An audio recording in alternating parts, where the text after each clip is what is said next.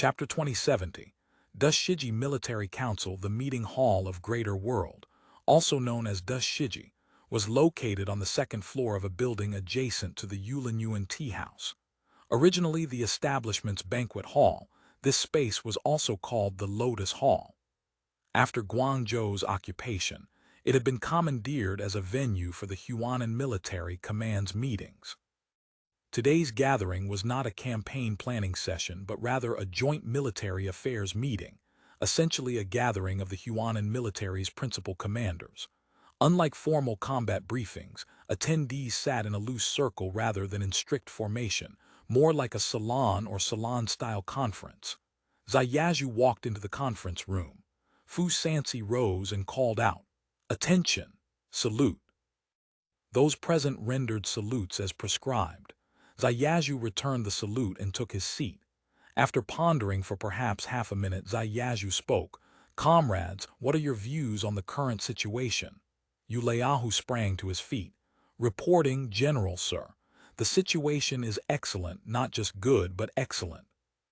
Our army troops are ready to pursue the beaten enemy to the finish, to crush the Ming government's residual forces in the two Guangs at a single stroke, laying the foundation for the great enterprise of the Council of Elders." Zhaoqing rubbed his temples. "Fine, truly excellent. Old you, sit down." Inwardly he grumbled, "You bore." Yuliahu occupied a unique position within the Fubo army.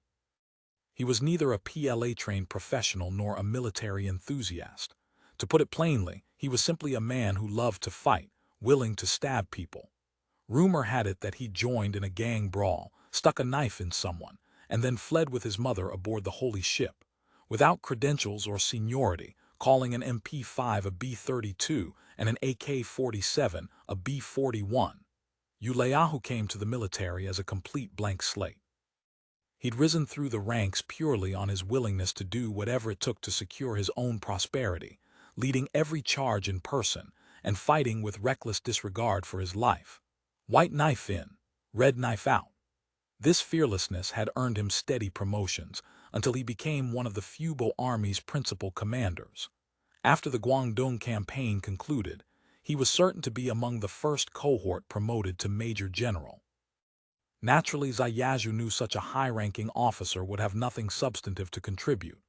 "Old Fu and Minxia, do you share this view?" He then pointed at Zhang Bailin.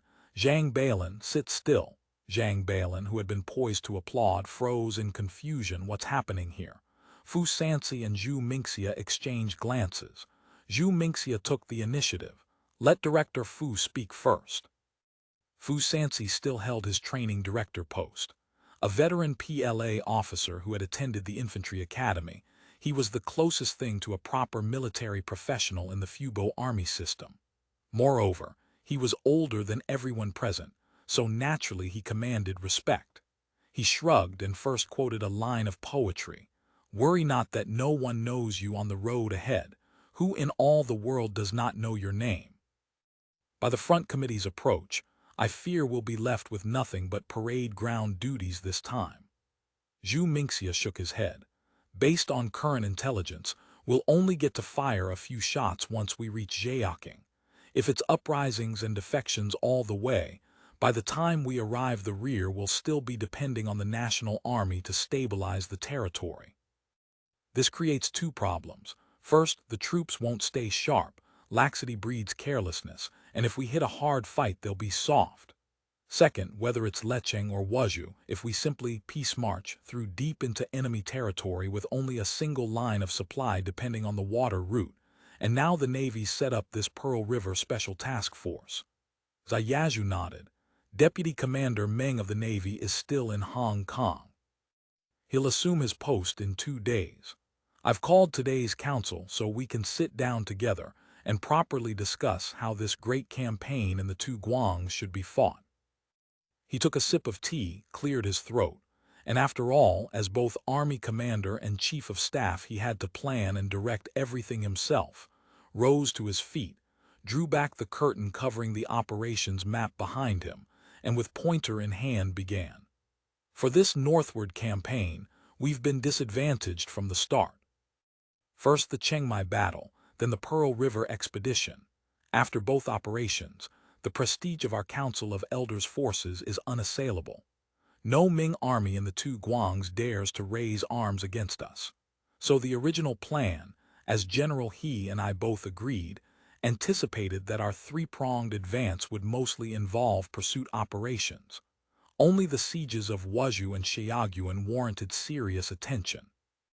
However, since the External Affairs Bureau's work has been so outstanding, yes, outstanding, we must now consider, on the northern and western routes passing through areas untouched by military action, will hostile forces attempt to cut our overland supply lines during siege operations.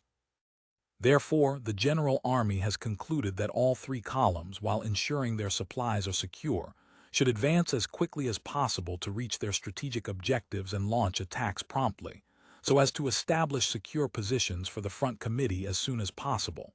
To this end, orders. Everyone rose. 1st Mixed Brigade capture Zhaoqing within 7 days, reach Wuzhou within 15 days thereafter. Yes, sir. 2nd Mixed Brigade capture Xiong within 15 days. Yes, sir. 3rd Mixed Brigade secure Shantou within 15 days, seal off the Nanao retreat and support the Navy in launching the Nanao campaign. Yes, sir. Having issued the orders, Zhao did not adjourn. Waving for the commanders to sit, he proceeded to explain the operational plans for each front in detail. The Huanan Army's primary effort was the left column, the axis toward Zhaoqing and Wuzhou. Zhaoqing was the seat of the Governor-General of the two Guangs, the primary rallying point for Guangdong's Ming forces. After Guangzhou's liberation, defeated soldiers and fleeing officials and gentry had streamed there like homeless curs. From a military standpoint, the two Guangs formed an integrated whole. Guangxi's armies had long depended on assistance from Guangdong's coffers, and when Guangdong faced major warfare, it often called on Guangxi's troops, especially the renowned wolf soldiers, who would certainly become the Ming court's lifeline for counterattacking Guangdong. Among Guangdong's neighboring provinces, Fujian, Jiangxi, none possessed major troop concentrations. Given Guangdong's geography, once Lecheng, Xiangxia Pass and similar chokepoints were secured, neighboring armies would struggle to enter. Only Guangxi had a significant Ming military presence. If its forces descended the West River from Wuzhou, they could arrive directly beneath Zhaoqing's walls.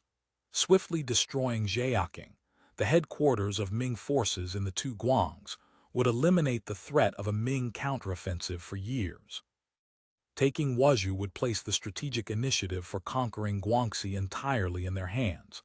The left column was entrusted to Zhu Mingxia, the professional, commanding the 1st Brigade, and there were reasons for this. He faced the strongest enemy and had to execute the most complex operations. The right column's mission emphasized steadiness.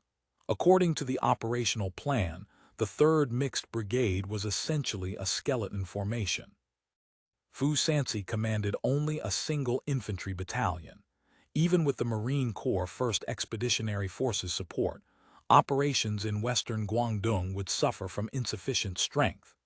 Given the complex social environment and the need for joint Army-Navy operations, only a veteran soldier like Fu Sansi could properly control the tempo of his force's actions. Zhao explained each point in turn.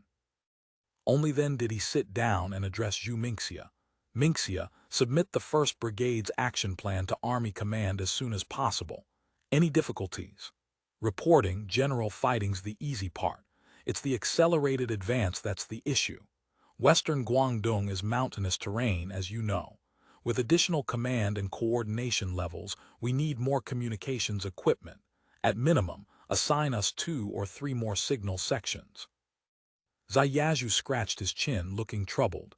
The old man's instructions are to minimize use of equipment we can't manufacture ourselves. I'll file a request and get back to you as soon as possible. Then he looked at Yu Leiahu's group. Yingyu, keep an eye on 2nd Brigade matters. Watch old Yu, don't let him get excited and rush to the front lines. The Xiaoguan operational plan needs corresponding revisions, no more leisurely encirclements. Strike fast, stun the Ming forces, leave them no time to react. The landlord gentry are all fence-sitters. As long as we quickly eliminate the government and its troops, they won't jump out to oppose us on their own. Right. Zhaoqing slapped his forehead. Old you and little you two were on point for Chiangmai, weren't you? Same story this time. Learn from the experience, score new achievements. He then turned to look at Fu Sansi. Don't worry, General, nothing will go wrong on my end. Fu Sansi, seeing Zhaoqing about to turn nagging, quickly cut him off. The chaos in region, the garrison isn't the issue, it's the locals who'll be hard to deal with. Zhaoqing said, 3 parts military, 7 parts political. Above all, don't let this turn into a pacification campaign. Relax. Fu Sansi said, this requires a 2-pronged approach. We'll keep a careful balance. Ah, Zhaoqing lit a golden ship cigarette, tossed the pack on the table for distribution. Old Fu, I'll be coordinating with Meng Du in Guangzhou. You'll need to coordinate with Li Dai and Shijie in Shantou. The success of our Huanan army depends on how well we work with the Navy. You've got even more pressure on that front, watch your technique. We're guests under their eaves. From today onward, Volume 7 enters multi-thread simultaneous serialization. The already published portion of Volume 7, Mainland, is now renamed Volume 7, Mainland Guangzhou Governance Arc. Simultaneous serialization of Volume 7, Mainland Liangguang Campaign Arc begins. The story timelines of each arc run in parallel. Serialization will proceed concurrently. Please pay attention to chapter designations when reading. This arc begins from March after the occupation of Guangzhou, focusing on the 2 Guangs campaign. End of chapter. Chapter 2071. Undercurrents in the army. These young officers had climbed through the ranks as the army expanded, and their seniority accumulated. Some now occupied critical positions in army headquarters or branch commands. Others led battalions in the field. They had become a constituency the executive committee and military high command could no longer afford to dismiss. Personnel shuffles were one matter. The political front presented another animal entirely. From the beginning, the executive committee had labored to strengthen civilian oversight of the armed forces.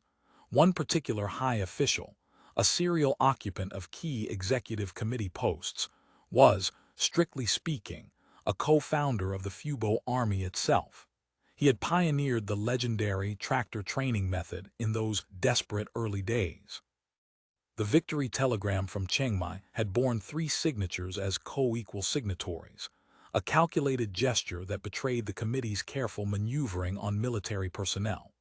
To speak bluntly, the serious dysfunction plaguing army staff work stemmed in part from the fact that the officer managing day-to-day operations for the entire general staff, the Army's de facto #1 staff officer, didn't even hold a military commission. Moreover, this supreme strategist's credentials were not entirely beyond reproach. During the formation of the Huanan Army, the General Army's Chief of Staff position could be held concurrently by the Army Commander. After all, a General Army during campaign planning served merely as a coordinating apparatus, and communications limitations wouldn't permit micromanaging tactical command across 3 widely separated fronts. But if the 3 constituent brigades still lacked proper staff departments, even routine administrative work would collapse under its own weight. The situation had become intolerable. How could the great, glorious, and correct Council of Elders, which demanded 20th century standards in all domains, permit an army to function without a staff system? It was nothing short of civilizational regression. Establishing staff departments, at minimum equipping the brigade-level headquarters with functional staff offices, couldn't be accomplished with naturalized officers whose formal education barely rose above primary school. The general staff convened an all-night, conjure something from nothing crisis session and ultimately resorted to classic bureaucratic cannibalization. Rob Peter to pay Paul. Elder military officers from various specialized branch commands were reassigned wholesale to fill the brigade headquarters. A crash course in staff procedures was hastily organized. 3 parts alike is pretty good, and the skeleton staff organizations were, after a fashion, patched together. The artillery branch was to be dispersed at company level throughout the brigades for this campaign. Battalion-level artillery headquarters were deemed superfluous overhead. Thus, every elder officer in artillery command down to battalion level underwent mass conversion into staff officers at various echelons. 1st Brigade's Zhu Mingxia was both militarily competent and politically reliable, enjoying the full confidence of the high command. Accordingly, the 1st Brigade Chief of Staff position was held concurrently by the brigade commander himself. The 2nd Brigade's commander Yu was a brigade leader purely because of his ruthlessness. His military education measured exactly 0, so the professionally artillery-trained Ying Yu was appointed chief of staff to prop him up. The 3rd Brigade's Fu Sansi had commanded troops and served in headquarters. No one in the army matched his comprehensive resume. Zhang Balin, who had been serving as commandant of the Army Artillery Training Regiment, was therefore assigned to his staff for further studies. "I have no opinions," Zhang Balin said. "A soldier's duty is to obey orders." "All right, enough with the empty rhetoric." Zhaoqing gave a faint, sardonic smile.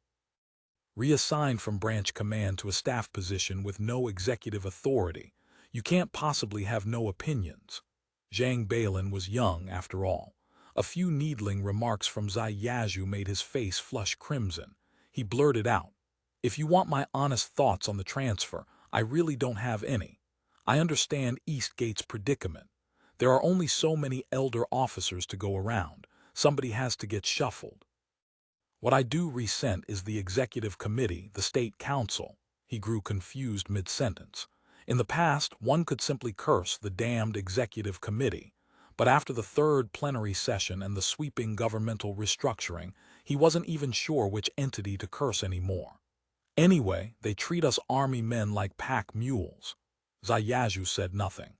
He simply handed him a cigarette. Zhang Balin lit the cigar, took a hard drag, and proceeded to air every grievance that had congealed over the years. His complaints represented the accumulated frustrations of the young officers throughout the army. The old guard, even if they nursed grievances, would never voice them publicly, much less gather to vent en masse. They preferred to seek out senior elders with whom they had personal connections and blow the wind, in private, carefully calibrated whispers in the right ears. The young officers operated under no such constraints. At virtually every internal gathering, they railed against the executive committee.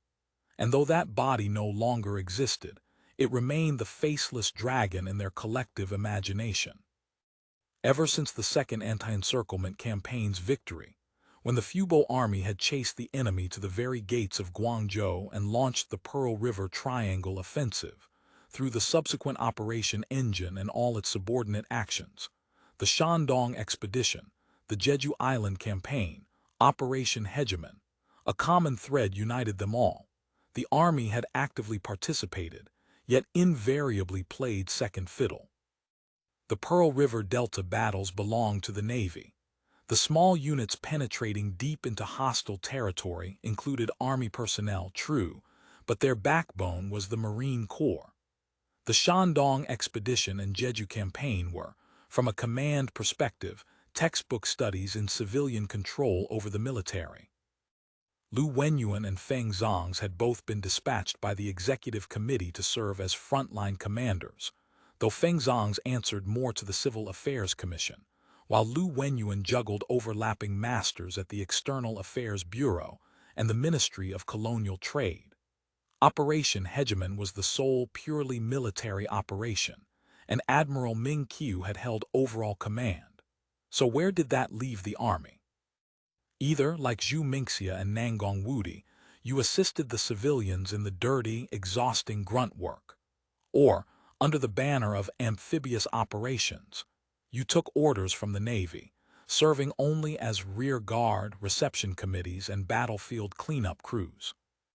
Most intolerable of all was the Marine Corps, created with the connivance of the Council's inner circle, equipped with superior weapons, doing the Army's work, yet somehow still counting as Navy. Think it through. The appearance of the Marine Corps was no accident. It embodied a military-building philosophy that had been tacitly accepted within the executive committee all along. The theory went, given the enormous threat standing armies pose to political regimes, the Army should be weakened as much as operationally feasible. Creating the Marine Corps was the direct manifestation of this doctrine, functionally dividing the Army's natural mandate, diluting its institutional strength. Likewise, though the Navy was minuscule, they conjured up a Coast Guard to carve away coastal patrol authority. Then, under the pretexts of streamlining and efficiency, they split off all logistics units into a separate joint logistics command answerable to neither Army nor Navy, layer upon layer, all designed to divide and rule. Zhang Bailin grew more agitated as he spoke, gesturing with his cigarette like a conductor leading an invisible orchestra of resentment. Is the Marine Corps some unique exception? Then what is the National Army? What is the security force? What is the White Horse Troop? What are those militiamen the Dear Manor Master organized? Whenever there's a direct combat mission for the Army, the higher-ups always conspire with local elders to conjure up some messy substitute. They'd rather trust bands of foreign mercenaries, Japanese, Koreans, God knows who else, than give the Army half a squad of proper equipment. Hell, they'd trust men armed with cold weapons over us. While the Army roughed it outdoors pacifying Hainan, in the end the National Army came to harvest the fruits. Meanwhile, Special Reconnaissance got dispatched to steal the glory of anti-bandit tactical guidance, leaving the Army to shoulder the blame for a command failure resulting in total annihilation. If the Army had been in charge from the start instead of some county magistrate sent by the Civil Affairs Commission flapping his mouth, would there have been a total wipeout? We Army men have to beg for every extra pair of chopsticks, but a liaison officer dispatched by the External Affairs Bureau can openly burn council funds to keep a gang of who knows what thugs on retainer. And how did that end? Special Recon still had to go clean up the mess. While the Army froze and starved fighting bravely in Shandong, for the mere Leju operation they had to dispatch an abacus pusher to sit over the Army's head as frontline commander. This same abacus pusher then put on airs, playing war room officer for the Xiamen operation. Once he'd grabbed enough glory, he went right back to pushing his abacus. The ancestor of all these pathologies is the Special Reconnaissance Team from the Army's founding days. If the pie weren't so small right now, you'd already see monstrosities like a tax police corps hatching in the shadows. If the Council of Elders continues down this path, Zhang Bailin said bitterly, the ones who will win this realm for the Council will be every manner of militia, security force, and White Horse Troop, everyone except the Army itself. End of chapter. Chapter 2072, The Army Must Be Patient. Zhang Bailin nodded. Who doesn't think that way? Otherwise, what the hell are we risking our lives for? Second point. The second generation once said the military must be patient. Applied to our circumstances, it means the Army must be patient. I'm Army too, but I endorse this statement wholeheartedly. It's determined by our current environment. Zhaoqing paused, letting the words settle. You may disagree with my view, but from D-Day to the present, we've never faltered militarily. Our battles have been resounding victories, invincible and unstoppable, as they say. It's not that we as individuals are brilliant or heroic. It's that we have the Council of Elders as a system backing us. You don't deny this fact, do you? Zhang Bailin wore an unconvinced expression, but could find no rebuttal. Without the Council of Elders, there would be nothing. No one in either Army or Navy dared deny this fundamental truth. Third point. When conditions and circumstances change, so naturally will the situation. Over the past few years, every expansion of the Army has been connected to shifts in our strategic position. This mainland campaign, 10 battalions might be enough to conquer Guangdong, but 10 battalions certainly can't conquer the whole country, let alone other regions. No matter how capable the Navy is, they can't sail their warships onto dry land. Zhang Balin snorted through his nose but said nothing more. Zhaoqing continued. The Guangdong campaign is both a test and an opportunity for us. I think the opportunity outweighs the test. He glanced at his watch. It's getting late, you should return to your unit. Seeing Zhang Balin about to rise, he added, as a current and former soldier, let me also remind you, among elders idle talk in private is fine, but actions must not be reckless. The Council of Elders has discipline too. Let the past be a lesson. Off you go. Watching Zhang Balin's retreating figure, Zhaoqing rose, tugged at his uniform shirt tail, and began pacing the office with his hands clasped behind his back. The army had entered Guangzhou. Mayor Liu had arrived in grand style, borne in like some Mandarin emperor in his great sedan chair. All the accumulated headaches of Guangzhou would naturally keep him busy. Guangzhou had been taken peacefully. What came next would not be so simple. Zhaoqing knew perfectly well that given the current situation, the march to receive cities wouldn't pose much difficulty, much like the operations around Guangzhou. At most, an armed parade. Roll up to the walls and call for surrender, and whether garrison outposts or military stations, all would capitulate at the mere sight of them. Seizing Guangdong, even Guangxi, posed no great challenge for him as Huanan army commander. As long as he controlled the tempo of his troops and supervised logistics properly, the rest would be determined by the army's marching speed. What worried him now was the counterinsurgency war to come.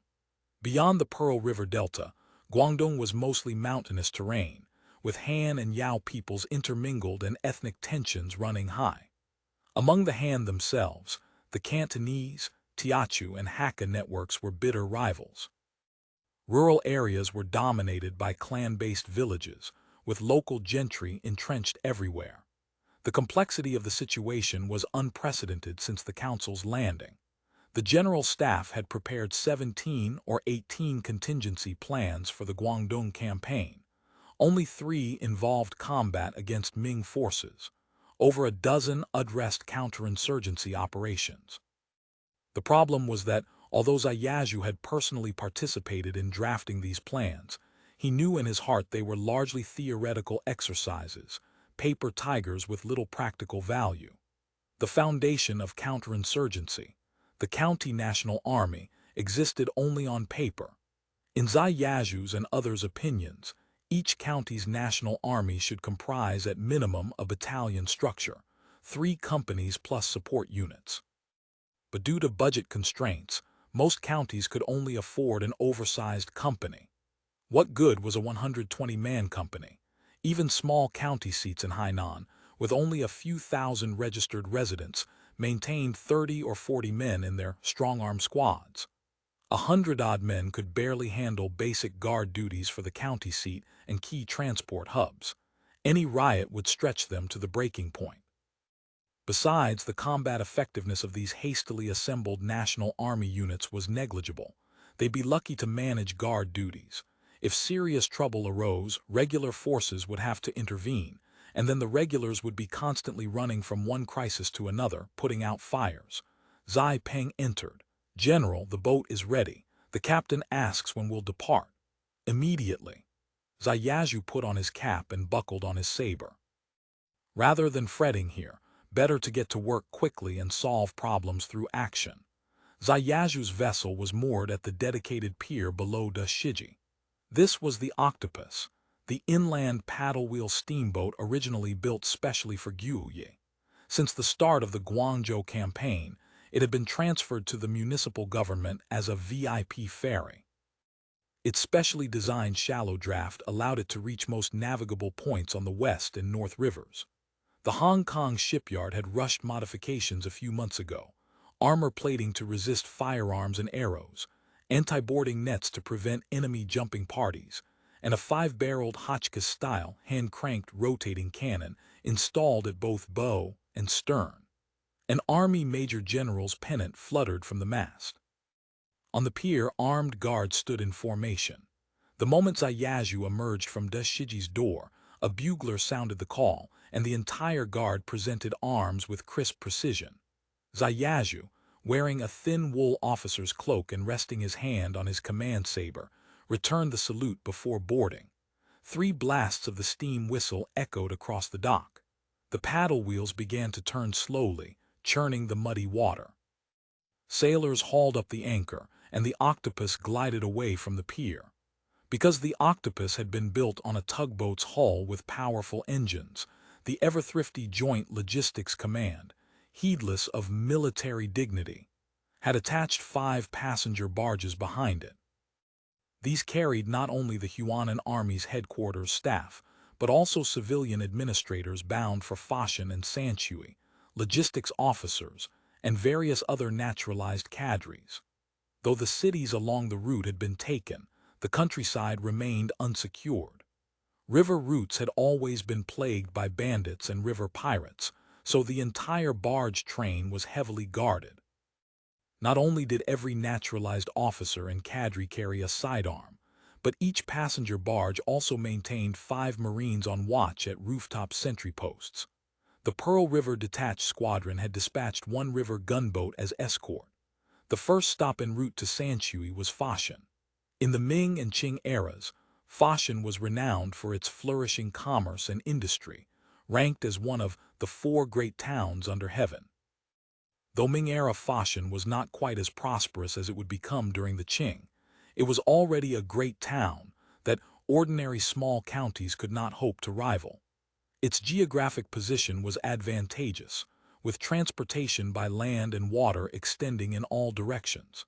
Since ancient times, it had been a place of developed agriculture and industry, with merchants converging there like iron filings to a magnet.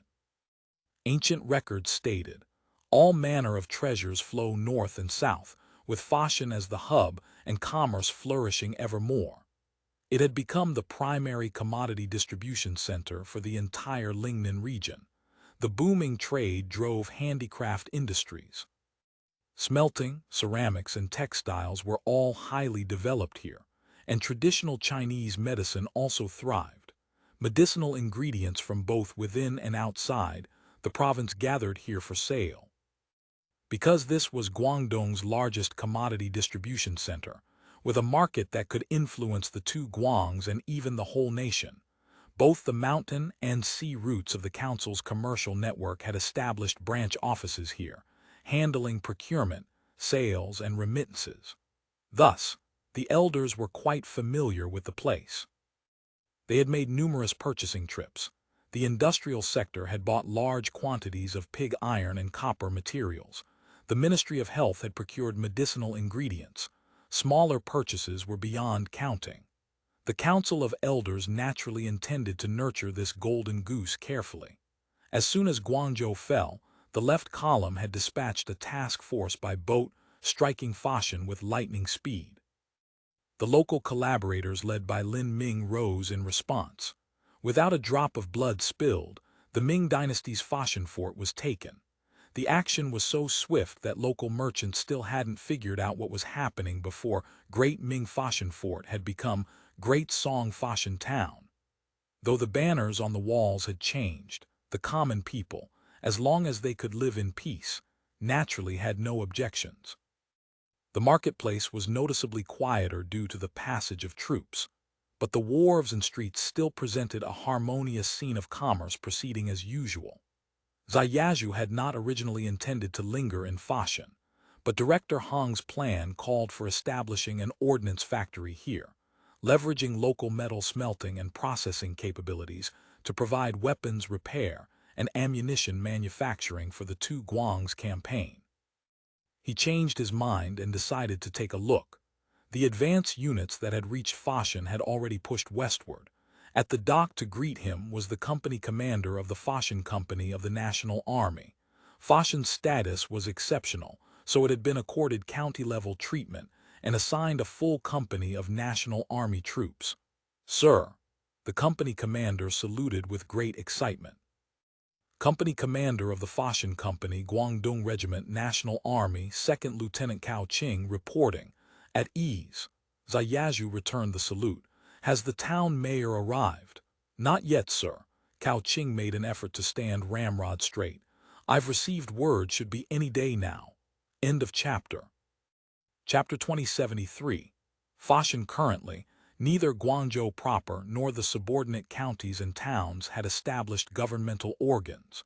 The National Army Company stationed here bore the multiple burdens of government, police, and garrison, placing considerable demands on its commanders' capabilities. Foshan was no ordinary place. It was designated as a logistics base. Zhaoqing could not afford to have someone of insufficient ability commanding the garrison. The dock and town areas here are relatively quiet, Zhaoqing said, shaking his head.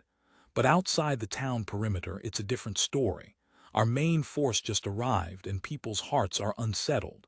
Many rural thugs and riffraff have come out to loot. Just a few days ago, someone robbed a boat right by the dock. The common folk are frightened. The shops only open for an hour or two at midday. Are the workshops still operating? This was Zhaoqing's main concern. Reporting General, the copper and iron smelting furnaces haven't been extinguished, but they haven't been fired in days. Zhaoqing explained that the workshop owners were hiding at home, afraid to venture out lest they be kidnapped by rural, big second sons, local gangsters. The craftsmen had no work and were struggling to survive. The major households had pooled funds to buy grain and distribute it daily to the unemployed workers. Only this had prevented riots. Zhaoqing asked him several more questions about local conditions and the National Army's defensive deployments. Zhaoqing's answers were orderly and well thought out, and Zhaoqing felt reasonably satisfied. I didn't expect a Shandong man to know so much about the local situation.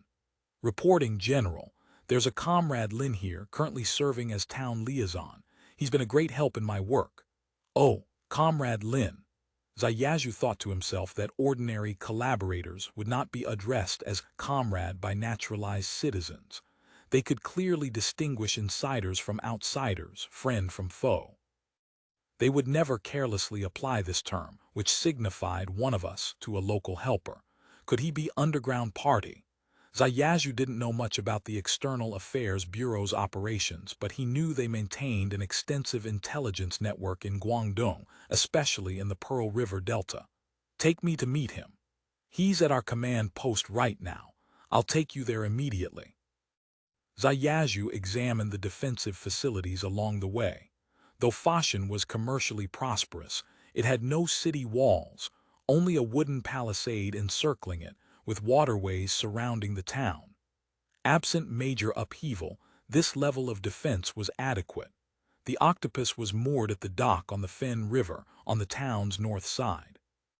Originally, Foshan's earliest development had been in the Zhaoqing area to the south, but by the Ming Dynasty, the waterways through Zhaoqing had grown increasingly narrow and silted.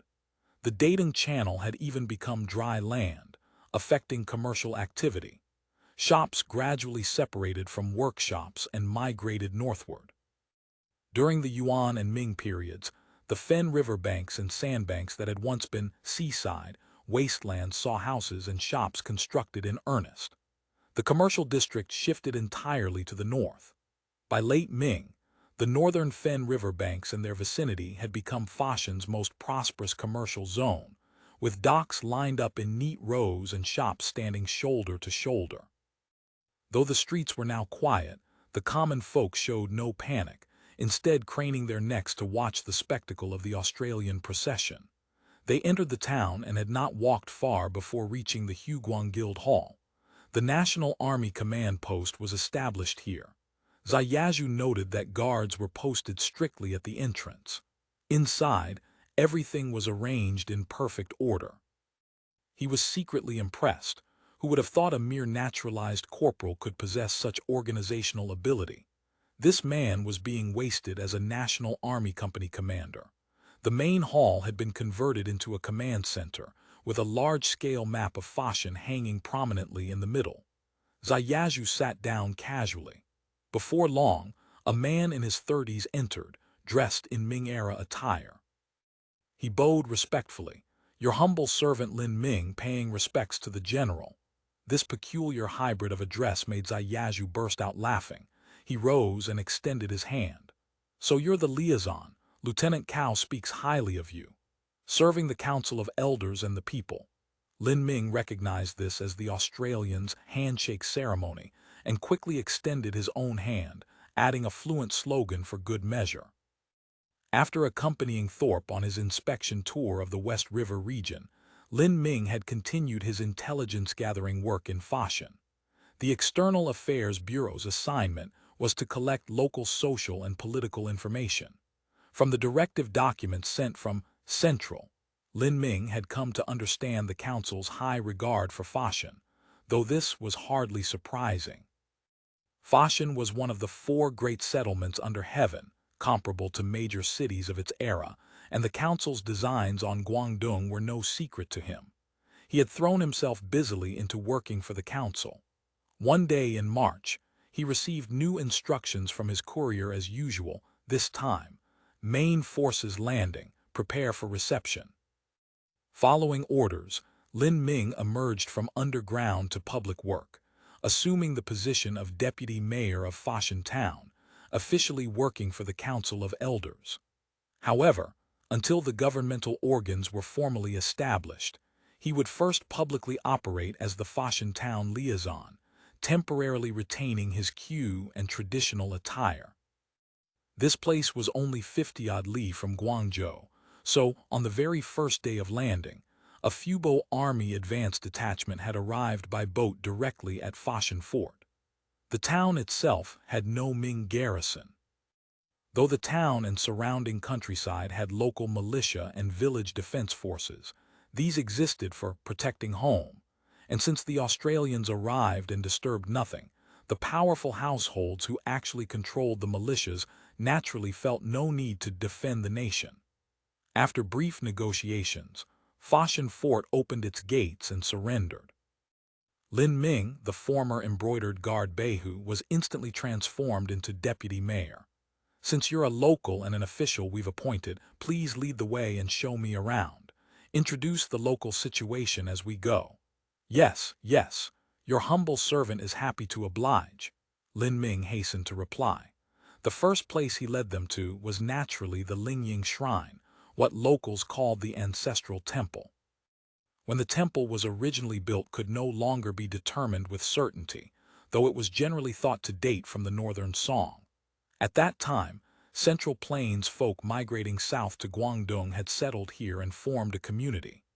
The temple was rebuilt in the 5th year of Hongwu and has been renovated several times since, Lin Ming said.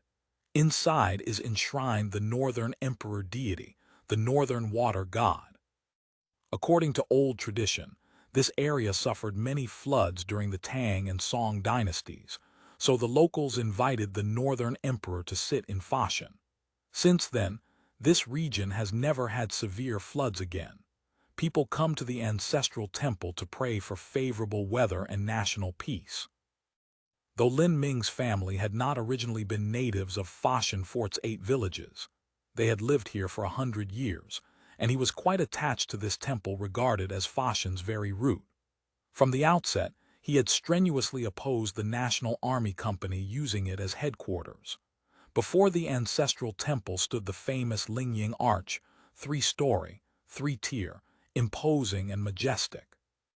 Elaborate brackets were lavishly deployed between the eave's pillars, the flying eaves stacked emerald green, soaring toward the clouds.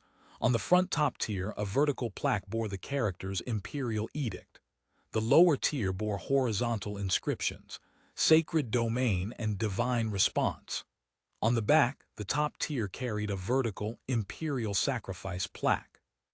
Vermilion wooden structures set off gilded characters, complemented by green glazed tile roofing. The entire archway was resplendent and impressive, dignified yet structurally extremely sturdy. This was the first time Zai Yazhu had seen such archway architecture in either Hainan or Guangdong. Lin Ming explained that the archway had been built during the Jingtai reign, because the Jingtai emperor had conferred upon the ancestral temple the title Lingying Shrine. Hence the archway's construction was especially meticulous. Before the archway lay a pond called the Brocade Fragrance Pool, with a stone carving of a tortoise and snake, symbols of the Northern Emperor, rising from the water. Zhaoqing noticed copper coins scattered on the sculpture, and apparently at the bottom of the pool as well. Clearly, the custom of tossing coins for good fortune had ancient origins. This also revealed how wealthy and peaceful the locality was. Only in such tranquil times could people afford such leisurely pastimes. Beyond the archway stood the triple gate, a remarkably elaborate structure.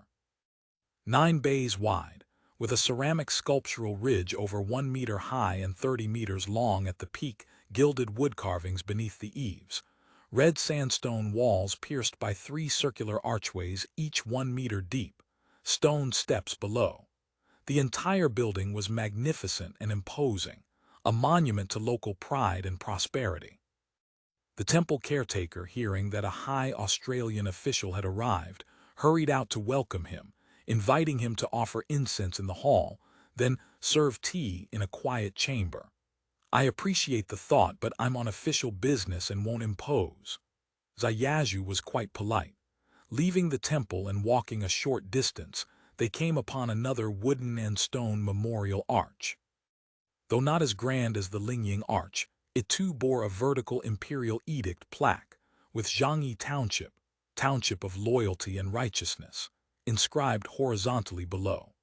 Lin Ming explained that during the Zhengtong reign, the pirate Huang Zhaoqing had mustered 10,000 men to attack Foshan fort. The local gentry and wealthy households had organized militia, erected palisades, and defeated Huang Zhaoqing. This imperial title was conferred in recognition of their resistance. End of chapter. Chapter 2074. The Foundries. Lin Ming thought to himself, what was so interesting about an iron foundry? Dirty and sweltering, even now, with all the furnaces idle, the place was piled high with iron materials, charcoal and ash. Just walking through would leave you covered in black grime. Spend more than a few moments inside and even your spittle and snot would turn black. But he had been to Lingao and knew that what the leaders loved most was the 100 crafts. They practically elevated artisanal skills to the heavens. So he wisely agreed at once. He summoned a servant and sent him to fetch the head of the local furnace house guild. The head of the local furnace trade was named Wu Xianlong, over 50 years old. He had spent his entire life in the foundry business, and his family enterprise ranked among the top few in Foshan's furnace industry. Foshan's smelting and casting trade was prosperous. Though pig iron and ironware were traditionally classified as cold goods, Foshan's furnace houses had always been bustling. As long as goods were produced, there was no worry about finding buyers. But in recent years, Foshan's furnace houses had stopped doing well because of Australian iron. At first, some Australian ironware had appeared on the market, exquisitely made, highly durable and superior to local products. But the prices were quite high and sales didn't interfere with local goods. A few years ago, however, the Australian pirates had suddenly begun dumping all manner of ironware onto the market, not only of excellent quality and vast variety, putting local goods to shame, but at prices even lower than locally produced wares. This was catastrophic for the furnace houses. Market prices for ironware collapsed. Many small foundries failed. Owners drowned themselves, hanged themselves, or fled for their lives. Fortunately, Australian iron, however good, could only be distributed within a limited range of Guangdong. Counties farther from Guangzhou still habitually relied on Foshan products. The larger foundries maintained their old distribution networks, and with the government casting many cannons in recent years, had managed to stay afloat. As guild head, Wu Xianlong had worn himself to exhaustion worrying about Foshan's foundry industry. His hair had gone completely white. When the Australians suddenly struck Guangzhou, land and water transport were completely severed. Finished goods couldn't be shipped out. Merchants couldn't get in. Several foundries that cast iron pots for foreign traders saw their goods stranded. The ship's departure dates would be missed. This was dire. Though iron pots could sit for a year or two without spoiling and could simply be sold next time, years of hard-won reputation would be destroyed. Some foundries had owners or accountants traveling to collect payments when transport was severed. now cut off, whereabouts unknown, fate uncertain. Families and workers were in a panic, all coming to him for advice. Wu Xianlong was helpless himself. He could only offer verbal reassurance and stalling tactics. Since the gates opened in surrender, Master Wu had been staying at the guild hall, precisely so that when the Australian-appointed mayor arrived, he could negotiate. He knew the Australians maintained strict military discipline. When they attacked Guangzhou, their fast boats had frequently passed through Foshan. As long as there was no hostile action, the gentry and common people of the villages and towns suffered no harm to life or property. The only cost was a modest, reasonable burden. Now the Australians were sending someone to be the local magistrate. What would their approach be? Master Wu had no idea. Fortunately, it turned out that Lin Ming, the town's embroidered guard Behu, was secretly an undercover, fake Australian. Master Wu had dealt with Lin before on the whole, a reasonable official who would take money and get things done. With him as liaison, Wu relaxed somewhat. Having a familiar face made things easier. But this Lin merely maintained the status quo. Any decision requiring approval he refused to make, saying it had to wait for the Australian-appointed mayor to arrive. As for the Australian officer wearing that uniform vest and speaking Shandong dialect, there was nothing useful to be said to him. Now, hearing that a leader wished to see him, Wu Xianlong immediately perked up. He knew leader meant a true Australian, the most exalted among the pirates. He quickly had his servants bring his finest visiting clothes. So you're the head of the local furnace guild. Zhaoqing glanced at the bowing Wu, who stood waiting to receive instructions, and handed the vermilion visiting card aside. Indeed, this humble one. Wu Xianlong noticed that the leader before him was a military official and broke into a cold sweat. Soldiers had always been the hardest to deal with, unreasonable by nature. The trade colleagues merely saw fit to elevate me. Looking around, they were standing in the middle of the street. What sort of protocol was this? When a leader wanted to see someone, whether for perfunctory instructions or a heart-to-heart talk, it should be indoors. Who conducted business in the street, but he dared not ask more and stood hunched over, awaiting orders. Since you're head of the Furnace Guild, your foundry must be fairly substantial. This alarmed Wu Xianlong. What did that mean? Had this pirate set his sights on his foundry? Unable to read the leader's intent, he carefully weighed his words. My foundry is not the largest in town. It's only because this humble one is older and my colleagues are willing to listen to a few of my words that I was named guild head. Since you have a foundry, take me to see it, Zhaoqing said. I've heard Foshan's metallurgy is famous. Let me have a look today. Yes, yes. Wu Xianlong could not refuse and agreed. Copper and iron foundries were unlike the gold and silver refineries in large cities, which only needed high rooms and spacious halls. Copper and iron castings were generally quite large, requiring massive quantities of fuel, metal, and molding materials. Foundries needed vast open spaces for operations and storage. Thus they were mostly built on former riverbank flats, cheap land with ready access to water. The group headed south. Zhaoqing noticed the buildings growing sparser and less refined, with long bamboo fences lining the streets. Lin Ming said these were all foundries. Peering through gaps in the bamboo fences, one could see that the so-called foundries actually had very few buildings, just a few brick and tile structures for fire prevention. Vast open areas were piled high with iron materials, charcoal, and castings. In the center stood smelting and melting furnaces of various sizes, currently banked, with smoke lazily curling upward. Zhaoqing asked about production. Wu Xianlong seized the opportunity to lament. Once fighting broke out and transport was severed by land and water, business naturally ceased. Finished goods couldn't leave. Raw iron and charcoal couldn't arrive. Even if they wanted to work, they dared not. With the foundries closed, the craftsmen have no food either. If the National Army weren't stationed here, and if the guild weren't distributing porridge daily, these cunning troublemakers would have risen up to riot and plunder long ago. Zhaoqing disliked their dismissive attitude toward the workers, but he knew Master Wu was not exaggerating. The gulf and mutual wariness between craftsmen and capitalists was utterly naked here. In this Foshan fort, nearly half the population depends on the ironware trade. These goods can't be shipped out, can't be eaten, can't be worn. Everyone is desperately worried. Besides, there's never been much grain stored locally. At best we can hold out for a month or two.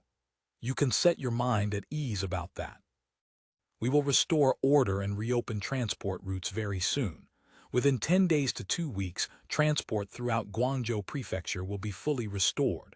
Within 3 months, we'll restore the province's main transport lines. Zhaoqing's tone was matter-of-fact. You need to organize the foundry operators to resume production as quickly as possible. Yes, Wu Xianlong, somewhat surprised, replied. He had expected this Australian elder to offer empty platitudes like Ming officials, but Leader Zai had answered his questions directly and given specific timeframes. No evasion, no pretension. With the leader's assurance, our hearts are at ease. As they spoke, they arrived at the gate of the Wu family foundry. It looked much like those they'd passed, a bamboo fence enclosing vast flats, 7 or 8 mu in size, with a small brick courtyard inside. 2 fierce-looking, burly men stood at the gate, carrying truncheons. Wu Xianlong said these were his hired guards. How many guards do you employ? Zhaoqing had noticed that nearly every foundry along the way had such guards and retainers. These local tycoons were certainly willing to spend on their own security. 7 or 8, Wu Xianlong smiled bitterly. The expense is considerable, but we have no choice. Mountain and river bandits roam outside, and the craftsmen aren't easy to deal with either, always threatening to strike, finding excuses to cause disturbances. The foundry manager, seeing the master return, hurried out to welcome him. Spotting a true Australian, he dropped to his knees in terror. Wu Xianlong waved him off. Bring tea for the leader and Liaison Lin.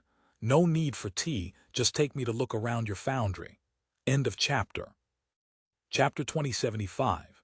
Inspecting the furnace house, Wu Xianlong led them into the foundry. Besides several brick and tile workrooms used to store small items and provide shelter for workers during breaks or meals, a vast proportion of the grounds was open space. Nearby stood several furnaces of varying sizes. The largest could smelt pig iron. The smaller ones were used to melt iron for casting. Beyond the furnaces was a deep pit, roughly 4 to 5 meters across, beside which stood a wooden frame and a crane device. Wu Xianlong explained that this pit was used for casting large items, bells, tripods, cannons, and the like. The molds were placed in the pit and packed with earth all around. Because large castings required enormous quantities of material, a single furnace couldn't produce enough molten metal. Multiple furnaces had to release their molten iron or copper simultaneously. After casting, once cooled, workers would dig it out and hoist the casting free. Zhaoqing was quite familiar with this process. When the Fubo army first began casting cannons, their techniques had been little different. The main advances in Lingao were the large-capacity, high-efficiency reverberatory furnaces that allowed batch casting of cannons, plus iron mold technology. Viewed this way, organizing local production of smoothbore cannon barrels for the army would present no technical difficulty. Naturally, some modernization would be preferable, but the existing local equipment and workers could be used directly. The only missing key equipment was the boring mill for polishing cannon bores. Zhaoqing was considering cannon production because the smoothbore guns used by the artillery were almost all cast iron, their barrel life far shorter than bronze barrels, requiring replacement after roughly 200-300 firings. If production could be organized locally in Foshan, the artillery could repair and resupply nearby. Moreover, as occupied territory expanded and more fortified positions required garrisoning, more cannons would be needed. Often, a single cannon blast was enough to shatter the fighting spirit of undisciplined bandits or rebel soldiers. He looked around and his eyes lit up. Not far away, under a reed mat shed, Several Red Barbarian cannons lay horizontally. Red Barbarian cannons were essentially European half-culverin or culverin types. Their casting technology differed little from Napoleon guns. If this foundry could cast Red Barbarian cannons, casting Napoleon gun barrels would be no problem. Wu Xianlong noticed the true Australian's expression change at the sight of the Red Barbarian cannons. He hastily explained, "These Ming cannons were ordered by the government and assigned to our foundry." This humble one didn't want to accept the job. These cannons had been requisitioned by Qingyun and assigned to Foshan's furnace operators as corvée procurement. Such government contracts were never welcome. Though payment was supposedly made according to official rates for labor and materials, in practice the rates were too low and caused losses, or payment was endlessly delayed, sometimes for a year or more until the matter was forgotten entirely. But when the Governor-General assigned quotas, no one dared refuse. After much bargaining within the Furnace Guild, it was finally decided that each foundry would contribute labor and materials according to size, with the largest foundries undertaking the actual casting. If the government paid anything, it would be refunded proportionally. "That's nothing to worry about," Zhaoqing said, in good spirits. "You're just ordinary people, could you have said no?" "Yes, yes, the leader is quite right." Wu Xianlong exhaled in relief and quickly added, "This humble one is willing to present all these cannons to the Council of Elders. Your attitude is good, but I'm currently on campaign and cannot accept them formally." Zhaoqing turned to Lin Ming. "You'll handle this. When the Enterprise Planning Institute's people arrive, bring them to receive these cannons." Lin Ming quickly replied, "Understood." Zhaoqing noticed that the foundry's reed mat sheds were piled with iron pots, so many, large and small, that there must be 1,000 or more. Upon inquiry, he learned these were all destined for export. Iron pots were Foshan's largest and most famous product in this era, sold throughout the 7 southern provinces domestically and across all of East and Southeast Asia. Particularly the ocean-going vessels, almost all carried iron pots as cargo or provisions.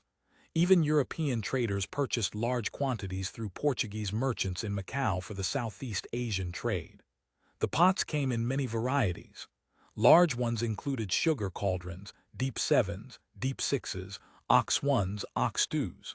Smaller ones included ox 3s, ox 4s, ox 5s. There were also 3-opening, 5-opening, and handleless pots like ox chief and Qingyun, all sorts of sizes and styles. Besides cooking, they were used for boiling sugar and rendering cocoons. Apart from iron pots, there were many large round iron plates. Zhaoqing couldn't tell what they were for. Upon asking, he learned they were used by coastal salt workers for evaporating brine.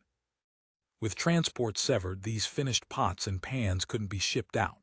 Left sitting in the sheds, they had already begun to rust. Wu Xianlong lamented again. The yard was piled with pig iron ingots, charcoal, and furnace ash, but no coal. Upon inquiry, he learned the local smelting industry didn't use coal. It's not that there's no coal, buying coal is actually cheaper than charcoal. But smelting with coal makes things dirty, and the iron quality suffers. Wu Xianlong explained that furnace operators who used coal found their iron became brittle and quality declined. After a few experiments, everyone preferred expensive charcoal to coal. Everyone says Guangdong iron is good because of the iron sand, but in my humble opinion, Guangdong iron is good precisely because we use charcoal, not coal. Zhaoqing was somewhat surprised. Coal contains sulfur. Without coking to remove it, coal-smelted iron indeed becomes brittle. But this was only understood after modern chemistry and metallography developed. In ancient times, most people couldn't explain the phenomenon. Even a scientist like Song Yingxing knew Guangdong iron was superior, but couldn't analyze precisely why. Some attributed it to yin-yang and 5 elements theory. Yet this furnace operator, through experience alone, understood why Guangdong iron is good. It seemed ancient China had no shortage of technical talent. What it lacked were people who could record, systematize and disseminate such technical discoveries. In that context, Song Yingxing, who had written the exploitation of the works of nature, could truly be called a remarkable man. Thinking of Song Yingxing reminded him of something. He murmured a few words to a messenger who immediately ran off. "Everything here is castings," Zhaoqing remarked. "Don't you make anything else?" Wu Xianlong quickly replied. "There's specialization in every trade. My family has made bells, tripods, incense burners, cannons, and iron pots for generations, crude, heavy things. If it's farm tools, silk shears, vegetable cleavers, those are made by other workshops. Though we're all in the Furnace Guild, we produce different goods." He explained that Foshan's so-called Furnace House Guild actually encompassed many trades: iron pot makers, founders, steel puddlers, wire drawers, locksmiths, farm tool and sundry goods makers, nail makers, and more. Anything involving iron smelting or metal processing belonged to this guild. In their heyday, there had been 300 to 500 firms. In recent years, though, things have been bad. Many colleagues have failed. Here he bit back his words, for the failures had been caused by the flood of Australian iron. Saying so might anger this true Australian. Zhaoqing appeared not to notice, pressing, "Why did they fail?" Wu Xianlong groaned inwardly but had to answer, stammering. "Their craftsmanship was inferior, couldn't match imported goods, prices too high. Because of Australian ironware." Wu Xianlong smiled awkwardly but dared not speak. "If the craftsmanship is lacking, the Council of Elders can teach them," Zhaoqing said. "Your production techniques and equipment are really too backward." Wu Xianlong hastened to agree. Yes. We're narrow-minded. We've always known that the Great Song's 100 crafts are incomparably exquisite. When I have time, I'll send some people to guide your production." Wu Xianlong was startled. What sort of move was this? If the elder wanted his business, that would be a simple matter of one word. Why bother with guidance? But he dared not refuse and murmured another string of yes replies. Zhaoqing noticed the foundry grounds were piled with pig iron ingots, some disc-shaped, some square blocks, and asked about their origins. "They're produced all over the province. Liuding and Dongan produce the most." Wu Xianlong said the best pig iron came from the Datingji furnaces in Liuding, all so-called standard iron, with a lustrous sheen, soft and ductile. It was used for wire drawing but also excellent for pot casting. "Is there a tax on pig iron?" "Of course. Just outside Guangzhou is the official iron works. Anyone wanting to mine ore and smelt iron must obtain a license there first. Iron merchants went to the iron works outside Guangzhou to obtain permits, which allowed them to enter the mountains under the Guangdong Provincial Administration's authorization. After smelting, they transported the pig iron back to the works to verify permits and pay taxes. The tax rate was not high. In the Hongwu reign, it had been 2 parts per 30. Now it was 2 taels of silver per 10,000 jin of pig iron arriving at the works. After paying, they received another ticket allowing sale. Buyers also had to verify the ticket and pay taxes. 8 kyan per 10,000 jin of pig iron, 1 tael 2 kyan per 10,000 jin of wrought iron. End of chapter. Chapter 2076. Mobilizing the masses. Thankfully, Company Commander Cao performed his duties faithfully and sent troops to suppress forcefully. Otherwise, there would have been major chaos. But Foshan Fort is densely populated. If a few troublemakers provoke bandits, I fear there will be regrettable incidents. Zhaoqing listened carefully, offered a few perfunctory remarks, then went to the ancestral temple to receive the local gentry and elders. He heard more about the disturbances. They all demanded that the dozen or so ringleaders currently detained at the Furnace Guild be executed on the spot to serve as a warning to others. Zhaoqing frowned inwardly, but these civil affairs were not his to interfere with too deeply. He deflected, saying this would have to wait for the mayor's arrival. After speaking a few reassuring words, he declined their invitation to a banquet, though he did accept their considerate gifts. Back on the boat, sensing that matters were not straightforward, he summoned Lin Ming and Cao Qing separately. First, He introduced the newly arrived naturalized mayor to them. Then he raised the matter of the military establishing an ordnance factory here. Foshan's conditions are ideal. Joint Logistics wants to establish an ordnance factory here. Elder Hong will arrive soon to make arrangements. The specific coordination will be handled by Mayor Liu in Guangzhou. Just follow instructions as they come. Yes, leader. I'm not a civil administrator, so I won't say much about specific governance work, Zhao said, pacing the cabin with his hands clasped behind his back. But from what I've seen, and from chatting with the local gentry, security in the surrounding area is very poor, and transport is not smooth. Reopening the transport lines is naturally the military's responsibility, but you should also take active measures to clear bandits and restore local security. Give the townspeople a sense of safety. The cadres murmured their agreement. Zhao continued. Our working method has always been to mobilize the masses. Isn't that right, Mayor Liu? Liu Si hastened to reply. The leader is correct. When Director Du was leading the bandit suppression in the 18 villages, Zhao cut him off. Mobilizing the masses means getting the people moving, working for us. I know you, little Lin, and you, little Cow, still have some old ways of thinking. You only see the gentry and wealthy as good people and treat the common folk as potential criminals. That attitude won't do. The common people are our foundation. Little Cow, remember, you're the company commander of the Council of Elders National Army, not a squad of hired muscle for the Furnace Guild. Cao Qing's face reddened. He mumbled, I was following orders. Those craftsmen were rioting in the streets, looting several shops. Your handling of the riot itself was appropriate and commendable. But afterwards, rounding up all the unemployed craftsmen indiscriminately and putting them under guard, what was that about? The guild people settling scores, sending their muscle to arrest people and detain them in the Furnace Guild for beatings. You knew nothing about that. Of course Cao Qing knew. But first, he hadn't thought there was anything wrong with it. Second, he'd secretly received favors from the guild and pretended ignorance. Now seeing Leader Zai inquire, he stammered, I did hear about it, but I thought it was the Furnace Industries' internal affair. As a National Army Company commander, I didn't feel it was my place to intervene. You're completely confused. You are the Council of Elders representative here. Until the mayor arrives, Foshan Fort's civil administration and public security are your responsibility. The Furnace Guild's actions are textbook, establishing private courts and administering arbitrary punishment. And you say it's not your place to intervene. Zhao noticed his guilty expression and knew there was more to the story. He gave him a sharp warning. You're a cadre of the council now. Remember, military and civil governance must be fair and impartial.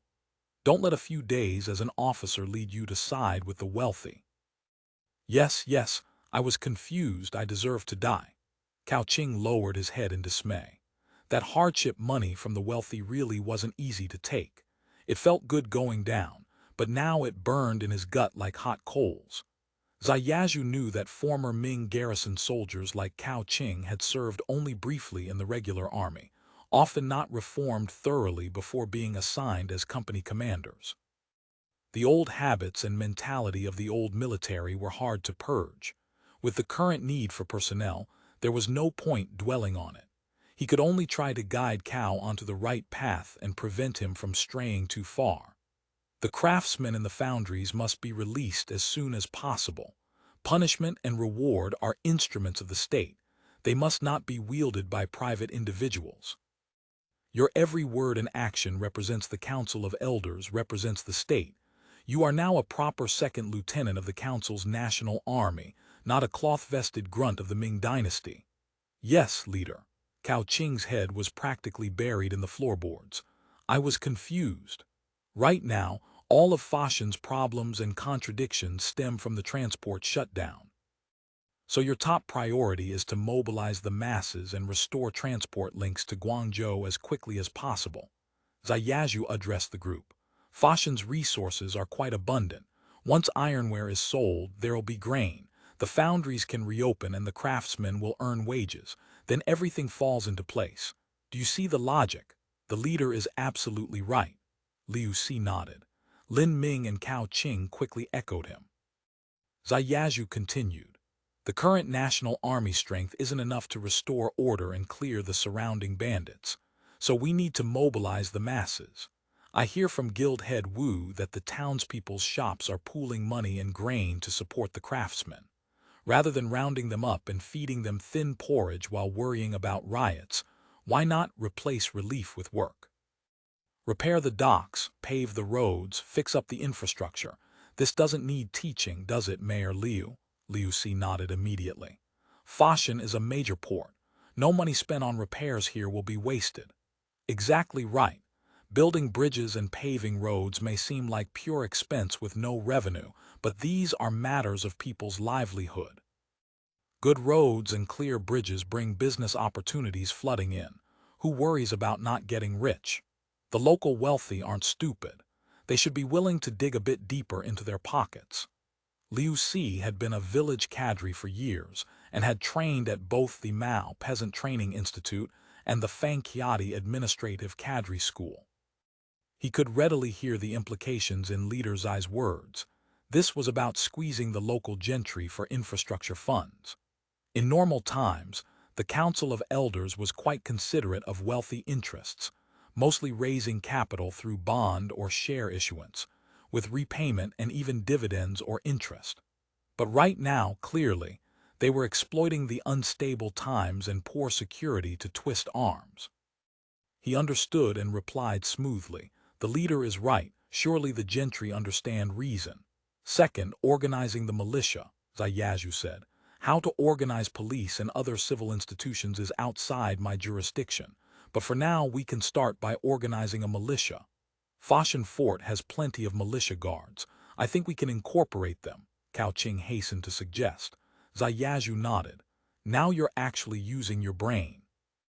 The militia must not remain in the hands of local gentry. They may look docile as lambs now, but the moment the wind shifts, they'll devour you. Foshan Fort's armed forces must be under our control. Liu Si was quick to offer his own idea. These militia guards can't be used locally.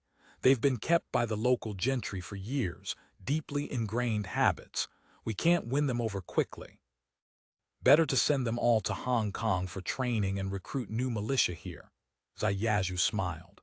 You really have been studying. Your thinking is spot on. But there's no need to send the militia to Hong Kong. They're mostly local villagers, and sending them too far away would only breed resentment. Let's use the pretext of corvée labor. We need conscripted workers anyway. Send all the militia to the Sanshui Joint Logistics Command for service. Cao Qing listened with a chill running down his spine. This was plainly a sign of distrust toward the local gentry. He had assumed the Australians, new to Foshan, would try to cultivate warm relations with the wealthy.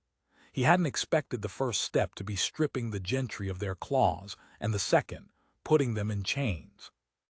The newly recruited militia would obviously be drawn from the unemployed craftsmen. The craftsmen had always been at odds with the wealthy, and after the recent troubles, both sides had grudges. They would never unite. Thus, these outside cadres could manipulate both factions from the center, playing one against the other with surgical precision. End of chapter. Chapter 2077. Sanshui Liu Si respectfully replied, yes. He knew the Council of Elders' methods. They would never simply have wealthy households contribute money and grain directly. Instead, they would ceremoniously levy some kind of universal tax, then shift most of the burden onto the wealthy through various exemption clauses. The tax funds would then pay militia wages. This was called separating revenue and expenditure. The purpose, of course, was to make the soldiers understand. It was the Council of Elders that fed them, not the local gentry. Liu Si continued, it's just that grain and weapons. Foshan is one big ironware shop and they used to have so many militia guards. Would militias be short of weapons? As for grain, you needn't worry once the transport lines are restored. Zhaoqing spoke with confidence, waving his hand expansively. Comrade Lin, I hear you have 4 concubines. Lin Ming was startled. Why would this Australian leader suddenly ask about his 4 concubines? In old official circles, pleasantries normally avoided family matters. At most one might inquire after your honored wife. Concubines were servants beneath mention. His heart sank. What if this Australian demanded he surrender his concubines? He couldn't bear to part with any, and even if he were willing, his wife would certainly refuse. But since his superior asked, he had to answer. Yes, your humble servant does indeed have 4 secondary wives. Please don't mock me. Mock you for what? Zhaoqing laughed. I've heard that despite having many wives and concubines, your household lives in harmony. Clearly you have skill in managing a family. Since ancient times, governing the state begins with ordering the household. You're a local. You know the situation here well. In administering this town, you must contribute greatly. You served the Council of Elders before, and the Council will never forget your meritorious service, nor will it stint on ensuring your peace and prosperity. Yes, thank you for the Council's kindness.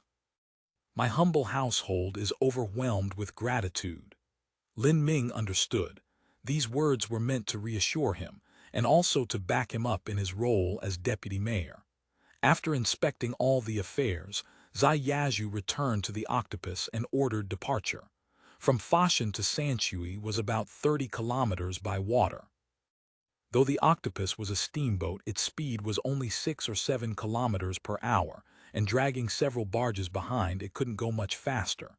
Zhaoqing had also spent several hours in Foshan. Fortunately, with the chaos of war, almost no vessels were sailing on the West River. The route was unobstructed. Before sunset, they finally arrived at Sanshui County seat. Zhaoqing stood on the bridge. The red sun had already set, stars were faintly visible, and in the twilight the black silhouette of the walled town emerged from the rice paddies and river networks. Heku Town, where Sanshui County was located, was now close at hand. Atop Qingyun Hill, the Wen Pagoda stood sudden and imposing against the river, towering into the sky. Beyond the walls, the river spread broad and rolling. Zhaoqing felt his spirits expand. The Council of Elders' various vessels were mostly moored in Xiong Creek. Transport ships, landing craft, large and small gunboats, one after another, neatly aligned. Signal lights on the ships blinked in sequence, making the entire creek sparkle like the Milky Way. This waterway was 5 meters deep, 100 meters wide at the west mouth, 200 meters at the east, and 500 meters at its widest center, 5 kilometers long. Not only was it an ideal anchorage, but it connected the west and north rivers, making ship movements highly convenient. Departing from here, military supplies could be delivered via waterway, and the channel could serve as a pipeline drawing continuous resources from the central and western routes. When Thorpe conducted his staff tour in Guangdong, he had specially surveyed this location. At the Heku Town dock lay the Pearl River Detached Squadron flagship, the newly built 798 class river gunboat Xiong. The 130 muzzle-loading rifled gun's armored casemate was especially prominent against the deep blue night sky. Though Zhaoqing didn't particularly care about Army-Navy disputes, seeing this gunboat, he couldn't help cursing inwardly. Damn it, all the glory goes to you lot, and the kind of glory that costs big money to boot.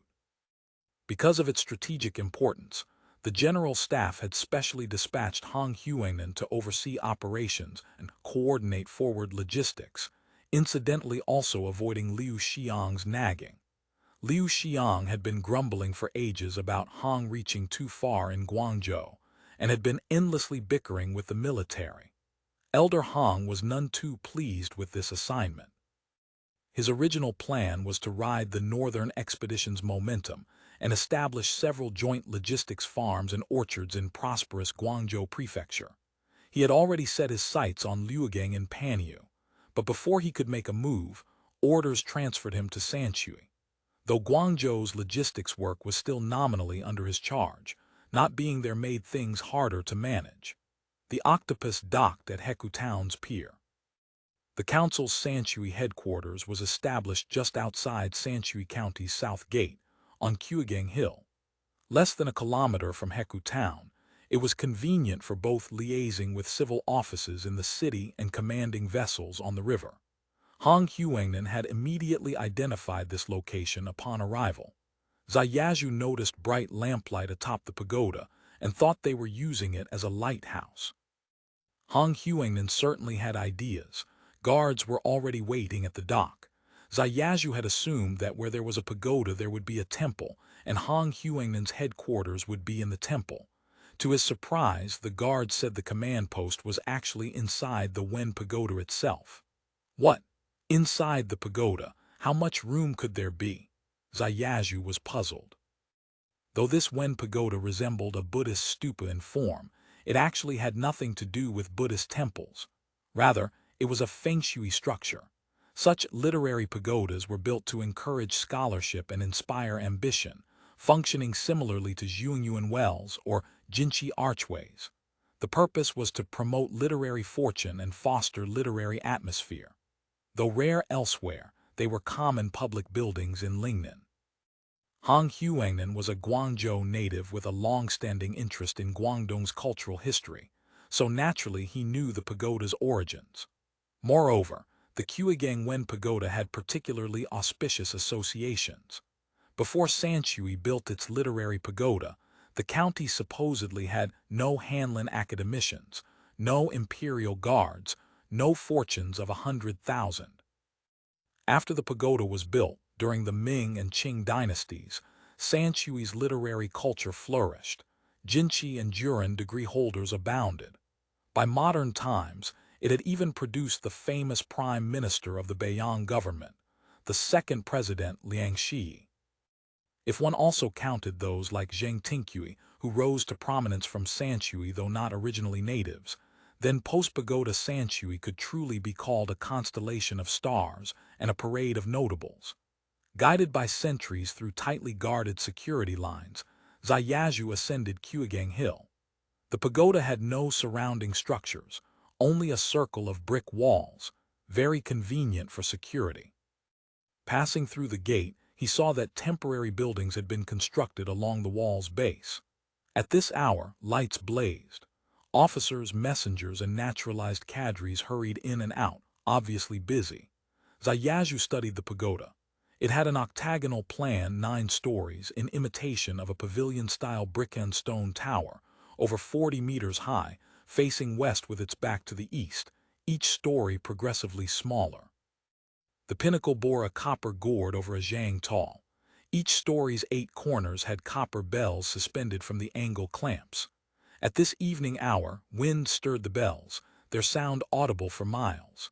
The base was granite, rising more than a meter above ground, over 2 meters wide, with 8 stone steps each over 2 meters long and nearly half a meter broad.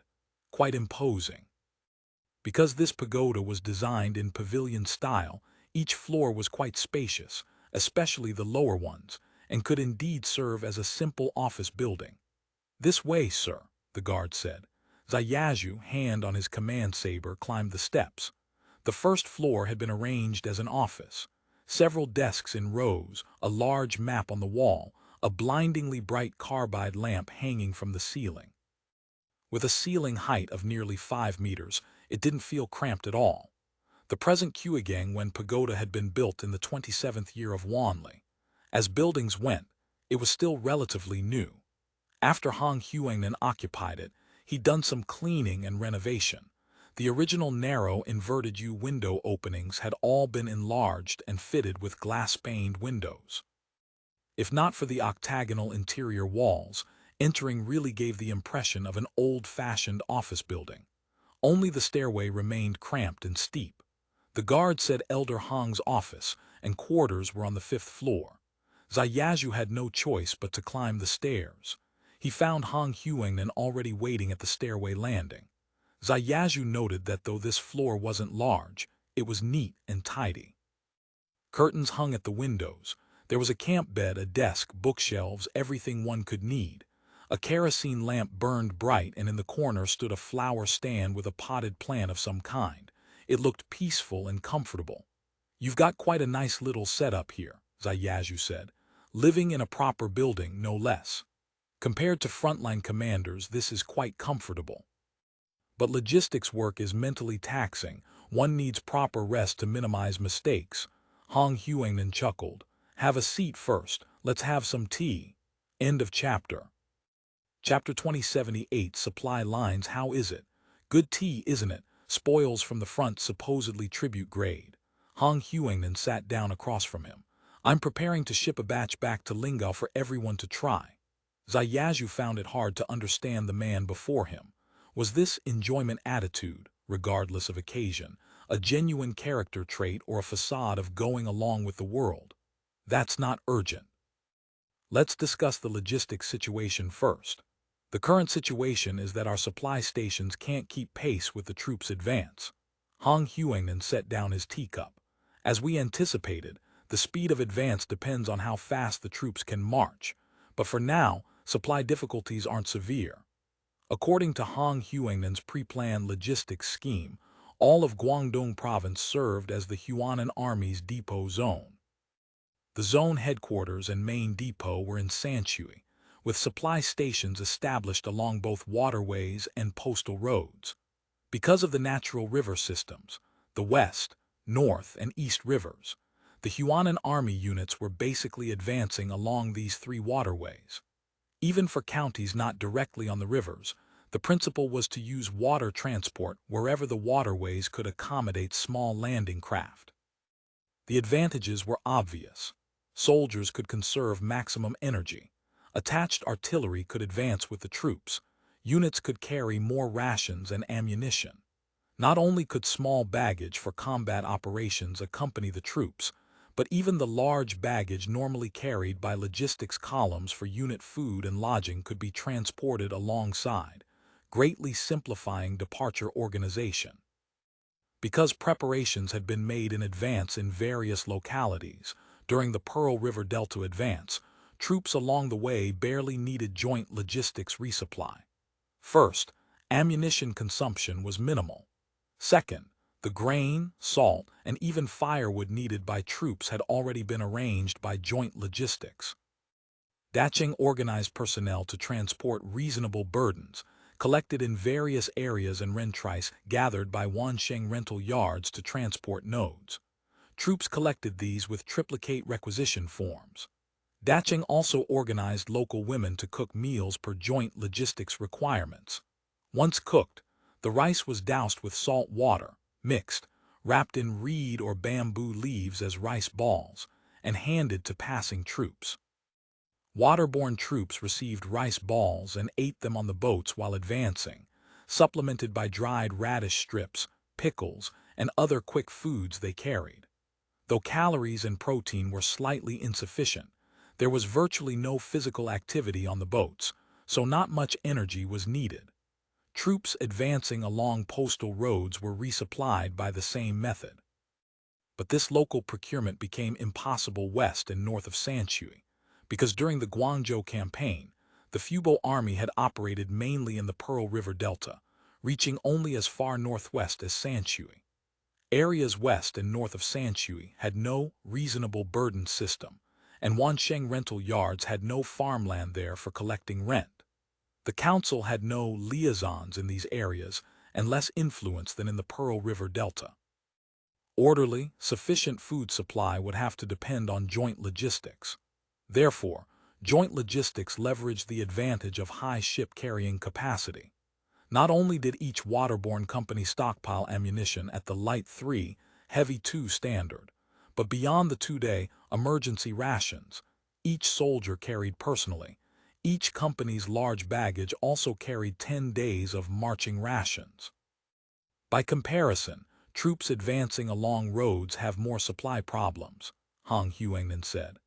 According to our establishment, each company's large baggage should carry 6 days of marching rations, but due to our chronic shortage of mules and transport vehicles, we've had to have soldiers carry the rations themselves. This greatly increases their load. Moreover, limited by stamina, the ration contents are simplified. They contain no meat or bean products, very few dried vegetables, just enough to ensure calories and minerals. In other words, troops advancing along postal roads have at most 8 days of sustained combat capability, Zhaoqing said. Theoretically, yes, Hong Huangnan said.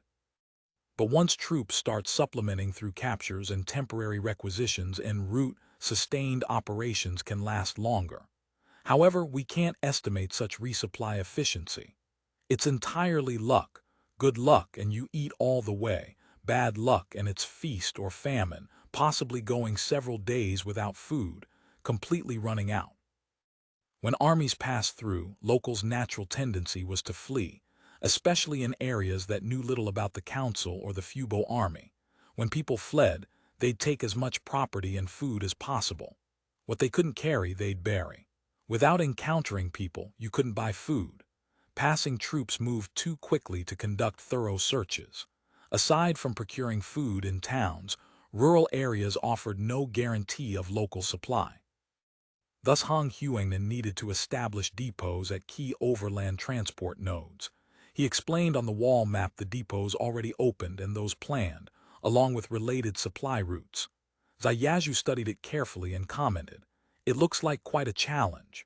For now, the problems aren't too serious. Most units' advances don't face major enemy concentrations. There's no need to establish long-term supply systems.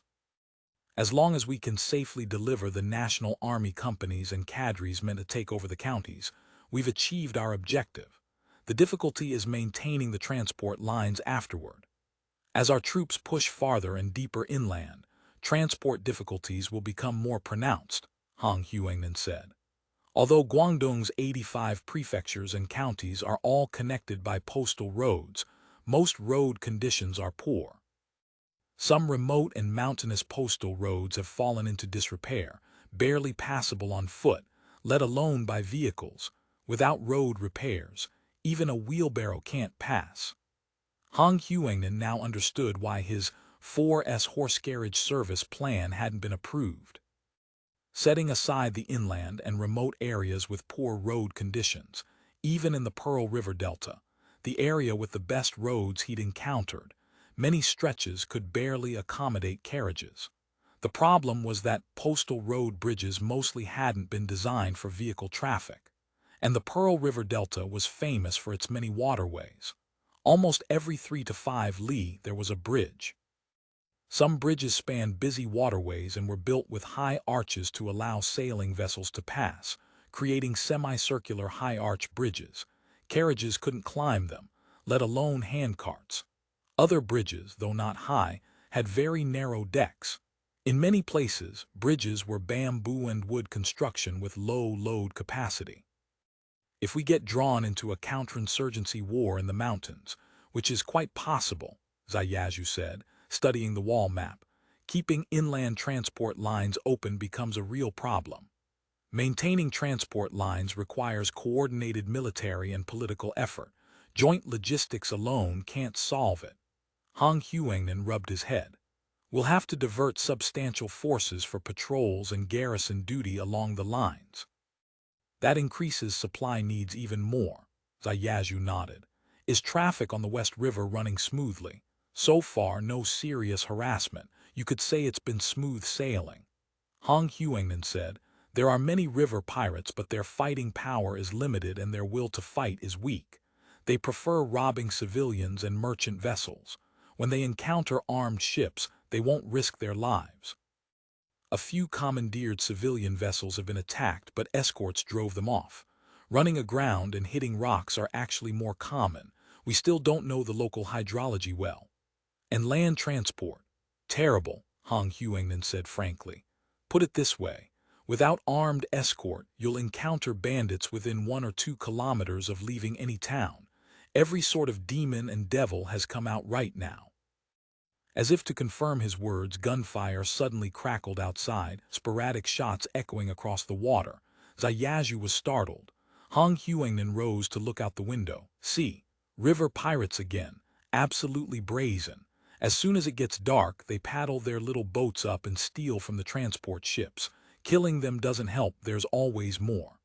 End of chapter. Chapter 2079, The West River Pirates. This sort of thing is inevitable. Even in the old time space, military supply trains were pillaged by thieves. There were even organized robberies of military trains. Zhaoqing said, to be honest, if they steal a bit of grain or carry off some bedding, It's not critical. What matters is that our weapons and ammunition don't fall into outside hands. That hasn't happened yet. But as our military shipping increases, similar incidents may well occur. Han Huangnan said, currently we're transporting ammunition and weapons separately. Though it can't 100% prevent losses, at least it minimizes the consequences of any loss. So bandit suppression is still essential, Ziyazhu said. All along this journey, the military pressure hadn't been great. Every concern focused on security. What's the pirate situation on the west and north rivers? What do you know? River pirates are as thick as fur, Han Huangnan said, and the situation is complicated. The river pirates of the west and north rivers were dominated by the Su, Zheng, Shi, and Ma clans of the boat-dwelling Tanka people. Their power extended throughout the west and north river basins. Their followers and vessels were numerous. They could control and influence many Tanka boat folk throughout the region. Their reach was sky-high. Basically, anyone in this trade at any scale, whether Tanka-born or not, has to attach themselves to one of these 4 surnames and pay regular tribute, Han Huangnan said. Boat operators also have to pay them tribute, otherwise they'll end up with their boats destroyed and lives lost. When the Fubo army liberated Guangzhou and pursued the enemy through the Pearl River Delta, that had been the river pirates' golden age.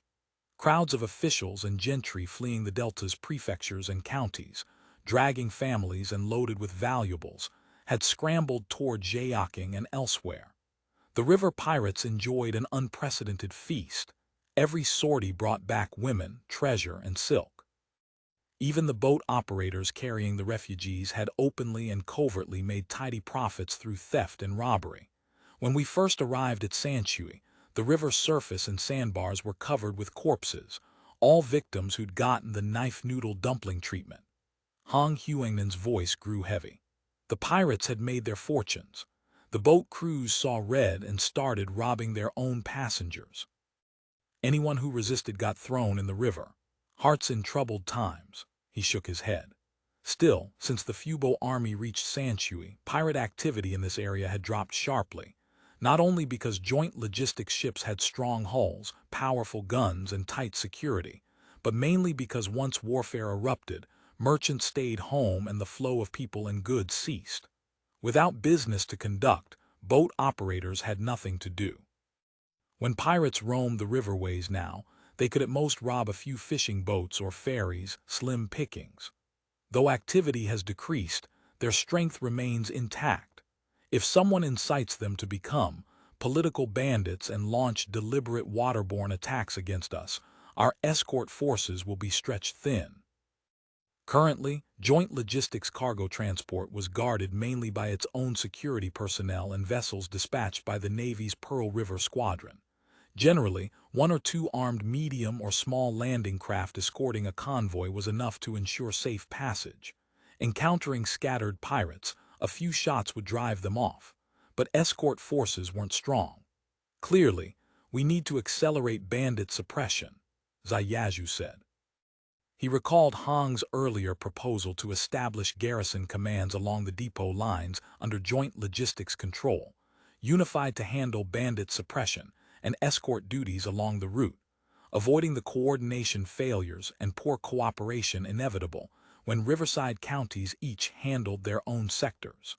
Han Huangnan said, river pirate suppression should really recruit some locals familiar with the river situation.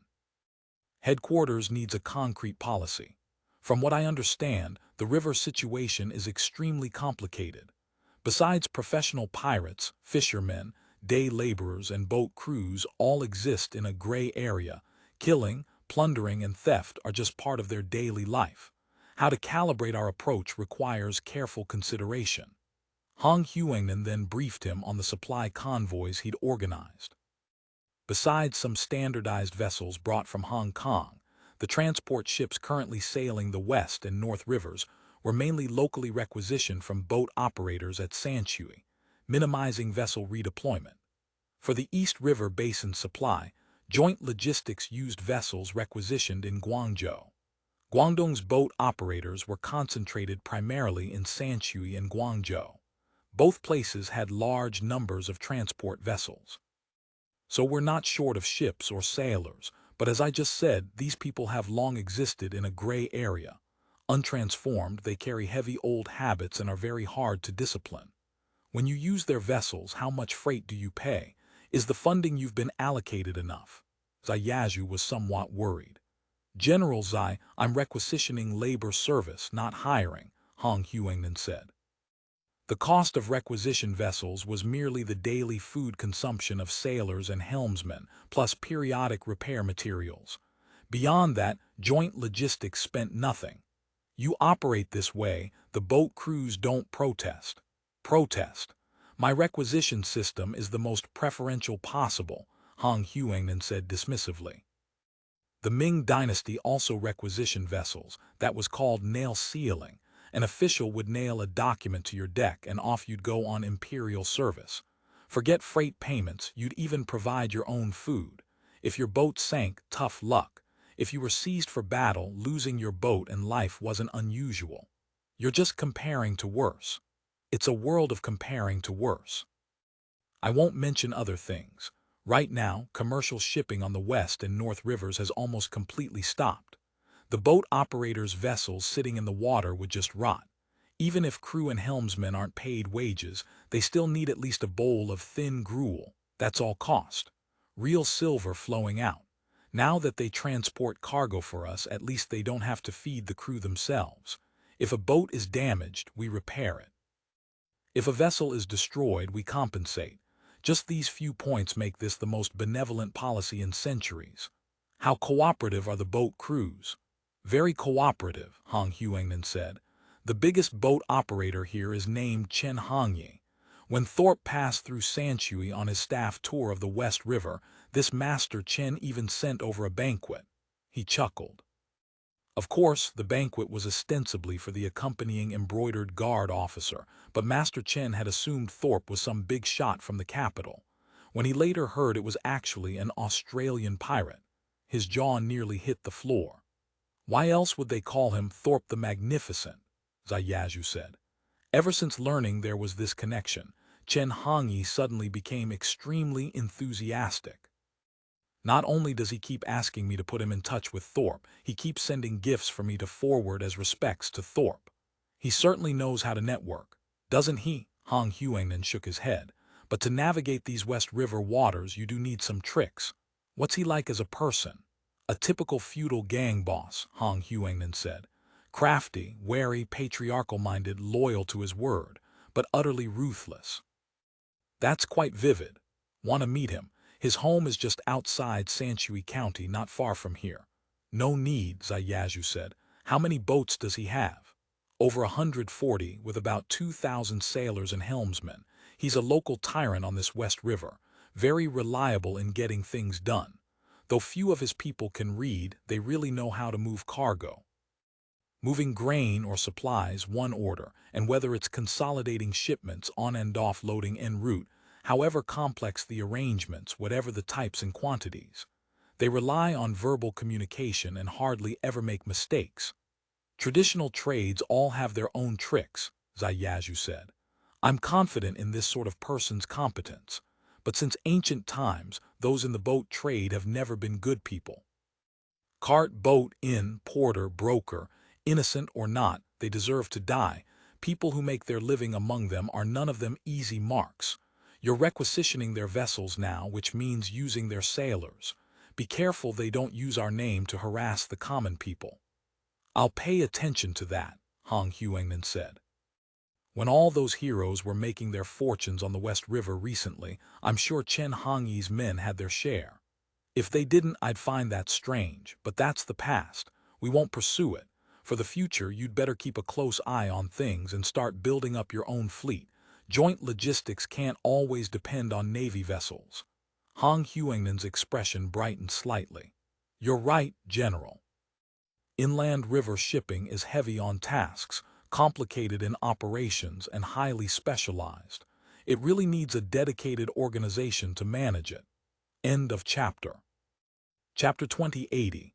Before the Battle of Zhaoqing, the battery stood untouched, pristine in fact. Work teams from the Enterprise Planning Institute were already marshalling prisoners to strip the cannons from their emplacements. The 1st Mixed Brigade had struck with small landing craft, an amphibious thrust launched before the fire support gunboat Zhaoqing could even arrive upriver. The Red Barbarian guns commanding the gorge's flanks certainly posed danger to larger vessels threading through that narrow passage, their overlapping fields of fire a calculated threat. But scoring hits on swift, engine-driven landing craft dispersed across the broad river was another matter entirely. 12 cannons, firing 5 or 6 volleys at remarkable cadence, their crossfire creating moments of genuine peril, yet ultimately, not a single round found its mark. Once the infantry made landfall and scaled the ridges, 3 disciplined volleys and a bayonet charge shattered the few hundred Ming soldiers guarding the position. The emplacement fell within minutes. Though the engagement differed little from the human operation years earlier, the elder officers of the 1st Mixed Brigade couldn't help but note certain improvements in Ming defensive thinking. The cannons themselves had been remounted, no longer the old Western shipgun carriages, but a distinctive millstone-style rotating platform. Crude, certainly, lacking ball bearings and difficult to traverse, yet it spoke to adaptive thinking. The fortifications, too, showed evolution. Gone were the towering stone ramparts with their poor sightlines and restricted firing arcs, replaced by open platforms commanding far wider fields of fire. Most telling of all, the Ming had stationed dedicated troops to defend the batteries, a lesson learned, however painfully, from past defeats. In Longhua Temple's Great Hall, Zhu Mingxia bent over the sand table model of Zhaoqing and its environs. The upcoming campaign required no elaborate tactical choreography. Indeed, the unbroken mountain terrain rendered large-scale maneuver virtually impossible. The straightforward approach was also the only practical one. Embark the entire force, force passage through the 3 gorges, and drive straight for Zhaoqing's prefectural seat. Geography had always dictated the strategic calculus between the 2 Guangs. Guangdong attacking westward faced an uphill struggle. Guangxi descending eastward enjoyed every advantage. The West River flowed from Guangxi toward Guangdong, offering armies from the west a highway downstream.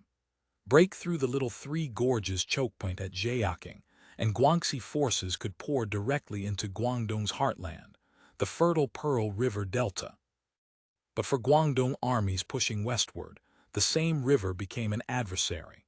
Fighting upstream without trackers hauling tow lines made passage through the little 3 gorges all but impossible. For the Fubo army, however, that ancient barrier meant nothing.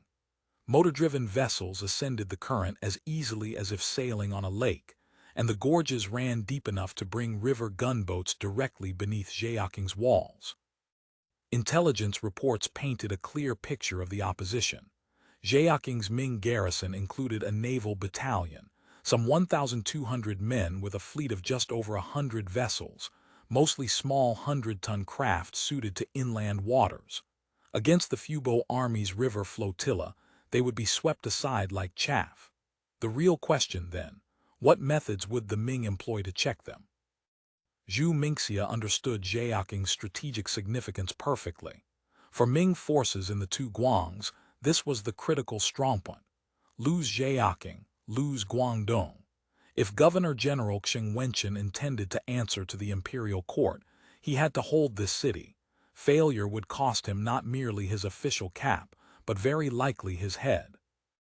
He recalled the intelligence report Thorpe and Cummings had compiled after their staff tour the previous year, which specifically noted that Qing's advisory staff included a legal secretary who had fought at Chiang Mai and subsequently been held prisoner by the Council of Elders. With such a man whispering in his ear, Qing would scarcely be ignorant of the Fubo army's capabilities and operational methods. Countermeasures were inevitable. The prospect, Zhu Mingxia realized, pleased him. If warfare remained this bloodless, this devoid of challenge, the army they had built with such care, trained with such rigor, equipped at such expense, would atrophy into little more than a constabulary force. The concern gnawed at him. Without genuine battlefield stress, without high-intensity combat to test men and doctrine alike, soldiers grew complacent, soft. Before long, they would lack the steel to handle real war. As a commander, he welcomed the chance to fight hard battles, actual battles that would temper the troops like quenched steel, rather than these glorified parade ground exercises they had been conducting. Still, reality tempered enthusiasm. Zhaoqing's Ming garrison numbered only a few thousand at most. Wenchans lacked the time to redeploy the scattered anti-Yao garrison forces from Guangxi's interior or the eastern and western mountains. His immediately available strength consisted of the 1,200-man Zhaoqing Naval Battalion, 300 or 400 men of the governor's banner guard, and the Zhaoqing Guard garrison troops. This guard nominally mustered over 3,300 banner soldiers, but they were dispersed across the prefecture's counties. Near the prefectural seat itself, only the garrison's left battalion at Xiong and right battalion villages at Qingyun could be readily assembled. These garrison banner soldiers were thoroughly decrepit, plagued by desertion. Mustering even 100 or 200 combat-effective troops would exceed expectations. Brigade Commander, 3rd Battalion Commander Zhaoqing is here, announced a guard. Show him in. Zhaoqing entered with crisp efficiency and snapped a salute. Brigade Commander, Zhu waved aside the formality. How are the men holding up? Too many days aboard ship, bodies went stiff. We took them ashore for drill, worked the kinks out. They're feeling much better. Any sick cases? 20 or so, minor complaints, nothing serious. Good. The reconnaissance team returned an hour ago. They've confirmed no additional batteries inside Antelope Gorge. Zhu had harbored concerns about the narrowest section of the gorge, where the river pinched to barely 200 meters, well within effective range of Red Barbarian cannon. Had the Ming erected batteries on both banks there, they could subject vessels to devastating enfilade fire. Antelope Gorge averaged only 300 meters wide along most of its length, save for the broader stretches at either entrance. A battery at any of those constricted points could savage ships caught in the passage. Yet according to the General Reconnaissance Bureau's assessment, aside from the batteries guarding both gorge mouths, no fortifications existed within Antelope Gorge proper. The terrain along the gorge was brutally steep, nothing but sheer cliffs and a narrow towpath. The sheer difficulty of manhandling heavy artillery up those slopes explained the Ming's decision to leave the interior unfortified. Still, Zhu had taken no chances, dispatching the brigade's reconnaissance company for independent verification. However, he continued, picking up a pointer to indicate positions on the sand table, our scouts discovered the enemy intends to employ FireShips. They've assembled over 100 small civilian vessels at the eastern mouth of Dating Gorge, all loaded with straw and tung oil. Zhaoqing's expression tightened. FireShips presented a legitimate threat. The gorge was narrow, the current fierce, and most critically, the enemy's FireShips would ride the current downstream while Fubo vessels labored upstream with degraded maneuverability. Intercepting and towing burning hulks clear would prove far more difficult than in open water. Nothing like our old Pearl River engagements, Zhaoqing observed. Wide, placid water there. Here, the enemy holds the high ground upstream with that vicious current working for them. Precisely why I've consulted with Pearl River Task Force Commander Ming and adjusted the timeline. We're delaying the main assault by 1 day. Today, the fleet transits the gorge and eliminates those FireShips. Can we afford the delay? Zhaoqing frowned. The operational plan allocates 7 days for taking Zhaoqing. We've already consumed half that margin. It should suffice. How long to transit Antelope Gorge? An hour at most. Then I'll give you 4 hours to reduce Zhaoqing. Brigade headquarters relocates into the city tomorrow evening. Easily done. Though if the Navy finishes by midday, I could have Zhaoqing secured before nightfall today. Even if you took it tonight, we couldn't relocate headquarters in darkness.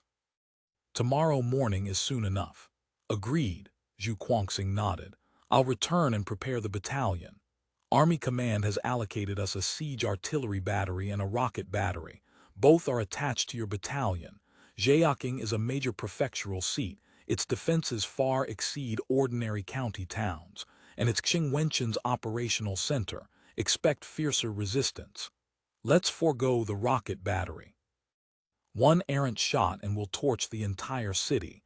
Then I'll be managing fire suppression and disaster relief instead of combat operations. Better to have the capability and not require it. Consider it a training opportunity. The troops need more experience coordinating infantry-artillery assaults. End of chapter. Chapter 20, 81, the FireShip squadron arrayed around that massive vessel. A flotilla of inner-river gunboats, conversions from large and small landing craft. These improvised warships might lack the elegance of vessels still on the drawing boards, but their exposed rotating turrets bristling with 30 Hotchkiss 5-barrel autocannons and 13 typewriters projected menace enough for this era. The rearguard consisted of two 621-class paddle-wheel tugboats, likewise converted to armed service. One mounted an exposed gun platform amidships carrying a 130 muzzle-loading rifled cannon. The other bore two 30 Hotchkiss autocannon turrets and four 13 typewriter positions. One river gunboat, 16 armed large landing craft, two armed tugboats, roughly two-thirds of the Western detachment's available strength. Schneider periodically swept his binoculars across the churning waters ahead. Several large landing craft on reconnaissance duty bucked through the current well forward of Zhujiang's position. Antelope Gorge opened before them at a full 1,000 meters width. Deeper within, the canyon walls pinched inward, the river gradually narrowing until the tightest restriction measured barely 300 meters across. In that constricted throat, the West River roared and surged with primal force. Even Zhujiang, nearly 300 tons, pitched violently against the hydraulic assault. Fortunately, the channel ran deep, 48 to 75 meters. Not just river gunboats with their modest 1.5-meter drafts could navigate these waters. Even a 10,000-ton battleship could enter without risk of grounding. Antelope Gorge stretched 5 kilometers from mouth to mouth. For vessels without mechanical propulsion, upstream passage meant teams of trackers straining against tow lines along the narrow footpaths. Spending an entire day to traverse the gorge was unremarkable. But now, the inland flotilla would complete the transit in an hour. For Schneider, the gravest danger came not from Ming naval opposition, but from his own armed landing craft. Displacing merely 30 tons, powered by relatively anemic engines, they possessed marginal maneuverability in heavy rapids. The risk of being swept onto rocks or running aground loomed constantly. Just yesterday, one armed landing craft had lost control during the reconnaissance escort mission and struck a reef, 3 drowned, 1 missing and presumed dead. The Western detachment's first casualties, and Schneider couldn't help but feel it as a loss of face. This command represented his first assignment after promotion to lieutenant commander, his inaugural independent command of a regional detachment. This first zone operation required coordination with the 1st Brigade's movements, and the 1st Brigade fell under an elder's command. Previously, he had served merely as a naval officer subordinate to elder commanders. Even commanding a flotilla or captaining a 901-class warship, at operational conferences he could only listen while elders spoke, offering his own advice solely when solicited. This time proved entirely different. At the Joint Army-Navy Planning Conference, Elder Zhu had adopted a genuinely consultative tone rather than simply dictating orders. Despite the vast disparity in their ranks, within the command structure they stood as equals. Such an opportunity to distinguish himself. Who else deserved it more? Amid his satisfaction, Schneider also felt the weight settle across his shoulders. For them, winning battles had become routine, winning with precision and economy of force. That was what mattered now. Maintain speed, he ordered crisply. All ships stay alert. Intelligence indicated the Ming had assembled over 100 requisitioned civilian vessels at the confluence of Dating and Antelope Gorges, each loaded with firewood, tung oil, and gunpowder. Should the Ming release these fireships to drift downstream, they would pose genuine threat to the detachment. The river was simply too constrained here. 2 o'clock movement on the towpath. Ming soldiers spotted. At the lookout's cry, Schneider raised his binoculars. There, on the slender towpath threading across the mountainside, several Ming soldiers stared in their direction. Abruptly, as if responding to orders, 2 scrambled up the slope while a third remained watching the river. Atop the hill, a plume of black smoke shot skyward, beacon fire warning Zhaoqing that Australian warships had penetrated the approaches. Sound battle stations. All ships prepare for combat. As urgent steam whistles shrieked across the water, every man aboard Zhujiang surged from the cabins to their battle positions. The entire fleet maintained its 4-knot cruising speed against the current. Antelope Gorge measured only 5 kilometers end to end. At the fleet's present speed, roughly 1 hour to complete transit. Once they broke into Dating Gorge, the river widened and the current moderated, ideal conditions for the fleet to deliver maximum firepower. The Ming forces dug in at Zhaoqing now faced a deteriorating position. To resist the Fubo army, they could rely only on Antelope Gorge, the most favorable terrain heaven and earth had granted them. Less than 4 kilometers distant at the mouth of Dating Gorge, Naval Patrol Lieutenant Cao Bajiao felt ice water trickling down his spine. During his years at Zhaoqing, he had ruled the West River like a petty tyrant, killed river pirates, robbed merchants, exterminated entire families. Neither the naval battalion commander nor even Governor-General Qing himself bothered pretending not to notice. Just months ago, brawling over a woman at Zhaoqing's docks, he'd collided with the Australians and lost several dozen of his men. Cao Bajiao had known Australian firearms were formidable. He simply hadn't grasped they were this formidable, so his cousin had been telling the truth after all. The thought of his kinsman Cao Xiangjiao surfaced unbidden, the man who had ridden with General He on the ill-fated campaign against the Australians. After that disaster, he'd returned spinning tales that made the Australians sound like descended immortals. Cao Bajiao had dismissed it as exaggeration meant to mask defeat. That clever cousin had secured a new posting after his return and transferred to Nanjing. The canny bastard possessed sharp survival instincts. Cao Bajiao cursed inwardly, and himself, stuck commanding fireships leading the vanguard straight to his death. "Captain, the smoke signal's risen on the hill," a bodyguard reported cautiously. "I have eyes," Cao Bajiao snapped with venom. "Commander Wu has sent someone to hurry us along," the bodyguard ventured. "One more word and you're on the lead fireship." That silenced him. Cao Bajiao surveyed the 100-odd fireships arrayed before his position, all civilian vessels forcibly requisitioned from West River traffic over the past month plus, now mounded with dry kindling and packed gunpowder. Release them downstream into that narrow gorge, and regardless how superior the Australians' weapons, they couldn't possibly sink every approaching fireship. Some would inevitably reach their targets and ignite. Not a bad tactical scheme, credit to that legal secretary surnamed Chang. The man wasn't entirely useless, but even brilliant plans required someone to execute them. And that thankless duty had fallen squarely on Cao Bajiao. Who else? He was one of the patrol lieutenants.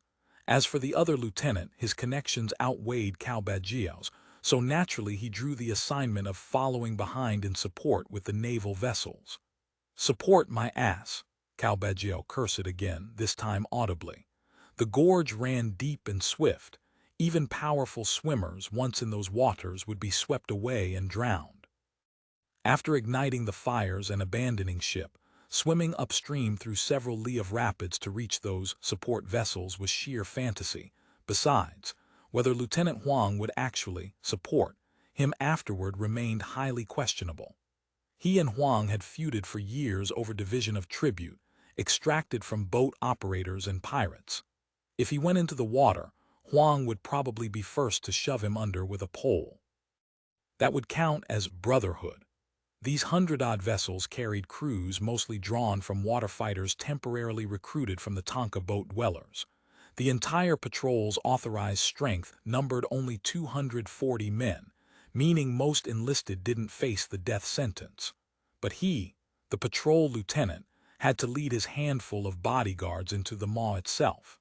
The injustice of it curdled his gut. Just then another messenger came sprinting from headquarters, bellowing, "Why haven't the FireShips launched? The Admiral orders. Further delay means immediate beheading. Damned either way. Stick your neck out, receive the blade. Pull back, still receive the blade." No question, from distant Qixing Tower, Wenchans was watching this exact spot. Though arrogant soldiers and brutal officers typically paid the governor scant respect, with mortal crisis looming, he remained the court's envoy commanding 2 provinces' armies. Ordering a petty patrol lieutenant's execution required merely a word. Left without alternatives, Cao Baijiao barked the command. All ships weigh anchor. Launch. Over 100 vessels of varying sizes caught the current, drifting slowly toward the gorge mouth. Initially the flow remained gentle, but where the gorge constricted, some ships began colliding as the accelerating water pushed them toward the channel's center. Fortunately, most crews were Tonka folk who had lived their entire lives on the water, highly experienced at handling boats. They swiftly brought the vessels back under control and proceeded downstream in rough formation. On Qixing Tower, Wenchans lowered his Australian telescope and permitted himself a slight nod. Though the FireShip squadron had delayed, it had finally launched. An auspicious sign, morale could still be rallied. Between himself and the Australian pirates, there might yet be a real battle to fight. End of chapter. Chapter 20, 82, FireShips on the river. Not only that, the Australians had explicitly warned him the Council of Elders would soon march on Guangzhou.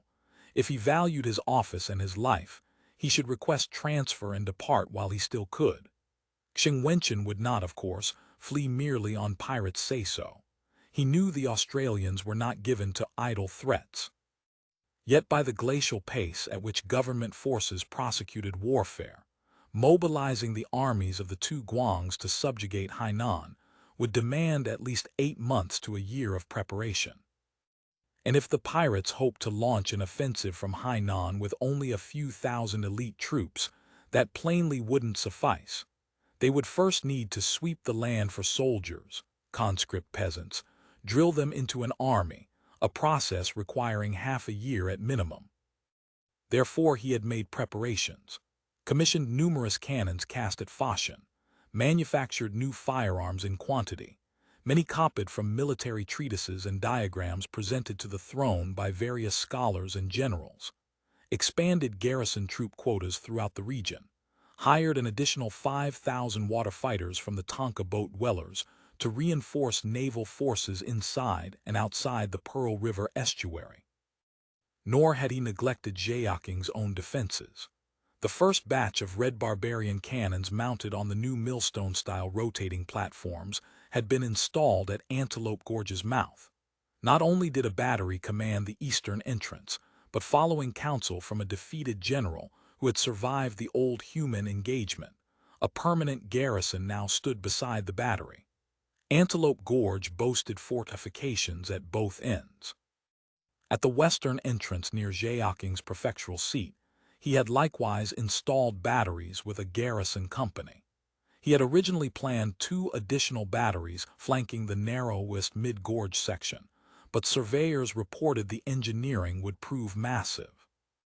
Though the mountains bracketing Antelope Gorge were not sheer cliffs, transporting red barbarian cannons weighing thousands of gin-up roadless slopes and constructing battery works would consume years. To guard against pirates bypassing the waterway via overland routes, he had established a new camp on Bailing Mountain northwest of Zhaoqing, stationing a company to control the mountain pass. Yet they had come so swiftly. All the silver and grain he'd poured into rebuilding the Pearl River estuary defenses had proven utterly worthless. Garrisons had surrendered in succession. Human's batteries had failed to fire a single shot, while Guangzhou itself had opened its gates without bloodshed. The 1,000-plus soldiers he had painstakingly rebuilt under the training guerrilla commander had simply defected en masse. The commander himself had escaped with only a dozen bodyguards and household retainers. Wenchans privately regretted that his strategy of orderly deployment, resistance at every stage, had revealed itself as pure fantasy. Regret served no purpose now. With Guangzhou lost, Zhaoqing had become the position that must be held, yet he'd had no time for methodical preparations. Events had proven his estimate of the Fubo army's marching tempo equally mistaken. After entering Guangzhou, the Fubo army had made virtually no pause, neither resting several days nor plundering for 3. They had swept through the city without stopping, sailing upriver straight for Zhaoqing. From fleeing officials and gentry, he learned the Fubo army had advanced continuously by river. In merely 3 days, they had reached Antelope Gorge. Yet Zhaoqing's available forces were meager. He couldn't rapidly summon the eastern and western mountain garrison commanders from Liuding to provide relief. The only disciplined unit was the Zhaoqing Naval Battalion. Including his own retainers, the bodyguards of officials and officers who had fled Guangzhou, and local guard garrison troops. Everything totaled barely over 2,000 men, plus 1,000 Tonka water fighters. Intelligence reports indicated the pirate forces concentrated at Antelope Gorge numbered merely 3,000, with several hundred naval vessels of various sizes. Several large ships mounted, giant cannons. Plainly, any river engagement would end in defeat. Thus, FireShips had again emerged as the Ming commander's tactical consensus. Wenchans watched the FireShip squadron depart in imposing array and exhaled slowly. Whether Zhaoqing could be held, everything rested on this single cast of the dice. According to his orders, part of the naval fleet would shadow the FireShips. Once the FireShips threw the pirate flotilla into chaos, they would exploit the current and sweep down upon the disorganized enemy. The remaining vessels would establish a defensive line before the prefectural city, a final river barrier should the FireShips fail to penetrate. Your Excellency, those naval vessels waiting on the river serve no purpose, Chang Qingyun murmured at his elbow. Should the FireShips fail to break the enemy, those ships will be as clay chickens and pottery dogs, utterly helpless. Why not commit the entire force, ride the momentum of the FireShips downstream and stake everything on one desperate gamble? Perhaps some chance of victory might emerge. Wenchans merely stroked his beard with a faint smile, offering no reply. Chang Qingyun, unable to understand, could only retreat to one side, muttering. Only Wenchans' Central Army commander grasped the real purpose. Those ships were meant to purchase time for the governor's flight. Once the pirates reached the city walls, he would immediately abandon the city, board his boat, and flee upriver to Wuzhou. Though the prepared sampan carried 3 shifts of powerful oarsmen ready to rotate, rowing upstream remained inevitably slow. Without naval warships to delay pursuit, he might be captured alive before even clearing Dating Gorge. Enemy vessels sighted, bearing 265, range 4 cables, heading 75, speed 7 knots. The lookout's report rang across the deck. Even without that call, Schneider had already spotted the emerging masts through his binoculars. So they really are coming out to fight, he breathed. As always before combat, tension sang through his body. Raising his binoculars, he adjusted focus. The first vessel appeared in his eyepiece, a typical small West River rice boat, bamboo bundles lashed to the bow and coated with mud. The waterline rode low under heavy loading. Then a second materialized beside it, then a third, a fourth. Too many to count. Ships flooded toward them. Suddenly the river teemed with vessels of all sizes. Sails raised, oars churning, riding the current downstream, they bore straight at the fleet. Schneider felt his scalp prickle. The river here was narrow. Steaming upstream, he possessed little room to maneuver. His sole option: exploit the range advantage and destroy as many enemy vessels as possible at distance. He ordered crisply, formation heading 270, speed 5 knots, prepare for combat. Yuan Xiao issued the firing command. High explosive shells load. Gunners used ramrods to seat shells and silk powder charges into the breach. They cranked handwheels. Steam hissed from pipe joints as the massive bottle-shaped barrel elevated. Loading complete, the rangefinders called distances. 3.5 cables, 3 cables.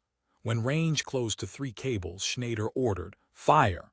Zhujiang's battle pennant shot to the masthead. The main gun lurched, flame erupting from the muzzle. Given Zhujiang's modest displacement, the gun's recoil kicked the gunboat backward, throwing up enormous spray. The shell shrieked through the air in a high arc.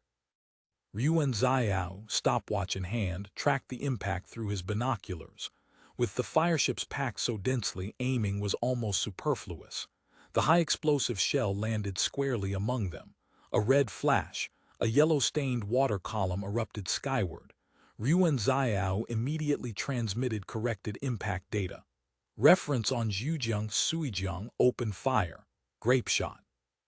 From the formation's tail, a 621 class converted armed paddle-wheeler's 130 main gun fired at high elevation in a straddling shot. The shell arced over the fleet. The 130 canister round screamed through the air, then burst, spraying its 27 one-pound iron balls indiscriminately across the river's surface. Instantly, iron balls raked across hulls. Where they struck, shattered planking, snapped masts, torn sails, and the severed heads and limbs of sailors fountained in all directions. The scorching projectiles ignited straw soaked in tung oil and gunpowder. Ships erupted in flames, then rapidly listed and foundered as river water poured through shattered hulls. What in all the hells? Standing on the rearmost vessel's deck, Cao Bajia watched clearly, his blood running cold. He involuntarily hunched his neck. But the second cannon blast followed immediately, shells falling even closer, screaming projectiles again sweeping the river's surface. Raining down from the sky, they harvested ships anew. Cao Bajiao's courage shattered entirely. He had no more stomach for directing from the center. Leading his men, he scrambled into the sampan at the stern, slashed the mooring line, and fled toward the riverbank. He dared not make for Zhaoqing. If captured there, he'd lose his head. "Range 2 cables," came the observer's voice. Schneider ordered, "All vessels fire at will." At under 400 meters, both the 30 rapid-fire guns and the 13 typewriters lay well within effective range, and they were engaging area targets. High-angle fire with maximum dispersion presented no difficulties.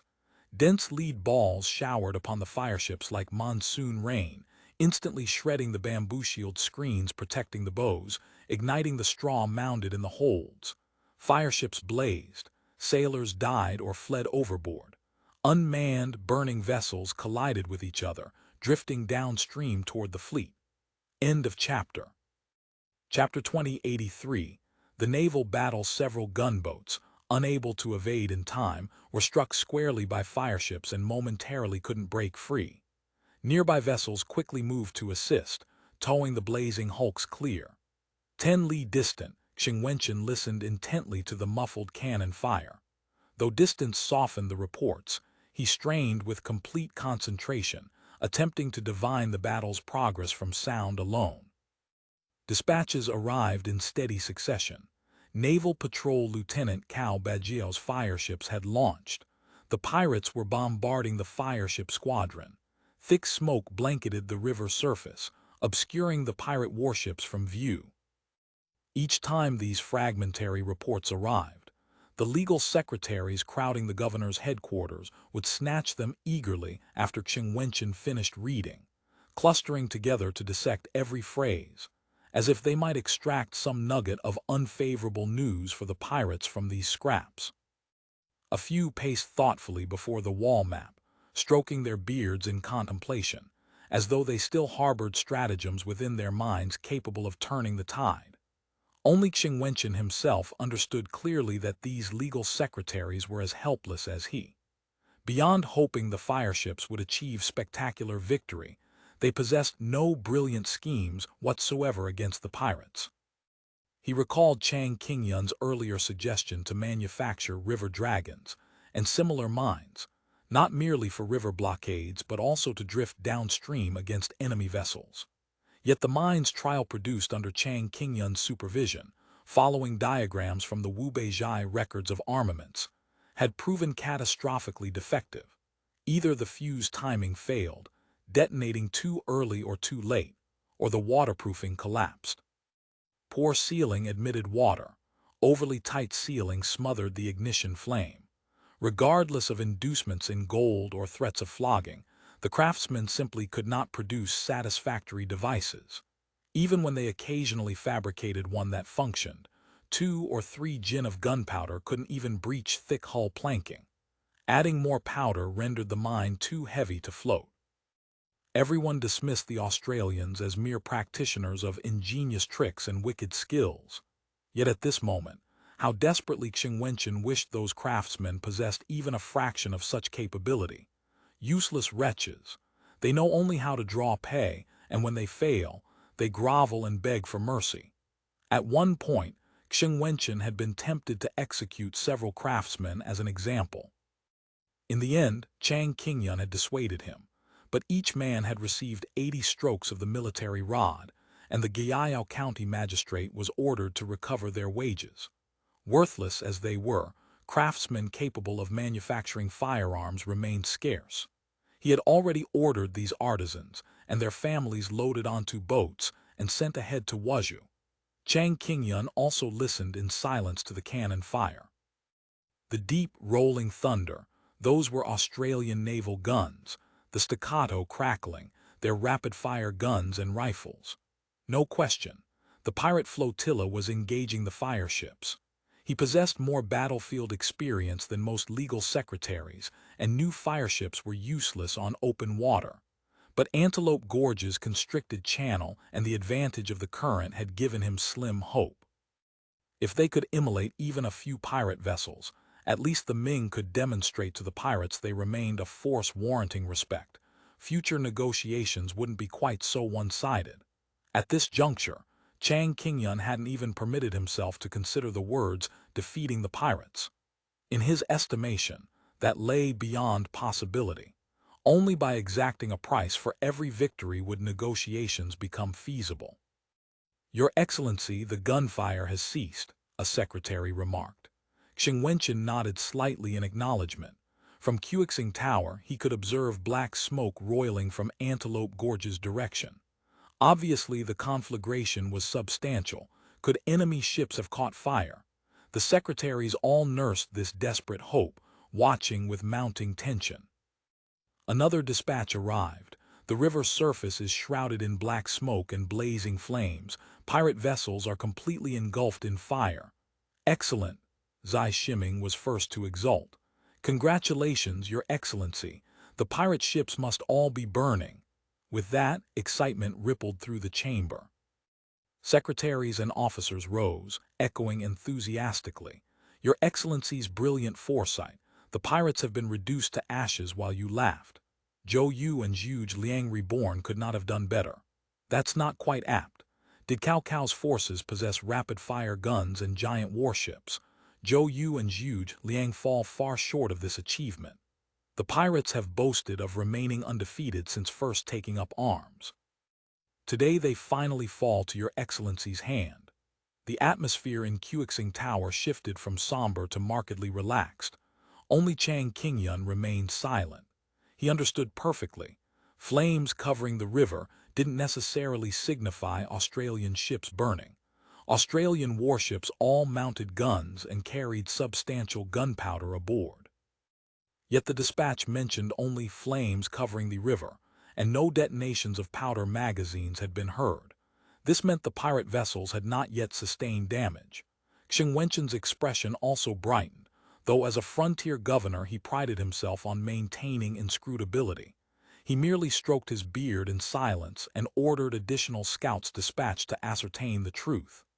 "Damn it," Schneider cursed viciously. Smoke from the burning FireShip stung his eyes nearly shut.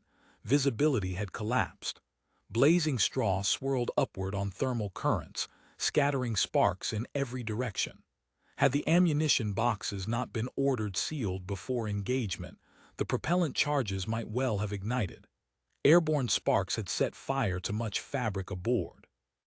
Though the canvas sails had been furled before battle, many of Zhejiang's signal flags now hung riddled with burn holes. Schneider paced the bridge, struggling to observe his surroundings through the choking pall. The dense smoke worried him profoundly. Not only did it compress reaction time for evading fireships, but it also left him blind to his vessel's conditions. Fire control.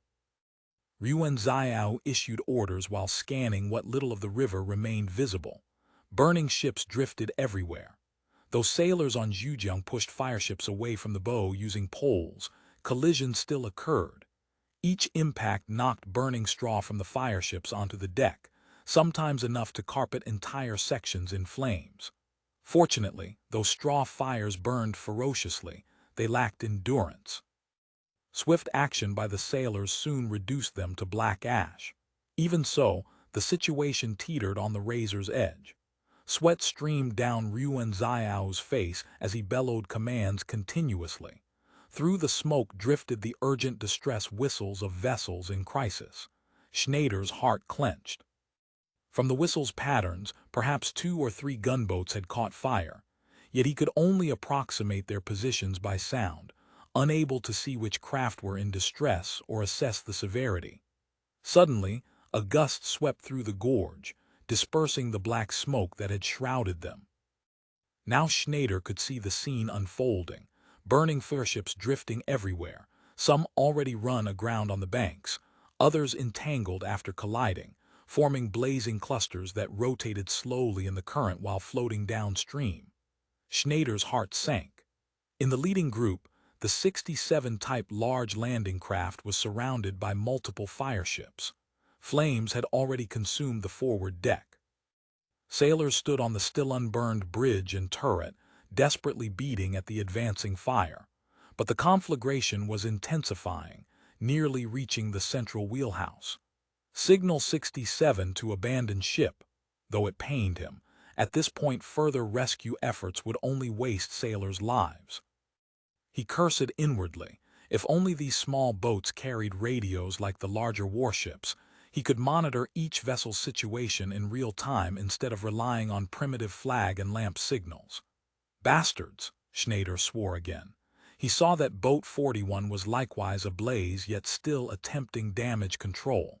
He quickly ordered, Order 41 to abandon ship, immediately. Boat 41 had been towed clear of the tangled fireships by nearby gunboats, but flames engulfed it from bow to stern.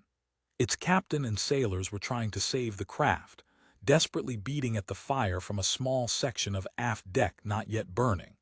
Several nearby gunboats closed in. Sailors lowered hand pumps and trained water jets on the blaze. Suddenly, a white flash illuminated Boat 41's midsection, followed by a thunderous explosion that rolled across the river.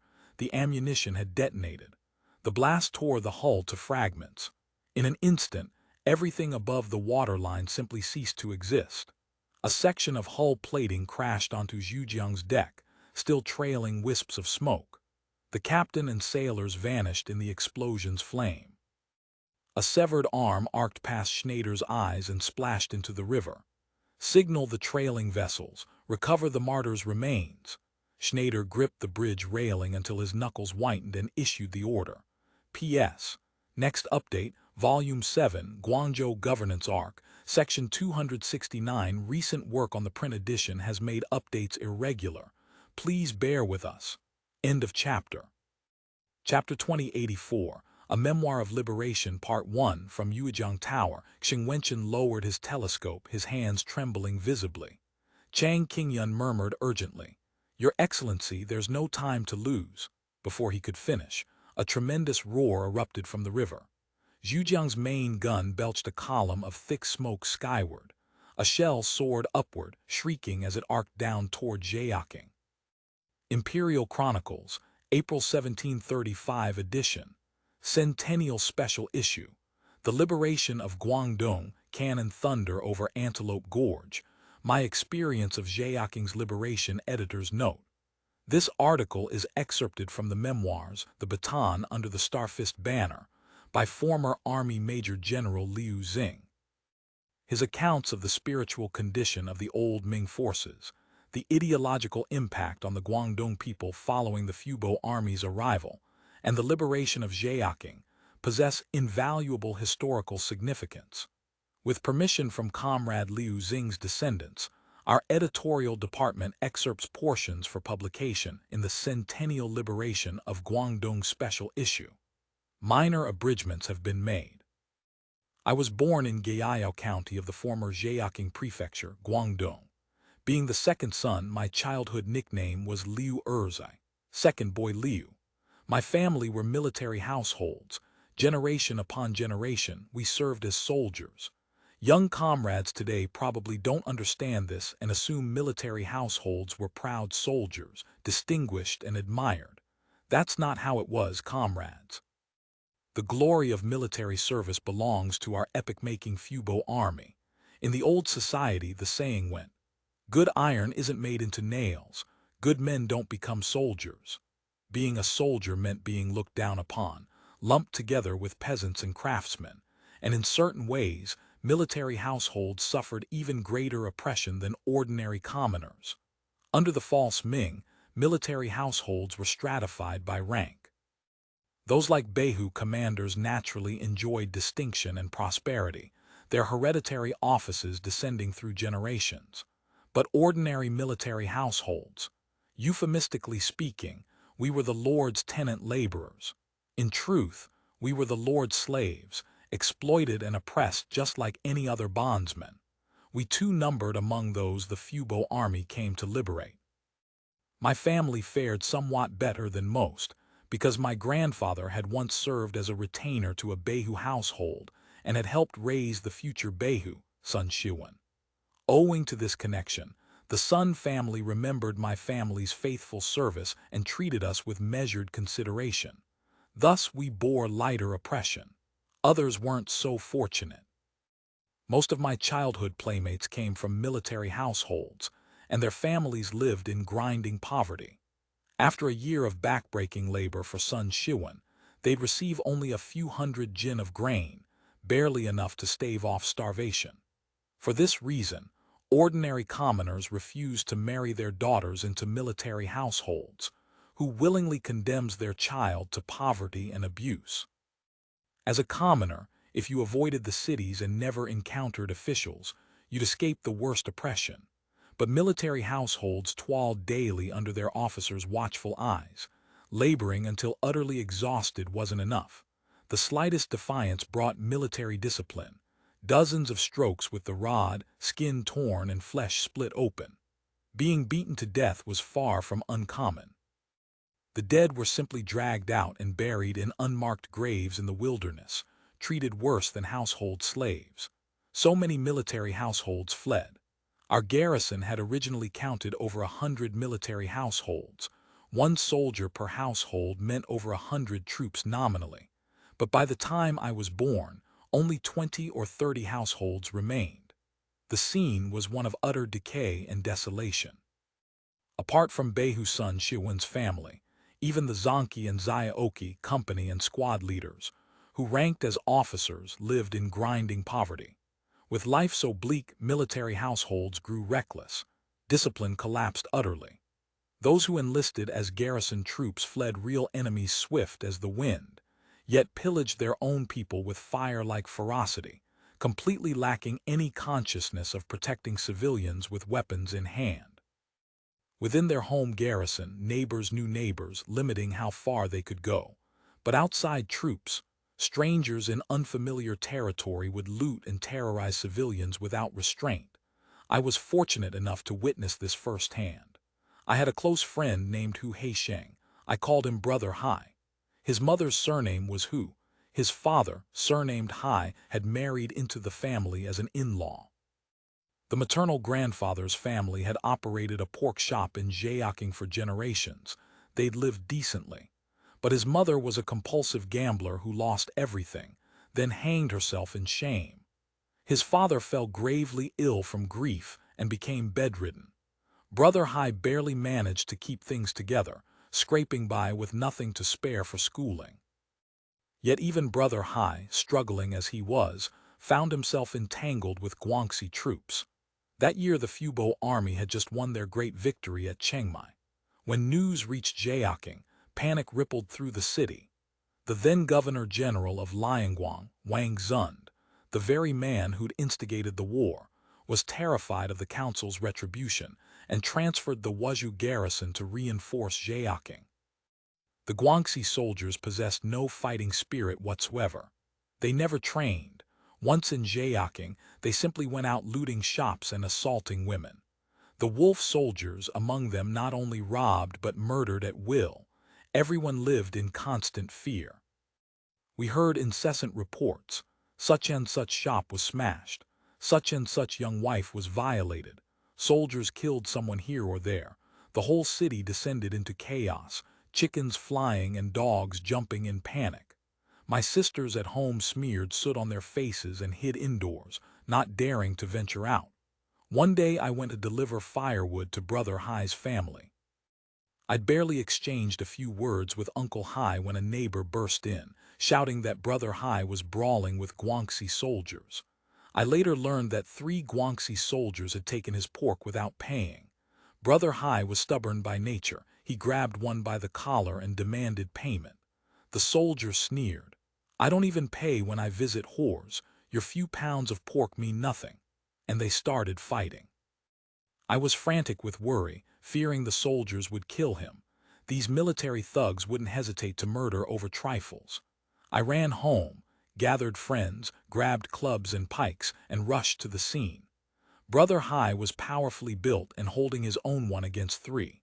We hurried over ostensibly to break it up, locking arms to separate the combatants while giving the 3 soldiers a thorough beating in the confusion. Before they could return with reinforcements, we hid Brother Hai and his father at my house. The soldiers couldn't locate their target and didn't dare cause trouble at the local garrison, so they simply smashed Brother Hai's shop to vent their rage.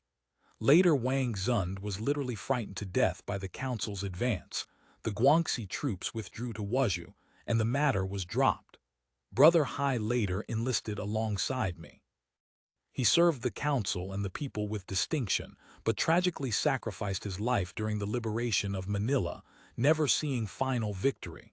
That farewell in Guangzhou became our last meeting forever. P.S. Next update, Volume 7, Guangzhou Governance Arc, Section 270, End of Chapter. Chapter 2085, A Memoir of Liberation Part 2. When I returned home, I discovered the family truly couldn't make ends meet. Though my sisters were young, they were numerous and they ate considerably. My parents couldn't sustain us all, so they sold my eldest sister to the Sun household as a maid. They also gave away my 3rd sister as a child bride, hoping to secure her survival. But within scant years, her in-laws abused her to death. To this day, I cannot forget the sight of her crying and begging our parents not to send her away the day she was let off. Whenever I recall it, I cannot stop my tears. How I wish she could have lived to witness these better days. But in that era, poor people simply had no choice. With many mouths at home, and myself at the age when a growing body craved nutrition, I never ate my fill. So I went to the mountains to cut firewood to help the family. Each day I'd carry a load to the street, sell half, give half to Brother Hai. Then I'd do odd jobs so at least I'd have 3 meals. Whenever Brother Hai slaughtered a pig, he'd save the cuts that wouldn't sell well, offal, scraps, and the like, as a return gift. Thanks to Brother Hai, my family occasionally tasted meat. This was how we sustained each other, bound together through shared hardship. My memories of that era distill into 2 things: hunger and disorientation. The hunger, real, gnawing hunger, as if a cat were clawing at my stomach 24 hours a day. Worse than hunger was the loss of direction. With schooling ended, my dream of passing the imperial examinations and bringing glory to my family lay shattered. The road ahead offered 2 choices: follow my father's path, tilling son Xiuan's land for life without compensation, passing only the faint hope of escaping military registration to the next generation. Or follow Uncle Jizai's path, become a common soldier, charge into battle, perhaps barter for glory through military merit. but I wanted neither. I sensed dimly that farming as an unpaid tenant would only perpetuate an endless cycle. And becoming one of those common soldiers who terrorize civilians, my gut rejected the very notion. Just as I was sinking into this double despair of body and spirit, the guide who would lead me toward the council of elders' great cause appeared. Uncle Shijie was my father's youngest brother, my uncle. He served as a garrison operating soldier. In my childhood memories, Uncle Shijie had behaved no differently from those military thugs, idle all day, picking fights and loafing. Later, when Wang Zund recklessly launched the so-called Second Encirclement, Uncle Shijie followed the Ming bandit army to Hainan Island. He was captured at Chiang Mai Beach and spent several years in captivity working off his redemption before returning home. The Uncle Shijie who came home was utterly transformed. That was my first impression upon seeing him. I could not possibly connect this dark, muscular man, eyes sharp and alert, movements precise, sitting and standing with military bearing, with the sickly layabout who haunted my childhood memory. Looking back now, the Uncle Shijie who reported to the garrison resembled a feudal army soldier far more than Ming troops. More astonishing still, Uncle Shijie, who had never attended a single day of school, could now read. It was about his second month back. I was in the courtyard reviewing the Analects I'd once laboriously copied out. Uncle Shijie happened to return from outside. Passing by, he glanced over my shoulder and scoffed. "The Analects, Confucius's crap, what good is it?" I was stunned, speechless. If it had been my father, he couldn't have distinguished whether I was reading the Analects or anything else. I asked incredulously, "Uncle Shijie, how do you know this is the Analects?" He pointed at the page I had opened, laughing heartily. "This line reads to study and practice timely. Is this not joyful? Right? Ha, surprised. Your uncle can read now." I was thunderstruck and begged him to explain. It transpired Uncle Shijie had seriously considered remaining in Lingao, and in Lingao, illiterates couldn't advance anywhere. To secure a decent position, you needed a diploma. In the Lingao POW camp, there existed a literacy program. Uncle Shijie had actually applied himself diligently and earned a Class B diploma. He'd even adopted a proper adult name based on the homophone, Liu Jai. He'd achieved the equivalent of a Jurin degree, he explained. After that, whether joining the military academy or civil service, everything would lie within reach. If not for fear the Ming authorities would brand him deserter and harm our family, he wouldn't have returned at all. Now I was truly astounded. This marked something unprecedented in millennia of Chinese history. I pestered Uncle Shijie relentlessly to tell us about what he'd witnessed and experienced in Lingao. He was delighted to tell stories to us children, teaching us new characters and new speech. In those dark days, Uncle Shijie revealed an entirely different world, bringing precious light into my life. Self-propelled iron ships sailing without sails, steel giants as strong as 100 oxen, editor's note, referring to excavators, great trains spewing black smoke yet racing along rails at tremendous speed. At the time I thought he was exaggerating wildly. I just loved hearing about how the feudal army drilled and fought, impatiently interrupting whenever he discussed technology. Only when I later reached Lingao myself did I realize Uncle Shijie hadn't been boasting in the slightest. From that moment forward, I utterly despised Confucius and his smug followers. As Uncle Shijie used to say when telling his stories, "Can the Analects make a train run? Win 100 battles, make enough grain grow to feed the starving people, give common folk good lives? If not, what right do his followers have to sit atop the people's heads and shit?"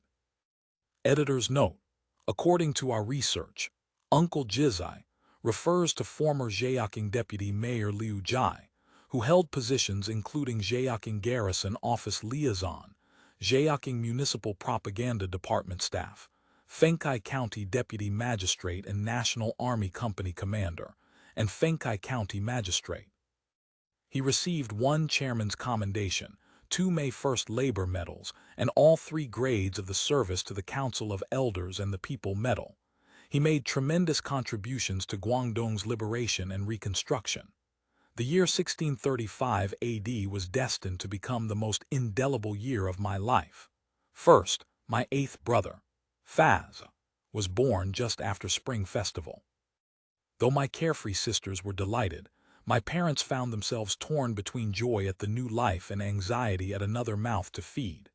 To ease the family burden, Uncle Shijie declared he could feed himself outside and rarely came home for meals. I took odd jobs for the Sun household, asking no wages, only food, to save portions for the family. We barely scraped by, keeping my little brother from succumbing to malnutrition. The second event was far more momentous. That year, our Fubo army swore their oath and crossed the sea for the northern expedition. On March 1, Guangzhou was liberated. When news arrived, the then Governor-General Qingyun panicked, ordering garrison mobilization and issuing proclamations to organize local militia. People who'd never served were suddenly being conscripted. But my family maintained old ties to Sanshui, the whole garrison knew. The conscription officer wanted to fill his quota yet feared offending Sanshui, so he came to our house with threats and inducements to compel me to register. My father dared not speak, only sat sighing heavily. My mother, fearing I'd die in battle, urged me to flee. But where could I run? If captured at such a juncture, I could be beheaded for desertion. Uncle Shijie went to argue with the officer. Our household contained only 2 adult males counting himself, and he already served as an operating soldier. By regulation, 1 man per household sufficed. Why should I also be drafted? The officer pointed callously to little Fazzy in my 4th sister's arms and declared that with Fazzy present, I counted as surplus male and had to enlist by regulation. Uncle Shijie cursed him loudly, swearing he'd die a wretched death for such cruelty. But the local official always trumps the distant court. What could we do? In the end, Uncle Shijie devised a plan. He told my parents the Fubo army was a civilized force that didn't kill prisoners. As long as I followed him closely, he'd bring me back safely. So I dutifully reported for service. P.S. Next update, Volume 7, Guangzhou Governance Arc, Section 270, end of chapter. Chapter 2086, A Memoir of Liberation, Part 3. After roll call, I went with my fellow conscripts to the armory to draw armor and weapons. Armor. The iron scales were rusted beyond recognition, the fabric lining completely rotted away. The slightest force tore it to pieces. Weapons. I received a long spear, its point so corroded it had gone dull. On any battlefield it probably couldn't kill an enemy, the shaft would snap first. The serviceable armor and weapons had long since been distributed by officers to their own household retainers and bodyguards.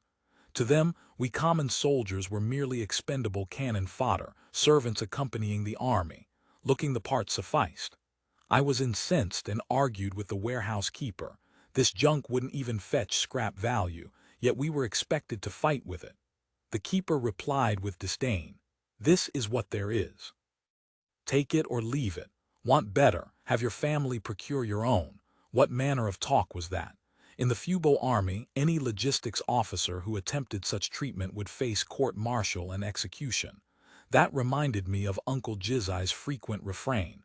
What does your court have to compare with the Council of Elders? Indeed, what could they compare? These soldiers who couldn't even maintain proper formation. These corrupt, degenerate officers. These weapons that couldn't kill a rat. Pathetic yet hateful. Knowing they couldn't match the Fubo army, the false Ming authorities spread wild rumors to slander the council and the army, hoping to stir terror and bind the people to their doomed war chariot. They claimed the Fubo army won battles through sorcery, and therefore kidnapped boys and girls to sacrifice to evil gods. They declared the Australians were sexually depraved and abducted virtuous women for unspeakable acts. All of Zhaoqing descended into panic. Even worse, rumors circulated that Fubo army guns and cannons were forged with dark magic, and that if women and girls stood at the front lines, dropped their trousers, and exposed their genitals toward the Fubo army, the weapons would explode spontaneously. They called this the Yin Gate Array. Utterly preposterous. Firearms owe their power to the Council's superior steel, comprehensive manufacturing processes, correct gunpowder ratios, and rigorously trained soldiers, not to feudal superstitions that insult our sisters and daughters. Yet this nonsense, which any modern elementary student would ridicule, found eager audience among Zhaoqing's populace and officialdom. Markets panicked, especially when the government requisitioned women's menstrual cloths and chamber pots. Many women, fearing they'd be conscripted for the Yin Gate array, hid at home like cloistered ladies, not daring to venture outside. For a time, women vanished from the streets entirely. Once we became soldiers, the officers proclaimed each of us would receive 1 tael of silver as a family settling allowance, essentially blood money. But we never saw a copper. Only after Zhaoqing's liberation during the public trials did we discover that Qingyun had actually distributed the funds, but officers at every level had embezzled them completely. Public outrage erupted like a volcano. The relatives of soldiers killed in the outer defense perimeter, widows and mothers, stormed the platform in tears, clutching spirit tablets and literally bit the embezzlers to death, drinking their blood in vengeance. The scene was shocking beyond description. I never received my settling allowance, but I didn't care. My sole thought was survival. The instant the Fubo army arrived, I'd surrender. No way would I perish for the false Ming. After enlistment, we received worthless equipment. There was no physical training, no tactical coordination, just running about following officers' arbitrary orders, guarding gates one moment, hauling supplies the next, patrolling streets after that. Those were at least nominally military duties, barely tolerable. What infuriated me beyond measure was being compelled to pack up high officials' households for evacuation. Rolling up baggage so they could board boats and flee to Wuzhou. The Fubo army wasn't even visible on the horizon, yet these officials were already orchestrating their escape. Remember, when Wang Zund marched on Lingao, the council's leaders, even civilian staff, had prepared to fight to the last man. Large bundles, small baggage, we even hauled their tables and chairs onto the boats. The naval ships, instead of engaging the enemy, were ferrying the master's concubines, principal wives, young masters, young ladies, gold and silver to Wuzhou, one boatload after another, along with forcibly requisitioned civilian vessels. We soldiers toiled like pack animals, enduring abuse from their stewards. Some who accidentally damaged goods were beaten half to death. We weren't the court's soldiers. We were merely these officers' chattels. To facilitate the master's evacuation, we were ordered to intercept civilian vessels at the docks and along the river. A single nail-seal requisition slip, and we'd seize a commoner's boat. No matter how they wept and pleaded, hearts of stone. Any further complaints meant being cut down on the spot, their heads displayed as warnings against enemy spies.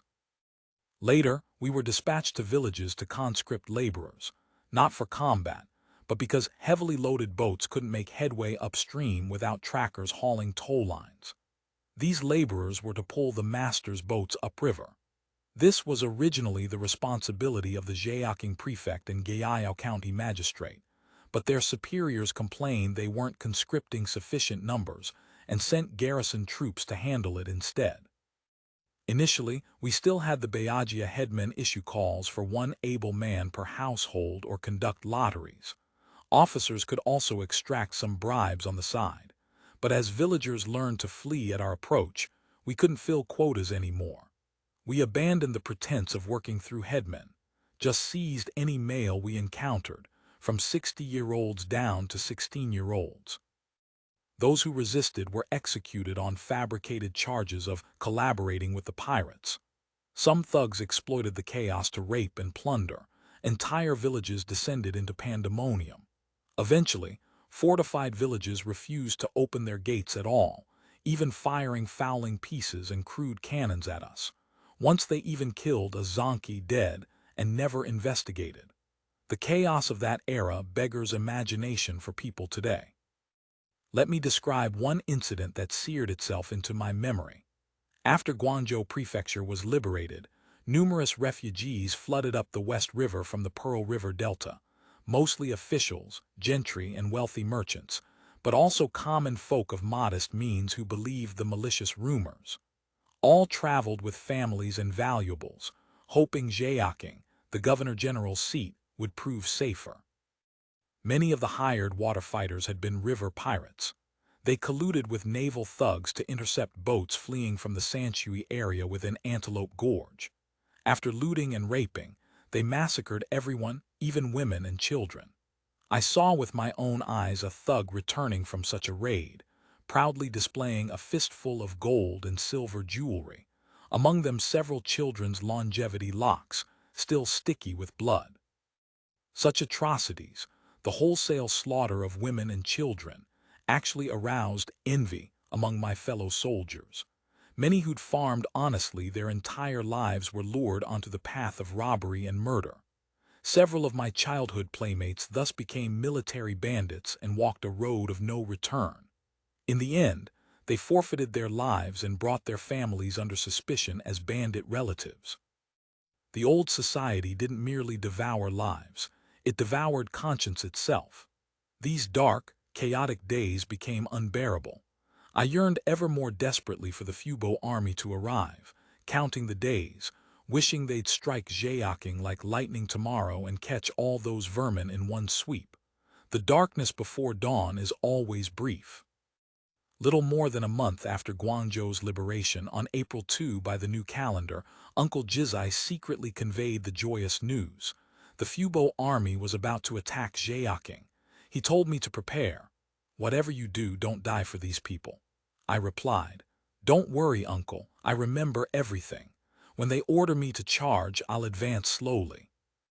Once the government troops collapse and the Fubo army arrives, I'll drop my weapon and surrender immediately."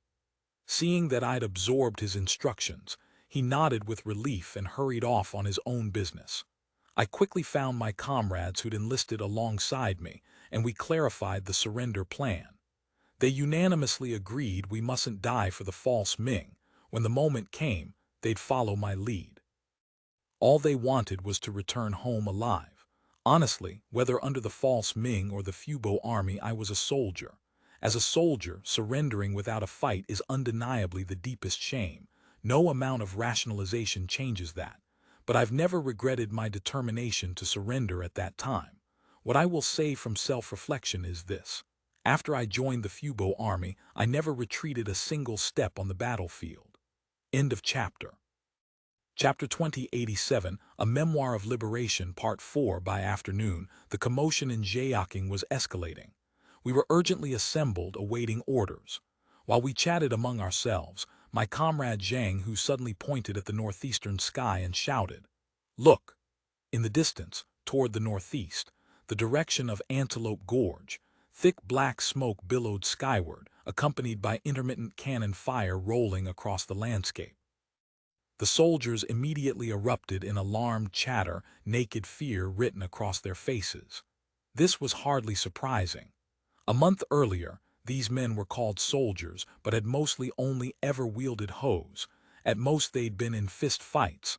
Hardly anyone had blood on their hands. Yet these utterly corrupt officers never drilled us or strengthened morale. They'd simply handed out unusable weapons and herded us toward battle like ducks to slaughter. How could we not be terrified at such portentous signs? I wasn't afraid, because I'd never intended to fight the Fubo army anyway. Uncle Shijie later explained that the Ming troops' sole means of countering the Fubo navy was FireShips. But the Fubo army possessed cannons with extraordinary range, typewriters with incredible firing rates, and landing craft that could traverse the river without wind. How could such primitive, fate-dependent tactics possibly halt the Fubo army's advance? Sure enough, a few hours later, several officers came racing across the parade ground looking frantic. They harangued us with claims that at the Battle of Antelope Gorge, our valiant forces had won a tremendous victory.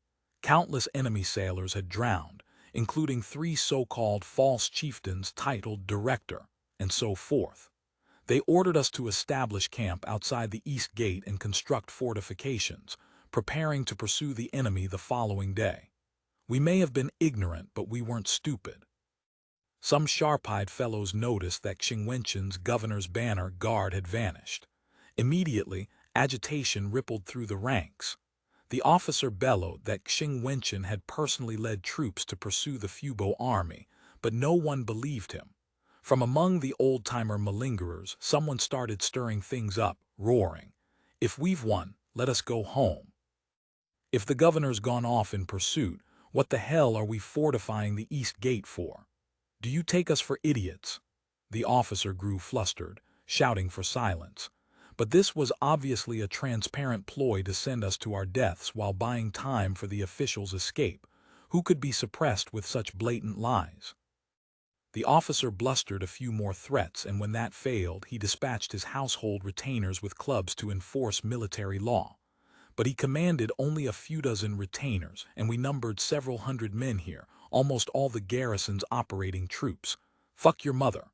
If we're all going to die anyway, let's drag this son of a bitch along with us. Tricking us into dying for you? No way. Want us to fight? Pay us first. The old hand's few words successfully ignited everyone's accumulated rage. Those who'd still been afraid of military law were now consumed by fury. We surged forward like a flood, several men overwhelming each retainer, grappling with them. Some climbed the platform to attack the officer himself. Seeing things spiral out of control, the officer fled under his retainer's desperate protection. Some seized the opportunity for revenge.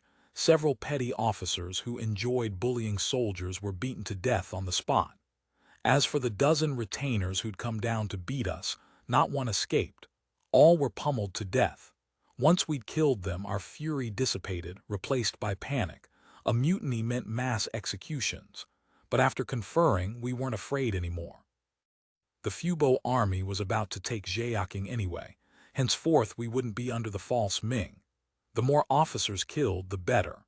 The Australians certainly wouldn't hold us accountable. Now everyone went wild. Anyone who was an official, anyone associated with officials, servants, retainers, anyone remotely connected to authority was surrounded and beaten to death. Some pleaded and kowtowed desperately, crying about how pitiful they were, begging for mercy. But no one listened. One by one they were beaten to death. Honestly, they thoroughly deserved it. Liang Feifan, who'd been barking orders at us all along, was nowhere to be seen. I don't know if he fled in the chaos or was beaten to death in some corner. No one cared about anything else. Though some old soldiers tried to incite us to go loot the city's wealthy families and officials, saying in for a penny, in for a pound, we might as well kill them all and get rich for life.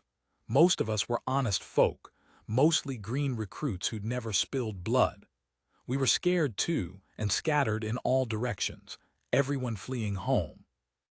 I later heard that some did go looting and harmed many civilians. These thugs talked about robbing the rich to help the poor.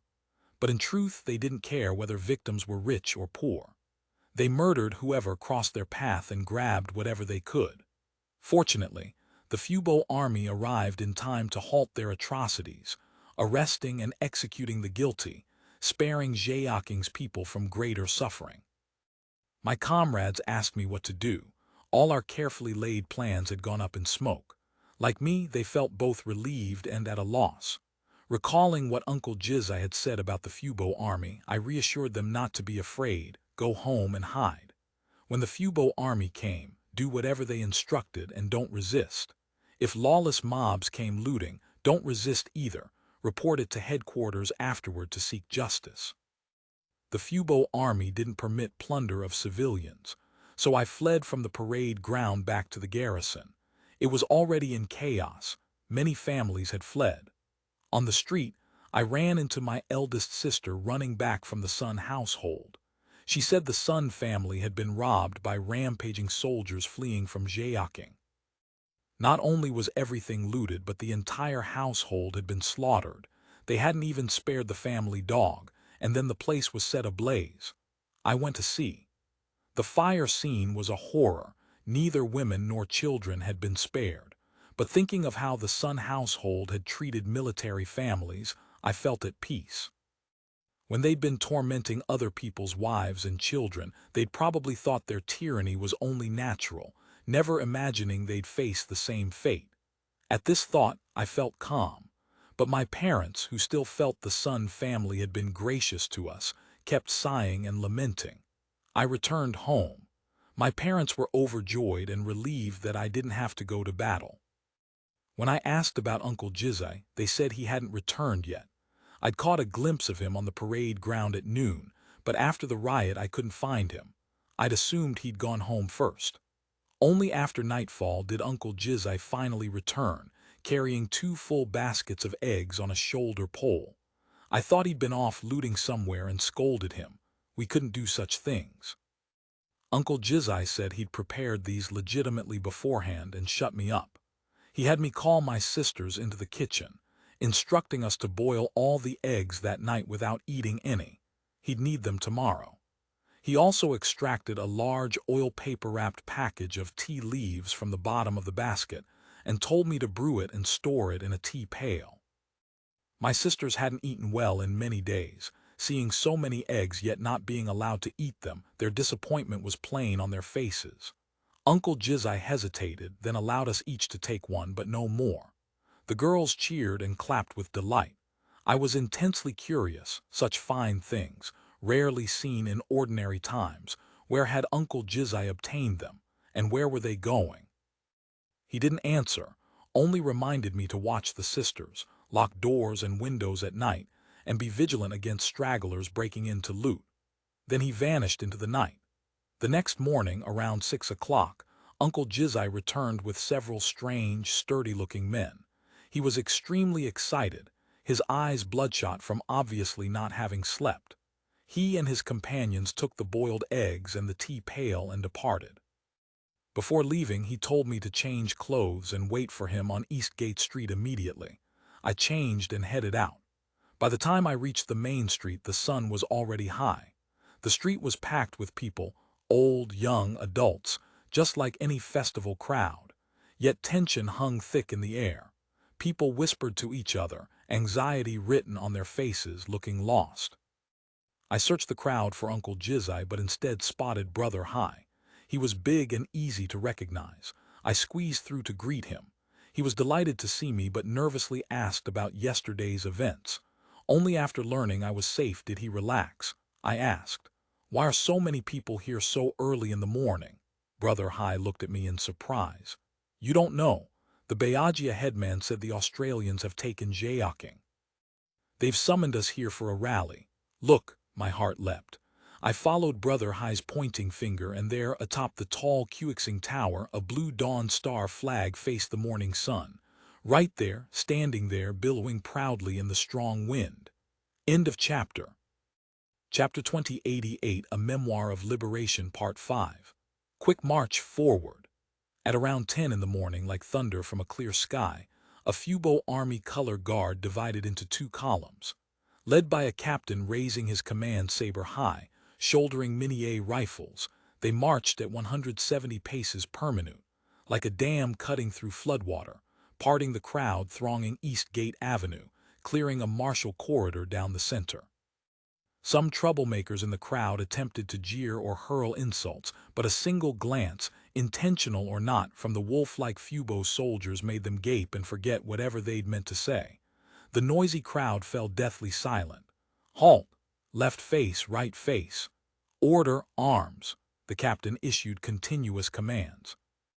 The Fubo soldiers flanking both sides executed a crisp about-face and lowered their rifles in perfect unison, butts striking the ground with a heavy, unified thud that resonated in our chests.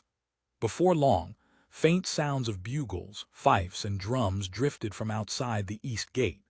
The crowd stirred. People stood on tiptoe, craning necks over others' shoulders to see better. A grenadier company in 3 columns, escorting a massive starfist red banner, marched through the city gate to the Grenadiers' March, stepping precisely to the drumbeat, magnificent, dignified, awe-inspiring. My God, such soldiers! The crowd's agitation intensified. Anyone accustomed to the slovenly, swaggering Ming troops, assuming all armies in the world resembled that rabble, who could fail to be struck with awe by the Fubo army. And these were elite among elites, The grenadiers, ever advancing, tall and imposing with combat prowess and bearing both superlative. These soldiers were tall, and with their peaked caps they looked like giants descended from legend. Their red uniforms were so splendid and immaculate, leather equipment, belts gleaming, bayonets catching the sun like lightning. I was instantly transfixed, unable to look away. I born into a soldier family, surrounded by soldiers all my life, living among soldiers day after day. I'd never known a soldier, a military man, could cut such an imposing figure. What had Uncle Jizai worn to war? A loose, one-size-fits-all marching coat that hung like a grain sack without a belt. Ill-fitting wasn't the worst of it, because officers embezzled supplies. The coats were always tattered and filthy. Forget martial dignity. You couldn't even look like a proper human being. In ordinary people's eyes, soldiers were lumped together with hoodlums and bandits, barely distinguishable.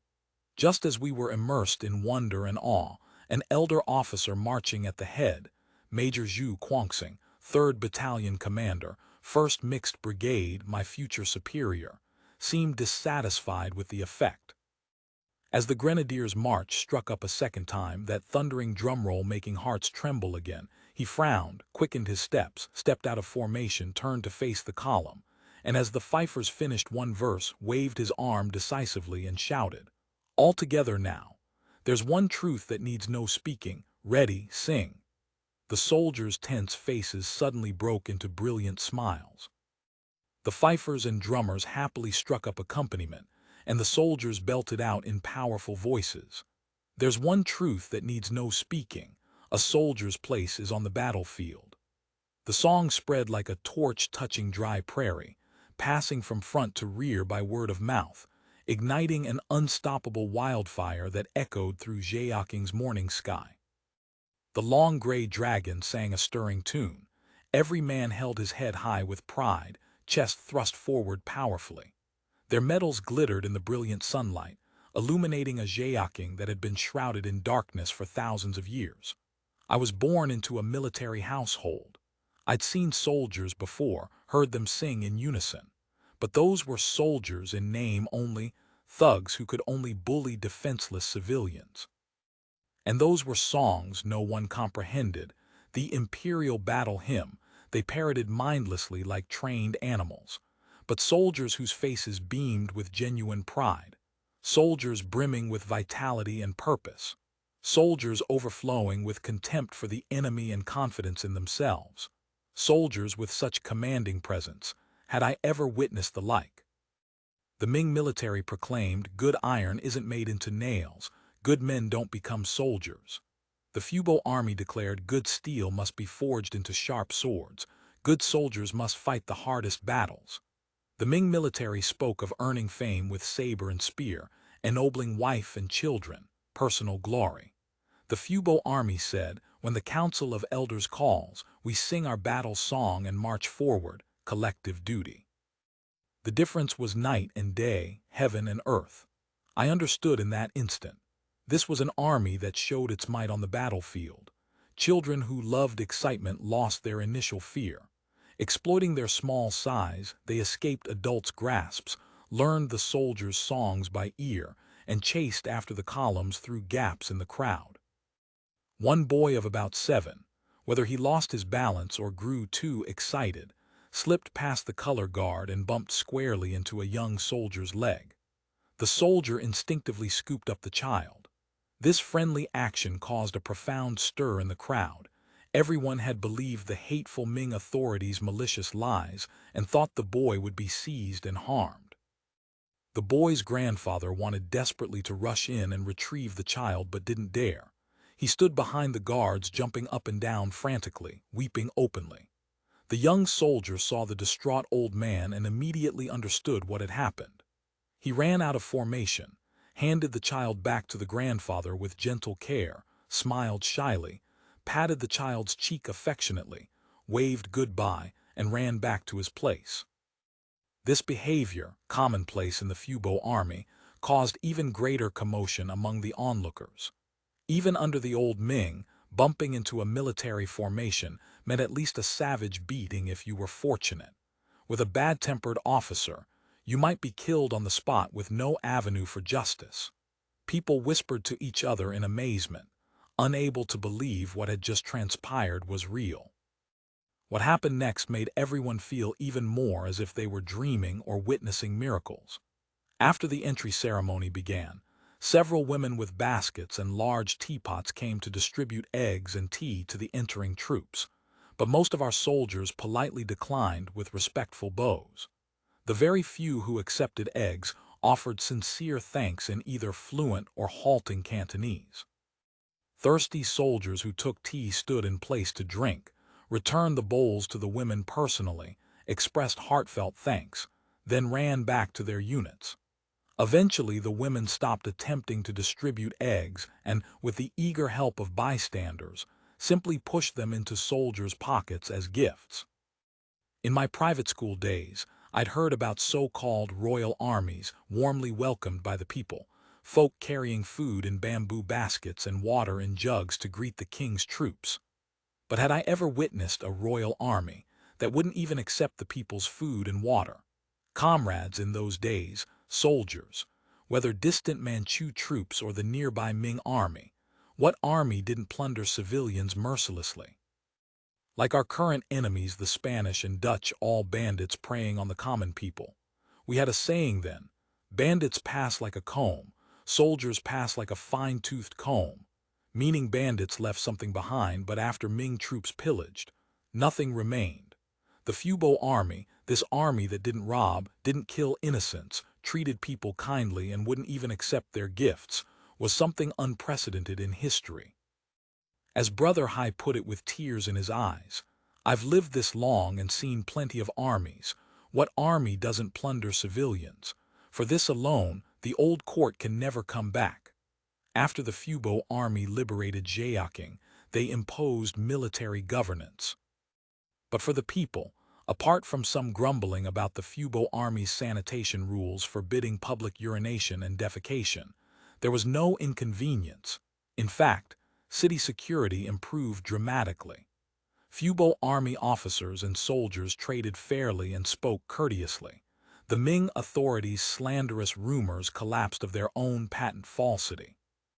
Children pinning colored trinkets to their chests as pretend medals and marching in formation behind patrolling Fubo soldiers became one of Zhaoqing's most charming sights.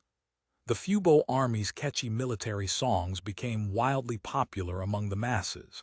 Everywhere one could hear, "I am a soldier, and there's one truth that needs no speaking."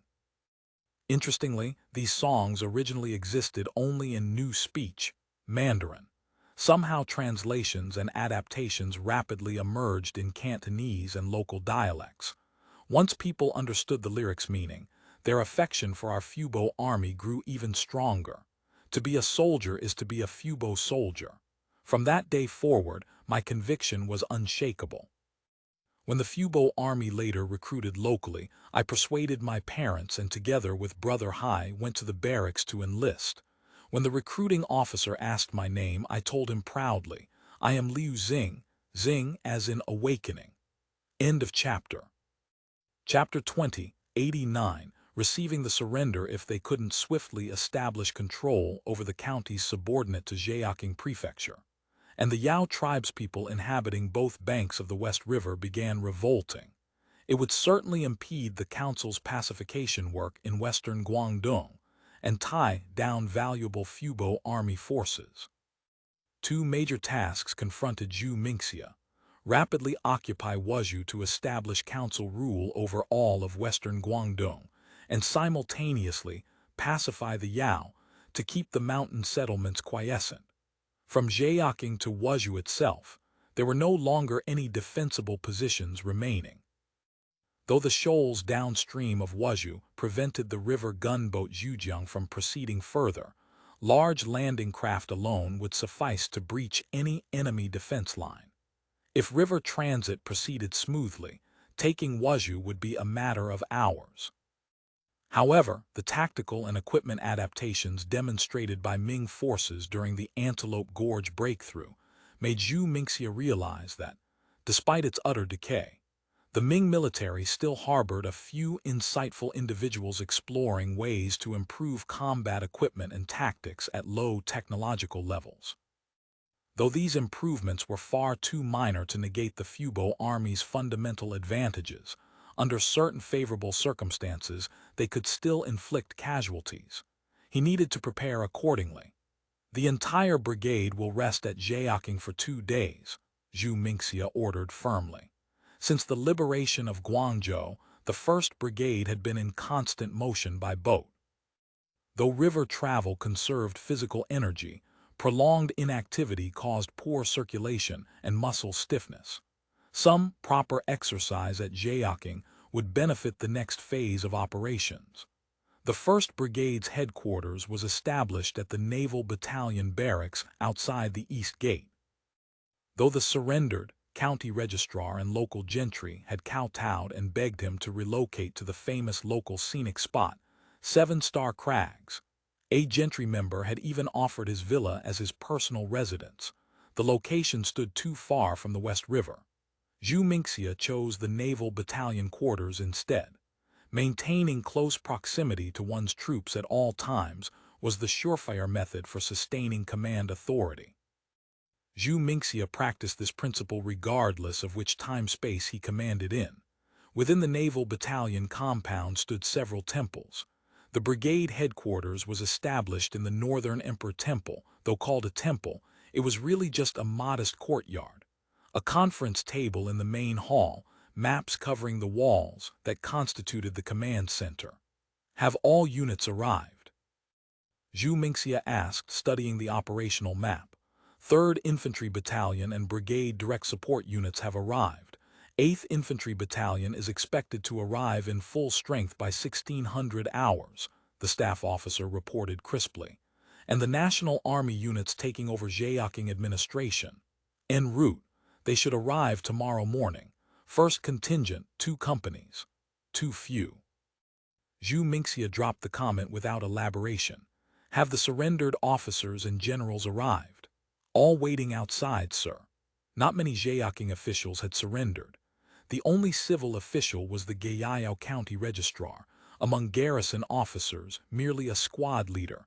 Among guard officers, only a Zhangqi, all minor figures without significant influence. Have them wait in the courtyard. The surrendered officers gathered in the courtyard. Aside from Guiyao County Registrar Lan Rushan, who had surrendered voluntarily through intelligence channels, most had been too low-ranking to qualify for evacuation. When the city fell, unable to escape yet unwilling to die, they surrendered. Guard officers predominated among them. They mostly looked bedraggled, especially the guard officers. After the city fell, the various garrison settlements had erupted in violent riots. Officers with heavy blood debts had mostly been slaughtered by enraged soldiers and civilians. These men had been minor figures, not deeply resented, but many had been beaten and robbed in the chaos. Some had nearly lost their lives. Had the Fubo army not arrived swiftly to restore order, they might not have lived to submit to the song. When Zhu Mingxia appeared on the steps, the civil and military officers led by Lan Rushan were momentarily startled. Zhu Mingxia wasn't wearing a senior officer's dress uniform but standard field fatigues. Except for the peaked cap distinguishing him from enlisted men, he was virtually indistinguishable from the ordinary soldiers standing guard in the courtyard. Colonel Zhu Mingxia, Brigade Commander, 1st Mixed Brigade, Fubo Army. The adjutant announced in a loud, authoritative voice. Only then did the surrendered officers realize this unprepossessing figure was a pirate high official. Lan Rushan stepped forward promptly, leading them in the ceremonial court bow. Zhu Mingxia waved his hand dismissively. No need, everyone rise. Yes, a unified chorus echoed through the courtyard. Your decision to forsake darkness and embrace the light. On behalf of the Council of Elders and the Fubo Army, I extend a warm welcome. Zhu Mingxia stood on the steps without bothering to establish a formal seat of authority. We thank the general's benevolence. Lan Rushan led a deep bow of gratitude. You are? Zhu Mingxia asked directly. This humble official is Lan Rushan, Registrar of Gayao County, formerly of Ming Dynasty Gayao County. Good. I understand you were already one of our comrades, working covertly for the council. Yes. Last year this humble official came over from darkness to serve the council of elders faithfully, Lan Rushan replied respectfully. Good. Zhu Mingxia nodded with satisfaction. I hereby appoint you Deputy County Magistrate of Gayao County, acting in charge of county administration. Yes. Thank you, sir, for this opportunity. Lan Rushan dropped to his knees and knocked his head on the ground 3 times, tears of gratitude streaming down his face. Though the surrendered officers didn't fully comprehend what Deputy County Magistrate meant precisely, they understood it corresponded to something like a County Deputy Magistrate, essentially second in command of the county. For a former registrar, languishing at the very bottom of the official hierarchy, this represented a leap of 3 ranks. Under the Ming system, a registrar rising to county magistrate or deputy magistrate was nearly impossible. Such cases were exceedingly rare exceptions. Since you're acting county head, let me first give you several assignments, Zhu Mingxia said briskly. First, relief and comfort for the people. I've inspected the city. Rioters and bandits have caused some damage. Some homes have been burned. Some people have been robbed of food and property. You must arrange immediate relief. Corpses must be promptly collected and buried. Second, take our cadres and immediately assume control of the prefectural and county administrative offices. Seal the storehouses and archives.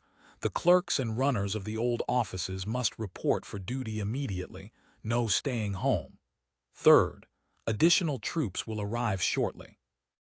Joint logistics transport capacity can't keep pace yet, so you'll coordinate with my logistics officer on provisions. He'll specify exact types and quantities.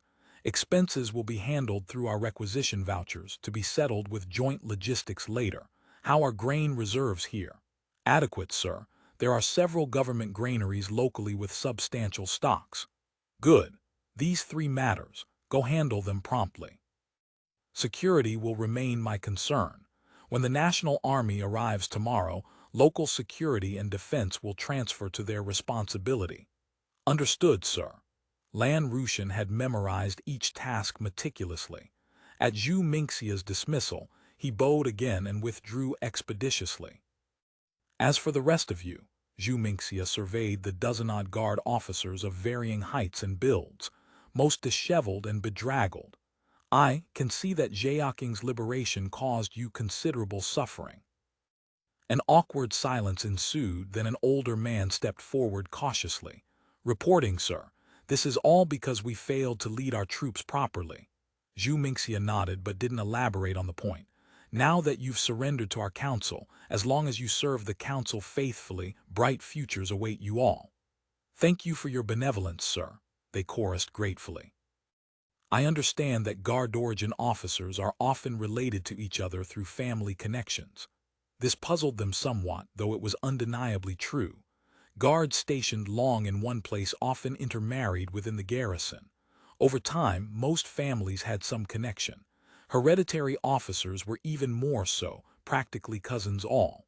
Sir, that's correct. Most garrison households are related in some fashion. So you likely have acquaintances and relatives throughout Zhaoqing Guard's various settlements and camps scattered across the prefecture. Yes, sir. The quicker ones already guessed what Zhu Mingxia was driving at. In that case, I must trouble you with an important mission. Zhu Mingxia signaled an orderly, who brought out a tray piled with official letters.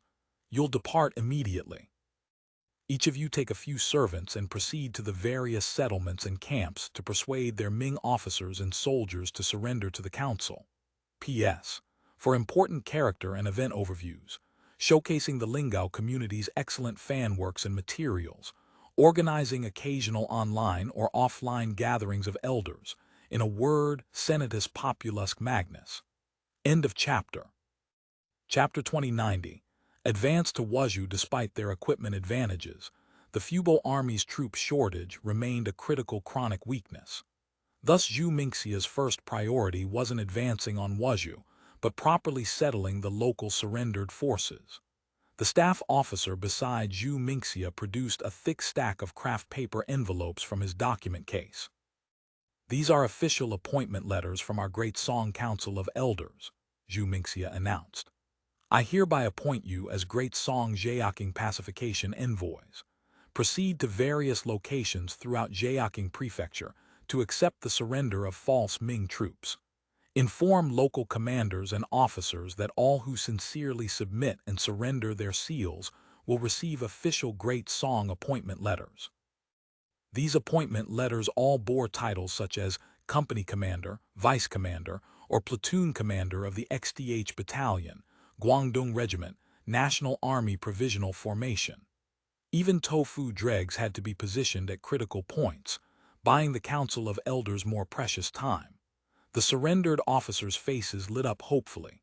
Though accepting surrenders carried some risk, success meant substantial rewards. Particularly since many officers in the local settlements were related by blood, even if the surrender mission failed, they wouldn't forfeit their lives. All who agree to surrender must turn over their false Ming seals and documents and sign loyalty pledges to the Council of Elders. "Yes, sir, we understand."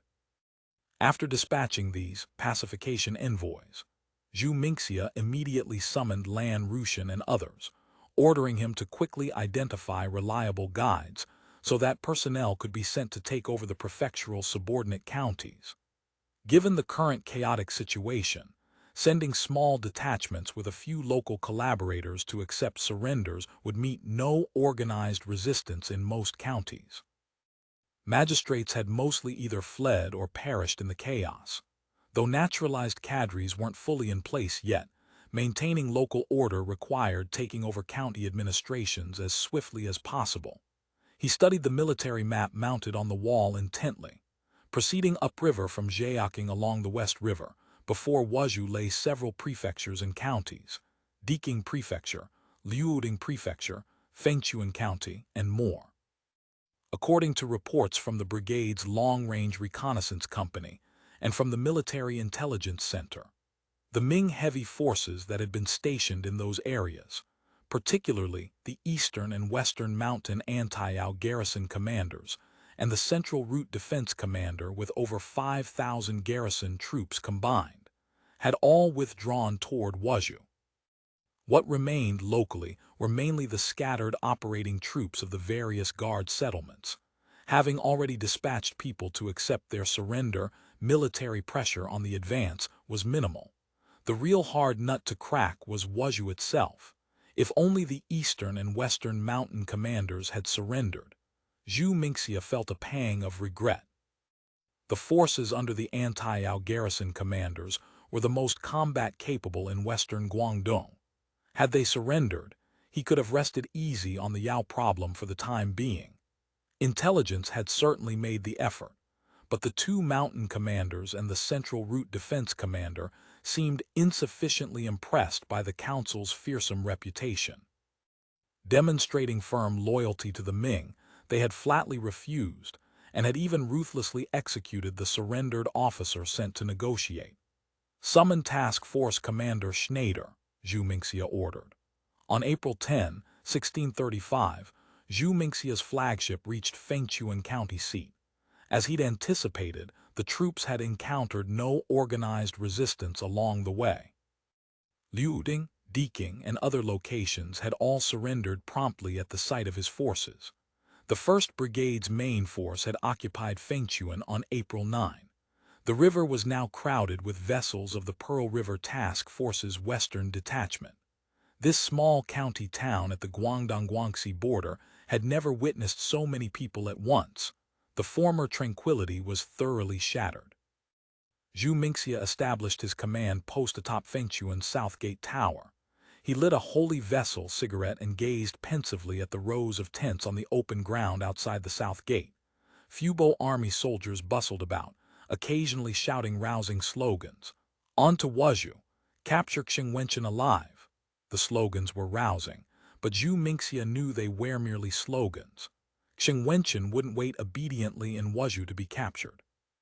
Facing the Fubo army's relentless advance, he might flee to Guilin in a flash. More likely, He'd hold out desperately in Wuzhou to the bitter end, then die when the city fell, a standard governor's martyrdom. Most elders harbored a rather inexplicable sympathy for Qingyun. They felt this governor known for conciliatory policies might share more common ground with the council. If he could survive and become a political consultative committee member or a historian, that would be ideal. Dying like this seemed a genuine pity. Zhu Mingxia had negligible interest in capturing Qingyun alive. What interested him was fighting a decisive annihilation battle at Wuzhou, seizing this crucial strategic node of the two Guangs, and effectively blocking the Ming army's eastern approach. But fighting an annihilation battle proved easier said than done. Military doctrine stated, with 10 times the enemy's strength encircle, with 5 times attack. Yet Zhu Mingxia commanded fewer than 4,000 men. Even counting the sailors of the Pearl River Task Force, he had only 5,000. According to intelligence, Qingyun had already concentrated the Guangdong Antayao Eastern and Western Mountain Garrison commanders, and the Guangxi Zunwu left garrison commanders' forces, totaling over 6,000 garrison troops, at Wuzhou. Additionally, there were approximately 1,000 wolf soldiers from the nearby Zunju Prefecture's tribal chieftains, about 1,000 men from the Wuzhou Naval Battalion, plus local guard troops and hastily organized militia. Qingyun now commanded well over 10,000 men, no longer as easy to deal with as at Zhaoqing. Current force ratio was roughly 2-to-1, not too heavily lopsided. During the second counter-encirclement campaign, the ratio had been over 3-to-1, yet the Fubo army had still prevailed decisively. The problem was that back then the Fubo army had been waiting at ease for an exhausted enemy. Now the situation was reversed. Qingyun's 10,000-plus troops were holed up in Wuzhou, absolutely refusing open battle. According to intelligence from inside Qingyun's staff, his resolve to defend Wuzhou was extremely firm and could not be. He'd first lost Guangzhou, then Zhaoqing. The court hadn't punished him yet, but that didn't mean he was forgiven. Holding Wuzhou was his last chance for redemption. In open battle, Zhu Mingxia wouldn't give a second thought to Qingyun's 10,000 men. For the 1st Mixed Brigade, they were just 10,000 potential corpses or prisoners. The problem was Qingyun's determination to defend the city, relying on Wuzhou's formidable fortifications and surrounding terrain to resist to the end. Since D-Day, the Fubo army had never conducted a single major assault against a heavily fortified major city. The Pearl River estuary breakthrough hadn't aimed to capture Guangzhou, just a rocket demonstration to terrify. As for their advances in Hainan and Guangdong, either insiders opened the gates or defenders lacked will and numbers, and cities had been easily taken. Wuzhou, over 20 kilometers away, would be the first true fortress the Fubo army stormed, a city defended by a substantial, determined garrison. But Zhu Mingxia couldn't estimate how many casualties it would cost to take Wuzhou. Originally, Yaohu, Swimming Tiger, aggressive commander identity, had been slated to command the 1st Mixed Brigade. But Huanan Army Headquarters, considering Yaohu was brave to the point of recklessness and might suffer unacceptable losses at Wuzhou, had made a last-minute switch, swapping Zhu Mingxia and Yaohu's assignments. What headquarters worried about wasn't whether Wuzhou could be taken, but minimizing casualties in the process. Throughout history, siege warfare favored defenders enjoying terrain advantages. No matter how powerful the attackers, facing a heavily fortified city, they'd inevitably suffer severe setbacks.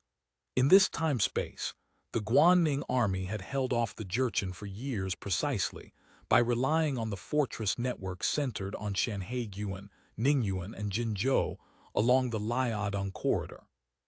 Facing a well-prepared fortress, if rapid capture proved impossible, a prolonged siege would not only cause mounting casualties but also tie down substantial combat strength. This was exactly what Huanan army wanted to avoid at all costs. He carefully studied Wuzhou's terrain on the map. From the map's details, Wuzhou's geography wasn't overly complicated. The city backed mountains and faced water. Wuzhouers nicknamed their city Mountain City, essentially formed from West River alluvial flats and gentle slopes at mountain bases. Surrounded by hills, it had probably grown organically from foothill villages over centuries. Taking the water route from Fengchuan led directly to the present urban area. In cold weapons-era conditions, completely encircling it would indeed prove difficult, especially cutting it off entirely.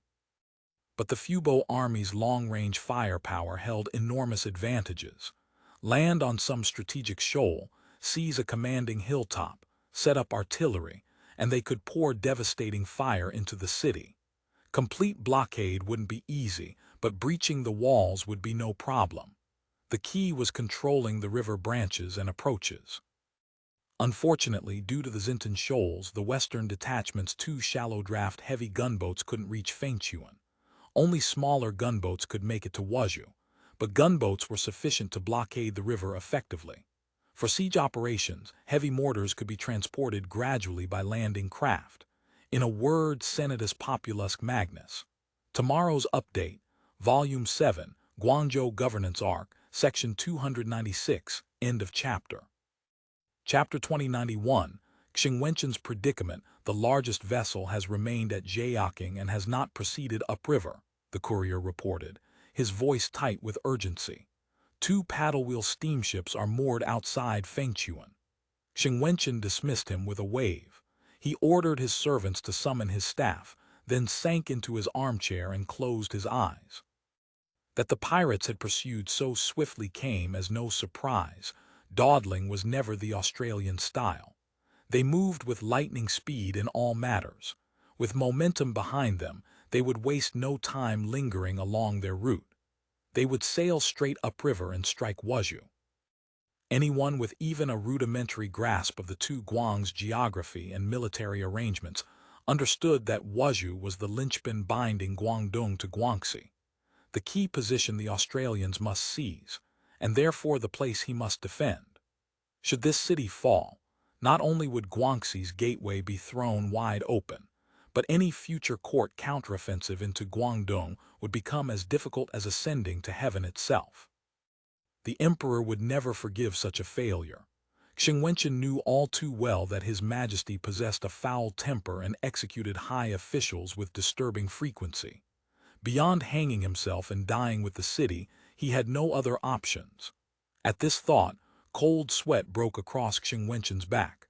Time was slipping away. He must devise a plan, and quickly. Since the pirates had taken Guangzhou, he dispatched agents to the capital laden with gold and silver to lavish upon court grandees. This extravagance served 2 purposes. First, to buy himself time, ideally, a transfer out of this nightmare posting. Second, to gauge the court's attitude toward the pirates and determine whether his conciliation strategy faced insurmountable obstacles. The endeavor had already cost him enormous sums, not that he was unattached to money. During his tenure as Fujian governor, he'd accepted massive bribes from Zhang Zhilong, but compared to his official cap and his very life, money meant nothing. Keep the cap, and gold and silver would flow in again naturally enough. Wenchans neither wanted to fight nor possessed any talent for it. As Fujian governor, he'd pacified Zhang Zhilong through negotiation and largesse. Later, as governor-general of the 2 Guangs, the court had expected him to perform the same miracle with Liu Xiong and those pirates based at Lingao. The court had cast Wenchans as the capable minister who could pacify the tumultuous Fujian-Guangdong coastal waters, but this mission far exceeded his abilities. The likes of Zhang Zhilong, Liu Xiong, even the Portuguese, these sea raiders who dominated the Fujian-Guangdong waters were, for the Ming, merely skin ailments. This judgment wasn't entirely wrong, for what these factions sought was only wealth, but the Australians, like the Jurchens before them, had proclaimed their own dynasty name, transforming themselves into an enemy state. Conciliation had always been premised on a balance of power. Wenchans had pacified Zhang Zhilong by leveraging all of Fujian's fiscal resources and military might. Though Zhang Zhilong ruled the seas of Fujian and Guangdong, he lacked the strength to conquer Fujian province itself. Accepting pacification had been his wisest choice, and thus Zhang became Xiong's chess piece, his enforcer on the waters. Xiong had been more than happy to supply and bolster this particular enforcer. He had managed to win over Zhang Zhilong, but he could not win over the Australians. They weren't Central Plains natives. They possessed neither hometown sentiments nor local ties. He couldn't appeal to feelings of native place. As for wealth, they were already rich as nations. Even the two Guangs' entire fiscal reserves couldn't match their coffers. As for ceding territory, their appetites were far greater than Zhang Zhilong's, who'd been satisfied with controlling Jiangsu Bay and its lucrative trade. What price could he, Xiong Wenchans, possibly offer to make these Australians accept peaceful pacification? The only thing that could bring the pirates to the negotiating table was a victory on the battlefield. But such a victory was easier dreamed of than achieved. He understood the situation with perfect clarity. Whether in open battle or defending a fortress, government forces were simply no match for the pirates. Even with his current superiority in numbers, he had precious few chances of winning. Some among his staff and officers held optimistic views, believing Wuzhou's walls were formidable, provisions ample, and the garrison of over 10,000 men, backed by all of Guangxi's resources, could hold out for a year or more provided court funding arrived on schedule. Others advocated the opposite course entirely, adamantly opposing any defense of the city.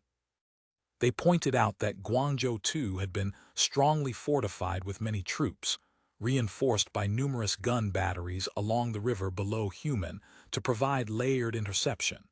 Yet in the end, none of it had stopped the pirates from reaching the city walls. Their proposal was to abandon Wuzhou immediately and retreat to Guilin. Neither argument struck him as reliable. "Master, the gentlemen have arrived," his attendant whispered, interrupting his brooding. "They await your pleasure." Xiong Wenchans opened his eyes. "Show them in." His staff was large and varied, but this was a council of war. Sycophants and shameless flatterers weren't welcome. Only those with genuine strategic and military ability had been summoned. As the staff entered the hall and prepared to offer formal bows, Xiong Wenchans coughed and waved the courtesy aside.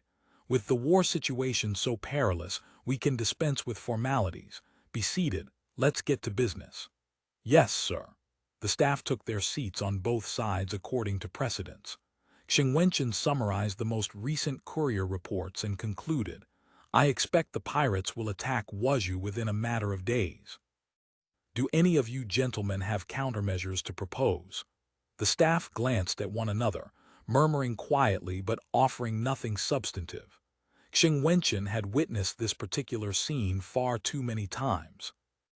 Even when they did venture advice, there was nothing new.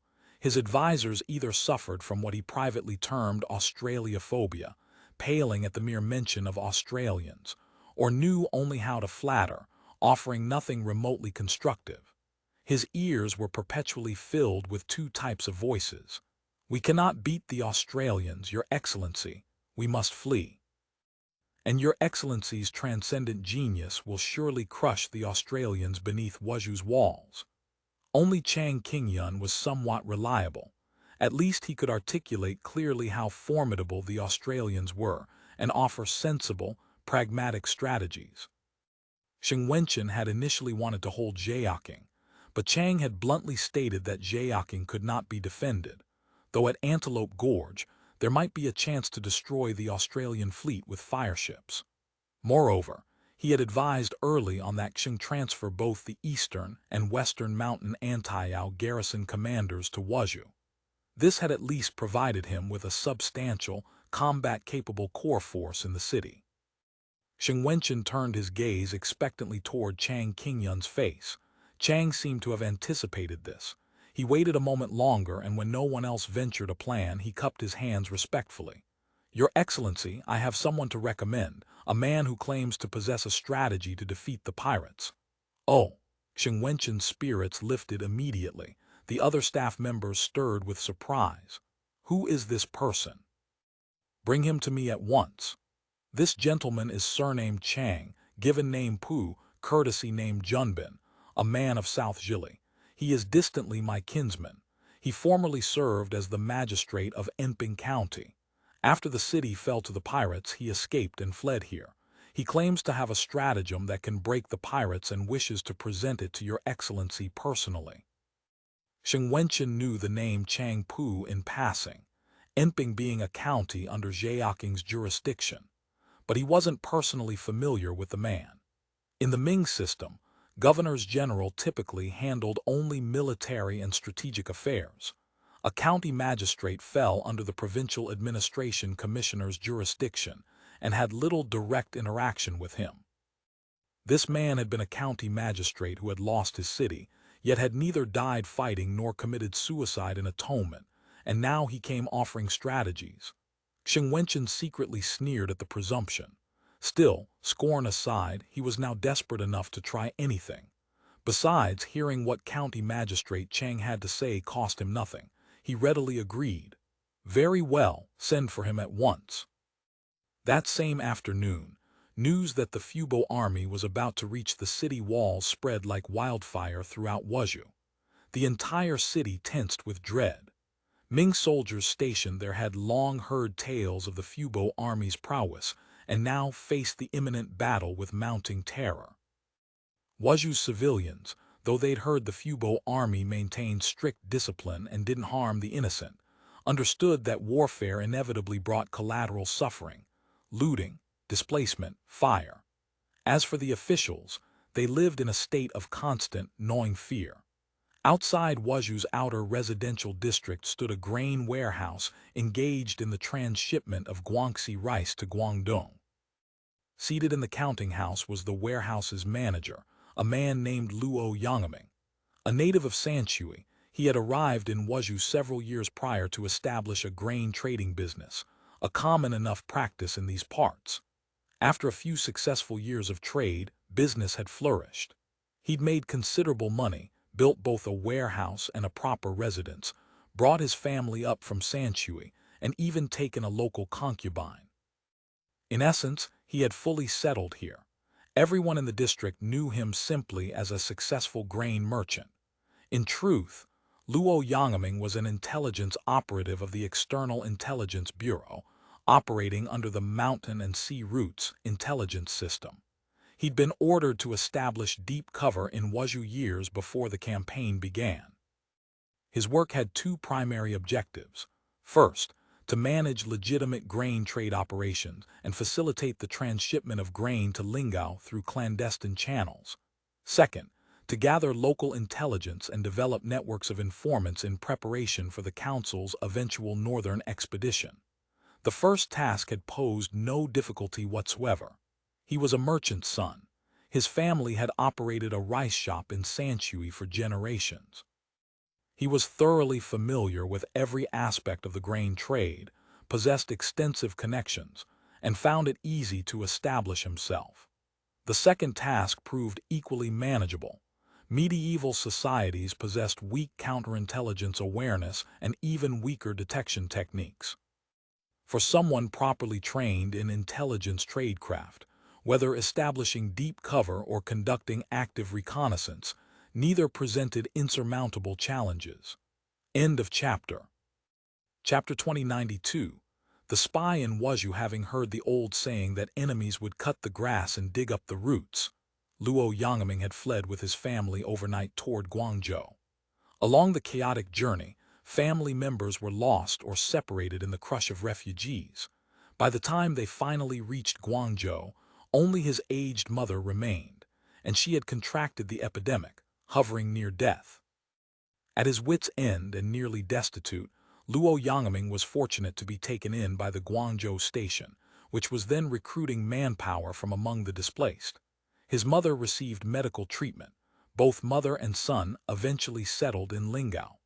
Luo Yangming was literate, having studied for several years and helped his father manage their rice shop. Fresh out of the quarantine camp, he caught the attention of several departments. Ultimately, he was selected to work at the Foreign Trade Committee, where he served for a year.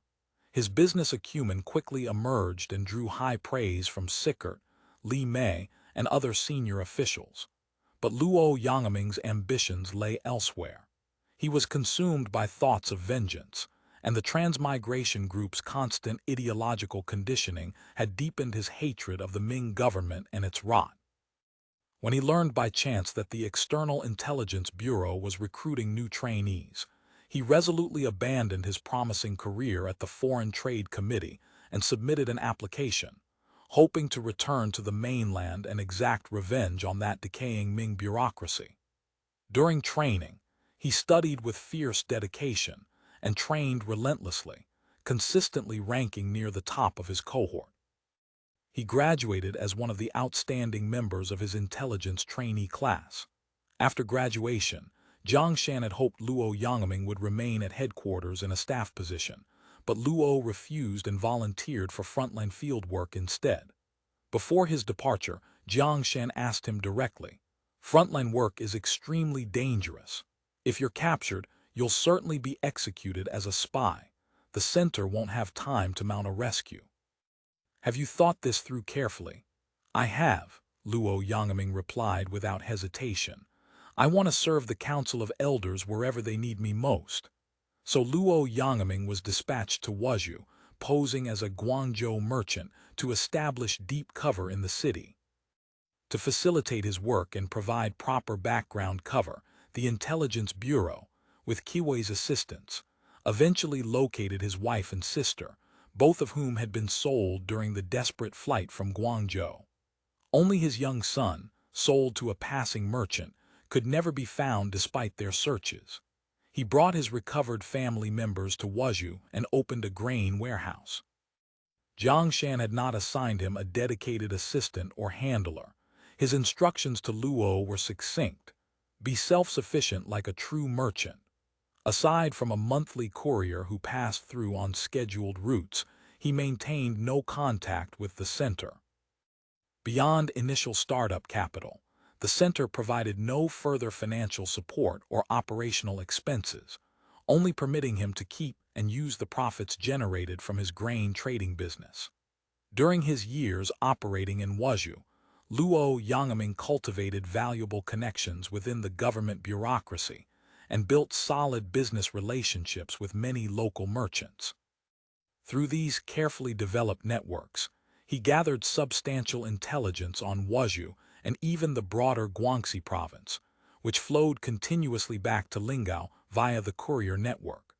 For his achievements in intelligence collection and network development, Luo Yangming had received multiple commendations from the External Intelligence Bureau. About 10 days ago, he had received new instructions via courier. The Fubo army would soon launch major operations against Wuzhou. He should prioritize his personal safety and that of his family. The instructions added that if the situation became critical, he was authorized to evacuate from Wuzhou to the surrounding countryside temporarily. After Wuzhou's liberation, he should return to the city immediately and contact the Fubo Army's Joint Logistics Department, arranging to supply the grain in his warehouse for military provisions. This would be his final assignment in Wuzhou before returning to regular service. He had no intention of abandoning the city. After all, his entire business and home were here. If he fled to the countryside, looters might take advantage of the confusion during the city's capture, causing catastrophic losses he couldn't possibly explain to the center. Moreover, his family consisted mostly of women and children. There was no suitable safe refuge in the war-torn countryside. They'd be even more vulnerable to rural bandits and deserters out there than staying put in the city. The Fubo army rarely conducted prolonged sieges. Typically, they took a city in anywhere from half a day to a single day. He simply needed to wait calmly inside the city for them to arrive and restore order. He returned to reviewing his accounts, calculating receivables and payables, double-checking the warehouse's cash reserves and grain inventory figures. Though he had managed this grain business successfully for years, building it from nothing into a thriving enterprise, it remained the council's property. In another 10 days or so, he would hand it over completely to the council's logistics apparatus. His wives and sister probably didn't realize this entire estate wasn't actually his own. He thought back to when he'd finally recovered his wife from bondage, how after they'd embraced and wept together with relief and joy, her face had lit up with delight when she saw the apparent fortune he'd supposedly earned through his own talents. If she knew the truth, that none of it truly belonged to him, what expression would cross her face then? As for what he would do after returning the business to the council, Luo Yangming had never seriously considered. Perhaps they'd assign him back to a commercial department somewhere. He understood the Intelligence Bureau's personnel principles with perfect clarity. Once an operative's cover had been used in the field, even if their identity wasn't blown or compromised, they would never be deployed in the same capacity a second time. It was simply too risky. Just then, a woman's voice came softly from just outside the counting room door. "Master, master," it sounded like his wife. Luo Yangming glanced up from his ledgers. "What is it? Come in and speak." Through the door walked a young woman of about 27 or 28, her hair done up in a paugia bun, face lightly powdered in the modest style of merchant wives. She wore a lotus-pink narrow-sleeved vest over a patterned, plain-colored long skirt, both garments already showing considerable wear. Her features weren't particularly striking, but she possessed regular features, fair skin, and a certain quiet attractiveness. His wife was surnamed Ding, known as Atao. Her birth family had been small merchants in Sanshui, now long since ruined by war and displacement. During their desperate flight years ago, short on travel money and facing starvation, Luo had been forced to pawn her to a wealthy household as a secondary wife. Though he'd later redeemed her when his fortunes improved, she'd already borne a child while in that household.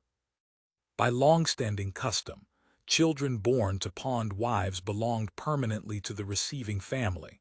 When the pawn term expired or the woman was redeemed, she couldn't take her children with her. She longed ceaselessly for the child she'd borne while pawned, and remained haunted by that shameful period of belonging to another man.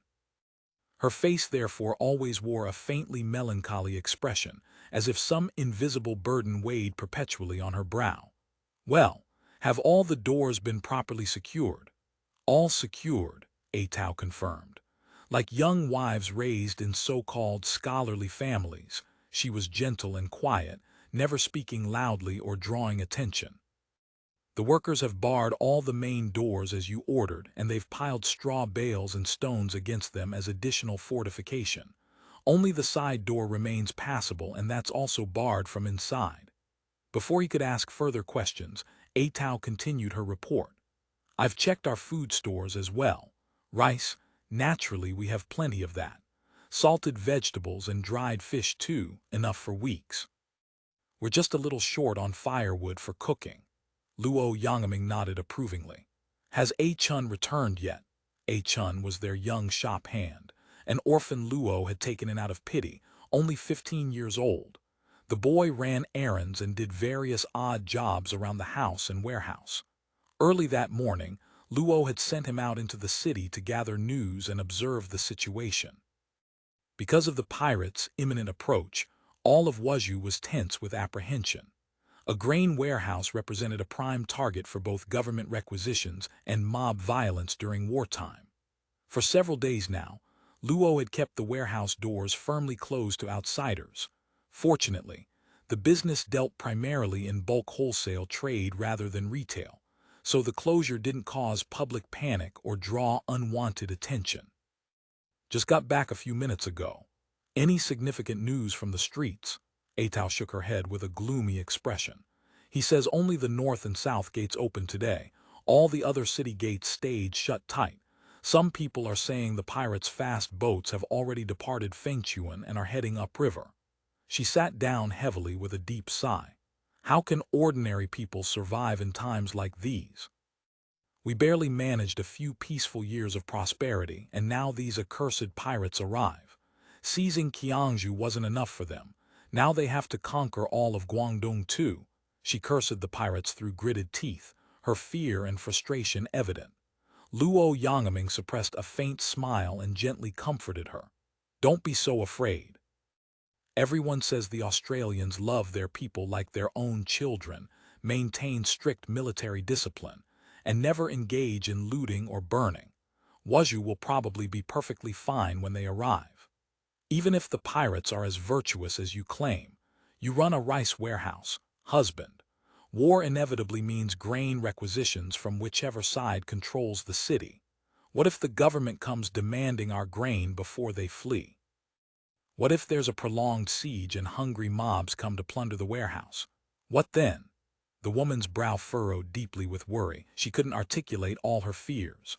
Her concerns were perfectly reasonable for an ordinary merchant's wife, but for Luo Yangming, who knew the operational timetable, none of these scenarios posed genuine threats.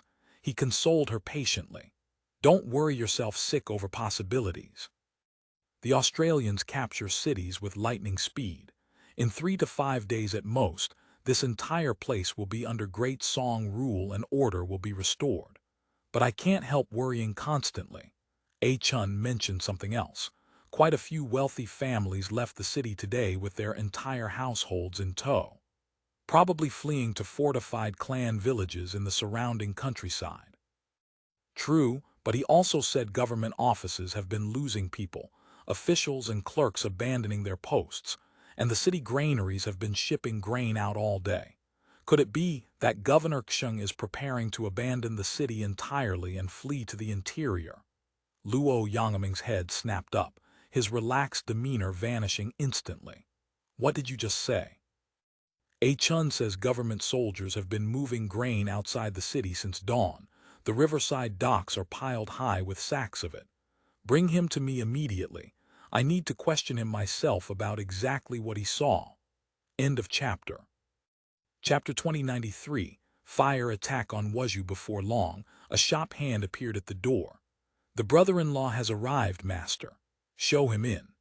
This brother-in-law wasn't his wife's sibling, but rather the brother of the concubine Luo had taken after settling in Wuzhou, a minor boss among the dock porters, a local tough with useful connections. Luo Yangming had taken the man's sister as a concubine partly to exploit precisely this sort of relationship with someone who could get things done anywhere. The brother-in-law was surnamed Wen, nicknamed Iron Head. According to local lore, during a brutal dock turf war years ago, he'd taken a blade straight to the skull, blood streaming down his face, yet kept swinging his cudgel with murderous intent anyway. That incident had earned him his fearsome reputation. Now he commanded over 30 porters and ranked as one of Wuzhou's somewhat notable hard men. Wen Taidu stood short in stature, but had developed a powerful, compact physique from years of brutal dock labor. He'd clearly arrived in great haste. His short jacket was covered in dust and bits of straw. Luo Yangming invited him to sit. Wen Taidu waved the courtesy aside dismissively and simply asked for tea. Chun, bring tea, Luo Yangming called out quickly. No need for the good stuff. Wen Taidu shook his head impatiently. I'm parched from running, can't drink scalding hot tea. You've got that lukewarm tea for the servants, right? Just bring me a big bowl of that. They brought a large ceramic bowl of cooled tea. Wen Taidu seized it and drained it clean in long gulps, then glanced around carefully. Seeing no one else present in the room, he leaned forward and whispered urgently, "Brother-in-law, there's serious trouble brewing." Luo Yangming felt his pulse quicken. What's happened? Wen Taidu lowered his voice to barely above a murmur. Brother-in-law, do you know exactly what's been getting shipped out through the docks these past few days? Word is, besides the official granaries being emptied, it's the high official's private property going out by the boatload.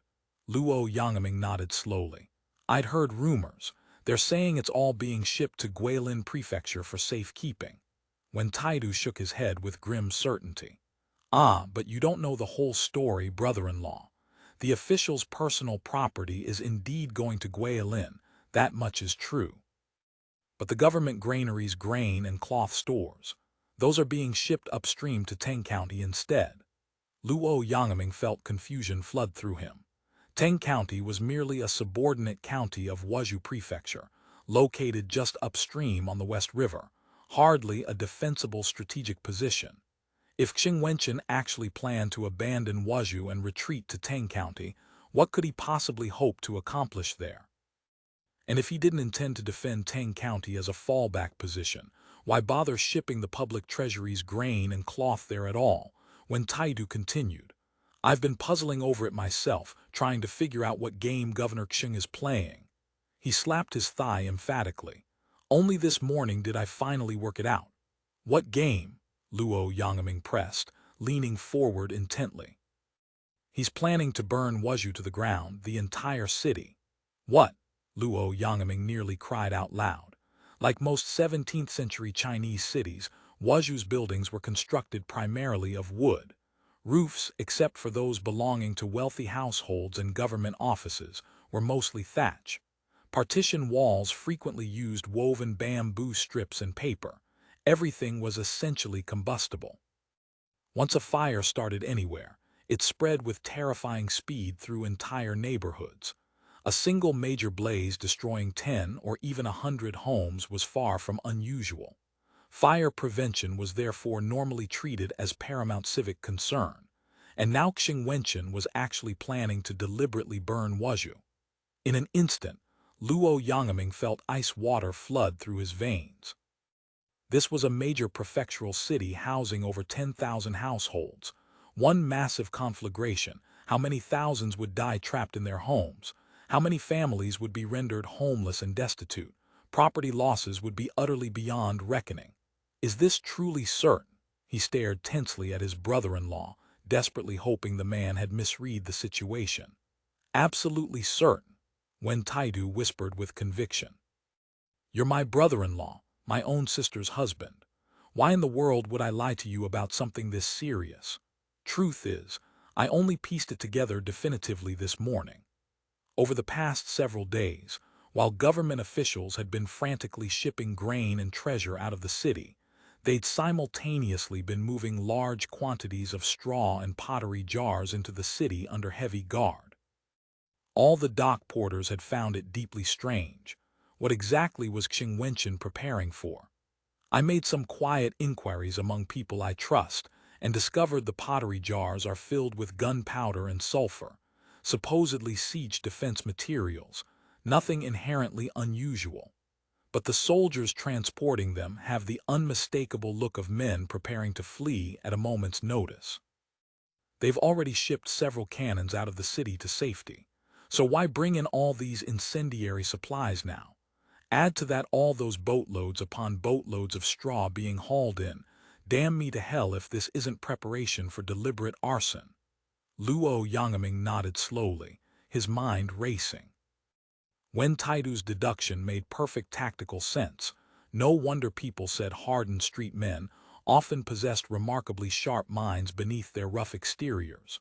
Wen Taidu wasn't finished. Because of all this suspicious activity, my curiosity got the better of me. You know I'm on friendly drinking terms with Liu the clerk from the county Yaman's military affairs room, so I went to squeeze information out of him. At first the old bastard hemmed and hawed and wouldn't say anything concrete, but when I pressed him harder and reminded him of certain favors owed, he finally dropped a significant hint. The wise man doesn't stand beneath a crumbling wall. Then I did some more discreet poking around the alley behind the Yamen and discovered something chilling. Plenty of minor officials and clerks have already taken their entire families and quietly fled the city. Damn them all, they've kept the common folk completely in the dark about what's coming. He paused to catch his breath. That's why I came straight here to warn you. While the gates are still open during daylight, get your family out to the countryside immediately to wait things out in safety. Otherwise you'll be trapped inside the city, and once they light it all up, you can cry out to heaven or prostrate yourself before earth and no one will answer. After Wen Taidu departed, Luo Yangming paced the counting room in agitated circles, his mind churning. There could be no doubt about it. Wenchans was plotting something catastrophic. Based on his brother-in-law's account and his own intelligence training, Xiong very likely intended to use Wuzhou itself as a gigantic trap, luring the Fubo army's main force deep into the city. then setting the entire urban area ablaze in a massive conflagration. This tactic was ancient, documented in countless military chronicles. That Qingyun, cornered and desperate, might resort to such extreme measures wasn't particularly surprising from a strategic standpoint. But this intelligence meant the Fubo army was advancing into serious, unanticipated danger. He had to get this critical intelligence out to them immediately. His standard intelligence transmissions went through the established courier network. Because Wuzhou hadn't been designated a priority intelligence collection area before the campaign, couriers had visited only once monthly in the past. After the Guangdong offensive commenced, that frequency had increased somewhat to once weekly. But only 3 days had passed since the last scheduled courier visit. Once the Fubo army's main force actually reached the city walls, the gates would certainly be sealed shut, and no courier could possibly get through. He wasn't even confident the courier would risk approaching the city in 4 days given the military situation. His only viable option now was exactly what Wen Taidu had suggested: leave the city immediately with his family. Once safely outside the walls, he'd have a fighting chance to make his way directly to the Fubo army's forward camp and report his critical intelligence to the commanding officers in person. But leaving the city required somewhere safe to go. Luo Yangming owned no farm property outside the walls where his family could shelter. Wen Taidu's own family home was technically outside the city, true, but located right at the busy riverside docks, itself a major danger zone during any siege. After considerable thought, he recalled that his warehouse manager's ancestral home was located in the mountains some 20 li north of the city, in a small village. He'd already temporarily dismissed all his local workers several days ago as a precaution. It would be far better to take his family and seek refuge there until the situation clarified. His mind made up, he moved immediately toward the door to call for someone to begin preparations.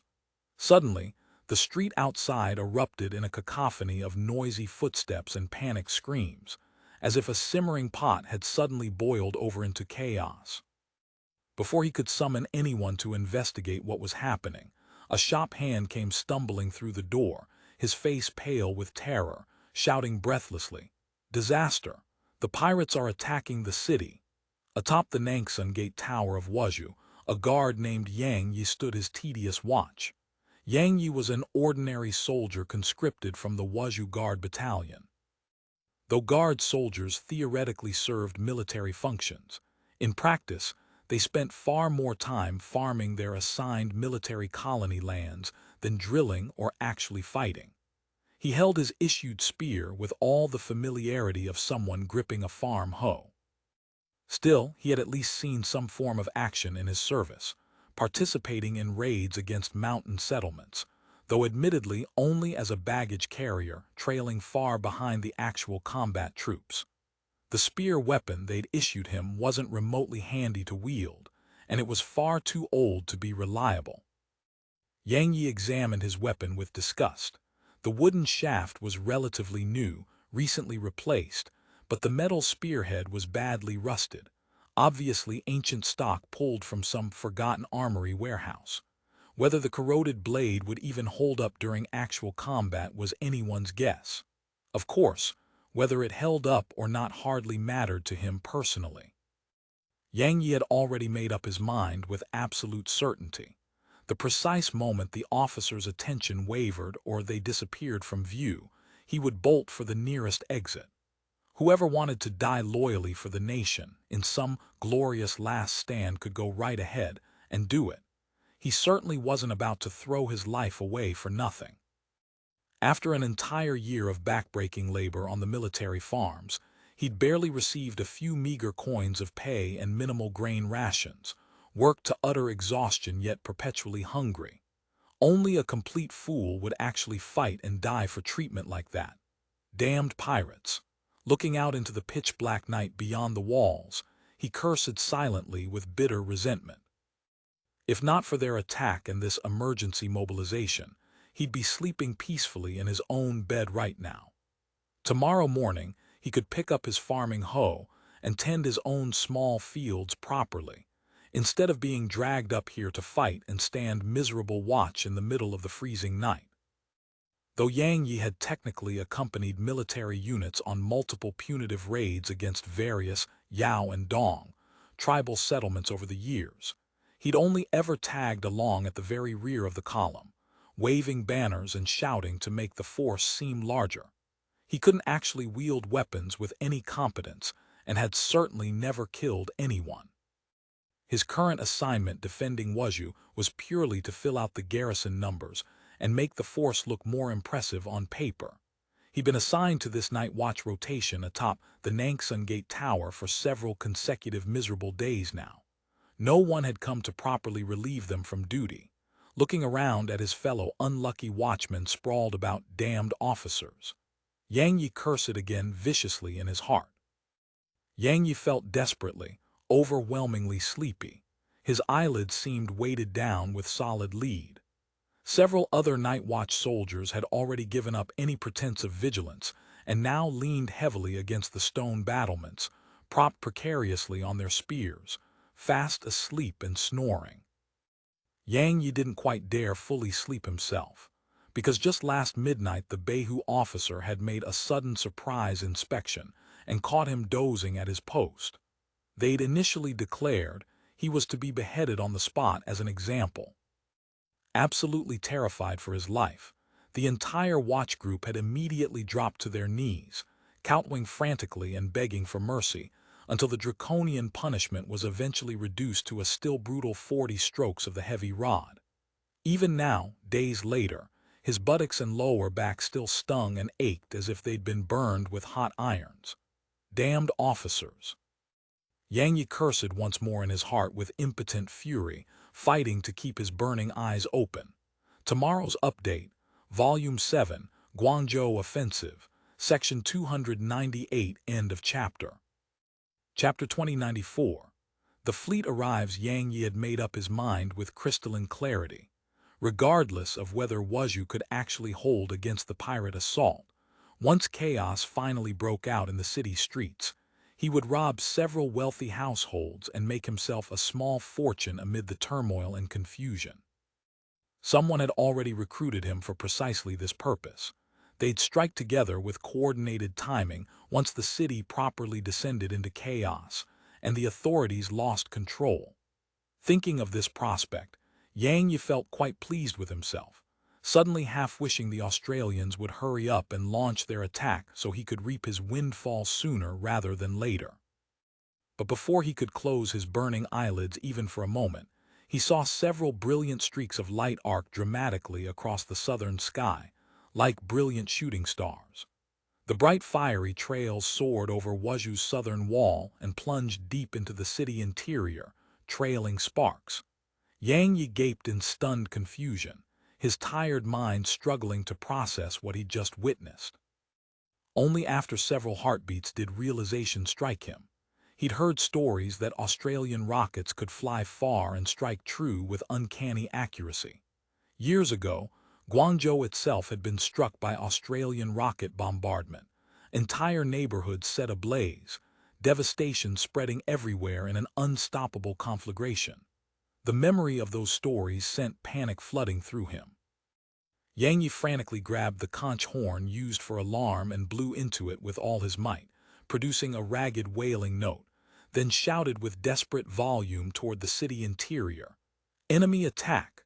The pirates are here!" At his roaring cry, alarm gongs and drums thundered across the night sky from multiple directions. Lanterns and torches flared to sudden life everywhere throughout the city amid rising panicked voices and the tramping of running feet. The Australians had finally arrived. In the pre-dawn darkness of April 12, under the concealing cover of night, Schneider led the Pearl River Advance Squadron's western detachment onto the West River waters immediately south of Wuzhou.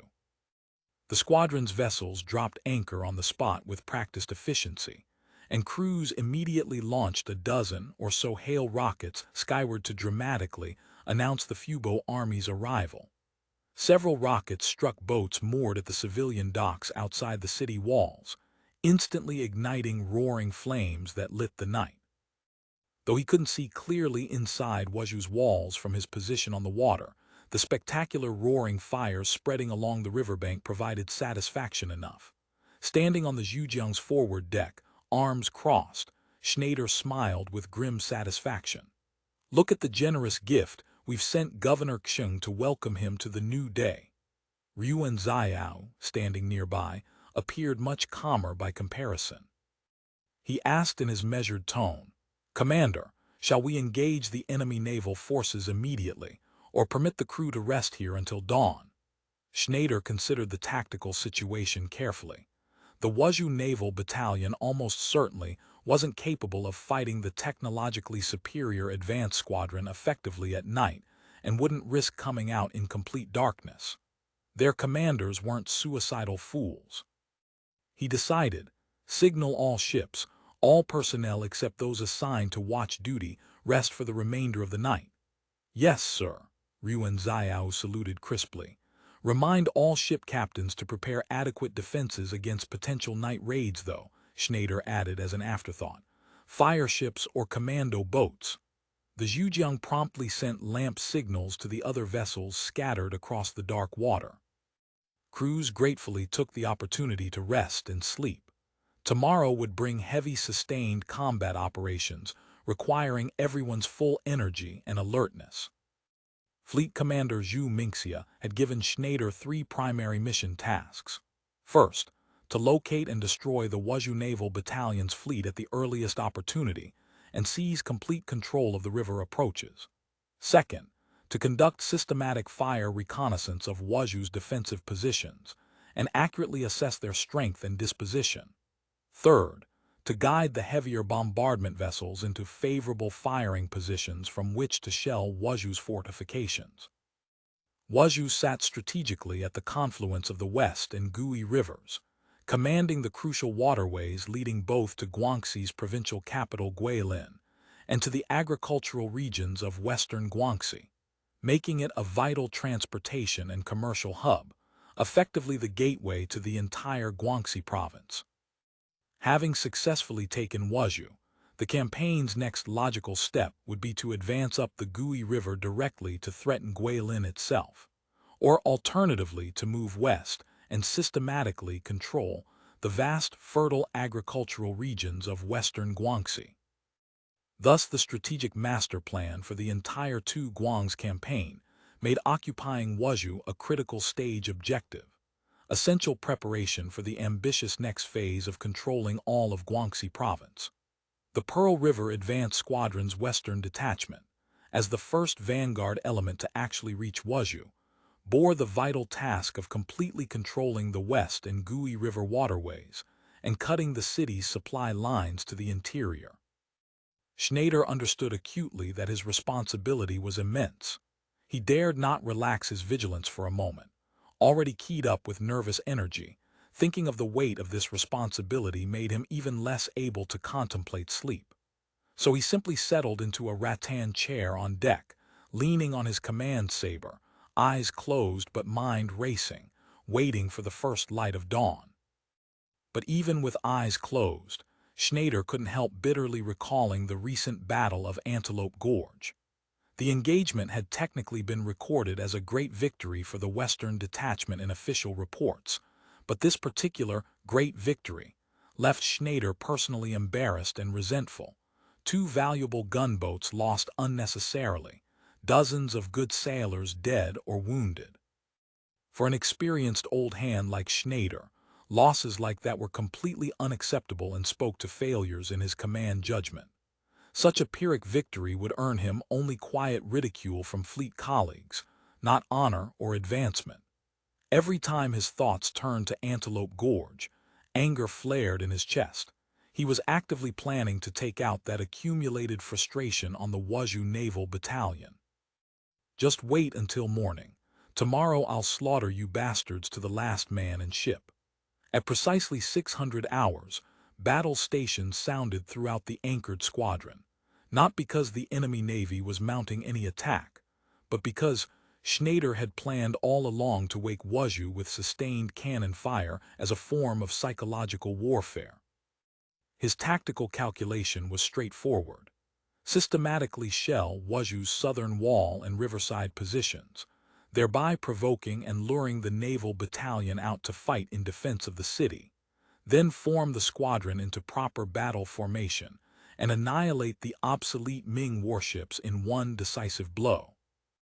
But as he confidently sailed the squadron farther up the West River toward optimal firing positions, Schneider found himself utterly dumbfounded. Not only were there no naval battalion warships visible anywhere, there wasn't even a single civilian sampan on the water. The entire river surface stretched completely empty in both directions. No vessels whatsoever were moored at the extensive docks lining either bank. Probably the naval battalion simply won't venture out this early in the morning. Schneider consoled himself, forcing confidence into the thought. Then an hour passed with no sign of activity.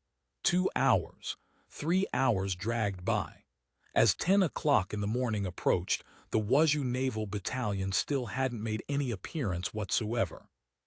The multiple reconnaissance boats he'd sent ranging up and down the river were now returning with identical frustrating reports. No boats of any kind within nearly 10 kilometers along the West River in either direction. Something abnormal is definitely afoot here. Schneider's tactical instincts immediately suggested FireShips. It seemed highly probable the enemy planned to repeat their old desperate trick from previous engagements.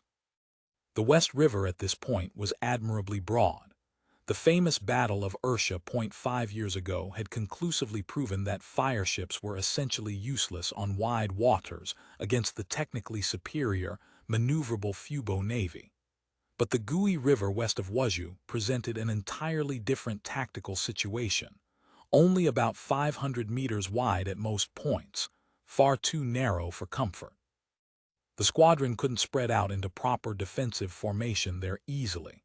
Concentrated together, they'd become sitting ducks for masses of FireShips.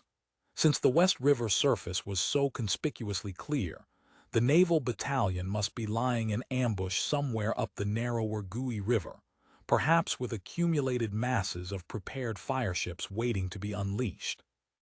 Yet the reconnaissance boats he'd promptly dispatched to scout the Gui River soon returned to report with equal bewilderment. No enemy vessels visible there either. The river appeared completely abandoned. What the hell?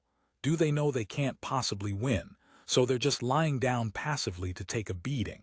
Schneider muttered in genuine puzzlement, then decided to force a response. Fire several ranging shells at Wuzhou's defenses first. Let's see if we can wake somebody up in there.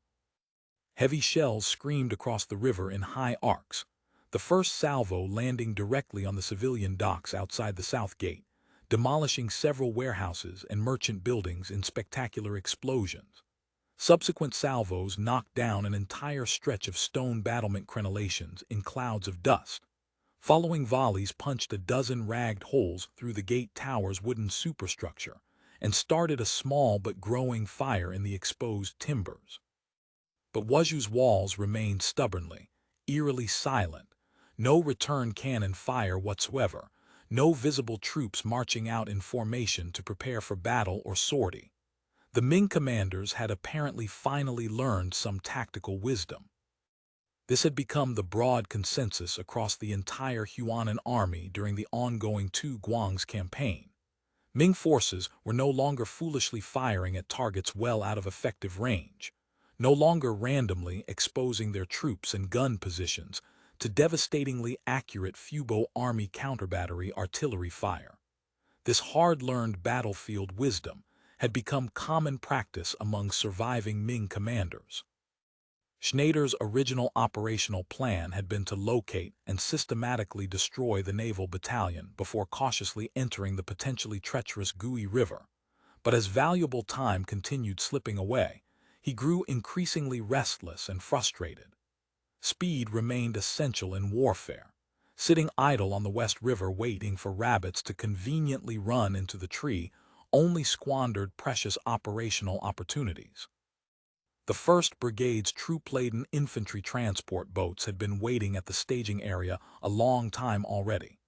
If he didn't commence full-scale battle operations soon, he'd not only fail to achieve his assigned mission objectives, the professional shame and career damage would be his alone to bear. The Gui River presented far from ideal tactical terrain.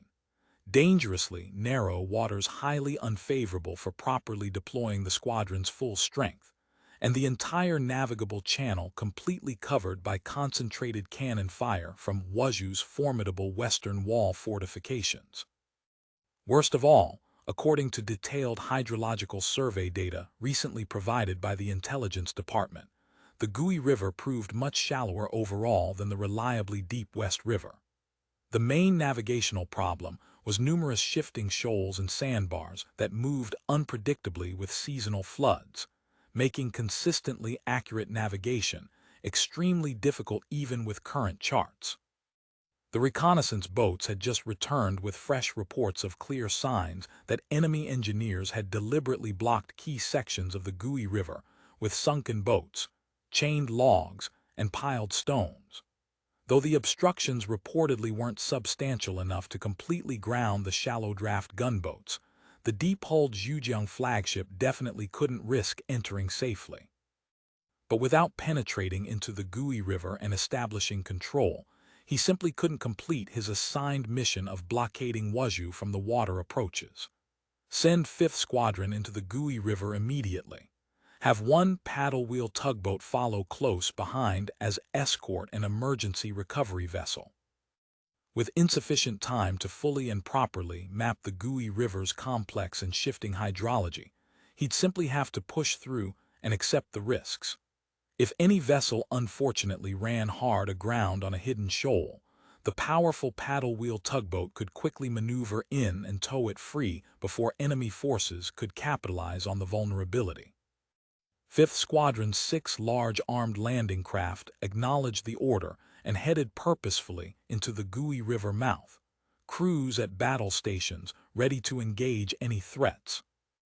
The ships quickly spotted the signal flags flying from the Zheoqing's mainmast and, executing the predetermined Plan B formation, advanced cautiously in 2 parallel columns with the tugboat bringing up the rear, sailing as grandly as conditions permitted into the uncertain waters of the Gui River. All vessels maintain maximum lookout. Watch for obstructions, the signal flags ordered. The 2 lead gunboats formed a protective angled formation, with the capable Boat 38 taking point at the very front. Boat 38's captain, newly promoted Ensign Yan Yaokai, had only recently received his commission. Given the honor of leading the advance, he was maintaining the highest possible state of alert. Not that Ensign Yan was being overly cautious by temperament.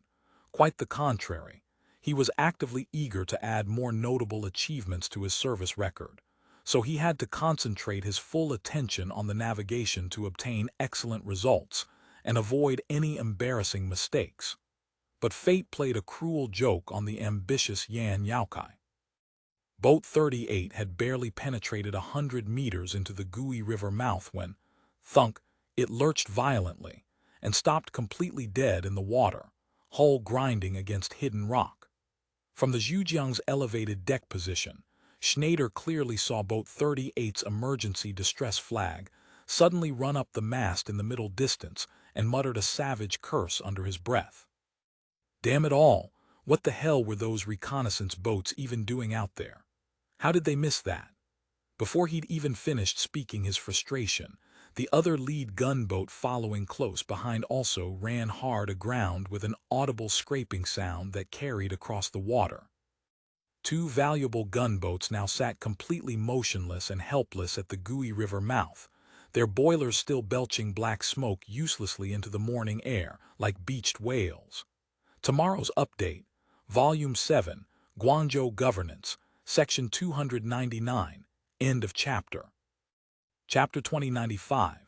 The intelligence warning of the Pearl River's 3 major tributary systems. The West River system boasted the largest watershed and most extensive network of branches. Most rivers coursing through Guangxi province were either tributaries or main channels of this vast West River system, which meant that controlling the West River effectively meant controlling the strategic heart of Guangxi itself. Of course, to truly dominate the entire sprawling West River system, the Pearl River Task Force's Western Detachment's current size and strength were woefully insufficient. For now, they could only reasonably settle for seizing and holding Wuzhou, this absolutely critical chokepoint for regional waterway traffic. Originally, Schneider had confidently hoped that one concentrated barrage of cannon fire followed by one determined infantry charge would be sufficient to take Wuzhou. They'd fought and won plenty of such straightforward sieges along their victorious route upriver.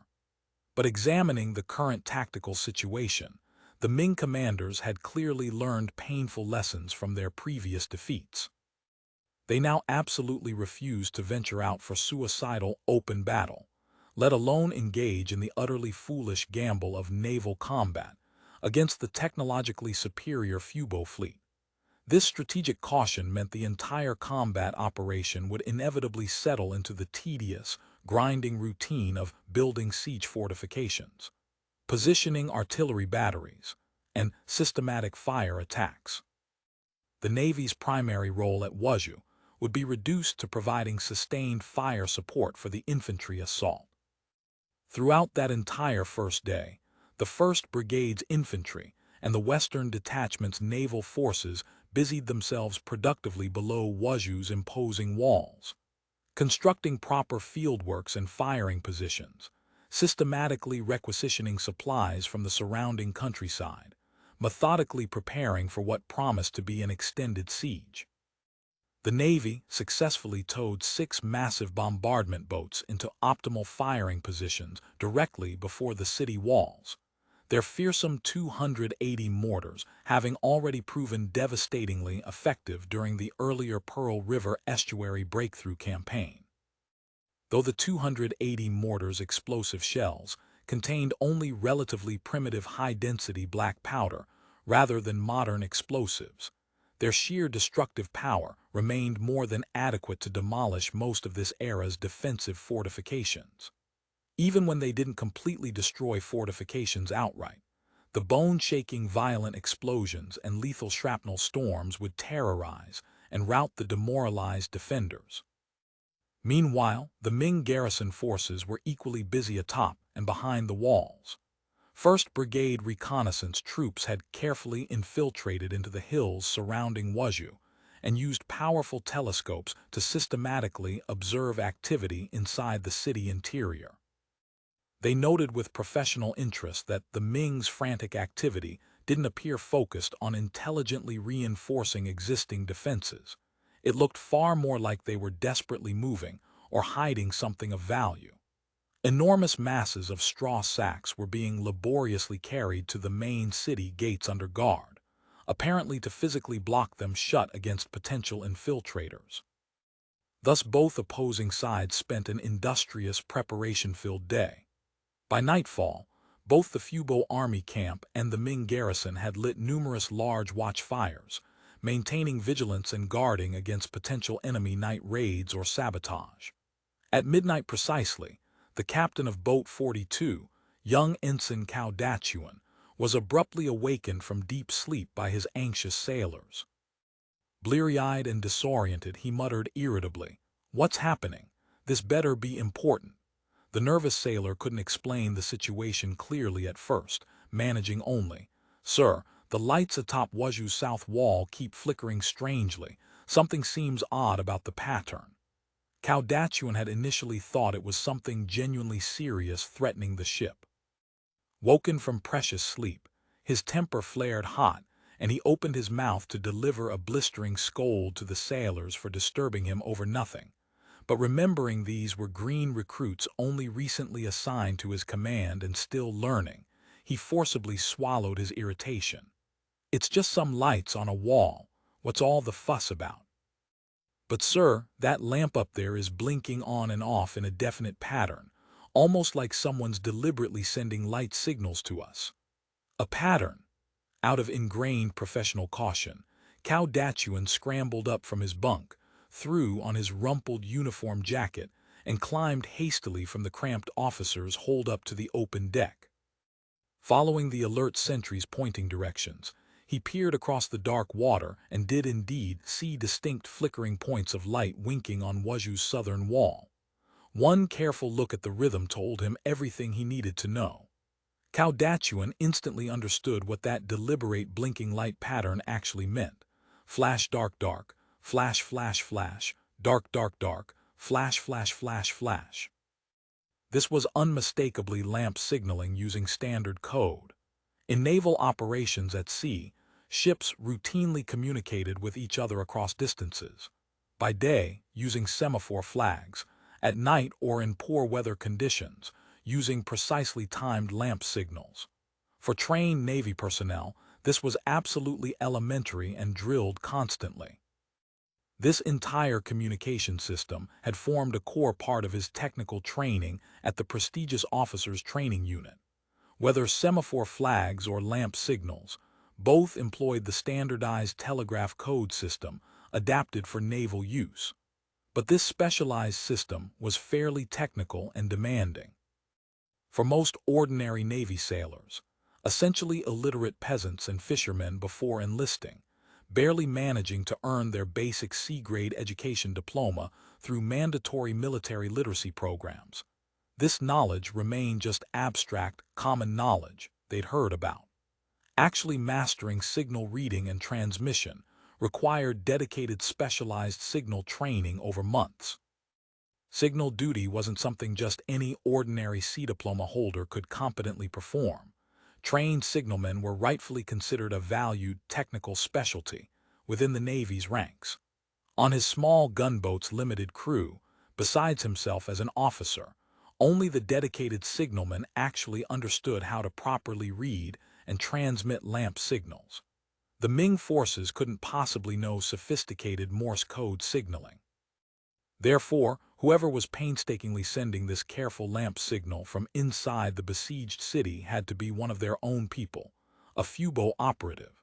Someone inside the city is actively trying to signal us. This revelation wasn't entirely surprising in itself. Officers routinely planting informants or arranging clandestine contacts inside enemy-held cities was standard intelligence procedure.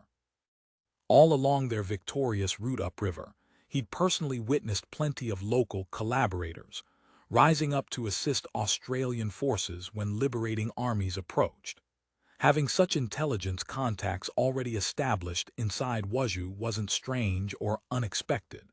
These shadowy intelligence matters weren't his direct concern anyway. Dedicated specialists and staff officers handled them. "Don't worry yourself, must be one of our intelligence people." Cao Datuan started to reassure the anxious sailor, then suddenly froze as he noticed something critically important. The sender was transmitting in plain text rather than encrypted code. Flash dark dark represented the letter W, flash flash flash was O, dark dark dark was S, flash flash flash flash was H, strung together methodically, Washiguling Qingyun. Obviously pinyin romanization of spoken Chinese. The urgent message decoded clearly as, "I am Lone Wolf, please respond immediately." What the codename Lone Wolf specifically referred to he had absolutely no idea, but four stark words floated instantly into his mind with crystal clarity. This is extremely urgent. Cao Datuan's extensive officer training told him that covert intelligence operatives sending signals from behind enemy lines always used sophisticated encryption by standard procedure. Only someone possessing the corresponding codebook could possibly decode encrypted transmissions. Navy ships communicating with each other across open water didn't bother encrypting routine signals, but only trained Navy signalmen and commissioned officers could read and interpret those naval signals properly. This desperate plaintext message meant the unknown sender had no specific intended recipient. It was essentially a broadcast transmission to the entire Fubo Army camp, hoping desperately that anyone with signal training would spot and understand the urgent signal. This was clearly no trivial matter to be dismissed. Critical questions immediately arose. Was this signal genuine or some elaborate enemy deception? Why was it being sent at night from atop the city wall rather than through normal courier channels? What was the sender's true purpose? All urgent questions demanding answers. But Cao Datuan knew instinctively that none of this analysis was his responsibility to resolve.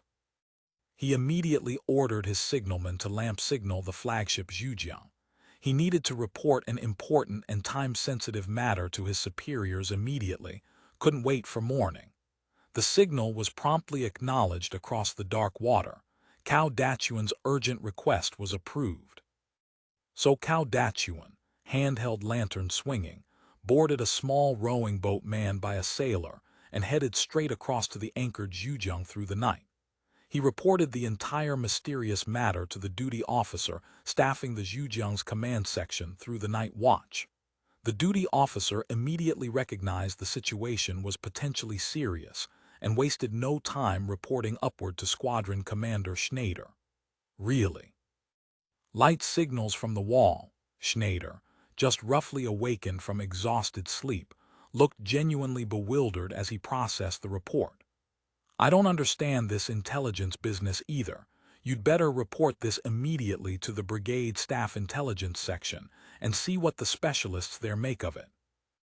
So the urgent news traveled quickly across the water to the 1st Brigade's forward headquarters, temporarily established on nearby Changzhou Island. The alert duty staff officer rapidly roused the single most important intelligence figure currently sleeping aboard the headquarters vessel, Naval Intelligence Staff Officer, an elder Su Qi. Su Qi had only arrived at the Wuzhou theater that very evening after days of grueling travel. After endless days confined aboard cramped boats, he'd been so thoroughly exhausted upon finally landing that he'd deliberately skipped dinner entirely and gone straight to claim an empty cabin to collapse into sleep. Being suddenly awakened from deep slumber naturally infuriated him initially, but the startling news immediately turned his anger to professional delight and excitement. Completely ignoring proper naval dress uniform regulations, he ran directly to the signal deck, still wearing only his shorts and undershirt. Su Qi's critical mission, personally assigned by Intelligence Bureau Director Jiang Shan himself, was to proceed immediately to Wuzhou and directly oversee all intelligence operations for the entire Guangxi theater, laying essential groundwork and preparation for the ambitious next phase of the broader Guangxi offensive campaign. The External Intelligence Bureau's clandestine network throughout Guangxi province remained frustratingly sparse, only a handful of isolated agents positioned in key prefectural cities. These scattered agents, due to vast distances and poor communications, maintained only infrequent contact with headquarters and mostly operated in semi-dormant status for safety. Activating these dormant networks quickly and effectively was Su Qi's primary immediate purpose. He knew with certainty there were trained intelligence operatives already positioned inside Wuzhou, though frankly, he hadn't expected much operational value from them under siege conditions. For one thing, these particular operatives were classified as long-term sleepers, whose mission focused on routine political and economic intelligence gathering over years, not aggressive network expansion or sabotage, quite unlike the situation at Zhaoqing, which had painstakingly developed extensive secret organizations numbering dozens or even hundreds of committed members who could effectively coordinate and dramatically open the gates from within when liberation forces approached. Once Wuzhou's massive city gates slammed closed under siege lockdown, isolated agents inside became essentially completely useless for tactical purposes. The Bureau's standard instructions to them had been simply to maintain deep cover, lie low, and preserve yourselves for future use. Now an agent inside the sealed city was suddenly actively signaling with obvious urgency, clearly possessing critically urgent intelligence worth enormous risks to transmit. Otherwise, they absolutely wouldn't dare take such a potentially suicidal risk of exposure. Su Qi immediately ordered an acknowledgement lamp signal transmitted in reply. "This is the center. Your message received. Proceed." The unknown operative on the distant wall had obviously received and understood the response signal, but replied with a frustratingly cryptic and brief sentence that raised more questions. "Enemy spy inside the city. Major ambush prepared." This terse warning was rather baffling and maddeningly incomplete. They immediately signaled back urgently. "Provide details. Explain further." Luo Yangming had by this point spent half the exhausting night perched precariously atop the cold stone Nangsun Gate Tower. Cleverly using the watchfire lamp's metal cover to make the flame blink in proper Morse code patterns, he had finally, miraculously, received a response from the Fubo forces. Using this desperate improvised method to transmit his critical intelligence, Luo Yangming had honestly given himself only about 50-50 odds of success at best. It had been largely a desperate gamble born of no alternatives. He simply had no other viable channel available to relay his urgent intelligence before the trap was sprung. Tomorrow's update, Volume 7, Guangzhou Offensive, Section 300, End of Chapter. Chapter 2096. The Intelligence Conference. Before long, the gate tower sentries were sprawled carelessly around the stone floor, mumbling contentedly through their stupor. "Good wine. Damned good wine."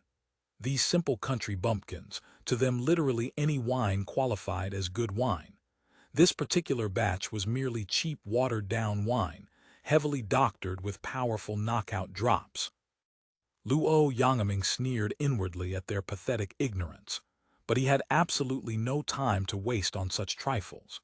He moved quickly to retrieve the precious Australian oil lamp hanging from its iron carrying pole, and began carefully signaling toward the dark river and the Fubo fleet positions beyond the city's exterior walls. If circumstances had permitted any choice in the matter, Luo Yangming would never have voluntarily chosen such an inefficient and risky method as Morse code lamp signals to transmit critical intelligence. The code's inherently limited nature absolutely demanded the briefest possible messages, stripped of all nuance and context. He much preferred the traditional, safer methods employed in normal operations. Using the established courier network, he could compose a detailed, comprehensive intelligence analysis with proper supporting evidence and reasoning. But Luo Yangming had no viable choice remaining now, and there existed absolutely no guarantee anyone in the Fubo camp would even notice his desperate signals, let alone respond appropriately. He sent the same terse message over and over into the darkness with disciplined patience. "I am Lone Wolf. Please respond immediately." Every external intelligence bureau operative working in the field possessed a unique operational codename for security. Luo Yangming's designated codename was Lone Wolf. Right now, trapped inside the sealed city, he truly felt every inch a lone wolf, completely isolated from support, without backup or extraction options, fighting utterly alone against overwhelming odds. After what felt like countless repetitive transmissions, Luo Yangming grew physically weary, his hope gradually fading like the guttering lamp flame. The night was already half gone. Perhaps he should simply give up this futile effort and focus on survival. Then, miraculously, the Fubo army fleet anchored out on the dark West River finally sent back a clear acknowledgement signal. "This is the center. Your message received and understood." The center was the External Intelligence Bureau's standard internal designation for headquarters and command authority. Seeing this professional signal response, he felt himself relax completely for the first time in hours. The Fubo army had not only actually noticed his desperate improvised signal, there was clearly a trained intelligence officer among the fleet command staff who understood proper protocols. This made everything infinitely easier and more hopeful. Luo Yangming felt an overwhelming surge of relief and excitement flood through him, but an excellent operative's iron discipline quickly steadied his racing emotions. Luo Yangming immediately began carefully transmitting his 3 critical intelligence messages using the most efficient wording possible. Just then, however, his seemingly abnormal behavior with the lamp finally caught someone's unwelcome attention. As on every previous miserable night this week, the unfortunate Yang Yi was pulling watch duty atop the cold Nangsun Gate Tower. Fortunately for the suffering soldiers, tonight a prosperous rice merchant from inside the city had unexpectedly arrived bearing generous gifts of wine and cooked meat for the freezing troops, an unusual kindness. The wine had been remarkably strong, going straight to Yang Yi's head with pleasant warmth, genuinely good stuff, far better than the usual swill. Yang Yi dimly felt he hadn't actually drunk all that much yet, was already getting seriously drunk, increasingly unsteady on his feet and struggling to focus his vision. He had no idea how long he'd been passed out unconscious, but eventually some confused awareness sluggishly returned to his foggy mind. He wanted desperately to drink more of that excellent wine, eat more of that savory meat, only to discover through his blurred vision the rice merchant Luo Yangming standing by the stone battlements, furtively doing something highly suspicious with the lamp. Luo Yangming was carefully manipulating the Australian lamp's metal cover, repeatedly opening and deliberately shutting it in a clear pattern, making the bright light blink on and off with obvious purpose. Yang Yi felt deeply puzzled by this bizarre behavior and called out groggily, "Hey, what the hell are you doing over there?" Luo Yangming was badly startled by the unexpected challenge, but deliberately showed no visible reaction or guilty flinch. This particular soldier had consumed drugged wine, yet somehow woken again so quickly. His natural constitution must be truly unusual, almost unnaturally strong. But Luo Yangming had no time to waste expressing surprise at this inconvenient development. He feigned perfect calm and casual innocence. "Nothing important, soldier. Just checking the lamp oil level." Then, recognizing through the darkness that it was specifically Yang Yi who had challenged him, Luo Yangming's tactical mind instantly formulated the necessary response to this threat. He decided with cold finality to silence the man permanently. He absolutely couldn't risk letting Yang Yi's observation of his odd behavior with the lamp be reported to officers. The paranoid Ming authorities had already begun killing people, essentially indiscriminately, throughout the tense city on the flimsiest suspicions. The very slightest hint of questionable activity meant immediate death as a suspected spy, without any semblance of trial. Luo Yangming still desperately wanted to live long enough to see the glorious day when the Council of Elders' righteous banner illuminated the entire world in triumph. Therefore Yang Yi had to die immediately tonight. There was simply no alternative. Yang Yi was transparently greedy, that much was obvious. From the pathetically eager way he'd persistently begged for reward money when Luo had originally brought the wine and meat up to the tower earlier, his character was perfectly clear. Luo Yangming smoothly drew a substantial piece of gleaming silver weighing well over an ounce from inside his coat and waved it temptingly at the drunk soldier. "Soldier, come closer here. This handsome reward is for you, for your loyal service." Yang Yi's eyes went wide and he swallowed hard with visible greed, unconsciously drawn toward the battlement and the promise of easy silver. Luo Yangming mentally rehearsed the lethal close combat techniques he'd extensively learned and drilled during intensive intelligence training. In a single instant, moving fast as wind and thunder, he darted forward with economical precision, seized Yang Yi's head firmly with both trained hands, and twisted sharply with full strength, instantly snapping the man's neck with an audible crack. Luo Yangming caught the suddenly limp corpse before it could fall noisily, gave it a gentle but purposeful push, and sent the dead body tumbling silently down the wall's sheer outer face into the darkness below, where it would lie undiscovered until morning at earliest. Before dawn broke on April 13, an emergency intelligence analysis meeting convened in the Spartan conference room at the 1st Mixed Brigade's forward headquarters on Changzhou Island, prompted urgently by the 3 critical messages just received from the agent using the codename Lone Wolf, operating inside besieged Wuzhou. Attendees at this highly restricted meeting included the 4 elders currently positioned near Wuzhou, Zhu Mingxia serving as overall campaign commander, Zhu Guangxing as political officer, and Naval Intelligence Staff Officer Su Qi, plus several carefully selected and absolutely trusted senior naturalized officers who'd proven their loyalty beyond question. 8th Battalion Commander Yang Zeng, Siege Artillery Company Commander Zhang Dapao, and Pearl River Task Force Western Detachment Commander Schneider. Elder Zhu Mingxia formally chaired the sensitive meeting. The first critical agenda item: systematically analyze the 3 pieces of urgent intelligence and assess their tactical implications. This analytical portion fell primarily to Su Qi as the senior intelligence specialist present. Zhu Mingxia deliberately didn't intend to offer premature commentary. No one else in the room would venture opinions either at this stage. After all, apart from scattered operational briefings, Su Qi remained the only person present who truly understood the full intelligence picture and context. The pre-dawn atmosphere in the lamplit room was distinctly chilly, both literally and emotionally.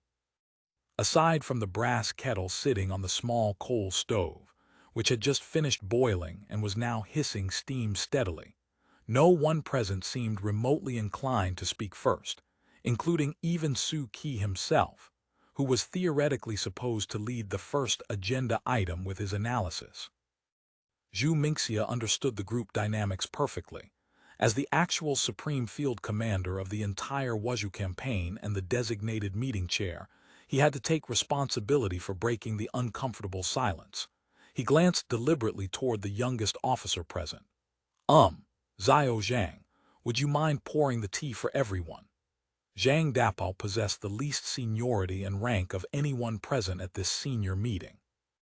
Though his dramatic nickname, Big Cannon, sounded genuinely intimidating to outsiders, he was quite probably the youngest of the 8 people gathered in the room, genuinely hard to determine whether he or the baby-faced Ruan Xiao was actually younger.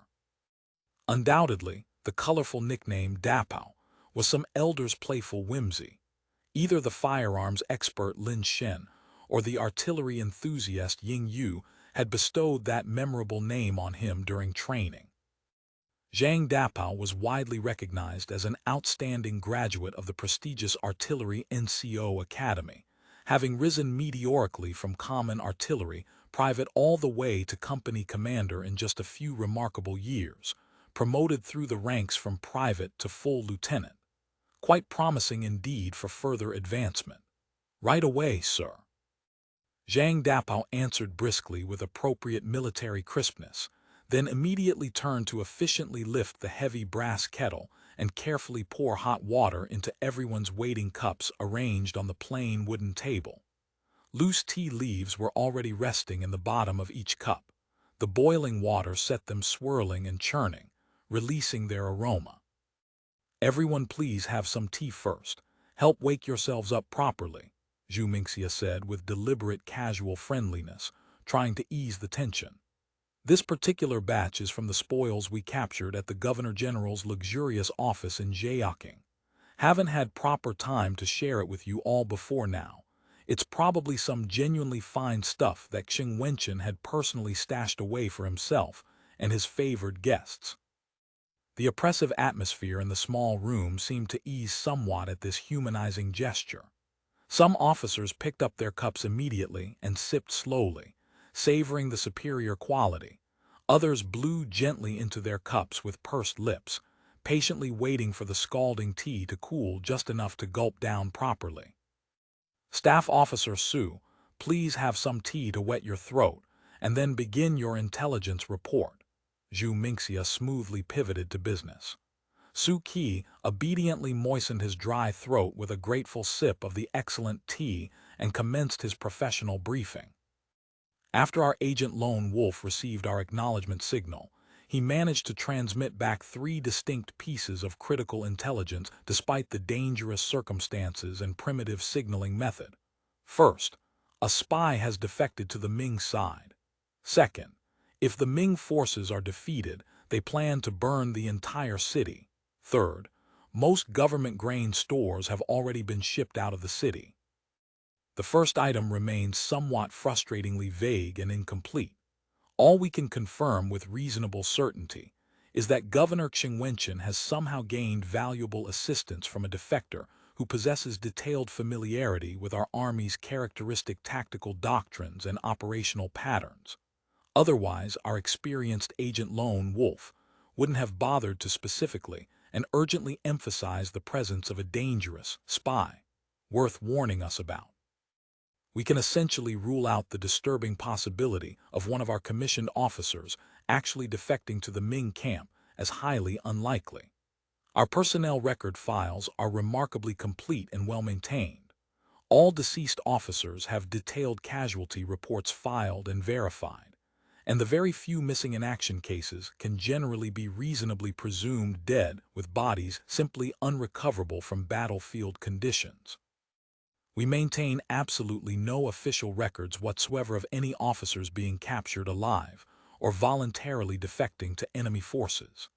Therefore, this mysterious spy is most likely either a common deserter who went AWOL from the ranks at some point during the campaign, or quite possibly an enemy infiltrator who had been deliberately embedded deep within our forces for some time waiting for opportunity. Critically, he cannot possibly be an ordinary civilian or a typical low-level naturalized cadre. Anyone outside our formal Army and Navy command systems would possess very little practical knowledge of our actual tactical doctrines and operational procedures worth sharing. The troubling implication hung in the air. If this traitor was merely a common deserter from the enlisted ranks, he would only be intimately familiar with basic squad and platoon-level tactics from his limited service. His practical understanding of company-level and higher operational planning wouldn't meaningfully exceed anyone else's superficial knowledge.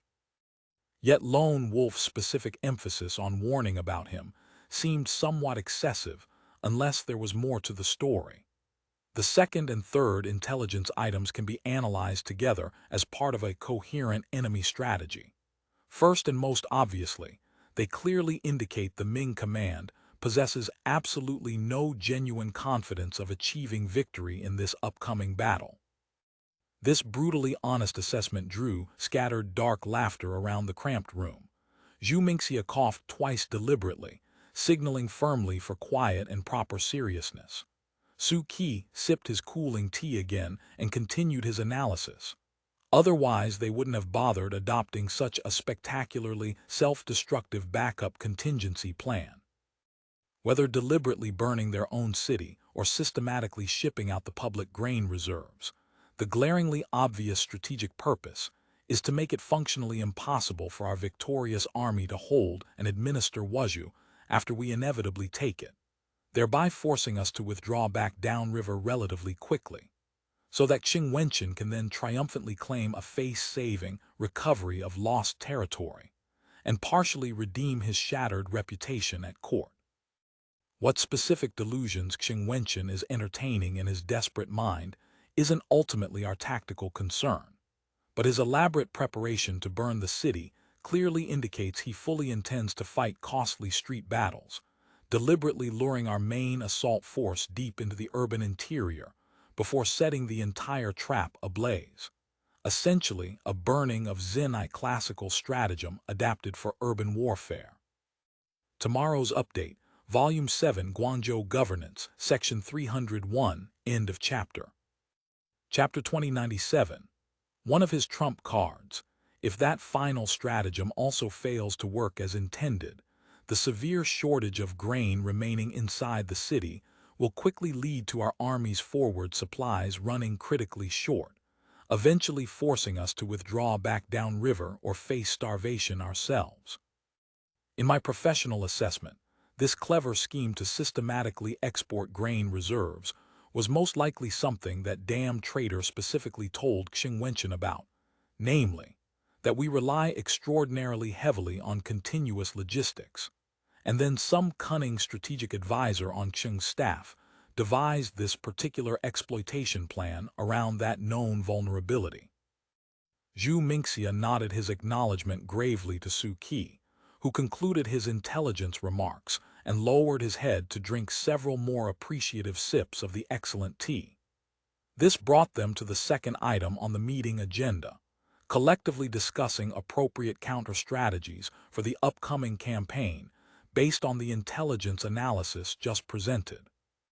The second agenda item naturally required Zhu Mingxia himself to take center stage. As the de facto supreme commander of the entire Wuzhou campaign, he possessed full discretionary authority over how to fight the battle, when to commit forces, and how aggressively to push the offensive. At this particular moment, he felt somewhat uneasy despite his authority. Though he functioned effectively as a military dictator whose strategic word was absolute law, he still had to properly accommodate the democratic sentiments and consultative expectations of the other elders present at the conference. Of course, realistically, no one would openly oppose any major decision he made given his command position, but the important formalities and rituals of democratic consultation still had to be scrupulously observed for political legitimacy. The basic battle plan had already been essentially set in his mind. Ever since the detailed reconnaissance report had landed on his campaign desk just a few hours earlier, he had internally confirmed that the original operational plan would remain fundamentally unchanged. Even with these several new pieces of urgent intelligence suddenly emerging from Lone Wolf, they would ultimately have no fundamental impact on his core strategy. The tactical approach he'd planned was how they would execute. No competent general would drastically alter his entire battle plan based solely on a few isolated pieces of intelligence, however dramatic. It was the overall commander's seasoned judgment that ultimately decided victory or defeat on the battlefield, and intelligence was merely one important factor in forming that crucial judgment, not the sole determinant. Another moment of uncomfortable silence passed around the table. Clearly, everyone present was patiently waiting for Zhu Mingxia, the acknowledged military chief, to speak first and lay out his thinking. Zhu Mingxia was naturally perfectly aware of this expectation, but he deliberately had no intention of laying out his complete battle plan straight away without proper context. Instead, he casually instructed the junior officer, Zhaoqing, "Please go fetch the large campaign map from the chart case." Zhang Dapa was roughly the same age as the youthful Ryuan Xiao, but his organizational seniority was far less impressive. Having him attend this particular high-level meeting was honestly pushing the limits of his rank a bit, but in order to maintain a proper one-to-one ratio of Army to Navy personnel for political balance, he had eventually been called in to fill out the roster. A large-scale detailed military map of Wuzhou and its immediate surroundings was carefully spread across the wooden conference table. Zhu Mingxia took a deliberate sip of tea to rinse his mouth and wet his throat, and then began gesturing expressively with his hands as he spoke. To properly ascertain the Ming Army's actual defensive deployments and dispositions, I personally dispatched a reconnaissance team the night before last to conduct close scout operations around the entire perimeter of Wuzhou. These brave lads only returned successfully to their parent units a few hours ago, and several were wounded in the process, I'm proud to say. I'll now brief you all comprehensively on their valuable findings. First, regarding the southern approaches to the city, the Dezheng, Nangsun, and Yangming gates are all firmly sealed shut and barricaded, and the wooden bridges spanning the defensive moat have been systematically dismantled and burned. Notably, no Ming regular troops whatsoever have been spotted in the extensive shantytown suburbs south of the city, not even local militia braves or naval auxiliary forces. To the east, a relatively small number of Ming soldiers are currently stationed atop Beishan Hill overlooking the approaches, equipped with very few functional firearms, mostly traditional cold weapons like spears and swords. To the north, however, Extensive and professionally constructed fortifications have been built around the strategically important Daeun Gate, consisting mainly of 3 sophisticated interlocking rings of defensive trenches connected by well-positioned artillery emplacements, equipped with small rapid-fire cannon such as Portuguese-style breech-loading phalanges. The precise number of Ming troops permanently stationed in that northern sector remains unknown, but careful visual estimates from our scouts suggest somewhere around 500 to 600 men, armed primarily with effective ranged weapons like composite bows and matchlock muskets. To the west, Ming patrol forces are notably active and alert, and the critical Zhejiang Gate is currently the only major gate that remains fully open for traffic and resupply. According to our scouts' direct observations, grain shipment boats are actively being unloaded at secure docks near the Zhejiang Gate, with supplies coming downriver from staging areas somewhere up the Gui River.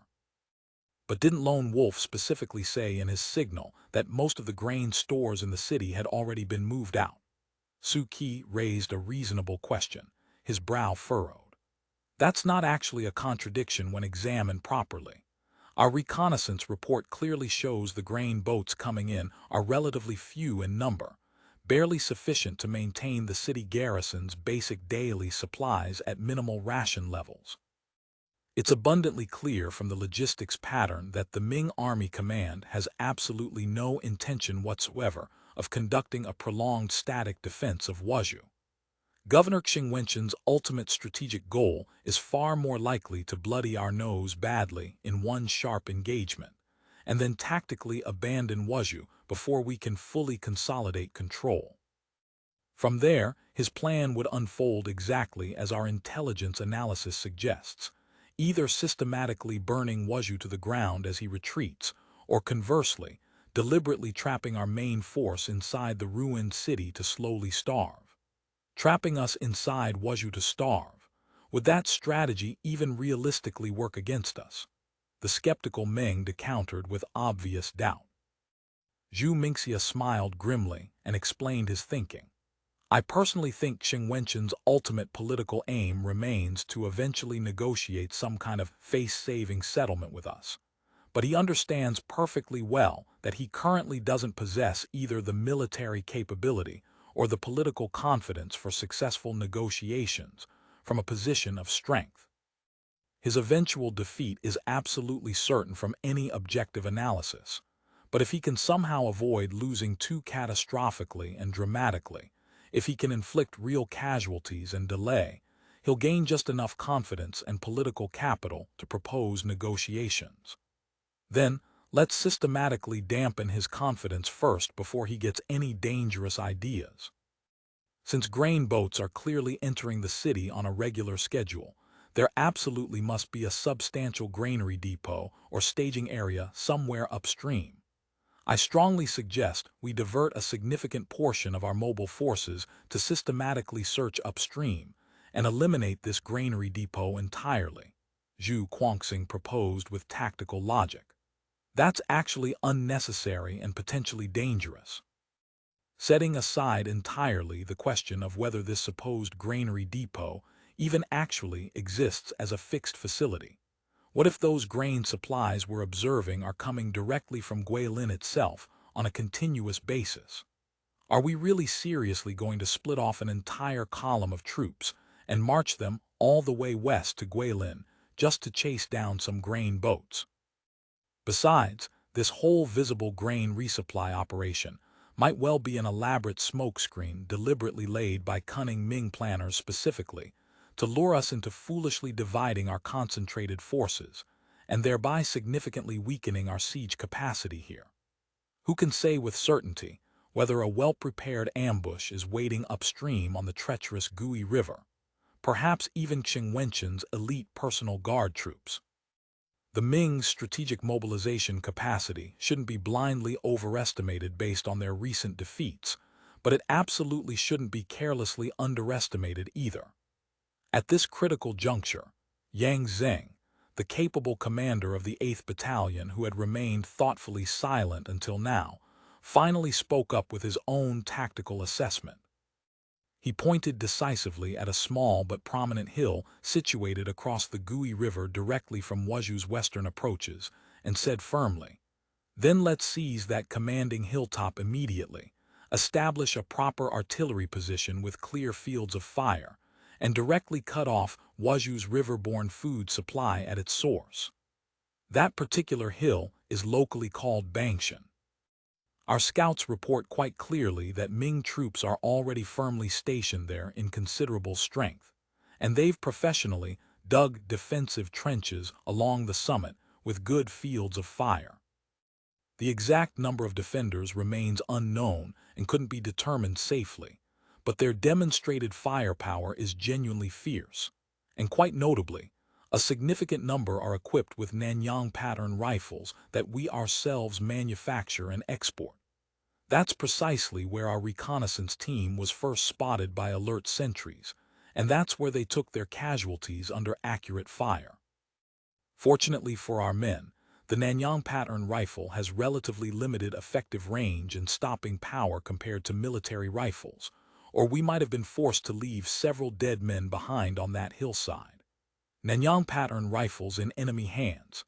Everyone present registered visible surprise at this unwelcome intelligence. There's actually nothing particularly strange or suspicious about it when you think through the economics. The Nanyang rifle was always designed and marketed primarily as an export product for foreign sale, and although official policy was that it should only be sold to carefully select approved clients and allies, there's absolutely no realistic way of guaranteeing those clients wouldn't turn around and quietly resell the weapons for profit to third parties. Some modest number of Nanyang rifles ending up in the hands of the well-funded Wuzhou garrison isn't particularly unusual or alarming. Don't forget, Qingyun personally amassed quite a substantial fortune during his lengthy and corrupt tenure as Fujian Grand Coordinator, and he's been serving as Governor General of Guangdong and Guangxi for several lucrative years now. Discreetly buying a few dozen Nanyang rifles through back channels, along with sufficient percussion caps and preloaded ammunition for one major campaign, specifically to equip his trusted household guard troops for use against us, is perfectly normal behavior for a desperate man. And let's not forget, he also has that damned traitor actively advising him on our weaknesses and capabilities. Damn that cunning Xiong. So this particular enemy's genuinely going to be a real hard nut to crack, Schneider exclaimed with frustration. A few dozen Nanyang rifles in skilled hands won't fundamentally make a decisive difference to the campaign outcome, but this intelligence does conclusively show that Governor Xiong has thrown in his full personal stake and committed completely to this defense, Zhu Guangxing remarked thoughtfully. This revealed capability is clearly one of his carefully hoarded trump cards. He's absolutely bound to have others we haven't discovered yet, and we must remain on maximum guard for surprises. Even the strongest, best prepared enemy will inevitably fall before the overwhelming combined might of the Fubo army. My final command decision is as follows. The full-scale assault begins tomorrow afternoon at the designated hour. Yang Zheng, you will take the entire 8th Battalion and capture Bangshan Hill as your primary objective. The enemy has approximately 1,000 reasonably well-equipped men dug in there, and they certainly understand clearly the critical strategic importance of controlling the Gui River waterway. They won't give it up easily or retreat without a real fight. Bangshan won't be easy to crack with frontal assault. Think of something tactically clever and use your initiative, but don't throw good men at it recklessly in wasteful attacks. Also, intelligence indicates they've constructed a wooden pontoon bridge at the foot of Changgang for potential retreat. If at all possible, don't let even a single enemy soldier retreat successfully across that bridge alive. Zhu Mingxia began methodically outlining his detailed battle plan with authority. Yes, sir. Understood. Yang Zheng rose smartly to attention and saluted crisply, formally accepting his challenging orders. Zhao Zhang, you'll take the entire siege artillery company and conduct an amphibious landing south of the city, Immediately clear proper fields of fire and establish your primary artillery positions with maximum effectiveness. Yes, sir. It will be done. Lao Zhu, your battalion will leave exactly 3 companies deployed south of the city to maintain pressure there. The rest of your main force will execute a wide swing around to the rugged eastern approaches, and another significant detachment will move north to close the ring. Set up strong defensive positions safely outside effective enemy artillery range and maintain a visible military standoff with the Ming forces. Standoff and demonstration only, absolutely no premature engagement. Am I correctly understanding that I'm to serve primarily as a diversionary force to draw enemy attention and fix their reserves? The southern wall sector is obviously only lightly defended based on reconnaissance. Are we making that the apparent main axis of attack to deceive them? The perceptive Zhaoqing asked for confirmation. No, actually the opposite. The heavily fortified northern wall is the true main axis where we'll eventually break through. The conspicuously weak defense deployment in the south is transparently clearly meant to lure us in. An obvious trap. The Ming desperately want us to fall for like amateurs. Our intelligence from Lone Wolf confirms and explains this deception. The enemy obviously wants us to take the bait greedily, assault the south in strength, breach the undermanned walls easily, and then get catastrophically burned alive after penetrating deep into the prepared urban interior. But the Ming won't stupidly stay trapped in the city to roast helplessly alongside us when they light it. We must first systematically seal off all their planned escape routes, then methodically compress them inside Wuzhou like a vice, so that any fire they desperately set will only burn themselves and their own trapped forces. Understood perfectly, sir.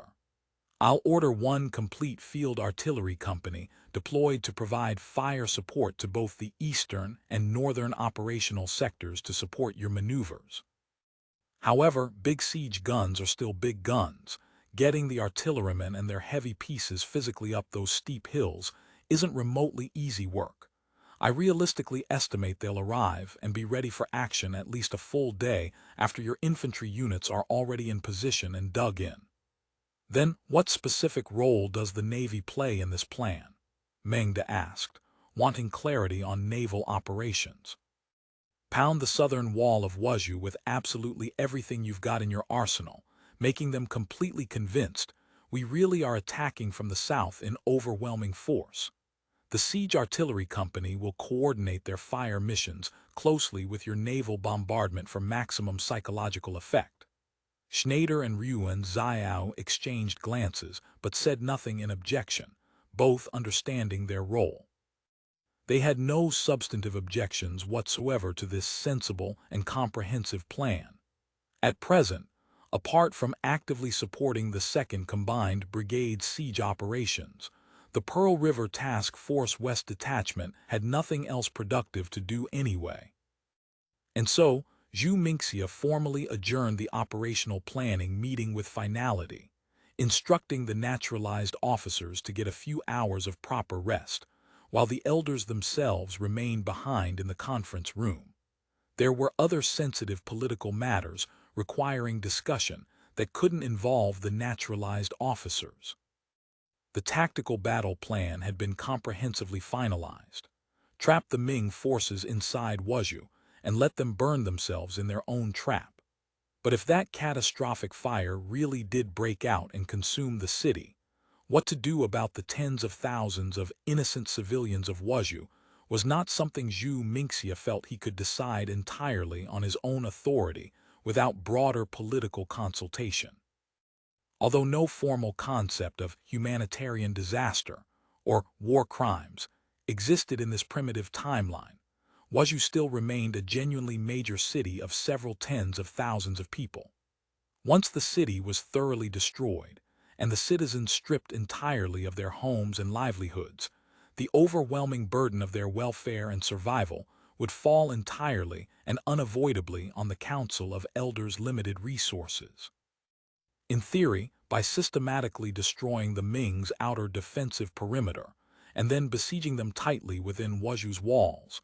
They could simply starve the Ming garrison into abject submission without a single torch ever being lit, thereby mercifully sparing the innocent citizens from agonizing death by fire. But a prolonged siege of starvation meant the time actually needed to capture Wuzhou would depend entirely on how quickly the desperate defenders finally surrendered. By the time that eventually happened, most of the city's civilian population would likely have already starved to death anyway alongside the garrison, which solved nothing.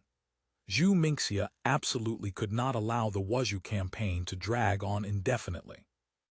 A protracted siege simply was not among his viable strategic options.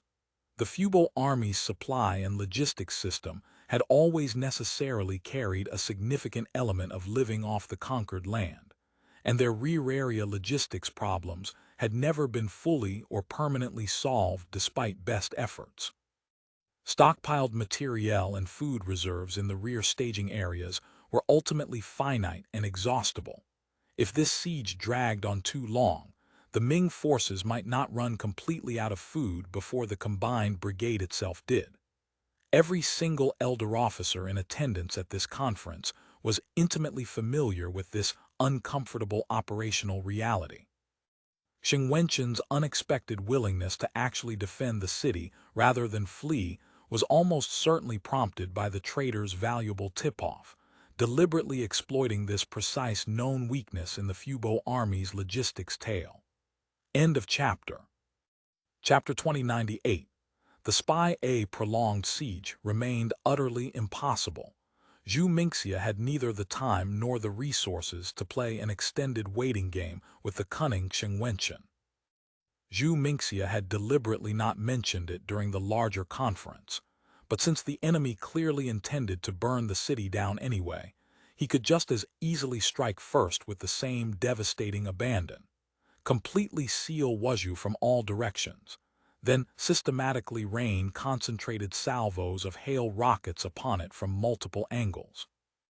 They had learned long ago from brutal combat experience that a sustained barrage of 100 or more rockets proved utterly devastating to defender morale, more than sufficient to cause an entire defending army to rout almost instantly in blind panic, abandoning their positions. But executing such a strategy would inevitably bring absolute calamity upon innocent Wuzhou. Rockets bombarding and breaching the walls while the city interior was packed densely with deliberate incendiary materials would certainly result in an unstoppable conflagration engulfing everything and everyone within. And then the terrible historical stigma of wanton cruelty would fall permanently on the Council of Elders' reputation, not on Wenchans where it belonged. Now the four of them gathered in private had to vote on this precise moral and tactical issue. Should they deliberately delay the assault and passively let Wenchans play the role of butcher and war criminal, or should they aggressively seize the initiative on the battlefield, leveraging their overwhelming superior weaponry to deliver a thunderbolt strike and swiftly capture Wuzhou before the Ming could execute their plan? First to speak his mind was Zhu Mingxia's old subordinate and trusted comrade, Zhaoqing, who pragmatically supported using massed rocket bombardment without hesitation.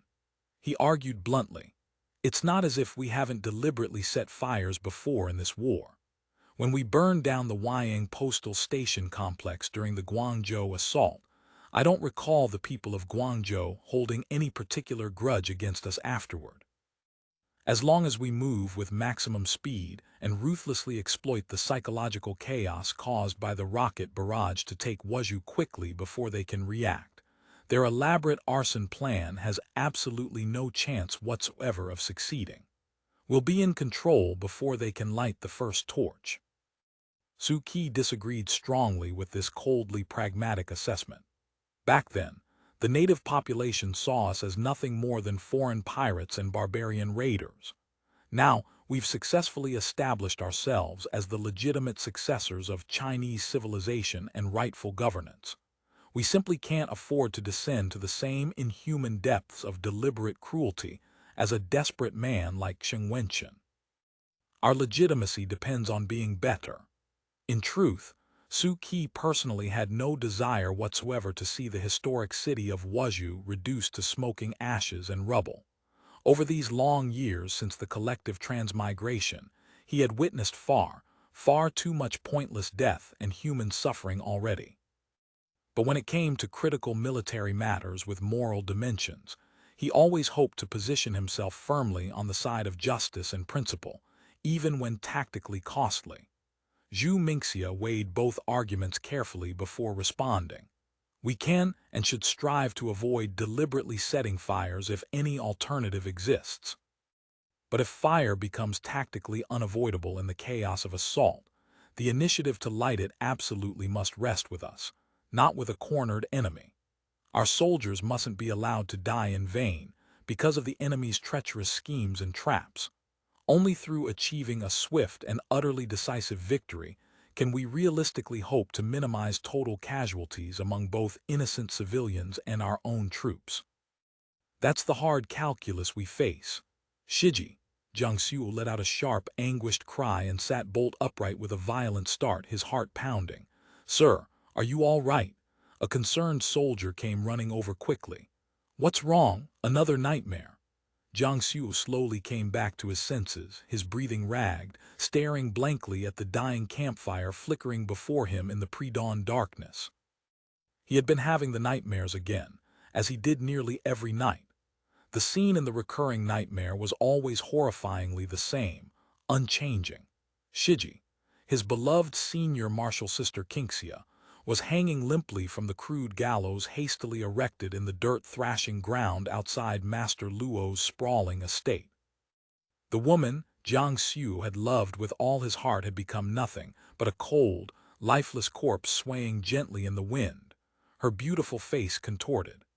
Jiangxiu had long since lost count of how many times he had helplessly dreamed of this exact terrible scene, only to awaken drenched in cold sweat and shaking. Sometimes he would also dream vividly of Uncle Zhou, who witnesses said had been shot cleanly through the head during the purge, his eyeball flying grotesquely out of its shattered socket. Jiangxiu even occasionally dreamed of Master Luo himself, the troop leader. None of these dreams were ever good ones, never peaceful. Countless times over the years, the dead of Sanliang Market would stand silently before him in his tortured dreams. Shijie would weep soundlessly, not saying a single word of accusation or comfort. This particular time, Jiangxiu had dreamed of all those dead again in vivid detail. He jerked awake by the guttering fire, and the sheepskin blanket someone had draped over him while he slept slid off his shoulders. "It's nothing serious. Any movement from the Australian positions."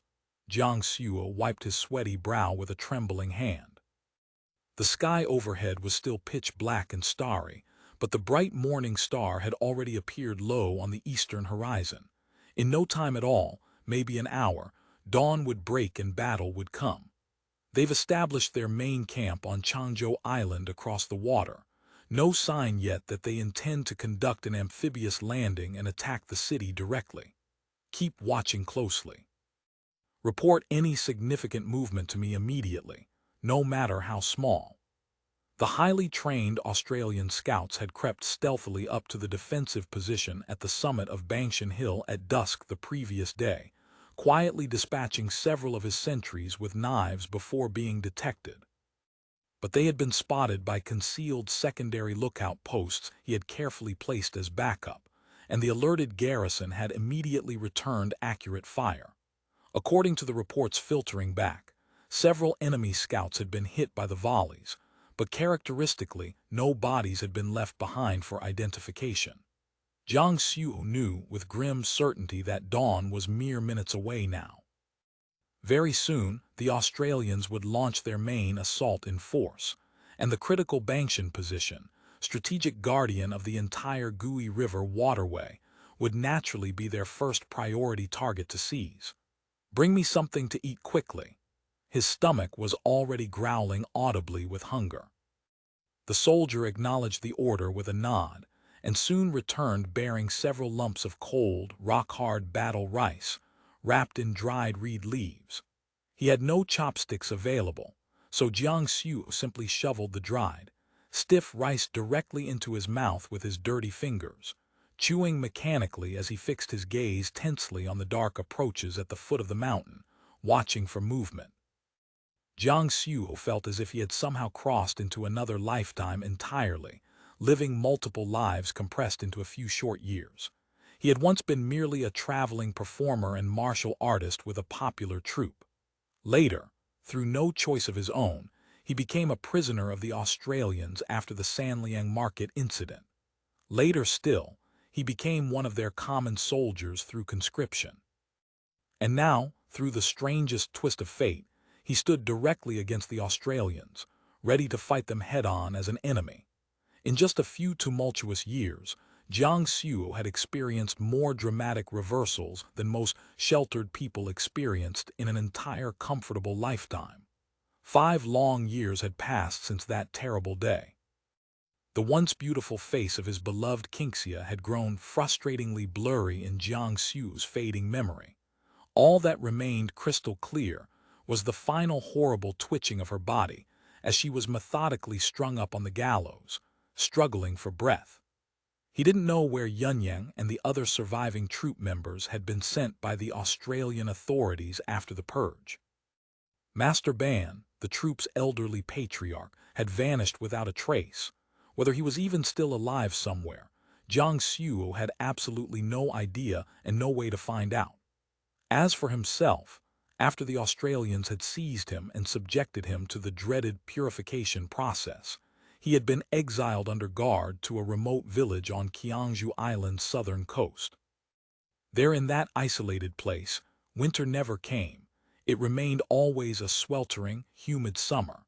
Half the villagers were fellow exiles like himself, political undesirables or criminals.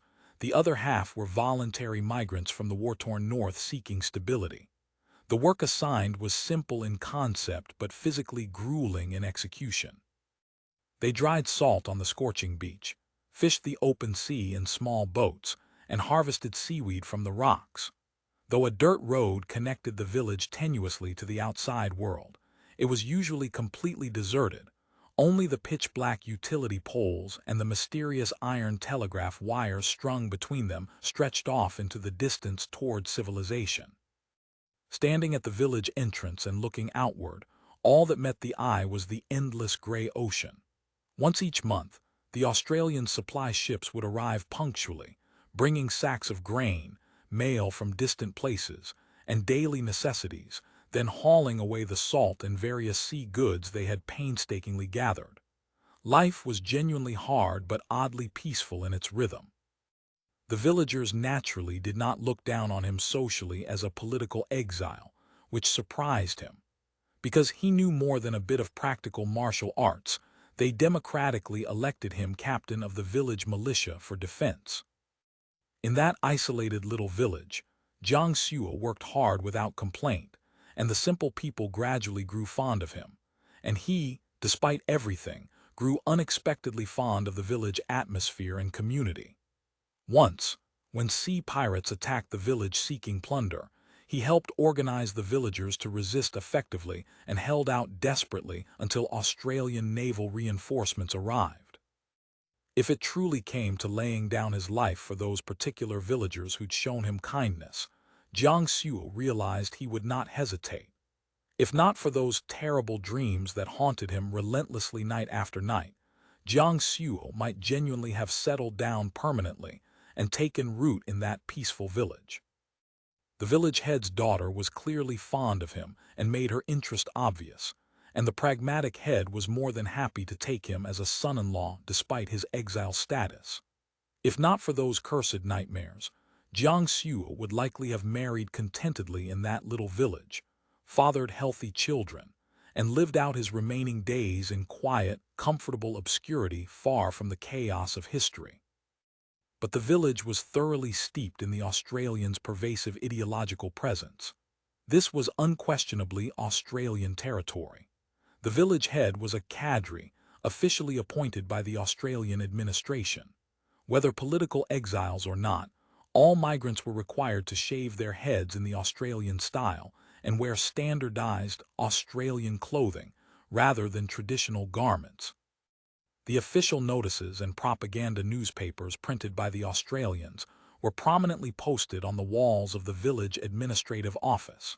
Even the very words they habitually used to speak to one another had become the newspeak, vocabulary systematically introduced and promoted by the Australian authorities. It drove Jiang Xuo slowly mad with suppressed rage. Combined with the nightly vivid dreams of his lost Qingxia, he teetered constantly on the edge of complete psychological breakdown. A wild, desperate thought seized him and wouldn't let go. Perhaps if he managed to kill a few Australians in revenge, he would finally stop dreaming of Qingxia, stop dreaming of all the people hanged on the gallows in Sanliang Market. The villagers around him were all merely false-hair, naturalized people, converts and collaborators. The true Australians of real power were the mysterious elders from the future. And Jiang Xuo knew instinctively that only by somehow killing one of those true hairs might he find lasting release from his consuming nightmares and guilt. But actually killing a true hair elder was no remotely easy task. Elders very seldom visited remote, insignificant villages like this one. It was merely one of dozens of similar settlements scattered along the southern coast of Qianzhou Island, part of the Council of Elders' vast human resource reservoir for labor. Besides salt production, the village had almost no meaningful economic output or strategic value. Although from time to time, able-bodied men from the village would be conscripted and sent off somewhere inland to fell timber in forests, mine ore in mountains, build irrigation dams, or dig canal systems, engaging in all manner of backbreaking physical labor. Even if one might encounter an elder supervisor on such work details, it was only ever a glimpse from afar across a work site. There was simply no way to get close enough. After living in the village for several increasingly frustrated years, Jiang Xuo gradually learned through observation that there were only 3 realistic paths to closely approach an elder: formally enlist in the military forces, successfully pass the competitive civil service examinations, or be recruited for technical work, and then steadily promoted through meritocracy. But the rigorous examinations were nearly impossible for someone of his limited classical education, and recruitment followed by promotion seemed equally dim as prospects. The only viable route left was enlisting in the military. Every year, the village held recruitment drives under Australian supervision, though the actual number of new soldiers accepted was quite small, just a few young men each year. And most of them were routinely assigned to the National Army garrison forces, which Jiang Xuo knew from veterans rarely saw actual combat. Their primary duties were roughly equivalent to what the county's Yuanban local militia had done in the old Ming days. The realistic chances of encountering an elder in such a posting were only marginally higher than remaining in the village. Moreover, each time the annual draft was held, Jiang Xu's name was never included on the eligible list, because he carried the official status of political exile, and by strict regulation, no exile could legally be drafted into military service until after serving 5 full years of exile. But for the ambitious Guangdong and Guangxi campaign, mass conscription was suddenly opened across the council's entire controlled territory, and exiles like Jiang Xuo, those who hadn't yet served their full 5 years, were unexpectedly included in the expanded draft for the first time. The practical village head thought shrewdly that staying on indefinitely as a mere village militia captain offered no real future or advancement. Far better to try his luck in the expanding professional army, where he might earn a proper career and pension. And if he died in combat, well, his daughter could easily find another suitable husband. And so Jiang Xuo enlisted, seeing his opportunity. As fate would have it, because he had been drafted specifically from a coastal fishing village, he was automatically assigned to the elite naval infantry rather than regular army. After several grueling months of intensive training that pushed him to his limits, he was posted to the prestigious Pearl River Task Force, assigned as a Marine combat soldier attached to the river detachment. They were stationed at the forward base in Hong Kong, on constant standby to move on Guangdong at any moment. During those long waiting days of preparation, although Jiang Xiu frequently saw elder officers moving about the base and even interacted with some, he never once threw caution entirely to the wind and moved against them despite the burning urge. He genuinely didn't understand why he wanted so badly to assassinate the Australians. Was it purely revenge for Qingxia's execution, or a desperate attempt to escape the nightmares that tormented him? He honestly couldn't say with certainty. In all fairness, those Australian elders were demonstrably good people who genuinely cared for their men and willingly shared in the hardships of common soldiers rather than living apart in luxury. The ordinary people had benefited greatly and materially from their enlightened benevolence and modern governance. Especially his fellow Marines. Many of them had been pulled back literally from the brink of starvation or death by the elders' intervention, given a genuine second chance at life and dignity. Killing such people would be an act of the blackest treachery and ingratitude. But wasn't the Australian's cold execution of his innocent Qingxia just as much a treachery against love and justice? Jiang Xiu felt perpetually torn between irreconcilable loyalties. Several times, when perfect opportunity arose and an elder was alone and vulnerable, he had hesitated fatally and let the moment pass. Without the consuming urge to kill burning in him, Jiang Xiu was objectively a model soldier, hardworking in training, punctual, with a strong sense of discipline, highly regarded and praised by the elder officers who supervised him. But the murderous urge would resurface unbidden, whispering in his mind, and Jiang Xiu knew full well the impossible trap. To kill an elder who appreciated him and treated him well was the worst betrayal, but to let Qingxia's death go unavenged forever was an equally unbearable betrayal of love. End of chapter. Chapter 2099. Abandoning the Australians for the Ming, torn endlessly between these impossible, irreconcilable dilemmas, Jiang Xiu finally deserted. During a routine naval training exercise in the Pearl River estuary near Hong Kong, when his Marine unit was practicing amphibious landing procedures, he deliberately let himself fall overboard during a chaotic embarkation, then swam far out into deeper water before crawling ashore on a deserted stretch of beach far from the exercise area. He stripped off his distinctive Fubo Army uniform and discarded everything that could identify him: insignia, papers, equipment. In a nearby fishing village, he stole a set of plain civilian clothes hanging out to dry. He had given absolutely no thought to what he would actually do after deserting, or whether he still seriously intended to seek revenge somehow. His mind was essentially blank. He simply vanished into the night with no clear destination in mind, driven only by the need to escape. He knew full well with perfect clarity what awaited captured deserters, especially one guilty of the capital crime of fleeing before the enemy during wartime.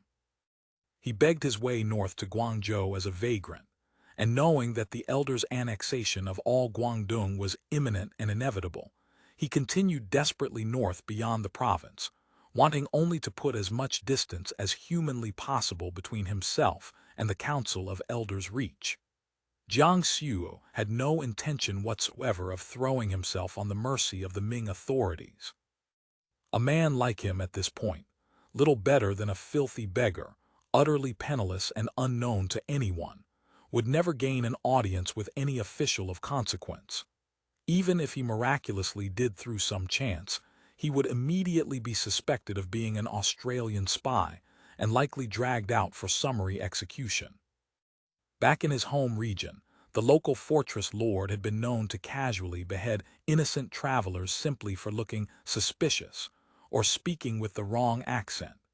Jiang Xiu was somewhat familiar with Guangdong's road networks from his years with the traveling troupe. Master Ban had brought their entire company across the Five Ridges mountain range into Guangdong years before, and now He intended to carefully retrace that route northward in reverse. The farther he could flee from Australian territory, the better his chances. But he had barely reached Nanxing Prefecture when a passing column of Ming soldiers forcibly impressed him into corvée labor to carry military goods. The loads were heavy wooden crates of unknown contents, extremely heavy and awkward.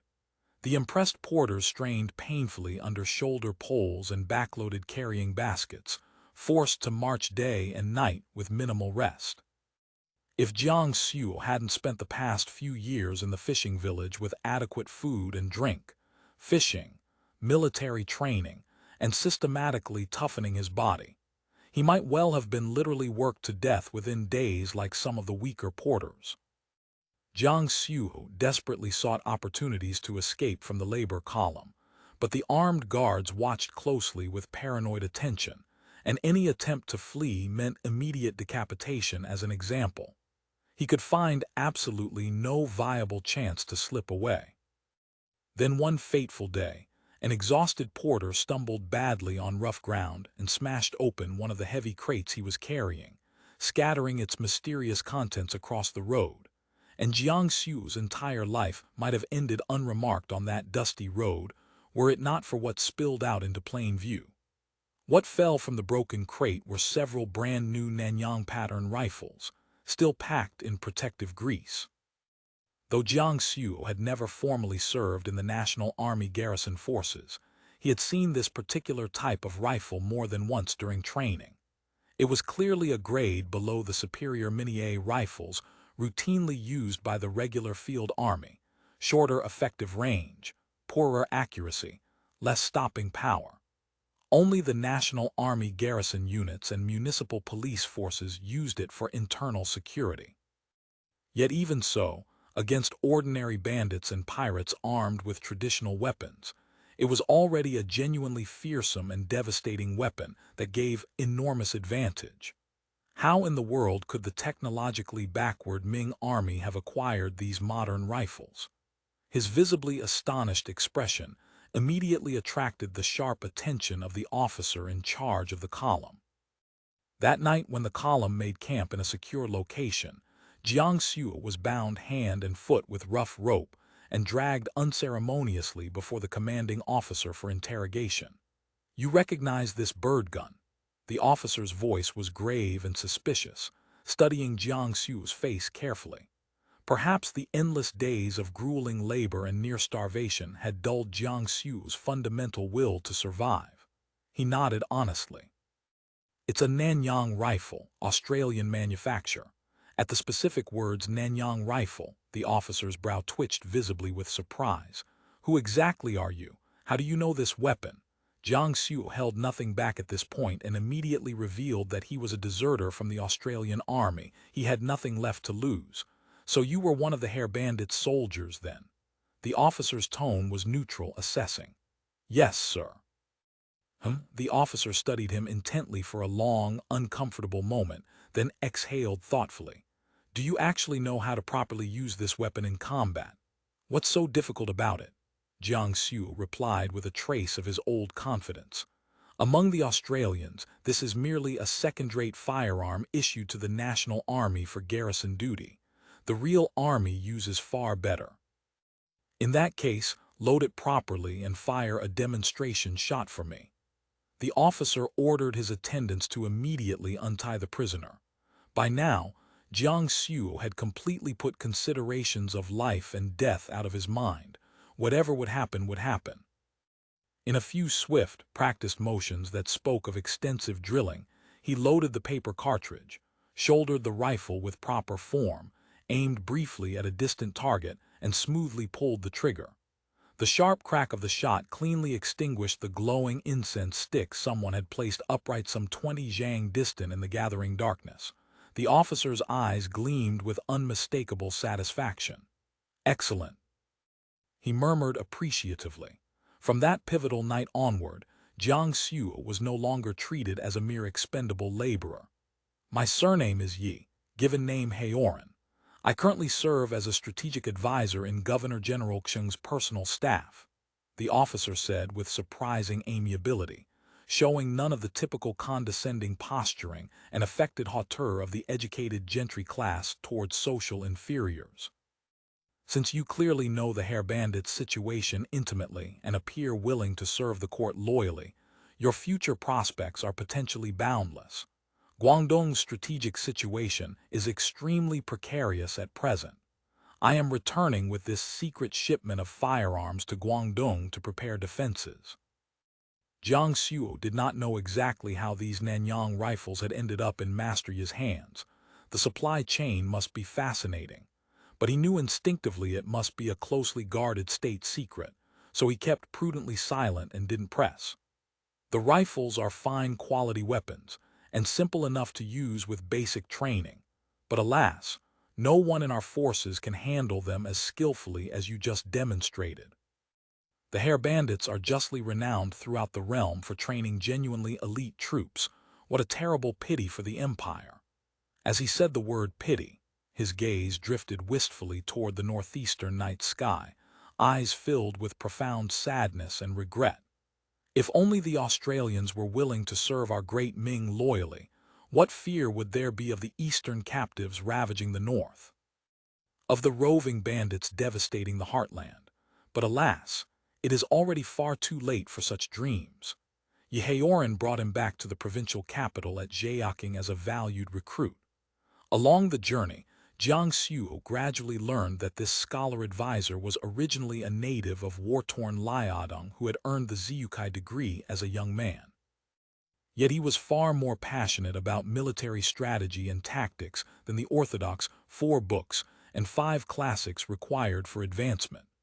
Classic works like The Art of War and the essentials of the military classics he had read literally 1,000 times over, until he could recite entire passages with his eyes closed.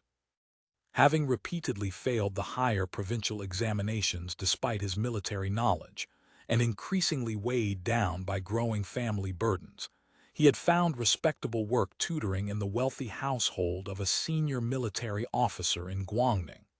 Though the pay was quite modest, the family had lived in relative comfort and contentment.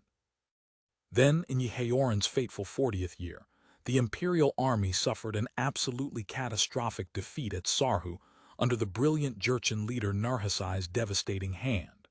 Cities across Liaodong fell one after another like dominoes to the invaders. His employer died heroically in battle. Guangning itself was hastily abandoned to the enemy. He desperately led his terrified family in flight toward the mountain passes and safety. Along the nightmarish journey, his wife and children were tragically lost to him in the chaos, and by the time he finally found uncertain refuge in the capital, he was utterly alone in the world. Through old friends and helpful relatives in the capital, through valuable connections cultivated as a Liaodong native who genuinely knew military matters, Yehaoran eventually secured a modest position in the expanded staff of Yuan Changhuan, who was about to march out boldly beyond the passes to reclaim lost territory. Under the controversial Yuan Changhuan, he witnessed a turbulent and dramatic chapter of imperial history, the brief, glorious blossoming of victory in Liaodong, and the bitter political feuding between Yuan Changhuan and the pirate-turned-general Mao Wenlong. After Yuan Changhuan was arrested and imprisoned on fabricated charges of treason, Yehaoran suddenly had nowhere safe to go.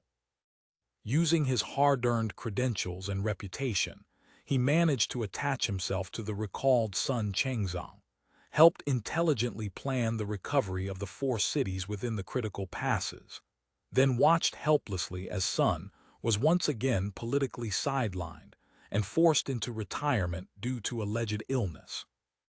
Already past 50 years old and growing weary, Yehaoran obtained a precious letter of introduction from Sun Chengzong himself and joined the staff of Wenchans, Governor-General of Guangdong and Guangxi.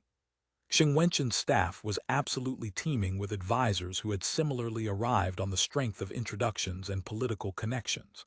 Naturally, no one looked on this aging Ziyukai with any special favor or respect.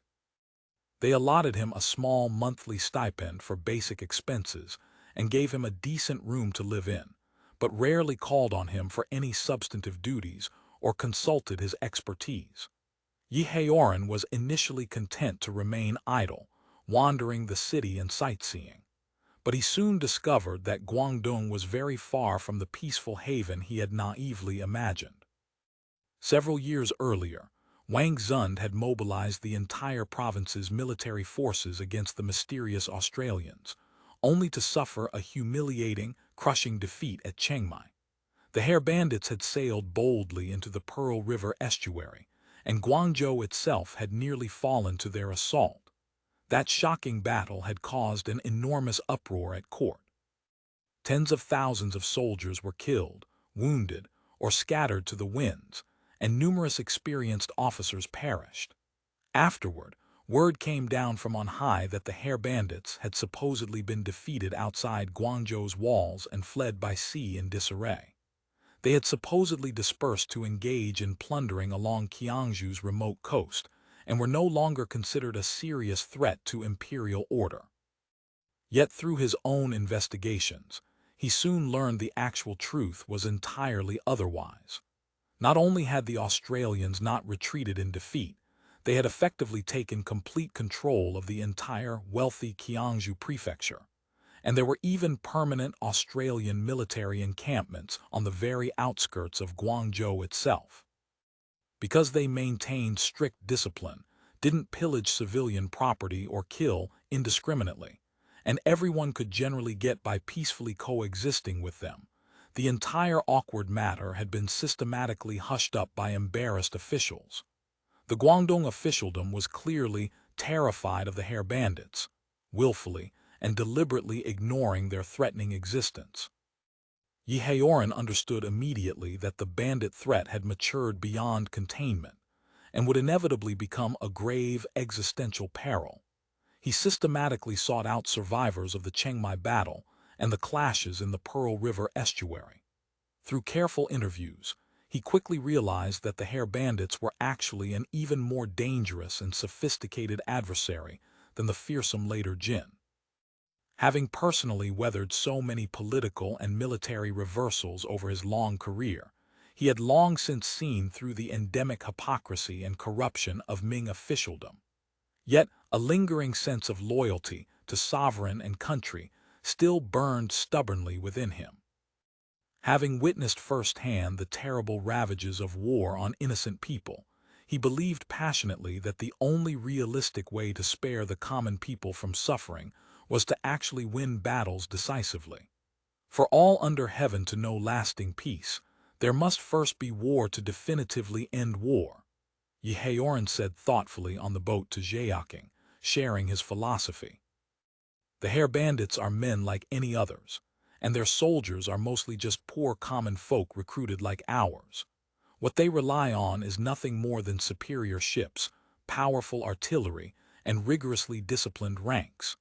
If the court can finally steel its resolve, invest in refining its weapons properly, and train a truly new army with modern methods, there's absolutely no reason the Hare Bandits cannot be defeated eventually.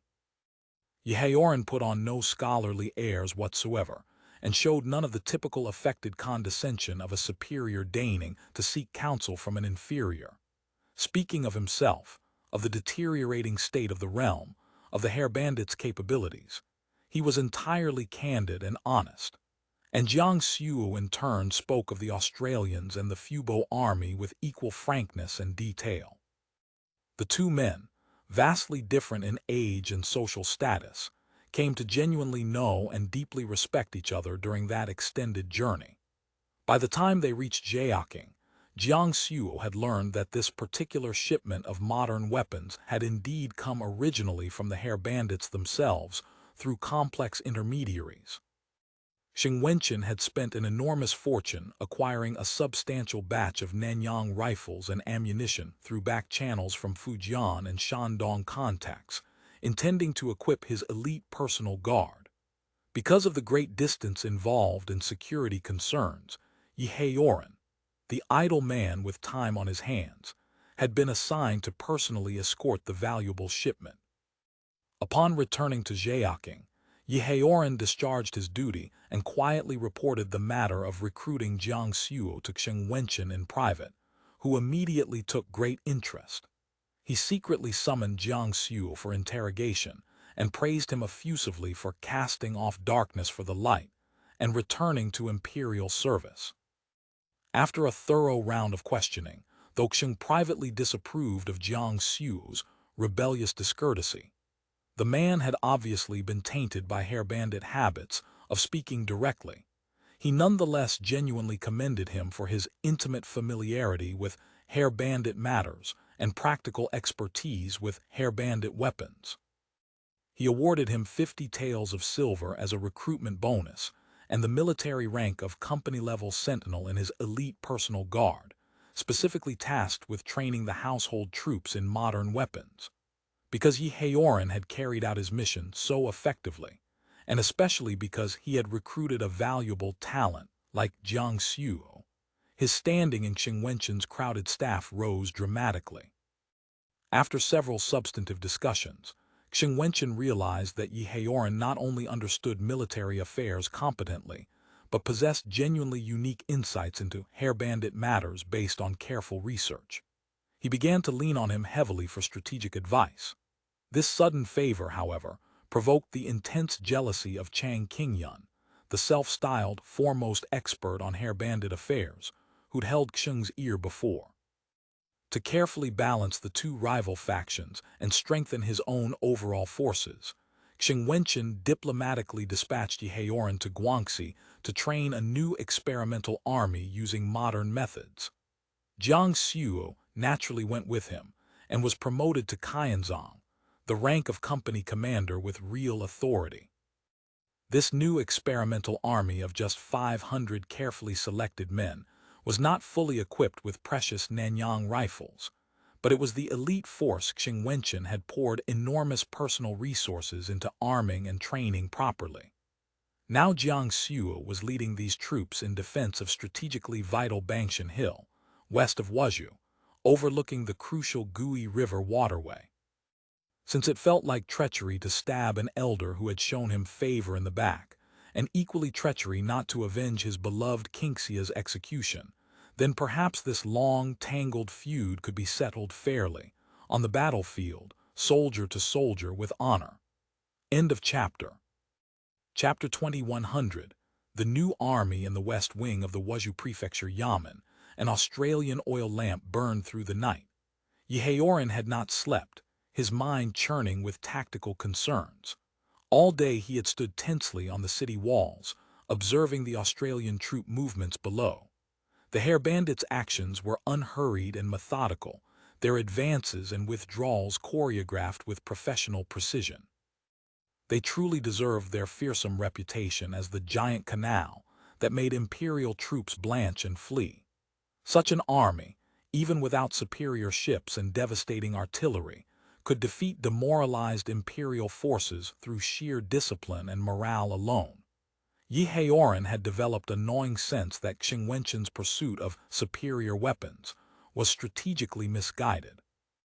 Even if every soldier in Wuzhou's garrison were equipped with Nanyang rifles, he doubted they would have much chance against such a professional force. And at present, he commanded only 500 men, a drop in the ocean. On the surface, this arrangement was Xiong Wenchans' way of balancing the rivalry between advisors Chang Qingyun and Yi Haoran. But Yi Haoran recognized the Governor-General's strategic foresight. The regular Ming army was beyond reform, its corruption and incompetence too deep for half measures. Even Xiong Wenchans dared not touch the entrenched interests. A surrendered bandit like Jiang Xuo had no personal troops or political connections. Placing him within the rigid military structure would make survival uncertain. By dispatching Yi Haoran and Jiang Xuo together to Guizhou to recruit household guards and build a force from scratch, Xiong Wenchans had done them a considerable favor. The legendary Qi Jiguang himself had started the same way, raising an entirely new force from nothing. Training an effective army required serious money. Fortunately, Guizhou was poor. A settling fee of 4 taels per man attracted volunteers. but 3 taels monthly pay for each soldier was no trivial sum. Wenchans allocated 10,000 taels, 4,500 for 3 months' wages in advance, 2,000 for settling fees and equipment, the remainder for miscellaneous expenses. The miscellaneous fund required no accounting. Any surplus belonged to the manager. A seasoned bureaucrat might even skim from wages as profit. When Yehaoren received this assignment, he became recognized as a man in favor. Colleagues and strangers alike came to congratulate him and slip in names of relatives they hoped he might appoint. Yehaoren had served in staff positions for years and understood the political games. He couldn't refuse outright. Even if a petitioner couldn't help him, at least they wouldn't sabotage him. When he and Jiangsu finally departed for Guizhou, their recruiting party had swelled from a dozen to over 100. The recruitment site was Wenchans' home region, Yangning Guard in Guizhou. Since Guizhou lay outside his jurisdiction, Yehaoren's pretext was recruiting household guards for protection rather than formal soldiers. The court didn't forbid this, but Wenchans had enemies who might seize it as a political weapon. After filling the ranks to 500, Yehaoren marched them back to Guangxi for drilling. The training camp was established at Teng County, not far from Wuzhou. Days after arriving, Yehaoren summoned Jiangsu privately and handed him 500 taels of silver. "What's this for, sir?" In his hard life, Jiangsu had never seen so much silver. He was visibly shocked. "You accompanied me to Guizhou and will train this force. This is your rightful share." But the monthly pay was just issued. Yehaoren had never delayed wages, that was true. Yet the distributed pay wasn't the promised 3 taels but only 2. The excuse was that 3 taels applied to active combat. During peacetime training, 2 sufficed. That adjustment yielded 500 extra taels monthly. Jiangsu received his full stipend, but it sat uneasily with him. Among the Australians, the agreed sum was always paid, never skimmed. "This payment is from the miscellaneous fund," Yehaoren explained calmly. "It's your rightful share. Take it and don't worry." Yehaoren possessed genuine public loyalty, that was sincere, but lofty sentiment didn't preclude enriching himself from opportunity. He was past 50, whether he'd hold another lucrative position was uncertain. If he didn't squeeze silver from this assignment, he wouldn't have money for a proper burial. Besides, entertaining superiors and smoothing relationships cost heavily. If he didn't take from allocated funds, the miscellaneous fund wouldn't cover overhead. But wasn't the expense fund already dispersed before Guizhou? Jiangsu knew this practice, drinking soldiers' blood, as the Australians called it. What could you possibly know? Yehaoren read his disapproval and felt surprised at such naivete. "You're a court official now, not an Australian soldier. In the Ming system, there are appearances to maintain, expenses to cover, people to entertain constantly. How could official pay suffice? Right now, we train in isolation, answering to no one. But once posted amid regular forces, you'll have demanding superiors and jealous colleagues to appease. Who will you not bribe?" Seeing Jiangsu about to protest, he waved impatiently. "Hear me out. This is entrenched Ming corruption. It cannot be changed. Even Governor Xiong daren't touch it. Even Qi Jiguang and Yuan Changhuan had to curry favor with factions just to survive. Otherwise you won't keep your post or your life."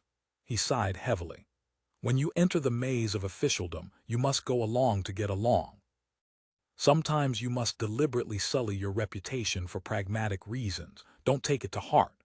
Jiangsu said nothing more, silently accepted the silver and made to leave.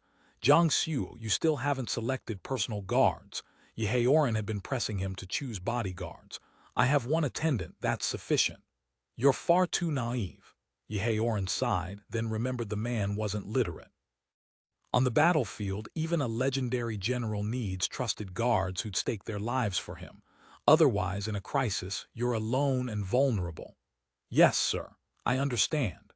Jiangsu bowed respectfully, tucked away the silver and departed. Yehaoren shook his head inwardly. These men the hair bandits trained were hopeless sticklers for principle. The 500 new soldiers had been selected according to the effective discipline manual's rigorous standards. robust mountain folk with good physiques, every one. Yi Haoran handed them to Jiang Xu for training. Unfortunately, though Jiang Xu was well-versed in hair-bandit drill methods and could speak impressively about training techniques, he was just a former private, not even a corporal, with no experience commanding large bodies of men. Tasked with teaching 500 alone, he was overwhelmed. For days, everything was disorder. Yi Haoran recalled his military classics and changed tactics. First, he selected 10 capable men for Jiang Xu to mentor intensively in marching, formations, and arms. Then those 10 drilled 100 men with Jiang Xu correcting them. Finally, those 100 drilled the remainder. In 3 months, the unit became visibly orderly and presentable. Yi Haoran was pleased. By Jiang Xu's standards, the training was unremarkable. It didn't match the elite Fubo army or even the competent national army. At best, it was solid militia grade. What he could teach was limited to basic formation drills. The few battles formations he knew, deploying on the march, double-rank volleys, defensive squares, were elementary. How to apply them flexibly in combat, he wasn't confident. Shooting practice followed Jiang Xu's own regimen, 50 dry-fire drills for muscle memory, 30 live rounds for accuracy. This ammunition expenditure agonized the budget-conscious Yi Haoran. Each rifle came with only 100 rounds. Ammunition was an Australian monopoly, exorbitantly priced. Even setting aside gunpowder and lead, the copper percussion caps remained a mystery. No one knew their manufacture. Though he wasn't spending personal savings, too much expense meant trouble with Governor Xiong. Still, watching the Nanyang rifles perform impressively, Yi Haoran felt it was money well spent. The real trouble was numbers. Only 100 rifles for the entire force, far too few. Yi Haoran had planned to arm the rest with Portuguese matchlocks from Macau, but Jiang Xu argued the weapons differed too drastically in performance to coordinate effectively. Instead, he proposed equipping them with long pikes, following a combined arms method from his Australian militia training. Standard pikes were far easier to obtain than Nanyang rifles. Soon, Yi Haoran's agents returned from Macau with several hundred Lingao manufactured pikes of good quality. Jiang Xu systematically drilled spearmen and musketeers together in combined formations. On paper, this drill looked straightforward. In practice, it was anything but easy. Shifting formations fluidly, mixing pike and firearms units, required a professional army with extensive experience. An amateur like Jiang Xu and an autodidact like Yi Haoran couldn't manage alone.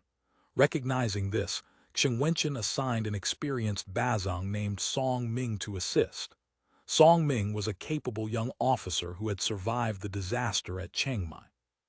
Since that defeat, his career had languished unfairly, but he remained ambitious. On arriving at Tang County and meeting Yi Haoran, the two hit it off, and Song Ming took charge of field exercises.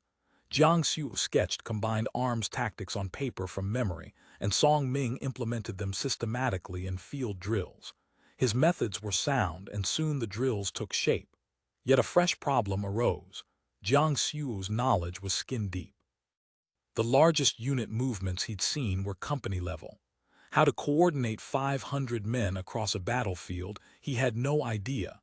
The three experimented continuously, groping by trial and error toward something workable, but time had run out. The shocking Australian amphibious landings, the rapid fall of Guangzhou and Zhaoqing, the uncertain fate of the Chaos-in Vice commander's desperate defense, Wenchans' fledgling new army, barely formed and untested, was about to be thrown into a last-ditch fight against the vastly superior Australians at Wuzhou. Alas, the new army is not yet tempered by battle, and I have only 500 men. Yi Haoran's heart ached with regret and frustration. End of chapter. Chapter 21:01. A hybrid strategy. The force Yi Haoran had poured his heart into alongside Jiang Xu and Song Ming would likely prove of little use. Still, the Governor-General had told him, victory wasn't the goal. As long as it wasn't a crushing defeat, as long as they inflicted casualties on the Hair Bandits that would count as winning. As long as the Hair Bandits know we are not defenseless, Wenchans had declared. You will have rendered great service. Even if all these household troops are spent, I am willing to bear that cost. Yehaoran's jaw had nearly dropped. He'd expected instructions to preserve the new army. This force had cost tens of thousands of taels. Surely Wenchans would treat it as a prized asset and tell him to deploy it carefully. Yehaoran couldn't help but admire the man. He had always derided this official as one who valued pacification above all. It seemed the Governor-General had more backbone than assumed. I shall not fail my mission. After deliberation, Yehaoran decided to deploy on Bangshan, the key point controlling the Gui River. It was a critical strongpoint outside the city. Once the Hair Bandits seized it, they would command a dominating position over Wuzhou. To bring their superior artillery to bear, this was a place they must attack. Garrisoning Bangshan, besides the 500 new troops, Wenchans had also assigned his elite Central Guard Dubile of 500 men, likewise under Song Ming's command. 1,000 battle-ready soldiers represented substantial combat power in the late Ming. Many generals relied on no more than 2,000 or 3,000 truly dependable troops. For Wenchans to stake such resources here, Yehaoran had no thought but to urge his men to fight to the death. Watching the faint light in the sky, his servant came to report everything was ready. Should they set out immediately? At once. Wenchans had awakened early. The sky was just beginning to brighten. Since the Australian invasion, he hadn't slept well, dropping off late, rising early. Ever since inheriting the mess Wang Zund had left behind as Governor-General of Guangdong and Guangxi, Wenchans had lived in constant anxiety. Against sea pirates, the most reasonable approach was pacification. Pacify one faction, prop up another, use bandits against bandits. Whoever won, the government gained. Back in Fujian, he had recruited Zhang Zhilong as a vice-commander in just that way, then supported him in sweeping up the sea raiders that plagued the coast. Zhang Zhilong's achievements had kept him in imperial favor, and his career had flourished. When the emperor promoted him to Governor-General of Guangdong Guangxi, the expectation was surely that he would replicate that success in a more complex theater. Yet the Australians' appetite was vast. The Qingyun vice-commandership he had offered at the Pian Tower meeting had failed to move them. Instead, they'd warned him to seek a transfer while he still could. Now, from the look of things, they aimed at nothing less than carving out a kingdom. First Guangzhou fell, then Zhaoqing. Whether the Chaos-Han vice-commander could hold his position was doubtful. Wenchans thought it unlikely. If Wuzhou fell as well, he might as well hang himself, preferable to being dragged in chains to the capital and executed. To ensure his survival, Wuzhou must be held. He had adopted a two-pronged plan. The first track came from County Magistrate Chang Pu of Enping: burn the city and implement scorched earth tactics. Chang Pu's scheme was as follows. The south wall faced the Zai River, and the Australians, arriving by ship, would most likely launch their main assault from the relatively open southern sector. They would therefore leave southern defenses weak, luring the enemy in. Once the Australians breached the walls, fires would be lit across the city to create chaos. They would then counterattack. If the fire and ambush failed, they would break out through the north's Dayun Gate, leaving behind a grain-starved city, forcing the Australians to withdraw. It was a venomous stratagem. Even if the Australians took Wuzhou, it would be a ruined wasteland. No grain, no treasure. In the chaos, civilian casualties would be horrific. Plague would follow, and with tens of thousands of refugees to feed. Wuzhou might be a major hub on the Zai River, but the country from Sanshui westward produced little grain, and the eastern and western mountain areas were already on the brink of people uprisings due to the garrison's withdrawal. The Australians would have to transport grain against the current while suppressing unrest. Their forces would be stretched thin. In the end, they would have no choice but to withdraw. The second track was Yehaoran's defense plan. He argued that burning the city, setting aside whether it would work against the Australians, was certain to throw their own forces into chaos given the garrison's organizational standards. More likely, the fire would spark a complete rout before the Australians even moved. In Yi Haoran's view, by exploiting Wuzhou's terrain and fortifications, a defense of several months was well within reach if properly arranged. The two rivers converged at Wuzhou. Grain stores were ample. Apart from a narrow strip of open ground south of the city, the surroundings were rivers or hills. They could rely on the Gui and Zun rivers to continuously supply provisions from the agricultural hinterland upstream. Unless the Fubo army could take Wuzhou in one overwhelming stroke, a prolonged siege might not starve them out. Out beyond the passes, under siege by tens of thousands of later Jin troops, isolated cities had held out half a year, sometimes a year or two, on many occasions. The Australians might be formidable, but against thick walls they would still have to climb. Their numbers were small, their losses intolerable, and they were utterly dependent on logistics. According to Jiang Suo, Australian operations consumed enormous quantities of materiel. Typically, one or two major battles would deplete the bulk of their ammunition reserves. After weighing both options, Wenchans settled on a hybrid strategy. He ordered trench fortifications dug north of Dayun Gate and atop Bangshan to shield against Australian artillery. Heavy forces would defend these positions. Some boats would be filled with sandbags and scuttled in the Gui River shallows to prevent the Australian fleet from entering. At the same time, he prepared for the scorched earth option. Grain stores were moved outside the walls and placed under armed guard. Only a skeleton crew of elite soldiers would hold key points inside the city, while the main body withdrew to strongpoints beyond the walls. Along the Zai River from Teng County to Wuzhou, substantial forces were deployed to prevent the Fubo army from raiding their rear and to secure supply lines. On April 13, at 11 a.m., more than a dozen transport ships sailed out from Changzhou Island and made for the northern bank of the Zai River, south of Wuzhou. Simultaneously, vessels of the Pearl River Task Force West Detachment rhythmically pounded the southern wall with cannon fire, suppressing the defenders and covering the landing. The landing force consisted of Zhu Guangxing's 3rd Battalion and Zhang Dapao's Siege Artillery Company. The beachhead was a hive of activity. Army soldiers waded ashore from the transports.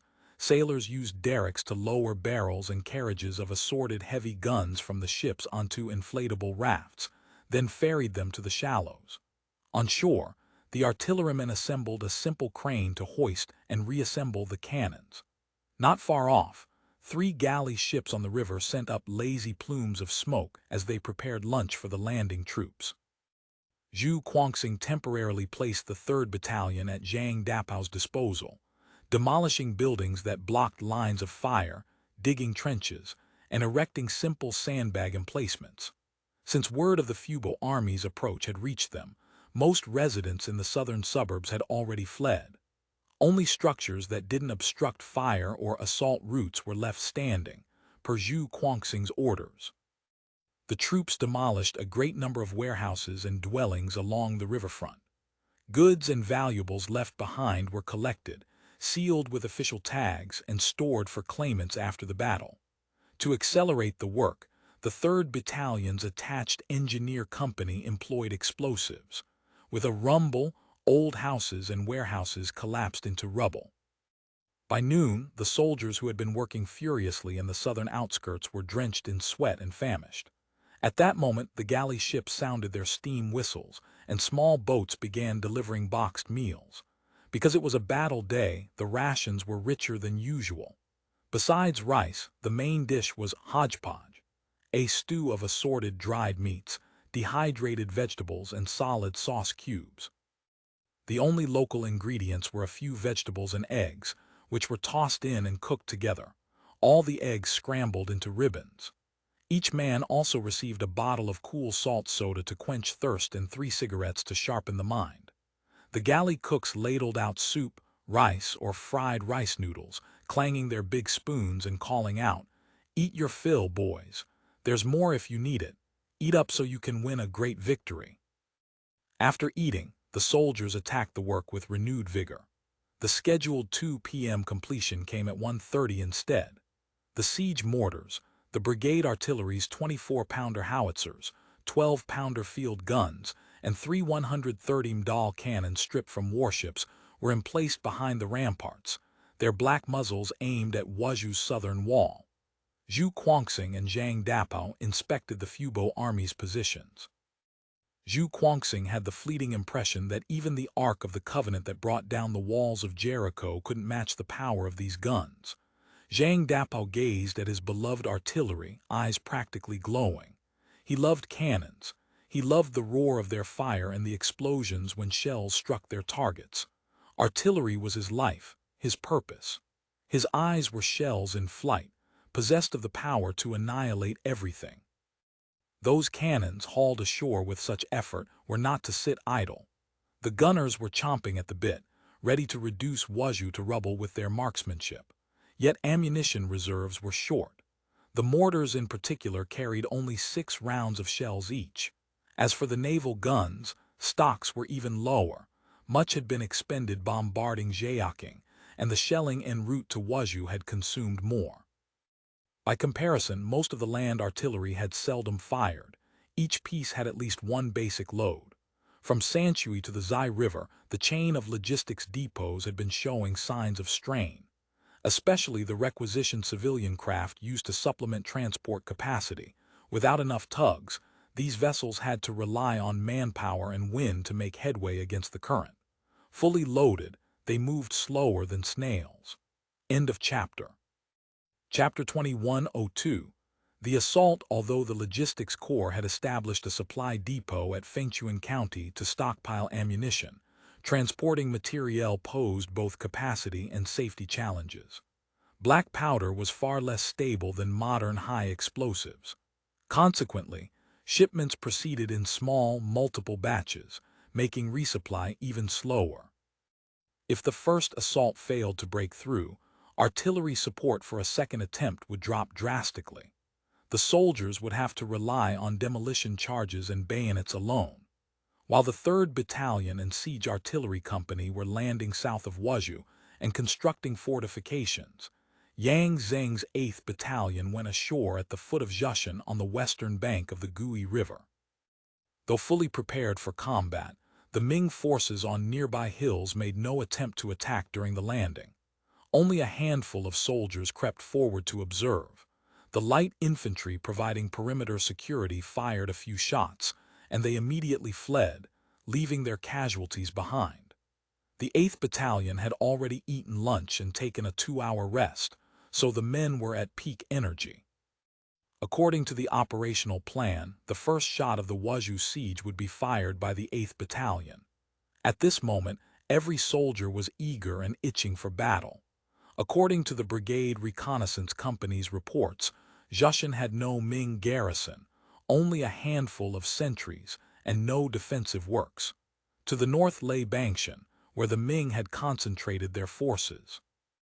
Zhaoqing's peak elevation was only 11 meters, while Bangshan topped out at 38 meters, barely hills, really. But these were the commanding heights around Wuzhou, well above the western wall across the river. Even in cold steel warfare, Bangshan would be a critical strongpoint outside the city. The brigade scouts reported approximately 1,000 Ming troops defending Bangshan and its environs in a group defense. Their combat effectiveness was considerable, especially the new army troops under Qingyun, equipped with Nanyang rifles. The operators knew their weapons well, accurate fire and good timing, far superior to any Ming forces previously encountered. Additionally, this Ming force was heavily equipped with light phalanges, more properly called heavy matchlock guns than cannon. Though cumbersome, their rate of fire and lethality were quite respectable. If infantry advanced into range, these weapons could inflict serious casualties. The Ming forces also had the usual hodgepodge of assorted firearms, varying widely in effectiveness. But as long as they were discharged at the right moment, they could still cause considerable harm to an attacking force. From the scouts' several probing reconnaissance runs, the Ming on Bangshan seemed more steady than any armed force they'd met before, rarely firing at random, but each volley delivering a sudden storm of projectiles that, at close range, often momentarily overwhelmed the light infantry's firepower. Most critically, the Ming had dug trenches and built field works. Trench warfare was nothing new to the Ming. In the late Ming struggles against the later Jin, commanders often built field fortifications and relied on firearms to defend against the heavy infantry and cavalry charges of the 8 banners. The banners typically waited until the Ming had exhausted their ammunition before launching their assaults. Yang Zheng set up a temporary command post on Zhaoqing and carefully studied the enemy position through binoculars. The Ming trenches followed the contours of the hillside, forming an irregular quadrilateral with 2 layers. What Yang Zheng could see was one of the sharp corners of this quadrilateral. He sighed inwardly. That traitor really knew his business. The Fubo army's methods and principles for constructing fieldworks had been learned thoroughly. Bangshan was steep on the east, west, and north faces, with only the south slope relatively gentle. The longest salient of the Ming fortifications was positioned on that southern slope. To attack this salient head-on meant facing fire from both flanks despite the gentler grade. To attack from the sides meant struggling uphill, easy targets for the defenders. To take Bangshan, the 8th Battalion would have to assault uphill. Aside from shrapnel shells, the brigade artillery's field guns and howitzers could scarcely hit Ming troops sheltering inside the hilltop trenches, and shells that failed to land inside the trenches would do negligible damage. Trenches, this low-tech expedient, were recognized as an effective countermeasure against artillery fire. Of course, there were ways to attack trenches: mortars. These precursors to modern mortars had a high trajectory ideal for striking trench positions, but mortars were heavy and short-ranged. Apart from the large-caliber pieces assigned to siege artillery, the field artillery had none at all, and there was no time to wait for them to be shipped up. In the past, Yang Zheng would have ordered bayonet charges without hesitation, crashing straight into Ming troops cowering in their ditches. But this reconnaissance report told a different story. The Ming forces were roughly equal in strength to the 8th Battalion, well supplied with firearms and bows. Sheltering in trenches, they presented tiny targets. Covering fire from light infantry would hit virtually nothing. Once the enemy opened up from inside the trenches, whether volleys of firearms or flights of arrows, the charging infantry would suffer heavy losses. From the reconnaissance reports, the Ming's will to fight seemed solid. Their officers commanded capably, and their training was systematic. The conventional all-out charge might not fail, but it would certainly exact a heavy toll. Though the elders had repeatedly emphasized that casualties need not be a primary concern, and that forces should be committed decisively when necessary, Yang Zheng was a veteran of the Fubo army. He knew firsthand how the elders had built this force from nothing through blood and toil. This seed capital was meant for winning all under heaven. The fewer losses, the better. He lowered his binoculars and returned to the battalion command post.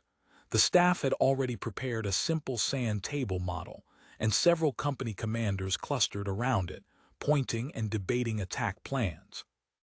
Yang Zheng decided to hold off on issuing a specific battle order and first hear his commander's views. Yang Erdong had been serving as one of Lord Wenchans' household guards for over 2 years. He ate well, drew good pay, and his family considered him lucky to have landed such a fine post. True, life as a household guard meant strict drilling and heavy duties, and once fighting started, you were first in line. But the pay and provisions were far superior to an ordinary soldier's. These days, plenty of men were willing to stake their lives in exchange for food and clothing. Landing a spot as one of the Governor-General's personal guard was extraordinary luck. As household guards went, they saw less combat than most. Wenchan wasn't some frontier general constantly fighting, so Yang Erdong had been quite content with his lot. Unfortunately, Yang Erdong's luck had run out. Wenchans had resolved to fight to the finish with the Hair Bandits at Wuzhou, and his household troops were expected to give their all. Everyone was grumbling. This time they'd probably lose their heads. Though the danger of death loomed, few deserted. Desertion meant losing their livelihood. For these soldiers, accustomed to their pay and perks, going back to hard labor was unthinkable. Turning bandit was no better in these times. Might as well gamble. If they survived, even if Wenchans were later stripped of office, they'd still have prospects. At worst, they'd collect a few taels as severance. As luck would have it, ancestors be praised, Yang Erdong wasn't assigned to Bangshan, spared from the first clash with the Australians. Instead, he and 9 other matchlock musketeers were placed under advisor Chang's command, awaiting his orders. Chang Qingyun rode about Wuzhou on a tall horse, Wenchans' command arrow tucked at his waist, a saber at his hip, followed by 10 matchlock-armed household guards. He cut quite a figure. Wenchans had authorized Chang Qingyun to inspect the various units and enforce discipline in his stead. Chang Qingyun felt deeply honored and threw himself into the task with gusto. After beheading a few deserters, he carried himself with even greater menace. This made Yang Erdong's life miserable. Chang Qingyun galloped about on horseback. The guards had to follow on foot at a jog. Before long, they were gasping for breath. By the time they reached the south of the city, they could run no more. "Master Chang, you've got to let us rest a bit. The brothers can't keep up. Just give us a short breather before we continue the patrol, won't you?" Yang Erdong dared to speak up. Chang Qingyun clenched his teeth. "You don't know how dangerous the Australians are.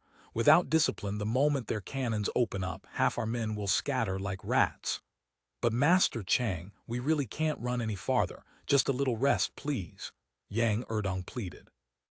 "Yes, please, Master Chang, just let us rest a bit," the other guards chimed in. "It's because the great Ming is full of loafers like you collecting pay but doing nothing, that the eastern captives raid every year, the roving bandits run rampant, and the hair bandits wreak havoc." He raised his riding crop and lashed toward Yang Erdong. Yang Erdong ducked aside. The whip cracked empty air. Just as Chang Qingyun pulled back for another stroke, a rumble of artillery echoed in the distance, like 1,000 thunderclaps following lightning.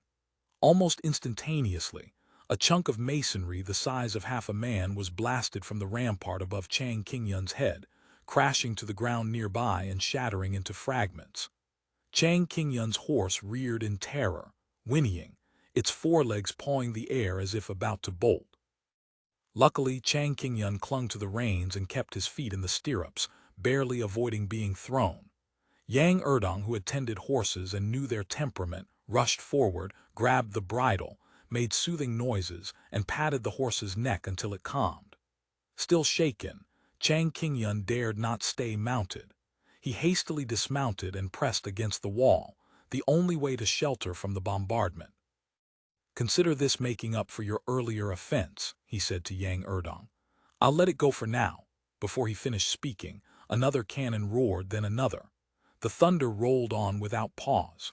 The southern wall of Wuzhou was pummeled, bricks flying everywhere, barely a section left intact. Chang Qingyun knew the Australians' artillery was formidable, but he had not imagined it was this devastating.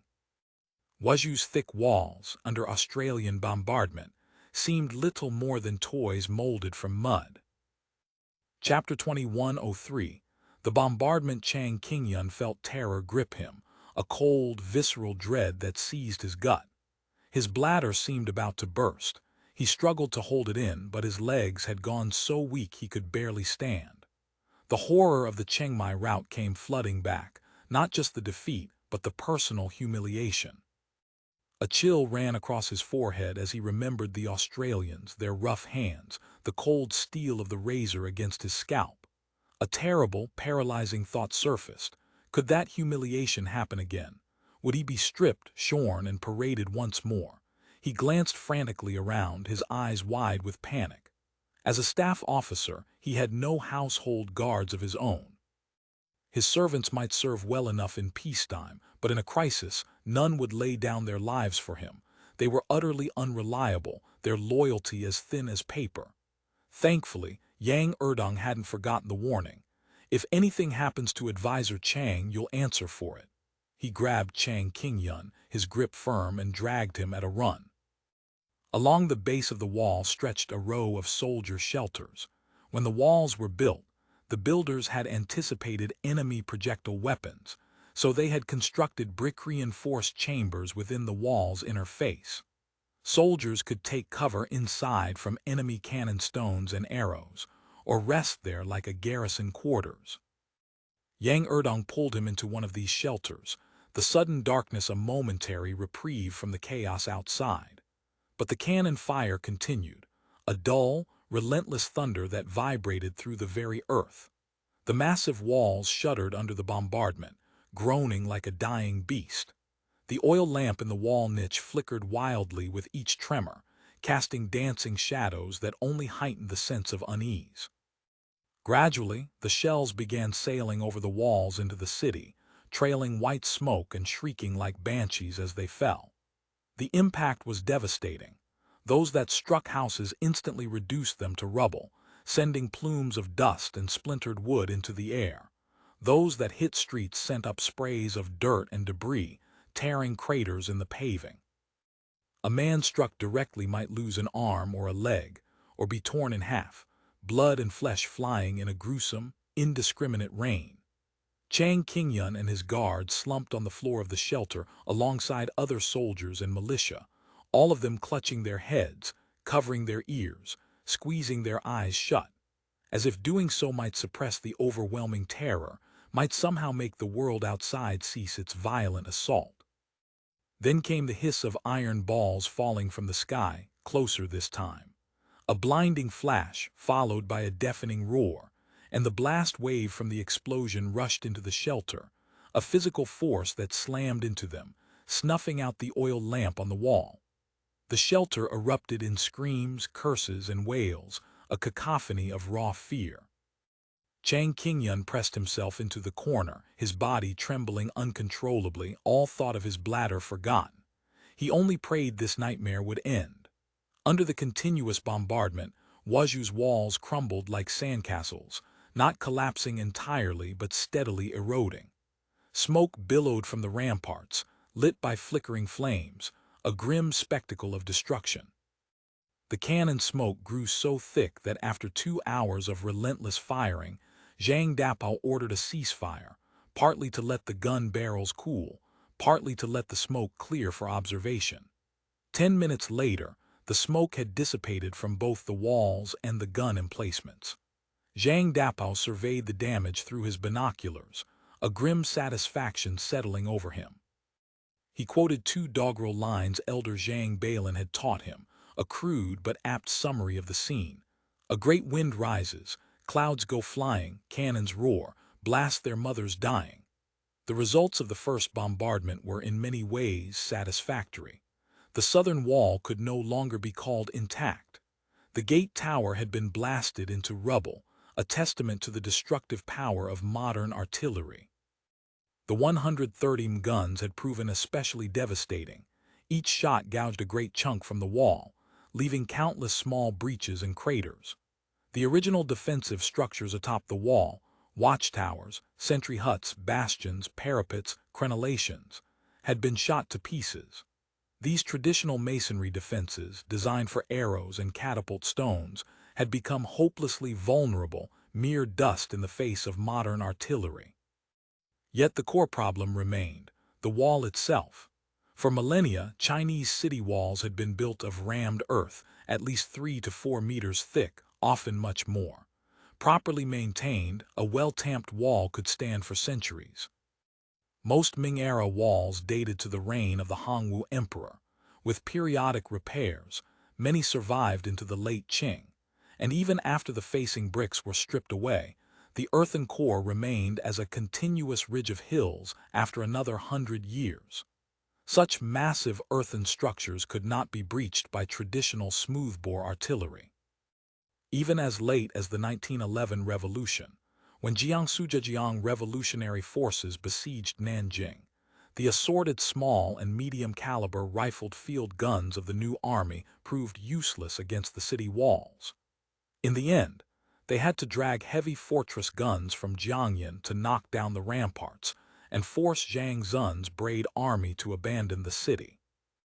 The damage to Wuzhou's southern wall looked pitiful, pockmarked with breaches, scarred and battered, but not a single section had actually collapsed. Zhang Dapao wasn't particularly surprised. He knew the limitations of his weapons.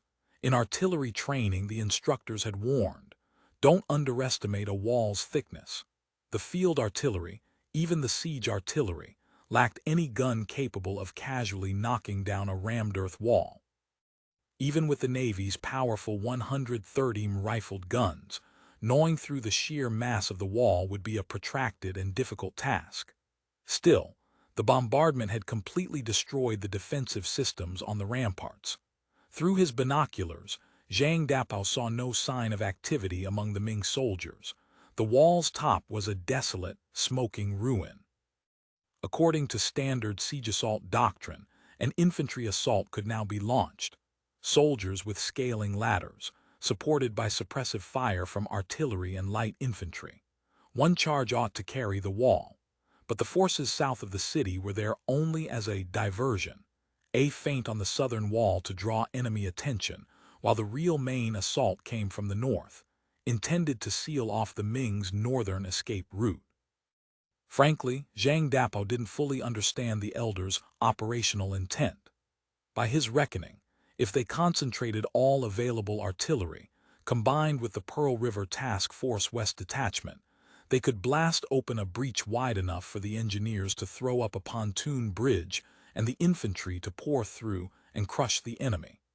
That approach would earn Zhang Dapao the chief credit for the Wuzhou campaign. But the battle plan called for something else, a feint in the south, the main attack in the north. At the command meeting, Zhu Mingxia had outlined the reasons for this. First, the Fubo army's overarching strategy had always been annihilation, not attrition. They did not measure success by capturing or losing cities, but emphasized battles of annihilation over battles of rout. Therefore, they must not simply drive the Ming forces away to scatter across Guangxi. Second, according to intelligence from agents inside the city, the Ming were preparing to burn the city. If the Fubo army rushed in quickly and the Ming sensed imminent defeat, they would surely set fires. The likely outcome would be mutual destruction with Wuzhou. Zhang Dapao knew the Council of Elders was both generous and stingy. When fighting or building, they spared no expense, but when it came time to collect spoils after a battle, they counted every last coin, as if stepping outside without finding money on the ground was a loss.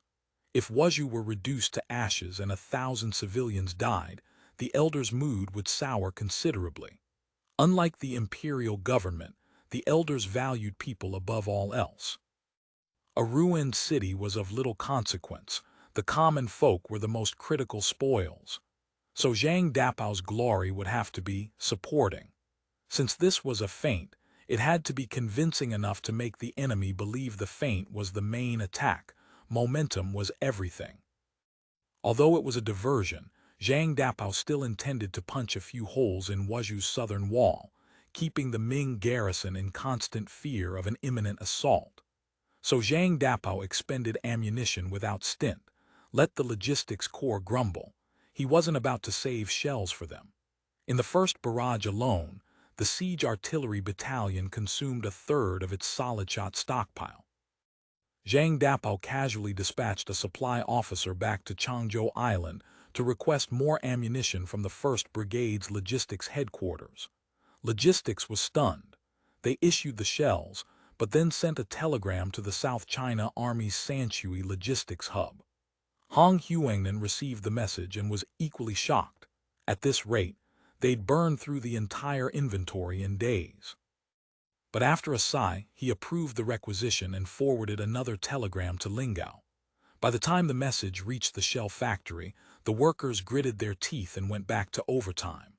They'd been working extra shifts for months already. A few more weeks wouldn't hurt.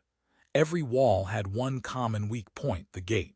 The wall might be solid rammed earth, but the gate could only be wood. Against cannon fire, timber was utterly defenseless. let alone shells from 130 guns capable of punching through ship hulls. The Dezhang and Nangsun gates were blasted open in turn. Without even looking, Zhang Dapao knew what waited behind them. The Ming had blocked the gates. Blocking gates was the ultimate expedient to shore up this weakness, but it also meant surrendering all initiative. Since antiquity, defenders prized the ability to sortie, to harass and disrupt enemy siege works. The Ming especially valued control of the gateways. When possible, they would erect outworks beyond the gates. When necessary, they would sally forth in small counterattacks to throw off the attacker's rhythm. Once the gates were blocked, all initiative was gone, a sign of death throes. As for the hastily piled brick-earth timber barricades behind the gates, the 130 guns could demolish them in time, but a feint was a feint, not the real attack. Zhang Dapao judged that he'd lobbed enough solid shot at the walls. At this rate, the entire stockpile would be depleted before evening. Zhang Dapao ordered all guns to cease fire on the walls. The gunners began swabbing out the bores, preparing for the next barrage. End of chapter. Chapter 2104. The riot, the bombardment had ended, at least for the moment. Chang Qingyun lay limply in the shelter, his mind dazed. How much time had passed, he couldn't tell. All he knew was that it was finally quiet. He looked around, living things still stirred. Sunlight poured through the shelter's entrance, and the screams and wails that had filled the air moments ago had faded. Chang Qingyun pulled himself up with effort. His body ached and tremendous thirst seized him. It seemed he had been terrified into heavy sweating. "Advisor Chang, the bombardment has stopped." Yang Erdong's voice came from nearby. He had protected Chang Qingyun during the barrage. Having once been a horse groom, he understood the terror of loud noises and had kept up a soothing patter throughout. We're not dead," Chang Qingyun asked hoarsely. "We're alive, advisor." Chang Qingyun scrambled to his feet and lurched toward the shelter's exit. Outside was a scene of devastation. The rampart looked as if ravaged by a cataclysm, rubble everywhere, smoke still rising. Bodies lay scattered, some torn apart by shell fragments, others crushed under fallen stonework. Blood pooled in the cracks between flagstones. The soldiers who had survived huddled against walls or in corners, many still trembling uncontrollably. Some wept silently, others simply stared blankly ahead. Their fighting spirit, if any had existed, was utterly shattered. Chang Qingyun suddenly understood Wenchans' decision to burn the city rather than defend it. There was simply no defending against this. The Australians' firepower could annihilate an army without risking a single man in close combat. "Advisor Chang, what do we do now?" Yang Erdong asked. Before Chang Qingyun could answer, shouts and screams erupted from deeper within the city. The soldiers atop the wall looked toward the sound. Smoke was rising from several points inside Wuzhou. A different kind of chaos had begun. The bombardment had shattered what remained of military discipline. Throughout the city, soldiers who had been waiting for the assault, or waiting for orders, suddenly realized that no orders were coming and no assault was imminent. Some concluded that officers had already fled. Others simply decided that if the walls couldn't be held, there was no point in dying for nothing. What followed was predictable. Soldiers began deserting their posts, flooding into the streets. With weapons in hand and desperation in their hearts, they turned to plunder. Shops were broken into, warehouses ransacked, homes invaded. Anyone who resisted was cut down. Women were dragged away screaming. The thin veneer of order that Wenchans' household guards had maintained evaporated within an hour. The local garrison, soldiers whose families lived in Wuzhou, attempted to resist. Skirmishes broke out at street corners and intersections as they tried to protect their neighborhoods from the rampaging guest troops.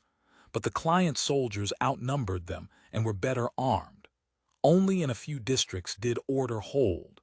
These were neighborhoods where local gentry and merchants had organized their own defense. The Zhuangding, armed militia recruited from able-bodied men, stood behind hastily erected barricades, arrows knocked and matchlocks lit.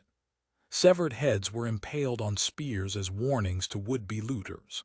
Luo Yangming, The intelligence operative, whose cover was that of a rice merchant, watched the chaos unfold from behind one such barricade. He had spent days building this network of resistance, bribing and cajoling local strongmen, coordinating with sympathetic minor officials. Now, as fires broke out across the city and gunshots echoed through the streets, he wondered if any of it would matter. The real question was whether the Fubo army would move before Wuzhou tore itself apart. Yehaoren had been trying to reach the Governor-General's yamen when the riots began. Now he found himself trapped, his small escort insufficient to force a path through the chaos. "We have to get out of the city," Jiangsu said, his voice flat.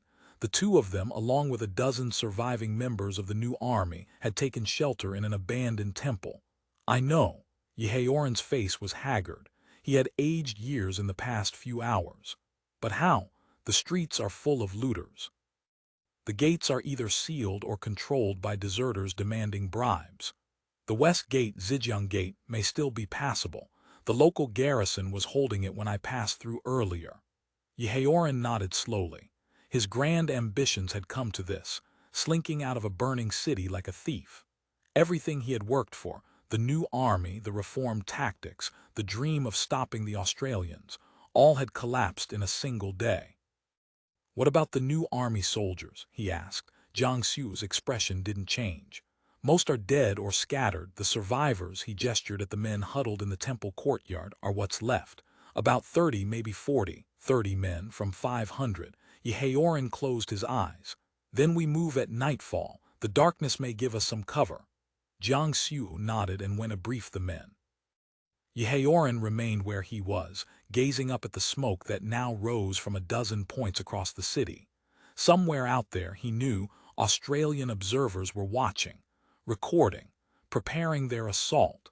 He wondered if the Australians would appreciate the irony that Wuzhou's defenders had destroyed themselves more thoroughly than any bombardment ever could.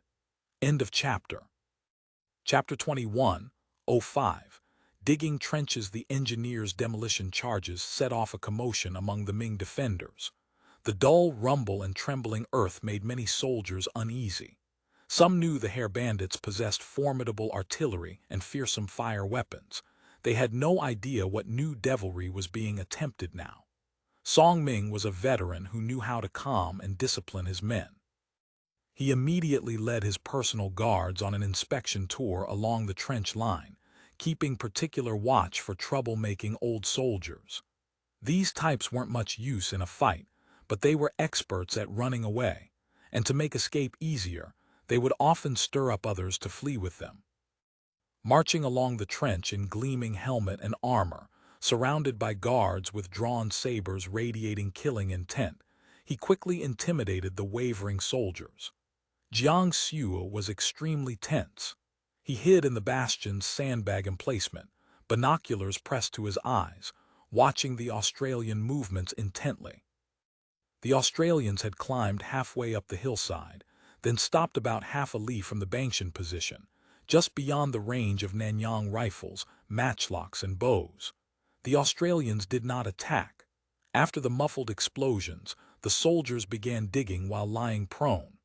Jiangsu knew the Fubo army had begun their engineering work. Even in the Marine Corps, field engineering was an important training subject, and as a training exemplar, Jiangsu was well versed in it. Clearly, the garrison's volleys had made an impression on the Fubo army. They weren't going to assault the fortifications directly. Instead, they would use engineering to approach and attack at close range. Jiangsu's proposal to use trenches against the Hair Bandits' firepower advantage had worked. He just hadn't expected the Hair Bandits to immediately counter trenches with trenches of their own, nullifying their advantage instantly. "What are the Hair Bandits up to?" Song Ming came over and picked up a pair of binoculars. Through the lenses, he could see Australians prone on the ground, digging. He had heard the thunder of Australian guns and seen dust flying on the hillside. He had expected an attack to begin. Instead, the Australians hadn't charged at all. They had started digging trenches. Could they be planning to dig a long siege line around Bangshan to starve out the Ming garrison? But that seemed unnecessary. Bangshan was already a dead end. The defenders couldn't hold out long anyway. Yehaoran had deployed forces here precisely because he judged the Hare Bandits would launch a rapid assault rather than a prolonged siege. Looking through the binoculars, the Australian trenches seemed crude. None of the breastworks, artillery platforms, or bastions he had witnessed at the Battle of Chiang Mai. They didn't look like fortifications meant for long defense. Strangest of all, the Australian trenches weren't parallel to the Ming trenches. Instead, they angled steadily closer to the Ming position. The Australian trench drew nearer and nearer, then veered at about 30 zhang from the Ming position. What had been slanting northeast now pointed southeast. "These are zigzag approach trenches," Jiang Xiu said. "They dig at an angle to get closer, then when the distance is short enough, they charge." "Those Hare Bandits are truly cunning," Song Ming cursed, a chill running through him. The shadow of his close escape at Chiang Mai still haunted him. Though Song Ming didn't understand modern tactics, years of military experience made the purpose of the zigzag trenches immediately clear. The Australians weren't trying to blockade them. They were trying to minimize the assault distance and avoid unnecessary casualties. Australian infantry could advance step by step under the cover of their trenches. The firearms and bows the defenders had prepared in abundance would be utterly useless against enemies in a trench. The best way to deal with these Australians sneaking forward to build works was a swift, violent counterattack, a charge to drive them out of their trenches. But Song Ming had little confidence in his men's close combat ability or fighting spirit. "I'll take a squad of archers out and give them a rain of arrows," Song Ming said. "Lead a squad of archers out while the Australians were attacking uphill and digging. Use the height advantage to shower arrows on the trenches below. It might not kill many, but at least it would slow their digging." "No, the archers can't go out. Once they're in the open, they're useless," Jiang Xiu shook his head. "If you want to shoot, it has to be from inside the trench. Never expose yourself."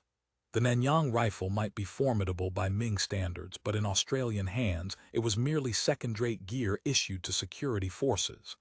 The Fubo army was equipped with Mini-A rifles, far superior in range, power, and accuracy. And that's not all. The Australians have a repeating rifle. When I was in the Marines, that's what I used. The repeater matches the Mini-A in range, power, and accuracy, but fires much faster, faster even than a bow. Jiang Xiu continued, "Even if the Hare Bandits here don't have repeaters, the Mini-A alone is more than we can handle. Venturing out rashly would gain the archers nothing. In range, power, and accuracy, they were hopelessly outmatched by Australian rifles, like comparing divine weapons to fire pokers." Inside the trench, it was different. Bullets couldn't curve, and archers could lob arrows in high arcs without exposing themselves. A few volleys in the right direction might hit something. At worst, it would hurt the Hare Bandits' morale. Their soldiers wore no armor after all. Every battalion has a squad of light infantry skirmishers, all crack marksmen. They specialize in picking off exposed targets and ambushing leaders. If you take archers out there before you're even within bow range, half of them will be dropped. Jiang Xiu picked up a dummy they had prepared earlier, dressed in helmet and armor, and slowly raised it above the parapet. Before the dummy was even half exposed, a string of clear, sharp rifle shots, the distinctive crack of Mini-A rifles, rang out, and the helmet was blown clean off the dummy's head. Jiang Xiu pulled the dummy back. Besides the half-destroyed head, the arm and left shoulder had been shot through. Song Ming sucked in a breath. He had heard perhaps 7 or 8 shots, and at this range, 3 bullets had struck. The accuracy was utterly inconceivable. "No matter what the Hare Bandits do, we must not leave the trench unless there's no other choice," Jiang Xiu said. It was an extremely passive stance, but against the Australians' superior firepower, hunkering down in the trench and waiting for them to enter their range, then unleashing ammunition and arrows when they charged, was the only viable tactic. "General, the Hare Bandits are bringing up artillery," an observation post came to report. Both men raised their binoculars. Sure enough, at the bend in the zigzag trench, The Australians were beginning to dig a short, wide trench. Wicker baskets for gabions were being brought up, and laborers were filling them with earth. Clearly, they intended to set up an artillery position there. The two were watching intently when they failed to notice a light infantryman 200 meters away raising his rifle, carefully aiming at a gap between the sandbags. The intermittent glint there suggested an important officer was active. The instructors always said, a glint might be binoculars, or it might be the polished plates of a senior officer's armor. Bang! The bullet came shrieking and slammed into the sandbag breastwork, spraying sand and dirt. Song Ming's whole body convulsed. He nearly collapsed on the spot. Jiang Xiu was slightly more experienced. He immediately crouched, hiding his entire body inside the trench. What in the? Song Ming was still shaken. He and Jiang Xiu had been observing from behind the sandbag breastwork, completely concealed. How had the hair bandits known they were there? Light infantry, Jiang Xiu said. Cautiously, he peeked out through a gap between sandbags. This spot isn't safe anymore. Let's move. The two relocated and resumed observing Fubo army movements. Through their binoculars, they watched Australians transporting artillery through the trench. The guns being brought up were small. Jiang Xiu recognized them as the 12-pounder mountain howitzers commonly used by the Marines, compact and light, ideal for mountain and paddy warfare. For the Fubo army to go to such trouble to haul them up the hill, they probably intended to use their firepower to blast open a breach. Through the binoculars, Jiang Xiu could see laborers and soldiers transporting ammunition. 3 howitzers had their covers removed. An officer was using some instrument to survey the forward positions, apparently calculating something. Jiang Xiu estimated the hair bandits would soon use these howitzers to destroy the abattis outside the position and open a breach. Since they had few guns, they would likely concentrate fire on one point for a rapid breakthrough, just as it had been done in exercises. At that moment, the Fubo army's trench changed direction again, continuing its diagonal approach toward the Ming lines. Song Ming noticed that what had been one zigzag trench had now become 3, all extending forward simultaneously. It looked like the hair bandits planned to assault the position from 3 directions at once. He immediately summoned his subordinate officers and divided his combat troops and household guards into 3 groups, each assigned to a reliable leader. The moment the hair bandits charge into the trench, engage on my flag signal. Each squad handles its own sector. Drive the hair bandits back, Song Ming instructed. 5 taels of silver to every man who repels them. Double for sergeants. He surveyed his men and laughed. You all know this is a death trap. If we don't drive the hair bandits back, there's nowhere to run. Water's scarce. If they trap us on this hill, we'll die of thirst. Don't even think about slipping away. We're all tied to the same rope. No one's getting out of this alone. His words had barely faded when, from the Australian position down the slope, white smoke rose, and the dull rumble of cannon fire rolled toward them. End of chapter. Chapter 2106. Battle Deployment. Yang Zheng set up his command post on Zhaoqing Hill, from which he could observe the Bangshan position through binoculars. The enemy's trenches followed the contours of the hillside, forming an irregular quadrilateral. Bangshan was steep on its east, west, and north faces, with only the southern slope relatively gentle. The reconnaissance reports had made it clear. The Ming garrison was approximately equal in strength to the 8th Battalion, well supplied with firearms and bows. Sheltering in their trenches, they presented tiny targets. Before committing to an assault, Yang Zheng needed a plan that wouldn't cost him half his battalion. He returned to the command post. The staff had prepared a simple sand table model, and several company commanders clustered around it, debating attack plans. If we attack head-on up the south slope, we'll take fire from both flanks despite the easier terrain, said one company commander. But attacking from the sides means climbing steep grades. We'll be slow and exposed. What about a night attack? Another suggested. Too risky. We don't know the ground well enough, and the moon's barely a sliver tonight. Men would get lost, units would separate. By morning, we'd have a scattered mess instead of a coordinated assault. Yang Zeng listened quietly, then spoke.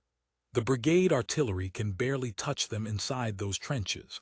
Our only real option is howitzer fire combined with trench approach tactics. We dig our way close, suppress them with shrapnel and grenades, then go in with bayonets. He traced the approach on the sand table. 3 approach trenches, here, here, and here. We'll need the engineer company to lead, with civilian laborers doing the heavy lifting. Light infantry provides covering fire to suppress any defender who shows himself. How long to close the distance? If we push hard, we can be within assault range by late afternoon. The mountain howitzers go into position here, he pointed to the bend in the central trench, and hit their forward positions with shrapnel before we go in. What about the grenadiers? They lead the assault, 10 grenades each. Once they've saturated the enemy trench, the line infantry follows through the breach, bayonet work to clear the position. The officers nodded.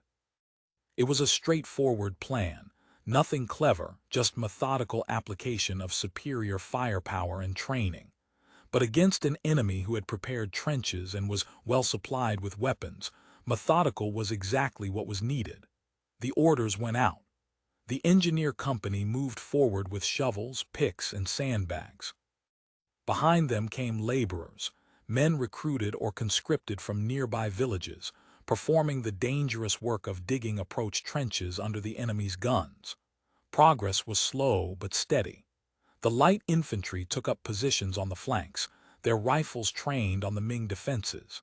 Any head that appeared above the parapet drew immediate fire. After the first few Ming soldiers were shot through the skull, the defenders became extremely cautious about exposing themselves. The mountain howitzers were manhandled up to their positions, no small feat on the steep terrain.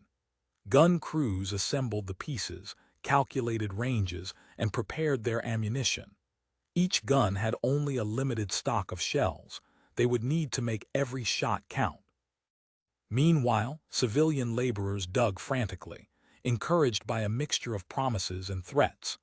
Steel helmets, stripped from reserve troops, were distributed to give them some protection against the arrows that the Ming occasionally lobbed into the trenches in high arcs. Wooden boards scavenged from demolished buildings provided overhead cover. By mid-afternoon, the 3 approach trenches had been pushed to within 50 meters of the Ming forward line, close enough to smell the enemy cooking fires, close enough to hear their nervous chatter. Yang Zeng surveyed the scene through his binoculars.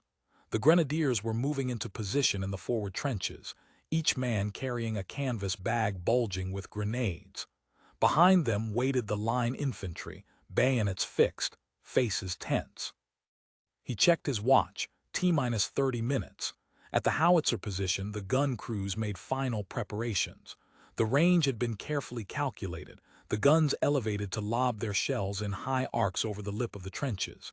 Each team knew its target, the forward defensive line, the communication trenches, the likely rally points. Load, the crews rammed home the first shells. Stand ready, Yang Zeng raised his signal flag. 3 red rockets would mark the beginning of the assault. He thought of the men who would be climbing out of the trenches in a few minutes, charging into the teeth of enemy fire. Some would die, that was inevitable. But if the plan worked, if the howitzers did their job and the grenadiers moved fast enough, the losses would be acceptable. Acceptable losses. Such a cold phrase for such hot work. The signal flag came down. 3 rockets streaked into the sky, trailing fire and smoke. The howitzers roared. End of chapter. Chapter 21:07. Zigzag trenches. The sound of the engineers' demolition charges set off a commotion among the Ming defenders. The dull rumble and trembling of the earth made many uneasy. Some knew the Hair Bandits' artillery was formidable, and that they possessed fearsome fire weapons. They had no idea what new devilry was being attempted now. Song Ming was a veteran of many years who knew how to calm and discipline his men. He immediately led his personal guards along the trench line on an inspection tour, keeping particular watch for trouble-making old soldiers. These types were useless in a fight but expert at running away, and to make escape easier, They would often stir up others to flee with them. Marching along in gleaming helmet and armor, surrounded by guards with drawn sabers radiating killing intent, he quickly intimidated the wavering soldiers into silence. Jiang Xiu was extremely tense. From the bastion's sandbag emplacement, binoculars pressed to his eyes, he watched the Australian movements. The Australians had climbed halfway up the hillside, then stopped about half a li from the Bangshan position, just beyond the effective range of Nanyang rifles, matchlocks, and bows. The Australians did not attack. After the muffled explosions, the soldiers dropped prone and began digging. Jiang Xiu recognized immediately that the Fubo army had begun engineering operations. Even in the Marine Corps, engineering was an important training subject, and Jiang Xiu, a model trainee, was well versed in it. Clearly, the garrison's volleys had made an impression on the Fubo army. They weren't going to assault the fortifications directly. Instead, they would use engineering to approach and attack at close range. Jiang Xiu's idea to counter the Hair Bandits' firepower advantage with trenches had worked. The enemy had halted outside their range. He just hadn't expected the Hair Bandits to immediately respond with trenches of their own, negating the advantage in an instant. The best way to deal with Australians sneaking forward to build works was a swift, violent counterattack, a charge to drive them from their trenches. But Song Ming had little confidence in his men's close combat ability or will to fight. "I'll take a squad of archers out and give them a rain of arrows," Song Ming proposed, leading archers out while the Australians were attacking uphill and digging, using the height advantage to shower arrows on the trenches below. It might not kill many, but at least it would slow their progress. "No, the archers can't go out. Once in the open, they're useless," Jiang Xiu shook his head. "If we must shoot, it has to be from inside the trench. Never expose yourself." The Nanyang rifle might be formidable by Ming standards, but in Australian hands, it was merely second-rate gear issued to security forces. The Fubo army was equipped with Mini-A rifles, far superior in range, power, and accuracy. And that's not all. The Australians have a repeating rifle. When I was in the Marines, that's what I used. It matches the Mini-A in range, power, and accuracy, but fires much faster, faster even than a bow, Jiang Xiu explained. "Even if these Hair Bandits don't have repeaters, the Mini-A alone is more than we can handle." Venturing out rashly, the archers would gain nothing. In range, power, and accuracy, they were hopelessly outmatched, like comparing divine weapons to fire pokers. Inside the trench, it was different. Bullets couldn't curve, and archers could lob arrows without exposing themselves. A few volleys might hit something. At worst, it would hurt the Hair Bandits' morale. After all, they wore no armor. Every battalion has a squad of light infantry, skirmishers, all crack marksmen. They specialize in picking off exposed targets and ambush leaders. If you take archers out there before you reach bow range, half will be cut down. Jiang Xiu picked up a cloth and straw dummy dressed in helmet and armor and slowly raised it above the parapet. Before the dummy was even half exposed, a string of clear rifle cracks rang out, the distinctive sound of Mini-A fire, and the helmet was blown clean off the dummy's head. Jiang Xiu pulled the dummy back. Besides the half-destroyed head, arm, and left shoulder had been shot through. Song Ming sucked in his breath. He had heard perhaps 7 or 8 shots, and at this range 3 bullets had struck. The accuracy was utterly inconceivable. "No matter what the Hair Bandits do, we must not leave the trench unless there's no choice," Jiang Xiu concluded. It was an extremely passive stance, but against the Australians' firepower, hunkering down and waiting for them to enter range, then unleashing ammunition and arrows when they charged, was the only viable tactic. "General, the Hair Bandits are bringing up artillery," an observation post came to report. Both men raised binoculars. Sure enough, at the bend in the Zigzag trench, the Australians were digging a short, wide emplacement. Wicker gabion baskets were being brought up and filled with earth. Clearly, they meant to position artillery there. The two were watching intently when neither noticed a light infantryman 200 meters away raise his rifle, aim carefully at a gap between the sandbags. The intermittent glint there suggested an important officer. The instructors always said, a flash might be binoculars or it might be the polished plates of a senior officer's armor. Bang, the bullet came screaming and slammed into the sandbag breastwork, spraying sand. Song Ming's whole body jerked, he nearly collapsed. Jiang Xiu, slightly more experienced, immediately crouched, hiding entirely inside the trench. What in the? Song Ming was still shaken. They had been completely behind the sandbag breastwork. How had the hair bandits known they were there? Light infantry, Jiang Xiu said. He cautiously peeked out through a gap. This spot isn't safe anymore. Let's move. The two relocated and resumed observation. Through their binoculars, they watched Australians transporting artillery up the trench. The guns were small. Jiang Xiu recognized them as the 12-pounder mountain howitzers used by the Marines. Compact and light, ideal for mountain and paddy warfare. The Fubo army had gone to great trouble to haul them up the hill. They probably intended to use them to blast open a breach. From the binoculars, laborers and soldiers could be seen transporting ammunition. 3 howitzers had their covers removed. An officer was using an instrument to survey the forward positions, apparently calculating ranges. Jiang Xiu estimated the hair bandits would soon use these howitzers to destroy the abattis and breach the defenses. Since they had few guns, they would likely concentrate on one point for a rapid breakthrough, just as it had been done in exercises.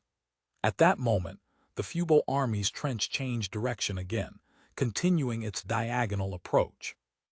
Song Ming noticed that what had been one zigzag trench had now become 3, all extending forward. Likely the hair bandits planned a 3-pronged assault. He summoned his officers and divided his combat troops and household guards into 3 groups. The moment the hair bandits enter the trench, engage on my flag signal. Each squad handles its own sector. Drive them back, Song Ming instructed.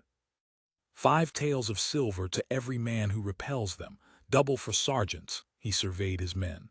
You all know this is a death trap. If we don't drive them back, there's nowhere to run. Water's scarce. If they trap us here, we die of thirst. Don't think about slipping away. We're all on the same rope.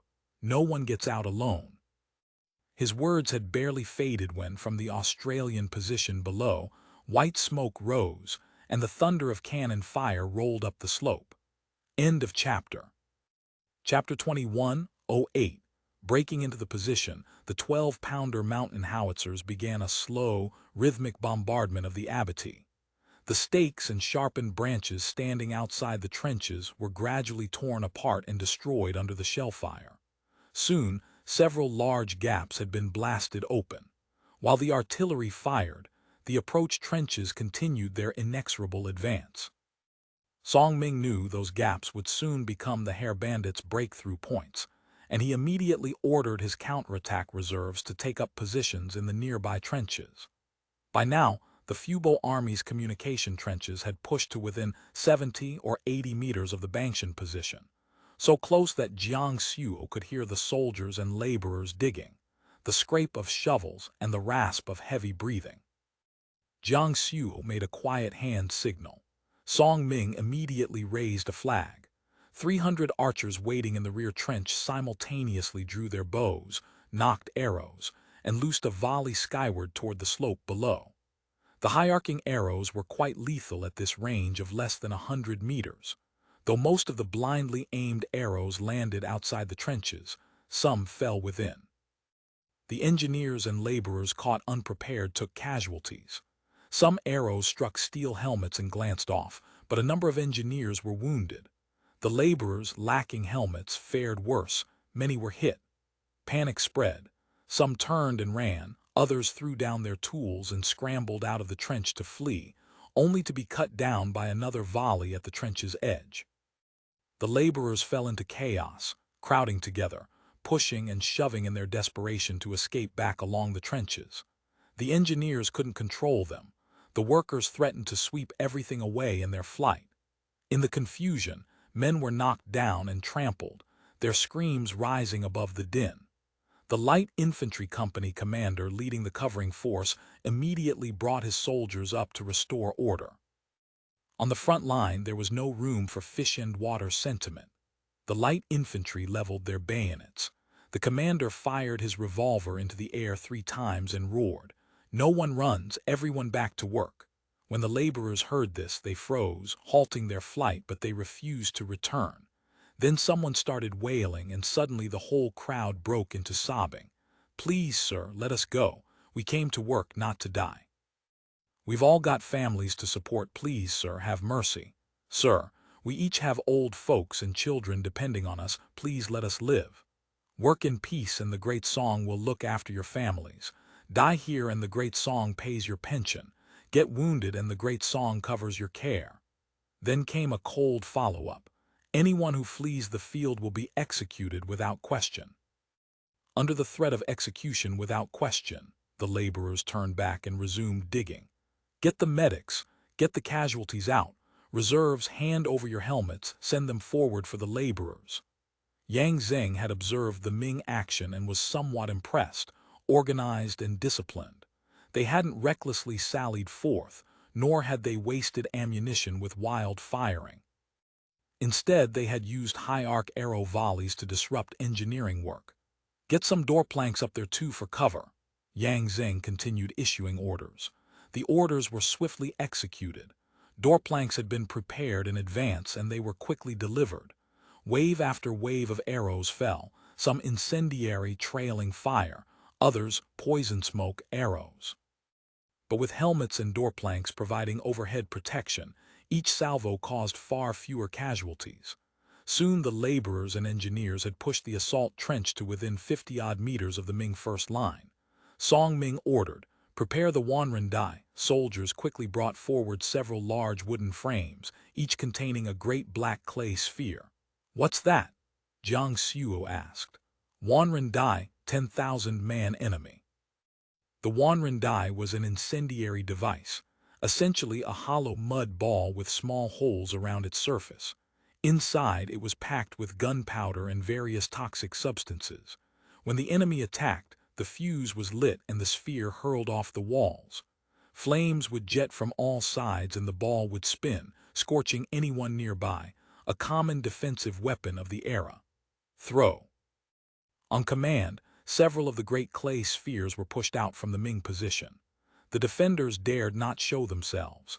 Several men together used door planks to shove the spheres out over the parapet. The spheres had lit fuses. The fuses quickly ignited the contents, and the balls became spinning fireballs, spewing flames in all directions as they rolled down the slope.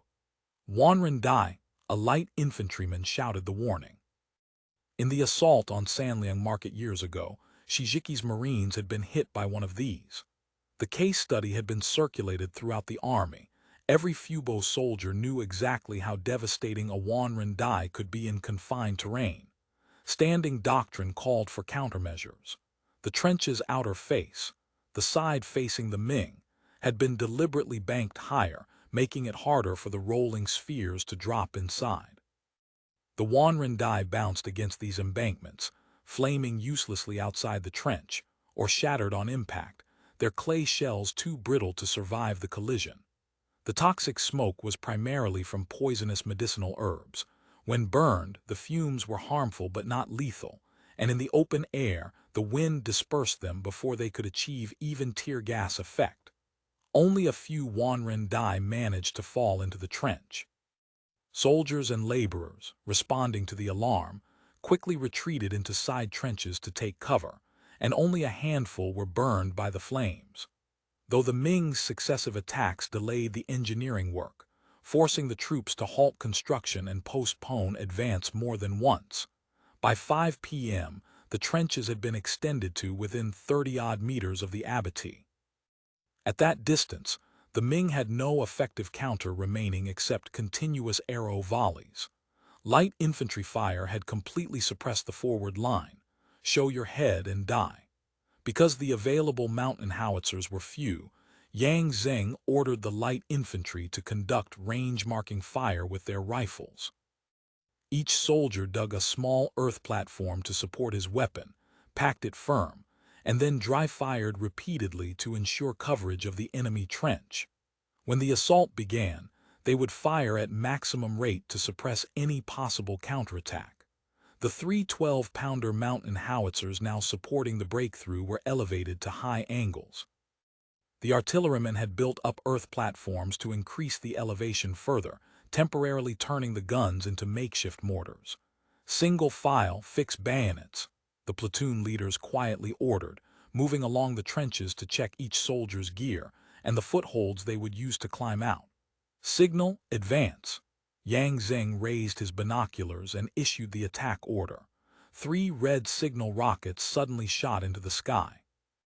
Jiang Xiu murmured, "Here they come," and pulled Song Ming into a covered shelter beside the trench. The 3 mountain howitzers fired simultaneously. Shrapnel shells burst one after another above the trench, and the iron balls rained down in a deadly hail. The archers and musketeers massed in the first trench were caught off guard, bodies torn and pierced, blood spraying, everywhere the sound of screams and wailing. Next came the grenadiers' hand grenades. Each man had been issued 10. Though these were the lower-powered compressed black powder grenades, nicknamed stun bombs for their limited destructive effect, they were easy to use, and when thrown en masse, they could rapidly overwhelm enemy positions, breaking formations and shattering morale almost instantly. 400 to 500 grenades rained into the trench within minutes. Smoke and explosions rolled in a continuous wave. Whatever defenders had survived the shell barrage now collapsed completely under this grenade storm. Several hundred shattered remnants fled along the communication trenches toward the rear. In the old days, Song Ming would have led his household guards forward to halt the rout. But Jiang Xiu had already warned him, "Don't try to block them. Let them retreat through the communication trenches and reform further back." The trenches were narrow. Attempting to stop a rout would only jam everything up and create worse chaos. Have everyone check their slow match and percussion caps. The Australians are about to breach the trench, Jiang Xiu said. Song Ming ordered his attendants to sound the conch horn. Its deep, mournful note echoed across Bangshan. Almost simultaneously in the Fubo army trenches, company and platoon leaders blew their whistles, drew their sabers, and the grenadiers, led by their officers, climbed out of the trenches, leveled their bayonets, and charged. Extend the artillery fire. At the artillery commander's order, the 3 mountain howitzers lowered their elevation slightly and shifted fire to cover the communication trenches around the breakthrough, blocking both reinforcement and retreat. The grenadiers moved with blinding speed, crossing 30-odd meters in moments. Some continued throwing grenades as they ran, suppressing any last pockets of resistance. In a flash, the first wave had reached the breaches and leaped into the trench. A green rocket shot into the sky. The mountain howitzers dropped their angle again, walking fire deeper into the position to cover the secondary communication trenches. Household guards massing there to counterattack took heavy casualties. Jiang Xiu watched the men he had trained so carefully shredded by shells inside the trench, falling in heaps. His eyes nearly burst with fury. He had never been particularly enthusiastic about fighting for the Ming. He had only wanted to settle his inner turmoil. But now, watching comrades he had lived and trained with for 2 years die so wretchedly under Australian fire, it brought back memories of the old days in Sanliang Market, powerless against Australian might, watching his innocent martial sister executed before his eyes. "I will not let you run rampant." Jiang Xiu picked up a rifle beside him and fitted a percussion cap. End of chapter. Chapter 21:09. The first trench the grenades had all been thrown. Before the smoke had even cleared, in barely a few minutes, the grenadiers had entered the Ming trench and begun close-quarters combat with the defenders of the first line. Smoke rolled in dense clouds. The Ming soldiers' vision was a blur. They fired a few random shots, and before they could reload, the Fubo army grenadiers had already poured into the first trench. After the grenade bombardment, the trench was a shambles. The sword and shield men massing in the communication trenches for a countercharge had suffered catastrophic casualties and lost all fighting power. The soldiers in the first trench had no will to fight at all. Only a faint survival instinct sustained their desperate counterattack. By now, flight was no longer an option. The first unit into the trench was the Grenadiers' assault platoon. Since full-length bayoneted rifles were awkward in the narrow confines, the first wave of Grenadiers used double-barreled shotguns. Leap into the trench, fire the shotgun at point-blank range, then switch to entrenching tools to clear the position. The entrenching tool was short, with a sharp, heavy edge and considerable heft, excellent for close-quarters melee. The engineers hacked left and right, slashing and chopping in great sweeping blows, driving the surviving Ming soldiers backward. Limbs and heads were hewn clean off. Blood sprayed from severed arteries 1 or 2 meters high, spattering the Fubo soldiers until they were covered, face and body, in gore, like demons escaped from hell. Screams, gasps, roars, and the clash of steel blurred into a cacophony, punctuated by the shrieks of the dying. The trench filled with corpses in moments. The Ming troops collapsed almost instantly, and the collapse became a rout. In barely 10 minutes, the assault team had completely seized the first trench. Jiang Su ordered all firearms to fire at will, hoping to suppress the hair bandits in the confusion following the breach of the first trench, not to retake it, just to disrupt their offensive rhythm. But the assault trench was less than 50 meters from the Ming first line.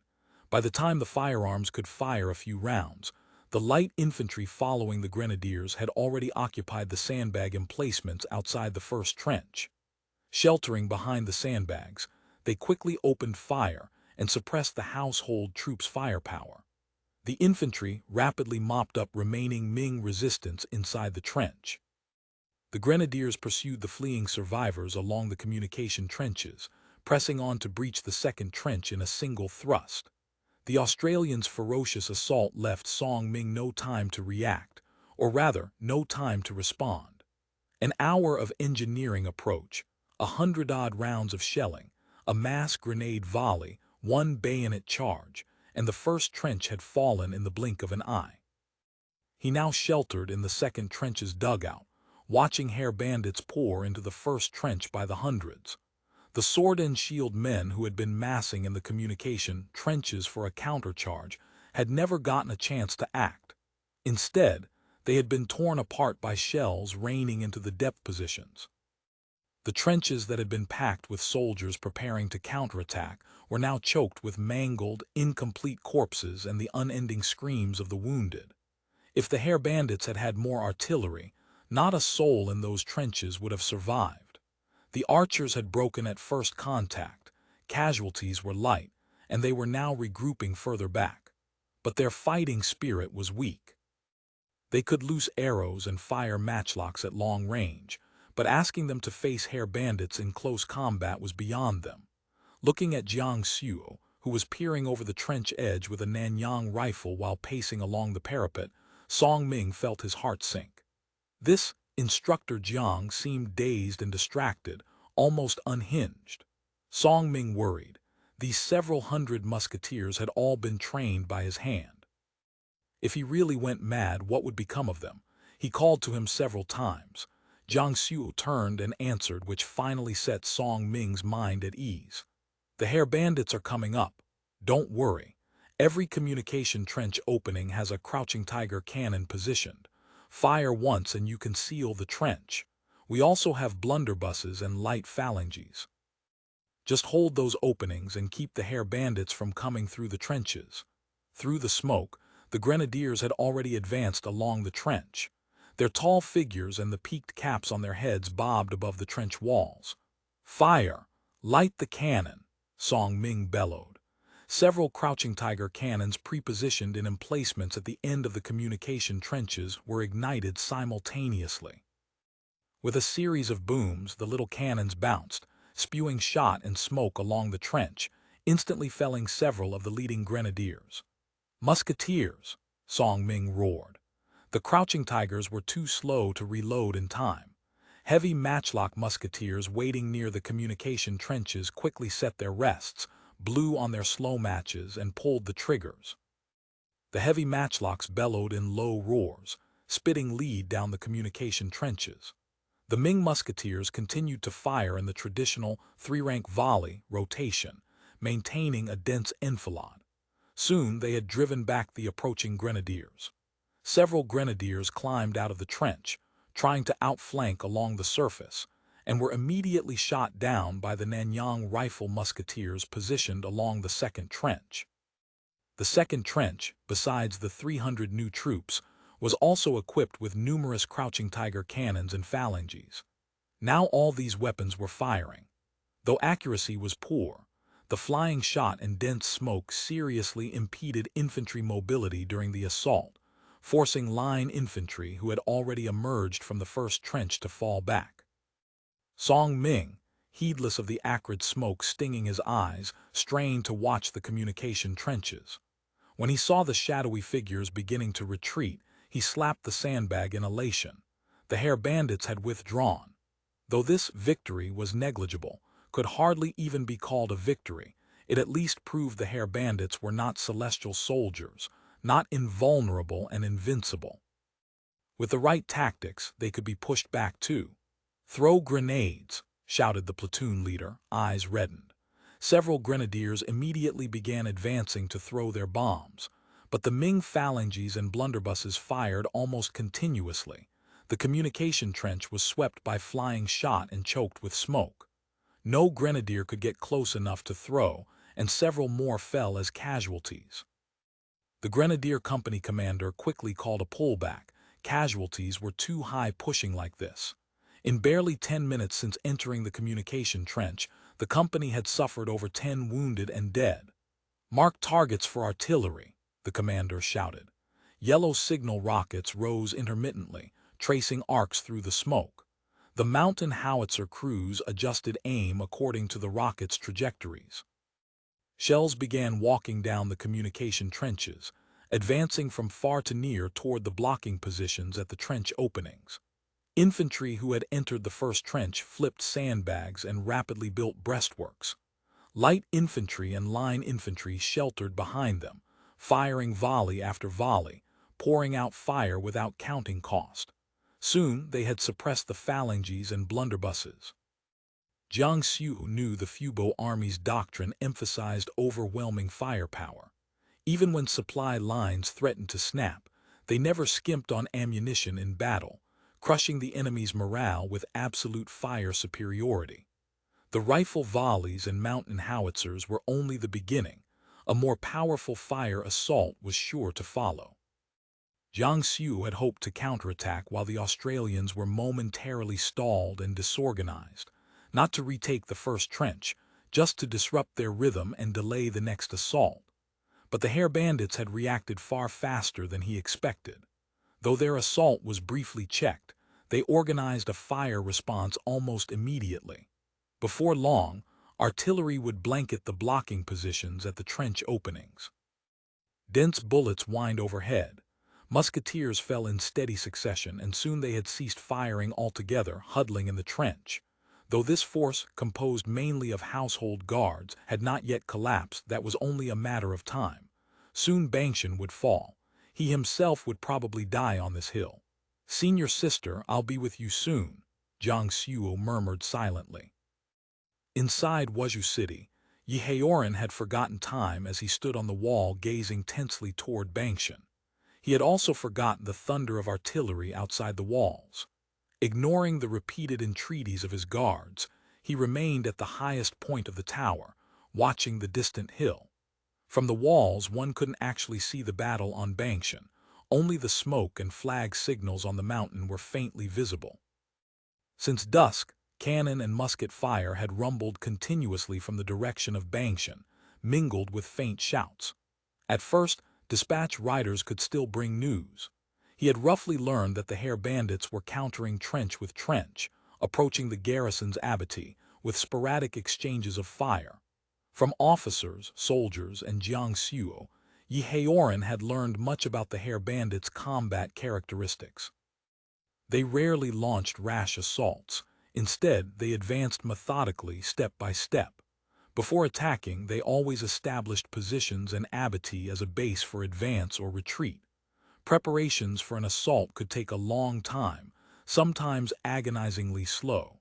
Yet once the assault began, there would be overwhelming firepower. Firearms alone often shattered the enemy. Infantry then moved in to finish the fight almost instantly, with minimal casualties. Sporadic fire meant the Hare Bandits were still making final preparations for their decisive blow. Yehaoren couldn't help worrying. Could Song Ming and Jiang Xiu withstand the Hare Bandits' thunderbolt strike? Until now, no force had ever withstood that hammer blow. Could Jiang Xiu and the new army he had trained succeed? In Xing Wenchans' view, as long as it wasn't a crushing defeat, it would count as victory. Even if the entire new army were sacrificed, it would be worthwhile. But Yehaoren didn't want that kind of victory. He still hoped to hold Wuzhou to spare its people from the horrors of war. End of chapter. Chapter 21:10. Flight. As the artillery fire on Bangshan grew more and more intense, dusk began to fall. Yehaoren could see almost nothing. The dispatch riders he had sent out rarely returned. Those few who managed to swim back across the river could only report vague things like fierce fighting or Hare Bandit shot is flying everywhere. We couldn't get through. In the distance, on the hillside, he could see the muzzle flashes of artillery in the gathering twilight. From time to time, rockets with red tails streaked across the sky, smashing into the ground and throwing up showers of sparks. Though he received no direct reports, Yehaoren could tell from the intensity of the gunfire, and from the way the flashes of cannon and rifle fire gradually crept up the hillside, that his forces were being pushed steadily backward. The Hare Bandits were advancing step by step. Within the hour, Bangshan would fall completely. Yehaoren's heart sank. Jiang Xiu and the new army were his most valuable assets in Xing Wenchans' staff. If this capital was squandered, it meant nothing to the governor-general, but to Yehaoren it meant everything. He had to send word to Jiang Xiu at once, withdraw the troops. Yehaoren knew Jiang Xiu carried a death wish, that inner demon. Once on the battlefield, he might very well fight to the last man and die on Bangshan. The lives of 300 household guards didn't matter. Even the loss of all the Nanyang rifles didn't matter. As long as Governor Qing remained in office, they could train new troops and buy new weapons. But Jiang Xiu, though merely a minor Hare Bandit officer, was the most valuable asset on his staff when it came to knowing the Hare Bandits. If he died, no one could easily replace him. More than that, Jiang Xiu, though born a humble traveling performer, was neither greedy for money nor lustful. He held himself to strict discipline, spoke and acted with method and reason, no ordinary ignorant peasant. He could even be called half a kindred spirit. Fortunately, Xing Wenchans had given him full authority over the Bangshan operation. At the time, Yehaoren had been somewhat puzzled. Now he realized the governor-general's insight far exceeded his own. Seeing the artillery fire on the mountain thin from dense to sparse, knowing the garrison was exhausted and couldn't hold much longer, he immediately summoned 2 trusted servants and whispered orders to cross the river at once and deliver the command. Jiang Xiu and the others were to withdraw immediately. These 2 servants had followed him since Liaodong, sharing years of hardship and near-death escapes. At his word, they left the tower and headed for Bangshan. He then summoned another servant and ordered him to go to the pontoon bridge. To support the Bangshan garrison, he had supervised construction of a pontoon bridge across the river, guarded by several hundred soldiers. Here the water was shallow and the channel had been blocked. He wasn't too worried about the Hare Bandit fleet. The real fear was that the Hare Bandits would cut the bridge by land. Several servants brought out 2 chests. There's 1,000 taels of silver in those chests. When you get there, distribute it immediately to the bridge guards, steady their nerves. Yes, master. Go quickly. The servants departed on their errand. Yehaoren gazed once more at Bangshan, heart burning with anxiety. Jiang Xiu, you must not die. Jiang Xiu and Song Ming had already gathered the remaining troops in the second trench and reorganized them. After the chaotic battle, not many were left, Besides the 300 new troops, only 200-odd regular soldiers remained. The others were dead, wounded, or scattered. Ammunition was nearly exhausted. By now, both Jiang Xiu and Song Ming knew Bangshan was on the brink of falling. The Hare Bandits had temporarily ceased fire, but they were certainly massing artillery and men for the final assault that would take the hill in one stroke. Bangshan can't be held. While the pontoon bridge still stands, take the men and go, Jiang Xiu said. He had already decided to stay behind and cover the retreat. If we're running, we run together. Song Ming shook his head. How can I leave first? We can still make a fight of it. This wasn't posturing. Ming middle and lower officers often chose to die in battle to preserve their hereditary titles and lands. If he fled now, he might save his life. But Jiang Xiu was Yi Heoran's favorite, and Yi Heoran was the governor's favorite. If Jiang Xiu died and the new army was annihilated, there would be no good outcome for him even if he lived. Even if the governor didn't punish him, he would be finished as a discarded general. For a hereditary military family, that was a disaster, but the Fubo army gave them no time to argue. A barrage of rockets fired from a neighboring hilltop heralded another round of concentrated mountain howitzer fire, and the hastily reformed garrison was thrown into chaos once more. As the bugle call signaling the Fubo army's assault rang out, a company of line infantry began their bayonet charge.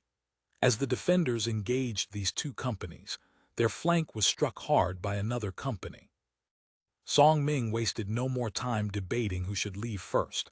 He unhesitatingly ordered, "All units down the hill, cross the bridge into the city." The order fell like an avalanche. The surrounding soldiers scattered. Only the remnants of the new army still clustered around them. Relatively speaking, the new army's training was considerably superior. Under Song Ming's command, they fell back in good order, fighting as they went, unlike the other units, who immediately became a fleeing mob. Seeing Jiang Xiu making no move to retreat, still loading and aiming and firing with a handful of guards, Song Ming thought, "Does this fellow intend to die here?" For his own sake, Jiang Xiu absolutely must not be allowed to die. Song Ming fell back until he reached Jiang Xiu's side and bellowed, "Have you lost your mind? This battle is unwinnable. Fall back. Commander Song, you withdraw first. I'll cover the rear." Covering the rear means death. I don't know why you want to die, but these household guards dying here with you is too great a waste. As long as there's life, there's hope. While we're alive, we'll have plenty of chances to fight the Hare Bandits. Jiang Xiu shook his head. "I've resolved to make my stand here and settle things with the Hare Bandits." Song Ming was at a loss when suddenly a report came. Master Yi had sent messengers from the city. A soldier brought the messenger forward. The man was soaking wet and wounded, gasping for breath. Seeing Jiang Xiu, he wheezed without even catching his breath. "Master says you must go." Jiang Xiu was about to speak when the messenger added, "Master says dying alone is one thing, but these new army brothers." At these words, Jiang Xiu looked around him. 2 years of living and training together with these new troops had forged bonds of comradeship. For his own private grudge to demand that they die for him, Jiang Xiu couldn't harden his heart for that. "Retreat," Jiang Xiu ordered. The group made their way down the slope, but their flank route was already being cut off by light infantry. Volleys of bullets crackled through the ranks, men fell steadily. Their escape route was about to be severed. Song Ming's quick thinking saved them. He and a few men hauled a loaded phalanges from the dead, lit the match, and blew a hole in the light infantry's thin skirmish line. They rushed through the gap. The light infantry pursued but met fierce resistance from the rearguard household troops. Though the light infantry had firepower advantage, they lacked numbers and couldn't divide to chase. They watched helplessly as Song Ming and the others retreated to the foot of the hill. "Report to the battalion commander. The enemy has broken through the light infantry encirclement and is fleeing northeast toward the pontoon bridge at the foot of the hill. We lack the strength. Request reinforcements." The light infantry company commander's messenger reported to Yang Zheng. Don't chase a cornered enemy, let them live a little longer, Yang Zheng said. But Yang Zheng had no intention of letting the Ming escape. He turned to a messenger. Have the artillerymen finished setting up? Report, battalion commander. The mountain howitzers are in position and rockets are being brought up. We're just waiting on your order. Open fire on the pontoon bridge. For now he couldn't commit troops to cut the bridge, but interdicting it with artillery was no problem. The messenger sprinted off to deliver the order. The Bangshan objective was now secured. Some Ming troops had escaped. That was acceptable. As the battle reached its final stage, Yang Zheng had ordered the attached artillery to cease fire, partly to conserve ammunition, partly to let the barrels cool. The moment the hilltop fighting ended, artillerymen and laborers began moving guns and rockets to the summit. Now the Ming were preparing to cross via the pontoon bridge, easy targets. The fleeing Ming, scrambling pell-mell toward the pontoon bridge, knew nothing of this. In their flight, no one had time to notice. Song Ming and Jiang Suo were no exception. By now they had made it onto the bridge and run to midstream. Both were gasping, utterly exhausted, but they didn't dare rest, fearing the Australians might pursue. With a bit more running, they would reach the opposite bank. Once there, they could burn the bridge behind them. Both men relaxed slightly, their pace slowing. Song Ming sighed. Another narrow escape. Jiang Suo felt somewhat dazed. He had meant to die on Bangshan and be done with it, yet here he was, once again clinging ignobly to life. Jiang Suo didn't know what to say. He could only nod in mute agreement. Song Ming, assuming he was still brooding over the defeat, tried to comfort him. Losing a battle is nothing as long as we're alive. As the saying goes, while the green hills remain. His words were cut short by a shell screaming through the air and plunging into the river barely 2 or 3 zhang away. The splash drenched them both. Song Ming flinched, then broke into a dead run again, muttering just 2 words, "Run!" With that first shell, more came shrieking from Bangshan, then rockets, a dozen at a time, raining down on the river. Their accuracy was poor, most splashed into the water. But the terror of rockets falling toward your head threw the fleeing soldiers into a panic. The crowd surged forward, shoving and pushing. On the bridge's edge, over a dozen men were knocked into the water. Ghost-like wails rose from the river as they thrashed. Those who could swim struck out for the far bank. Those who couldn't struggled briefly and then sank silently, vanishing beneath the surface. End of chapter. Chapter 21, 11. A narrow escape. The household guards had fought in full armor. Whether iron plates or quilted cotton, both became death sentences once submerged. In the chaos of the pontoon bridge's collapse, men plunged into the Gui River and found themselves dragged inexorably downward. Exhaustion from a full day's combat had already consumed every reserve of strength. Even the urge to struggle faded as breathlessness gave way to hallucinations. Fragmentary memories flickered through drowning minds. A father's patient instruction in the martial courtyard at age 6, the first muster at 16 with banners snapping overhead, a wedding ceremony, the squalling birth of a son, the smoke and thunder of Chiangmai. Consciousness dimmed and slipped away. Perhaps there was a sensation of hands desperately pulling upward through the murk, but even that dissolved into nothing, and then all became black. Jiang Suo reached the opposite bank and collapsed on the stony beach, gasping with a desperation he had never known. His lungs heaved in ragged spasms, and the metallic taste of blood filled his mouth. Looking back across the shallows, he saw Song Ming sprawled face down like a corpse, half his body still submerged, utterly motionless. Jiang Suo had seen Song Ming fall and without hesitation hurled away his rifle to dive after him. Even for a swimmer trained since childhood in the fishing village, stripping armor from a drowning man underwater was a feat bordering on the impossible.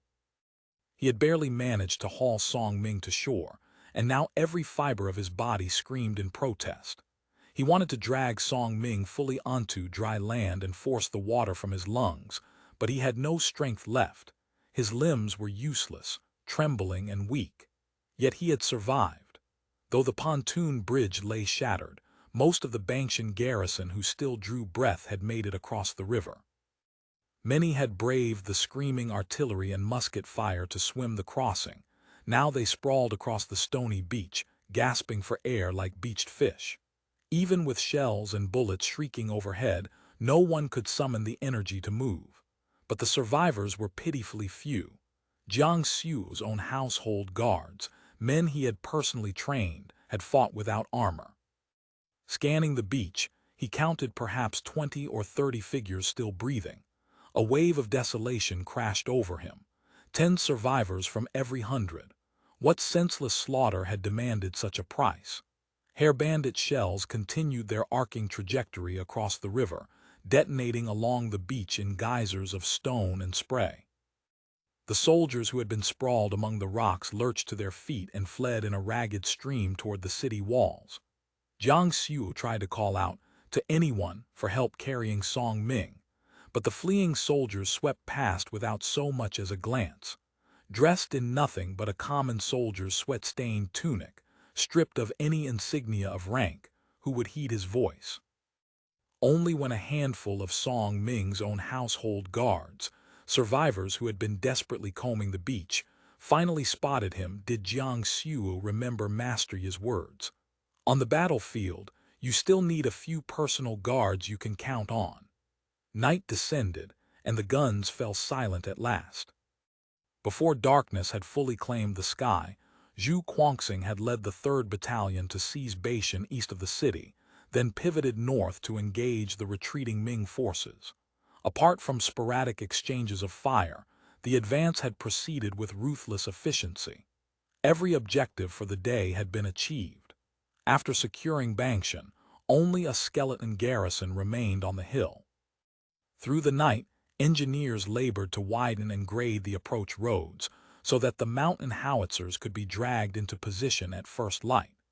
The Gui River now lay firmly under the 1st Combined Brigade's control. Save for scattered sentries, most of the Fubo soldiers had succumbed to exhausted sleep. Zhu Mingxia had just completed his inspection tour of the units deployed south of the city and made a point of climbing Bangshan himself. The after-action report for Bangshan had reached his field desk half an hour earlier. Total casualties for the Fubo Army and attached labor units: 19 killed, 67 wounded. Ming casualties: over 200 bodies recovered, more than 400 prisoners secured. By any measure of exchange ratio, it was an overwhelming victory, and that accounting didn't even include the casualties inflicted during the shelling of the pontoon bridge. The inventory of captured weapons held little interest for him. It was the usual hodgepodge of Ming firearms, destined for the General Affairs Bureau's smelters. Nor had Bangshan yielded significant stores of grain. In summary, they had cracked a formidable nut but found little meat inside. Still, the defensive tactics employed on Bangshan demanded serious scrutiny. Zhu Mingxia and Su Qi had personally ascended the hill to examine the fortifications, inspect the abandoned weaponry, and interrogate selected prisoners. They had convened a brief tactical conference with participating officers and soldiers to capture first-hand impressions while the experience remained fresh. Analysis of the battlefield evidence revealed 2 distinct types of Ming defenders. The first was the traditional Ming soldier, some clad in armor, others in simple tunics. The second type wore no armor whatsoever. Their uniforms were tailored shorter and tighter to the body, more practical for rapid movement.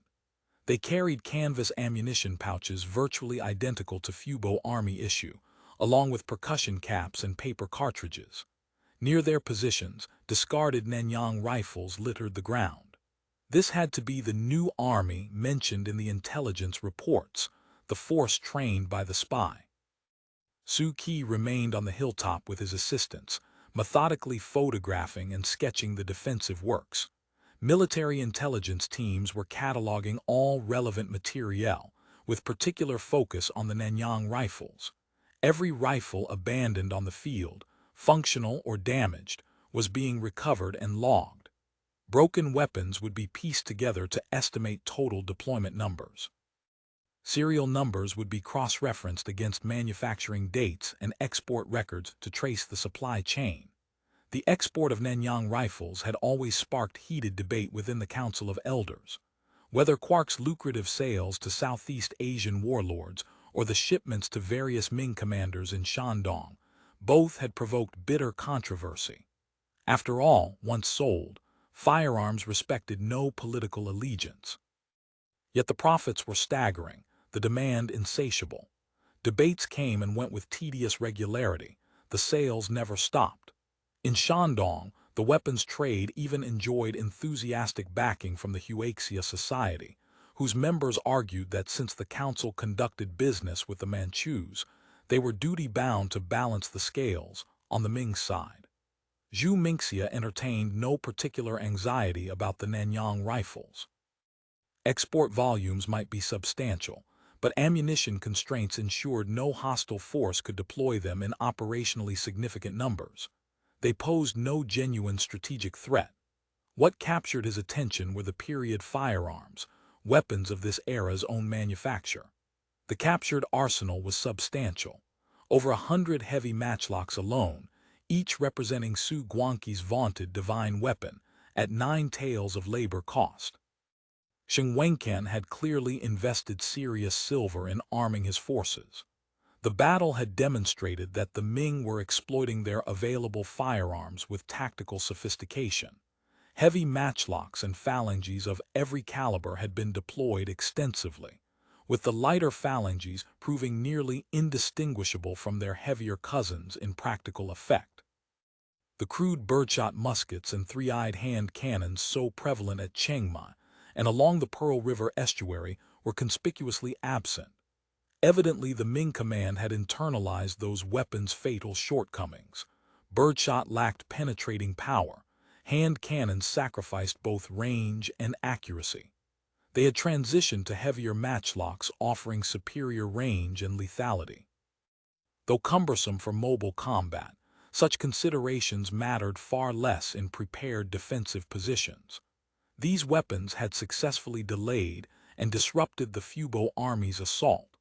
The red barbarian cannons that the Ming had once venerated as divine instruments were nowhere in evidence. Instead, crouching tiger mortars with their devastating close-range fragmentation effects dominated the defensive scheme, positioned at the terminus of communication trenches to seal them against penetration. The defending commander had clearly grasped the tactical utility of each weapon system. The enemy was learning. Fast. Zhu Mingxia stood on Bangshan's summit, gazing across the darkening plain toward Wuzhou's walls, turning these observations over in his mind. From the bastion geometry to the trench network, from the use of massed arrow volleys to slow the Fubo advance to the ferocity of entrenched fighting, from artillery pushed to point-blank range to the calculated deployment of modern firearms, every element revealed that the enemy was beginning to decode the Fubo army's operational doctrine and groping toward effective countermeasures. From the turntable gun mounts deployed in the Little Three Gorges to the FireShip assault on the river to the layered fortifications of Bangshan itself, all reflected sustained technical and tactical innovation within the Ming forces. The execution remained crude, constrained partly by their inferior technological base, partly perhaps by institutional rigidities. But the intent was unmistakable. The enemy was learning how to fight them. The dazed, fumbling soldiers who had blundered into slaughter at Chiangmai and along the Pearl River estuary were gone, replaced by something far more dangerous. End of chapter. Chapter 21:12. Swelling emotions. This improved performance stemmed partly from the mysterious spy mentioned in intelligence reports, and partly from the uncomfortable truth that not all Ming high officials and generals were incompetents. Who would have imagined Wenchans possessed such ability? Zhu Mingxia had originally harbored no particular interest in capturing Wenchans alive. Now, suddenly, he found himself eager to take the governor-general prisoner and interrogate him personally, to discover how this top-tier figure of 17th-century China truly perceived the Council of Elders. Over the years, the elders had encountered countless natives of this era, but the vast majority were common folk from the lower strata. High officials and genuine intellectuals remained exceedingly rare specimens. Though Zhao Yinggong had cultivated connections with the Revival Society in Hangzhou, those relationships had never progressed beyond superficial courtesy. Even with substantial behind-the-scenes collaboration, personal rapport had remained elusive. An elder simply could not penetrate that rarefied circle. After Gao Shunkin had been kidnapped and brought to Lingao, he had spent years under comfortable house arrest. The elders treated him as a living anthropological specimen, an opportunity to dissect the mindset of traditional high-ranking Ming officialdom. Every conversation with him was recorded, transcribed, and subjected to exhaustive analysis.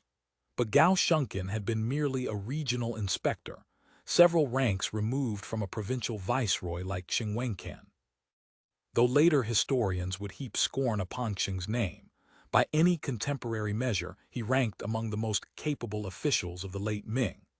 What such a man thought of the Council of Elders was a question that fascinated both the External Intelligence Bureau and the Grand Library. Zhu Mingxia found himself recalling something a certain county administration director had told him during the Qingyun campaign. Battalion Commander Zhu, have you seen the BBC documentary Walking with Cavemen? At the end of the final episode, the presenter cradles a Homo sapiens infant and declares, "If I brought her back to modern society and raised her as my daughter, she would be psychologically and physiologically indistinguishable from my biological child." The gulf between us and the natives isn't the chasm between sapiens and apes, or even between sapiens and Neanderthals. It's the distance between modern humans shaped by centuries of scientific and social development and their ancient counterparts. We can afford to mock their backwardness, not because we possess superior intelligence, but because we stand atop an accumulated mountain of knowledge built by generations of scientific explosion. Too many people imagine that a few centuries of inherited advantage automatically grants them the right to dominate. But lordship isn't so simple. The natives aren't apes. They learn. Sometimes we must learn from them. Right now, we're living off inherited capital, dressing ourselves in the achievements of our predecessors without generating genuine innovation or development. Worse, many can't even be bothered to copy properly. They simply muddle through, imagining themselves invincible. This complacency is poison. Sooner or later, it will destroy us. Since the two Guangs campaign had begun, Zhu Mingxia had come to appreciate those words with painful clarity. The enemy was learning. Their methods remained crude, but they were inflicting serious difficulties on the Fubo army nonetheless. Meanwhile, too many within the council wallowed in dangerous complacency. He thought of the numerous weapon upgrade proposals that had been summarily rejected, and felt a familiar surge of frustration. Yet considering the army's staggering consumption rates, he grudgingly conceded that the State Council's fiscal conservatism wasn't entirely without merit. Perhaps more challenging battles would prove beneficial to the force's long-term development. Zhu Mingxia suspected the council had developed a toxic overconfidence regarding warfare. Too many seemed to imagine that commanding troops was akin to playing Age of Empires, maintain a technological lead of several ages, and victory would arrive effortlessly, without blood or sacrifice. The delusion had metastasized to the point where not merely significant casualties, but even minor tactical setbacks provoked elders on the BBS to demand formal investigations, shrieking accusations of incompetent command. Some had escalated from questioning the capabilities of naturalized officers to openly doubting the competence of elder officers themselves. This perfectionist neurosis toward warfare, convening inquiry meetings and disciplinary hearings over trivial mishaps, had generated profound resentment throughout the Fubo Army's officer corps. Elder officers voiced their displeasure openly. Naturalized officers muttered bitterly in private about superiors who didn't understand the cost of rice and were searching for fleas on a bald man's head. Zhu Mingxia understood intimately that war contained too many chaotic variables. No battle proceeded 100% according to plan, ever. Even in this era, where they enjoyed absolute technological and organizational superiority, and won virtually every engagement with minimal losses, after-action reviews invariably uncovered failures of execution and unforeseen complications. Fight according to plan, suffer zero casualties, win every time, it's fantasy, Zhu Mingxia muttered under his breath. What's that? Su Qi approached and inquired. Nothing. Zhu Mingxia cleared his throat. What did the field survey reveal? Old Qing opened his coffers. Su Qi's voice carried emphatic satisfaction. Preliminary count of abandoned Nanyang rifles, 51 confirmed. Factor in those we failed to locate and those carried off by routed troops. This force fielded at least 100 Nanyang rifles. We recovered substantial ammunition from the corpses as well. Estimate exceeds 40 rounds per man. Any other significant discoveries? Nothing critical beyond the rifles. Su Qi produced a cigar and lit it with deliberate leisure. But you can observe the evolution. The Ming are learning. I concur. Zhu Mingxia nodded slowly. They fought with genuine discipline. The intelligence regarding an enemy spy grows more credible by the hour, Su Qi observed. Whoever this individual is, he certainly served within our forces. Examine these trench constructions. No one excavates approaches like this without our specialized training. And positioning enfilade strongpoints at communication trench termini, that's professional military engineering. Yet we have no reports of missing officers. Perhaps an enlisted soldier or NCO, Su Qi speculated, could also be someone who staged his own death. Battlefields breed chaos. Absolute certainty about personnel accounting is impossible. True enough. Zhu Mingxia fell silent for a moment. It appears the enemy is growing stronger.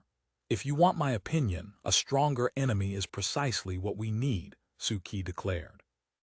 Right now the troops are winning too easily. An army that fights nothing but colonial police actions will inevitably degrade. Consider, how many years has it been since we fought an actual pitched battle with conventional force-on-force engagements? Not since Shandong have we conducted proper combined arms operations, Zhu Mingxia agreed, understanding the implication immediately. Years of technologically asymmetric counterinsurgency were corrosive to genuine combat readiness. Exactly. So greater tactical complexity, increased difficulty, even higher casualties, I consider it acceptable. Indeed, we should deliberately execute more sophisticated operational maneuvers. Some will cry overkill, but I say it's investment. Consider it large-scale live-fire training. Zhu Mingxia laughed despite himself. He hadn't anticipated that Su Qi, whose background lay in naval intelligence, would share so many of his professional convictions. He nodded with genuine respect. You're absolutely right. He recalled that Su Qi had long been marginalized among the elders. Past policy disputes had earned him the enmity of influential factions, leaving him professionally isolated. Though he had secured his preferred posting in military intelligence, nominally serving as director of the General Staff's Military Intelligence Bureau, in practical reality, he operated as little more than a solitary bureaucrat managing a skeletal organization. Most substantive intelligence work flowed through the External Intelligence Bureau. Among the elder establishment, Su Qi remained an obscure, almost invisible figure. Yet his field performance was exemplary. Most importantly, Su Qi deployed to the front lines for every operation, from pre-battle intelligence preparation through post-battle surveys and prisoner interrogations. He participated whenever physically possible. But such work rarely earned accolades or recognition. When something failed, however, blame arrived swiftly and mercilessly. Such was the thankless nature of intelligence work. You possess remarkable patience for this profession, Zhu Mingxia observed. Minimal glory, maximum exposure to criticism. The I Ching counsels, the dragon lies hidden, do not act. Su Qi's tone carried philosophical serenity. This is my season for maintaining a low profile. The organization will remember my contributions when the time comes. Meanwhile, certain individuals love nothing better than inflating hot air. especially the so-called soy sauce faction, perpetually pointing accusatory fingers at matters beyond their competence while accomplishing precisely nothing themselves. I'm not remotely afraid of giving offense. Most of those people were professional failures in the old timeline. Do they imagine that transmigration magically transformed them into capable leaders? Absurd. I spent years working within institutional bureaucracies, and I observed a consistent pattern.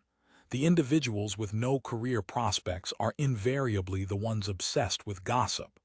They fixate endlessly on others' shortcomings, never recognizing that anyone who actually does substantive work will inevitably make mistakes. They were so paralyzed by fear of error in the old world, so pathologically timid, that naturally they achieved nothing. They imported that crippling mentality here, and unsurprisingly they remain irrelevant. Contrast them with those who dared to seize initiative and leadership. Haven't they all risen to positions of genuine authority?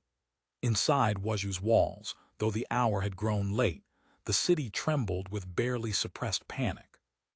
The fall of Bangshan signified that yet another escape route, the Gui River Passage, had been severed. The roads to Xiong, Zhongshan, and Mengshan now lay beyond reach. Australian forces had already occupied Changzhou Island astride the Zai River waterway. The garrison stood encircled. Throughout the city, minor officials and common soldiers wallowed in abject terror. Wuzhou's defensive garrison had never been substantial. Ever since the Scorched Earth strategy had been finalized, elite formations including the Dongxi Mountain Regional Commander and the Central Route Deputy Commander had withdrawn to Tangxian and Hexian. The daylight bombardment and Bangshan's collapse had broadcast an unmistakable message. Wuzhou could not be held. Despite the late hour, officials, clerks, and soldiers scrambled frantically to pack their possessions in preparation for flight. Civil order teetered on the brink of total collapse. Sporadic outbreaks of soldier riots and civilian wailing echoed through the darkened streets. Yet amid this besieged and crumbling fortress, Wenchans felt no fear whatsoever. Bangshan's fall accorded perfectly with his expectations. The Scorched Earth contingency had been prepared long in advance. Several hundred elite household guards remained at his disposal, more than sufficient to secure his overland escape. The city's grain reserves and portable valuables had already been evacuated. The primary military forces had departed Wuzhou days earlier. At this juncture, how many officials and civilians perished within the walls mattered not in the slightest to the larger strategic picture. End of chapter. Chapter 21:13 Subversion. Watching the deepening dusk stain the sky beyond his window, Wenchans summoned a servant with a subtle gesture. "Have all the advisors arrived? They await you in the garden, my lord. And the gentlemen, also waiting in the rear courtyard." He stroked his beard thoughtfully and examined his reflection in the Australian crystal mirror, one of the few luxuries he had not yet consigned to the evacuation convoy. The figure in the mirror had shed voluminous official robes in favor of military attire. He inclined his head fractionally. Two servants immediately stepped forward to buckle on his armor, a deliberately ordinary set, barely finer than what a common household guardsman might wear. Nothing to distinguish a governor-general from his retinue. Once accoutred, he gave another slight nod. A servant opened the door without raising a lamp, and several attendants fell in behind him as he descended the stairs in near darkness. At the foot of the stairwell, a figure in a blue coat and small cap knelt waiting. Seeing the governor-general emerge from the shadows, the man immediately kowtowed. "Xingyi, I must trouble you this time. Your Excellency is too gracious. This servant will not fail his mission. You need only hold until dawn. After that, ask no questions. Find your own path to survival." Wenchans' voice carried barely above a whisper. "Your family will be provided for. They shall never know cold or hunger. If fate still binds us as master and servant after this storm has passed, return to the old estate at Yangning Guard. Arrangements await you there." Xingyi kowtowed again, low and solemn. Wenchans offered no further words and moved silently toward the rear courtyard, his retinue ghosting behind him. At the faint blush of dawn, the staff officers who had passed a sleepless night in mounting anxiety gathered uninvited in the front hall of the Yamen. Nearly all wore traveling garments, prepared to accompany the governor-general in his breakout from the encircled city. The calculation was straightforward. The besieging Hair Bandits possessed limited manpower. Beyond their stranglehold on the Zai and Gui River waterways, their land blockade remained porous. With sufficient men to screen the escape and fast horses beneath them, breaking out was entirely feasible. Wenchans represented an obvious target, but as Governor-General of Guangdong and Guangxi, he commanded his Central Guard Regiment and over 100 elite household troops. When the moment arrived, they could expend bodies like currency if necessary to secure his escape. Those who stayed close to his person could expect survival rates approaching 90%, yet the Governor-General had not appeared. Only his personal servant Xingyi surfaced periodically, issuing crisp instructions to subordinates regarding supplies and provisions. If Xingyi remained here, the Governor-General must be here as well. Several officers on familiar terms with Xiong made discreet inquiries about the Governor-General's honored health. Xingyi's answer never varied. The master deliberated strategy until late with several advisors. He did not retire until the 4th watch and remained soundly asleep. The prefect of Wuzhou and the magistrate of Kangwu wore expressions of funeral solemnity as they accommodated the multiplying demands of the Governor-General's staff. Unlike the Transhan officials, they could not flee. When the city fell, they faced a choice between honorable suicide and the ignominy of surrendering to Hair Bandits. Following routine, the Governor-General's yamen served breakfast. The assembled officials sat nursing teacups, engaged in desultory conversation and picking teeth, when the rumble of artillery abruptly resumed outside the walls. The gathering of staff officers and local functionaries grew visibly agitated. At such a critical juncture was the Governor-General truly still abed, oblivious to cannon fire. In a private residence elsewhere within the city, Luo Yangming tilted his head to listen to the distant artillery, a faint smile playing at the corner of his mouth. His wife, by contrast, paced the chamber in visible distress, wringing her handkerchief until the fabric threatened to tear.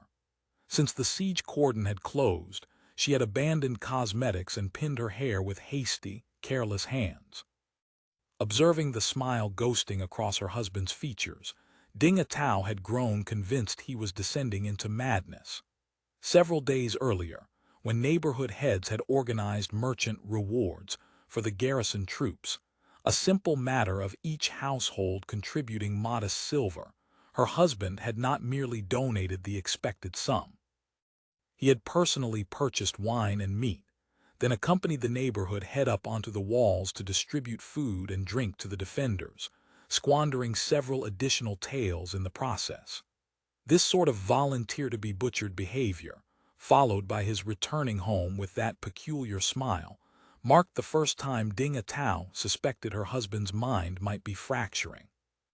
Recently he had also begun cultivating, for no discernible reason, the head of the city's constable force. Ding Atao had always maintained careful distance from such official gate types. They were sharks who consumed victims and never spat out bones. Previously, her husband had maintained only sufficient contact with Yamen personnel to ensure peaceful commerce, cordial without intimacy. Now, through Wen Taidu's connections, he lavished gifts upon these people, distributing 10 and 20 taels of pure silver as though money held no value. What purpose could it possibly serve? This silver represented years of accumulation, saved cent by painstaking cent. Watching her husband spend it with such reckless abandon made her heart physically ache. She had been raised on the doctrine of 3 obediences and 4 virtues, and dared not interfere in her husband's affairs. But she genuinely could not comprehend the necessity of this expenditure. If the city descended into chaos, what protection could these swaggering constables possibly offer? Mad though he might be, his speech and conduct in daily life appeared normal. Yet every time artillery sounded, when every sensible person trembled in fear, he would smile. Ding Atao had wept secretly again last night, lamenting her bitter fate. After enjoying a few years of peace, war and chaos had returned. Precisely when she most needed her husband's strength and protection, he was exhibiting signs of losing his wits. If he truly went mad, what would become of her and the children? Luo Yangming had relaxed considerably since transmitting intelligence from the city wall. He could not predict what specific measures the Australian leadership would implement, but once the elders received the information, they would certainly act. Wenchans' scheme, whatever it entailed, would be foiled, and he himself had been actively working to undermine the defense from within. His activities constituted textbook subversion, rallying and converting the city's armed forces. His primary targets were the local constabulary and the garrison soldiers. Both groups drew predominantly from local populations. The constable recruited militia, especially comprised almost exclusively Kangwu County natives, with perhaps a handful from nearby suburbs. Their families and relatives resided within the city walls or its immediate environs. They could not afford extremism. Moreover, following the influx of guest troops, these locals had been systematically marginalized. Not only had their pay and provisions grown unreliable, but the better-armed outsiders subjected them to constant bullying and casual abuse. The two groups harbored deep-seated mutual resentment, virtually poised at daggers drawn. Once Qingyun set his fires, Wuzhou would be incinerated, and these men's families, homes, and accumulated property would burn alongside the city. By any emotional or rational calculus, they constituted the faction least willing to see Wuzhou reduced to ash. That made them ideal targets for his subversion campaign. His channel for this work was Wen Taidu. Wen Taidu had rushed into the city to warn his supposed brother-in-law, only to find himself trapped inside when the Australian blockade tightened. Now residing at the Luo household, he had transformed into an invaluable conspirator. Wen Taidu's profession as dock boss required navigating diverse social strata. He cultivated extensive acquaintance with Yamen personnel and maintained connections throughout the local garrison, an ideal conduit for discreet communication. But Luo Yangming could not simply announce himself as a hair-banded intelligence operative. First, such a claim would provoke immediate skepticism. Second, these types epitomized shamelessness and faithlessness. They might swear elaborate oaths invoking heaven and earth, then betray you without the slightest moral qualm mere hours later. After considerable deliberation, Luo Yangming elected to approach the head of the Rice Merchants Guild first. The wholesale rice trade generated substantial profits, and the guild head had been visibly consumed with anxiety over the siege. When Luo Yangming approached him expressing concern that, if the battle proceeds disastrously, Wuzhou might be reduced to ashes, the guild head immediately grasped his unspoken meaning. This tacit understanding permeated not merely merchant circles, but extended throughout the gentry and landed magnates as well. In medieval siege warfare, the support of local elites proved absolutely crucial. They controlled vast reservoirs of social and material resources and wielded enormous influence. When mobilizing the populace for defense, their effectiveness was unparalleled. Several desperate Ming-era sieges had endured only because local gentry had thrown their complete weight behind resistance. Conversely, if the balance of power tilted overwhelmingly and the besieging force offered reasonable terms, these same individuals might secretly negotiate surrender and open the gates from within. The Hair Bandits' power throughout the two Guangs was crushing and undeniable. Their reputation for strict enforcement but fair dealing, showing leniency to those who surrendered promptly, devastating those who resisted, was thoroughly established. Prolonged resistance never ended favorably for the leading gentry families. "What you say holds truth," the guild head murmured softly. "I've entertained similar thoughts. We cannot allow the people of Wuzhou to fill mass graves for nothing. Only, I wonder, Luo Yangming affected anxious timidity. Set your mind at ease. The guild head's eyes narrowed shrewdly. The other local notables understand the situation as well. It's merely, his voice dropped to barely audible. Why does Brother Luo raise this delicate matter? Could it be? Within the guild hierarchy, Luo Yangming ranked as a middling merchant, not especially prominent or active. For him to suddenly broach such a politically dangerous topic suggested someone pulled strings from behind the curtain. Precisely so. Luo Yangming understood that without revealing certain cards, the guild head would never extend trust. I've been conducting rice trade with Guangdong for years and maintain considerable business dealings with Zhaoqing. I'm well acquainted with several of their managers and supervisors. Zhaoqing was an Australian commercial enterprise, an open secret throughout Guangdong and common knowledge in Wuzhou. As a major rice trading hub, Wuzhou hosted numerous merchants who had conducted business with Zhaoqing. The guild head gave a slight, knowing nod. Before Wuzhou fell under siege, an individual from Zhaoqing came to the city and spoke with me privately at my residence, Luo Yangming continued. He observed that once hostilities commenced in earnest, Wuzhou, holding the key to both provinces, would inevitably witness fierce and prolonged combat. If everything were consumed by fire and sword, what catastrophic waste that would represent. The guild head nodded slowly. Your words ring true. He exhaled a heavy sigh. If anyone else commanded this city's defense, the situation might remain manageable, but with Governor Xiong himself holding Wuzhou, and circumstances as they stand, he has surely resolved to fight to the death. With all the guest troops garrisoned inside, and the most respected elders having already retreated to mountain strongholds, the remaining gentry simply lack the social standing to voice objections. Even if they dared speak, it likely wouldn't alter the outcome. End of chapter. Chapter 21, 14 Self-Rescue. Master Kaio speaks truth. Yet there exists another peril far graver still. Has your honor heard of it? I beg enlightenment. I fear that should Wuzhou prove untenable, the officials and soldiers in their desperation may commit unspeakable atrocities. Luo Yangming leaned forward and recounted, in clinical detail, everything Wen Taidu had witnessed. Such depravity. Guildmaster Kaio's complexion drained to ash. He didn't question the account. Instead, he surged to his feet and paced the receiving hall with agitated strides, muttering aloud.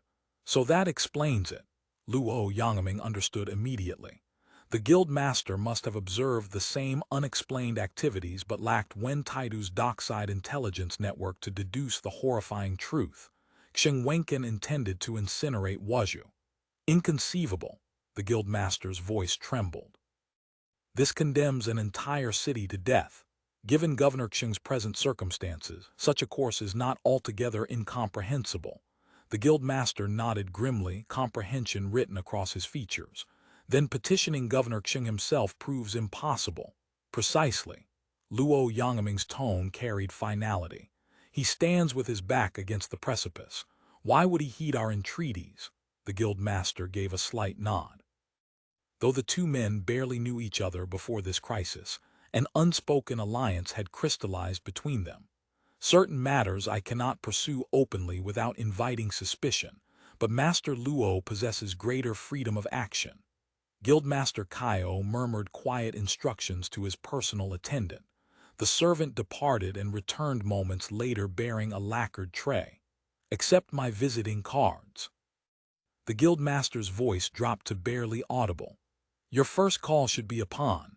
The day following Bangshan's fall, Wuzhou under daylight had transformed into a necropolis. Every door stood barred, every shop shuttered. The streets harbored only scattered patrols of nervously armed soldiers and conscripted militia. Unless circumstances demanded otherwise, no civilian dared venture outdoors. The risk of robbery or casual murder by rampaging troops was too great. Street barricades had been sealed shut. Wealthy households had not merely bolted their gates but armed their servants and household guards to the teeth. The guest troops garrisoned within the walls had descended into barely controlled frenzy. The city's fall loomed inevitable. Sensing their approaching doom, What little military discipline remained had evaporated entirely. Even their own officers could no longer restrain them. Throughout every district, soldiers openly robbed and murdered civilians. Violent clashes between guest troops and the local garrison erupted with increasing frequency. Only the constant patrols of Wenchans' household guard, ruthlessly suppressing the worst excesses, prevented the city from collapsing into absolute anarchy. Amid this mounting chaos came ominous news. Wenchans had still failed to appear by midday. His personal servant circulated the excuse that the governor-general was indisposed. Panic rippled through official circles. After all, Wenchans represented the only senior authority remaining in Wuzhou. Should he truly prove ill, command would devolve to the prefect and county magistrate. Expecting those functionaries to control the arrogant guest officers was pure fantasy. While uncertainty still reigned, a trusted staff advisor named Chang Qingyun suddenly materialized, dispatching messengers throughout the city bearing formal invitations. The governor-general would host a banquet that very evening for the city's merchants and gentry to consult regarding Wuzhou's defense.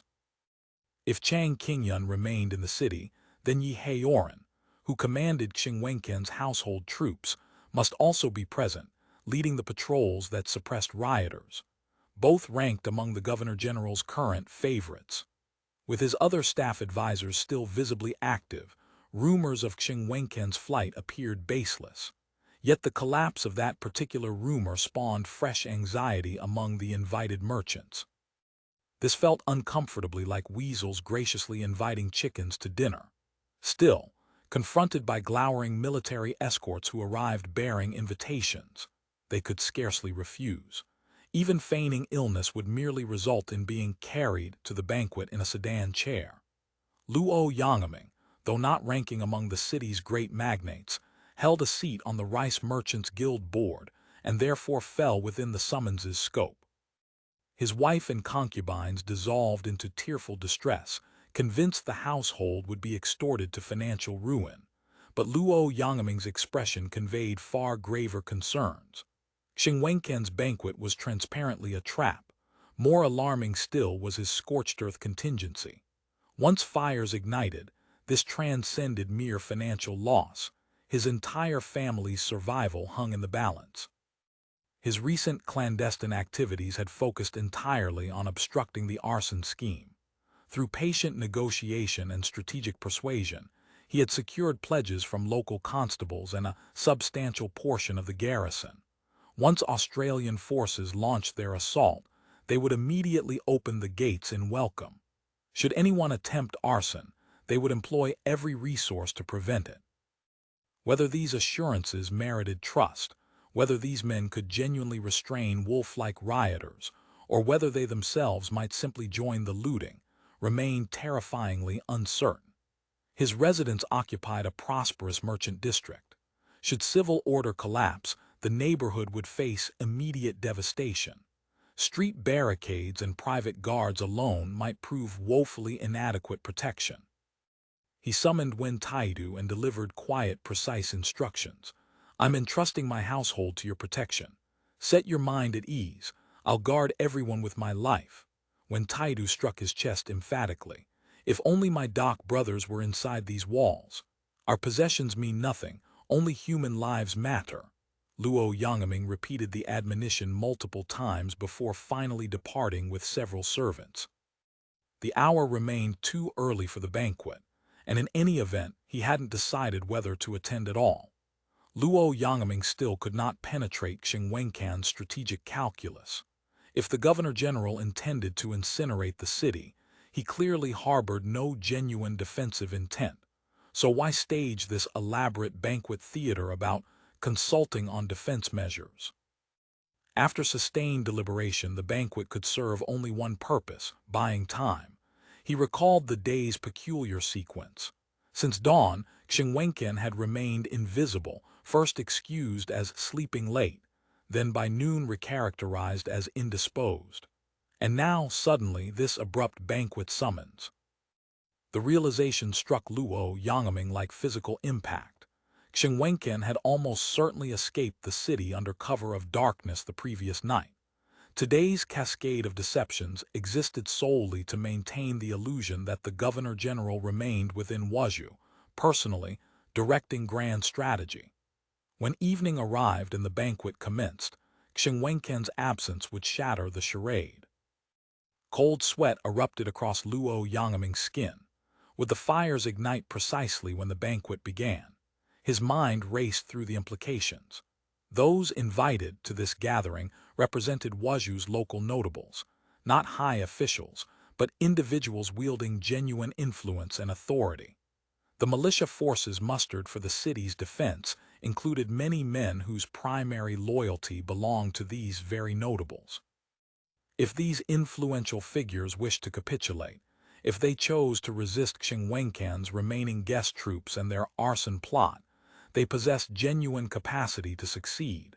So this was Wenchans' trap. Once the notables entered the yamen, the doors would be barred. Then the fires would begin, either incinerating them all outright or at minimum stunning them into shocked paralysis so they couldn't organize effective resistance against the rioters. A visceral chill consumed Luo Yangming's entire body. He had to act immediately. Quickly, he commanded his servants. To Master Kaio's residence, now. Master Kaio served not merely as head of the Rice Merchants Guild, but also as chief headman of Wuzhou's South City district. Though he held no formal official rank, within Wuzhou his influence was legendary. He commanded both underworld networks and legitimate commerce with equal facility. His authority extended not merely to local constables, but to the militia forces deployed throughout the South City. If Master Kaio could be persuaded to shift allegiance, the Dezhang and Nangsun gates controlling the southern approaches would fall into allied hands. With this realization, Luo Yangming accelerated his pace. Yehaoren had arrived at the Governor-General's yamen in the early morning hours. Learning that Wenchans could not yet receive visitors, he had withdrawn to his private quarters. Unlike his fellow staff advisors, Yehaoren harbored no fantasies of fleeing alongside the Governor-General. Questions of personal survival no longer dominated his thoughts. With catastrophe hammering at the gates, he had no stomach for idling in the Yamen's flower pavilion exchanging hollow pleasantries with other functionaries, but neither had he remained idle. Returning to his chambers, he had spread ink and paper and commenced writing. What emerged resembled less a conventional letter than a comprehensive tactical analysis of engagements from Zhaoqing forward. Though he had not personally witnessed most battles, he had systematically collected first-hand accounts from participating officers and soldiers. Yesterday's Battle of Bangshan received especially detailed treatment. He had interrogated Jiang Xu exhaustively regarding Australian assault procedures and tactical doctrine. After completing several pages of dense analysis, he instructed his attendant to prepare multiple copies.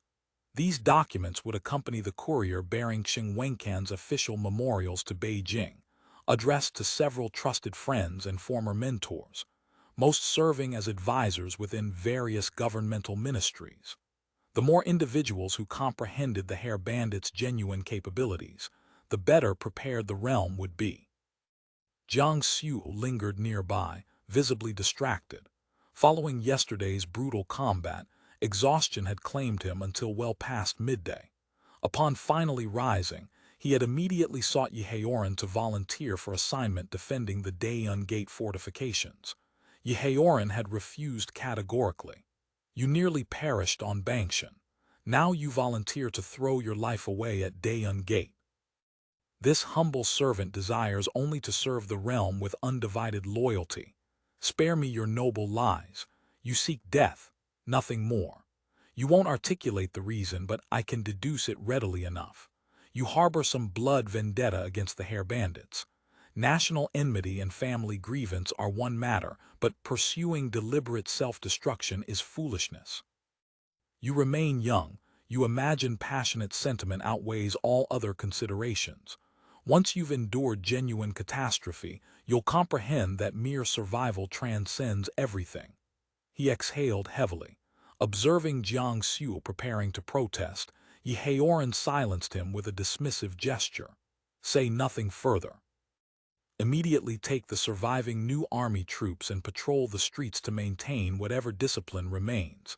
The situation beyond these walls descends into chaos with every passing hour. Go rest while you can. With that curt dismissal, Yi Haoran sent Jiang Xu away. That Qingyun remained indisposed, surprised him not at all. The governor-general's circumstances had grown desperate beyond measure. Even had a servant arrived reporting Qingyun's suicide by hanging, Yi Haoran wouldn't have registered shock. But what could be done about Wuzhou itself? Yi Haoran's thoughts turned to County Magistrate Chang Pu's scorched earth contingency. It might indeed represent a desperate survival stratagem, but the sheer viciousness of the plan, it could only be deployed as an absolute final extremity. As sunset approached and he prepared to inspect the city gate fortifications, a servant burst through the doorway, whispered urgent words, and Yi Haoran's face drained of all color. He exploded to his feet and bolted from the chamber. End of chapter. Chapter 21, 15. 3 siege strategies. Yi Haoran had barely crossed the threshold when he beheld his courtyard transformed into a tableau of supplication. Kneeling civilians packed every available space. Though none possessed official rank, these were prominent figures among the merchant class, mostly prosperous traders, along with several venerable elders whose advanced years commanded respect. At their head knelt none other than Guild Master Kaio of the Rice Merchants Guild. In ordinary circumstances, Guild Master Kaio presented the picture of a well-fed, dough-faced merchant prince. Now he wore plain cotton garments and knelt at the foot of the entrance steps, wailing as though attending a funeral. The moment Yi Haoran emerged, the guild master raised his voice in theatrical lamentation. "Master Yi, you must save the people of this city." At his cry, the mob kneeling behind him erupted in collective wailing, transforming Yi Haoran's courtyard into a cemetery of living mourners. Yi Haoran hastily returned a respectful bow. "I dare not accept such courtesy.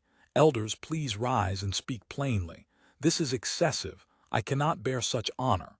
Inwardly he puzzled over this unexpected delegation. These visitors comprised mostly local merchants, supplemented by several neighborhood headmen. Though they didn't qualify as gentry in the strict sense, they represented individuals of genuine standing, folk whom the prefectural and county yamen treated with considerable deference. Why had they all converged on his modest quarters to weep and wail? His position within the governor's staff hardly merited such attention. Originally, he had been merely a rice stealer, occupying space without purpose. His status ranked lower than the entertaining jesters who made jokes for the great man's amusement. Only the new army training program had elevated him to favorite status, with nominal responsibility for the staff's military desk.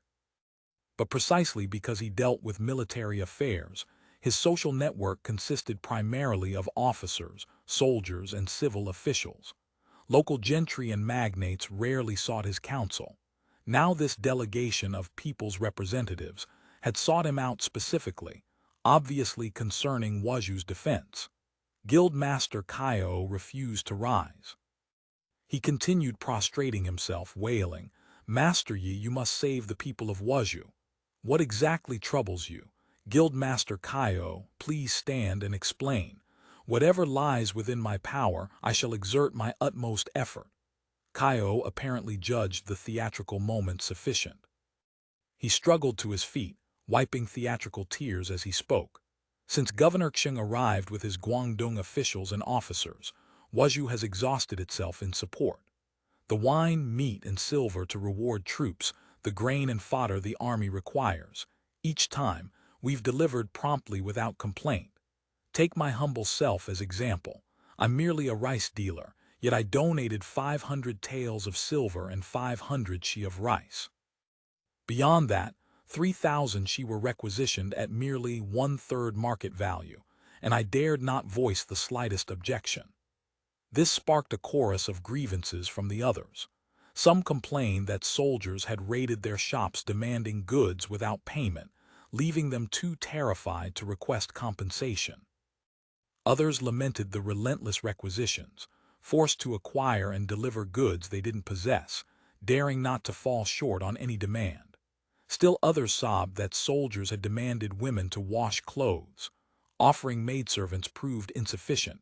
They wanted household women. Only substantial silver bribes had finally bought reprieve. This litany of complaints left Yehaoren impatient. He had heard identical stories countless times. Obviously, these notables were establishing that they had fulfilled their obligations to government and army, laying groundwork for whatever request would follow. He quickly interjected, "All these matters are known to Governor Xiong. Military affairs demand urgency. Discipline has naturally suffered some degradation. The brothers have marched great distances and live perpetually on the knife's edge.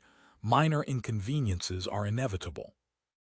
Please, elders, exercise patience." Then, lowering his voice to address Guildmaster Kaio directly, "What constitutes the pressing matter? Today the governor's yamen dispatched Master Chang distributing invitations throughout the city. The governor wishes to host a banquet for merchants and discuss the city's defense." Yehaoren nodded. "I've heard of this. If truly concerning the city's defense, we would certainly attend. But rumor suggests Master Chang has proposed 3 poisonous stratagems to Governor Xiong, measures that may harm the Hair Bandits but will devastate Wuzhou's people. These are tactics that kill 1,000 to wound 500, a ruinous, lineage-ending scheme." Yehaoren's blood froze. The arson contingency had been maintained in strict secrecy. Few possessed knowledge of it. Even though most gentry had fled to countryside estates or mountain retreats, many officials holding examination degrees remained trapped within the walls. A great conflagration would certainly kill substantial numbers among them. Should anyone raise formal complaints afterward, managing the political consequences, even attempting to blame the Hair Bandits or wolf soldiers, would prove extraordinarily difficult. He hastily protested, "No such thing exists." Even as the denial escaped his lips, he realized his catastrophic error. Guildmaster Kaio hadn't yet specified what the 3 poisonous stratagems were. Sure enough, he detected a flash of cunning shrewdness in the old merchant's tear-reddened eyes. Disaster. The fox caught that slip. Yehaoren scrambled to recover. Master Chang is upright by nature. He would never propose such destructive schemes. This is merely rumor. Even as he spoke, his face burned with shame. Guildmaster Kaio said, "Rumor claims Master Chang advised Governor Xiong to seize all stored grain citywide, conscript every able-bodied man into militia, and expel all women, children, and elderly beyond the walls. We humble merchants find all 3 measures profoundly unwise." Hearing no mention of the arson plot, Yehaoren exhaled quietly in relief. These 3 measures might indeed be genuine proposals. As long as they weren't incinerating Wuzhou, the city could at least preserve some vitality. Expelling women and elderly was cruel but offered them survival opportunities. The Hair Bandits were famously benevolent and wouldn't slaughter civilians indiscriminately. They might even provide relief grain. Still, since the elders had come seeking reassurance, he needed to offer some response. Before he could formulate words, Guildmaster Kaio continued, "What I say is true. Yet if grain is forcibly seized, the city's morale will certainly collapse entirely. Conscripting every man for defense sounds admirable, but most lack any training on battlefields. They would simply fill mass graves. And if women, children, and elderly are expelled, which man inside these walls would risk his life defending them? Master Kaio speaks with wisdom, but these remain merely rumors after all." Yehaoren calculated, "As long as you possess no concrete evidence, I'll simply insist it's unfounded rumor. What recourse do you possess? How can Master Yi still characterize them as rumors?" Guildmaster Kaio's voice rose. "Right now, soldiers are conducting door-to-door searches for grain, so-called searching, but actually looting." As if choreographed to validate his claim, a shrill scream suddenly echoed from the distance, then cut off with unnatural abruptness. Everyone collectively flinched. Master Yi, the hair bandits haven't even breached the walls, yet Wuzhou is already transforming into a living hell. Yi Haoran's eyes practically shot flames. He hadn't anticipated the situation spiraling this catastrophically beyond control. He bellowed, "Jiang Xiu." Jiang Xiu materialized instantly. "Take your men and restore order immediately. No soldier may engage in plunder. The governor's command token is in my study. Fetch it now." Orders issued. He turned to Guildmaster Kaio. "I knew nothing of this. Regarding the soldiers looting outside, I cannot determine whether they act under orders or purely as rioters. Please remain calm. I'm proceeding to the governor's yamen immediately to demand explanation from Governor Xiong personally. We thank Master Yi with profound gratitude." They all began prostrating themselves again. Yi Haoran had exhausted his patience for courtesies. He waved them off dismissively and commanded his people to saddle his horse. Watching Yi Haoran and a dozen servants and guards thunder away at full gallop, the notables who had come to plead also hurried homeward, who knew what condition their own residences might be in by now. Only Guildmaster Kaio and Luo Yangming, hidden within the crowd, demonstrated no urgency. "Brother Luo, your assessment proved entirely accurate." Guildmaster Kaio's expression carried equal parts fear and venomous hatred. "These officials are devoid of honor, honey words masking hearts of stone." Luo Yangming felt simultaneous relief and anxiety. Relief that Guildmaster Kaio now fully believed him, anxiety because time was evaporating rapidly. He assumed a worried expression. "Circumstances have deteriorated to this extreme. I wonder. If he possesses no honor, then I owe no loyalty," Guildmaster Kaio declared flatly. "Should the Australians choose to become emperor, what concern is that of mine? Whether the Australians assume the dragon throne is irrelevant. At present, the situation demands. Come with me. Let us return and deliberate in private."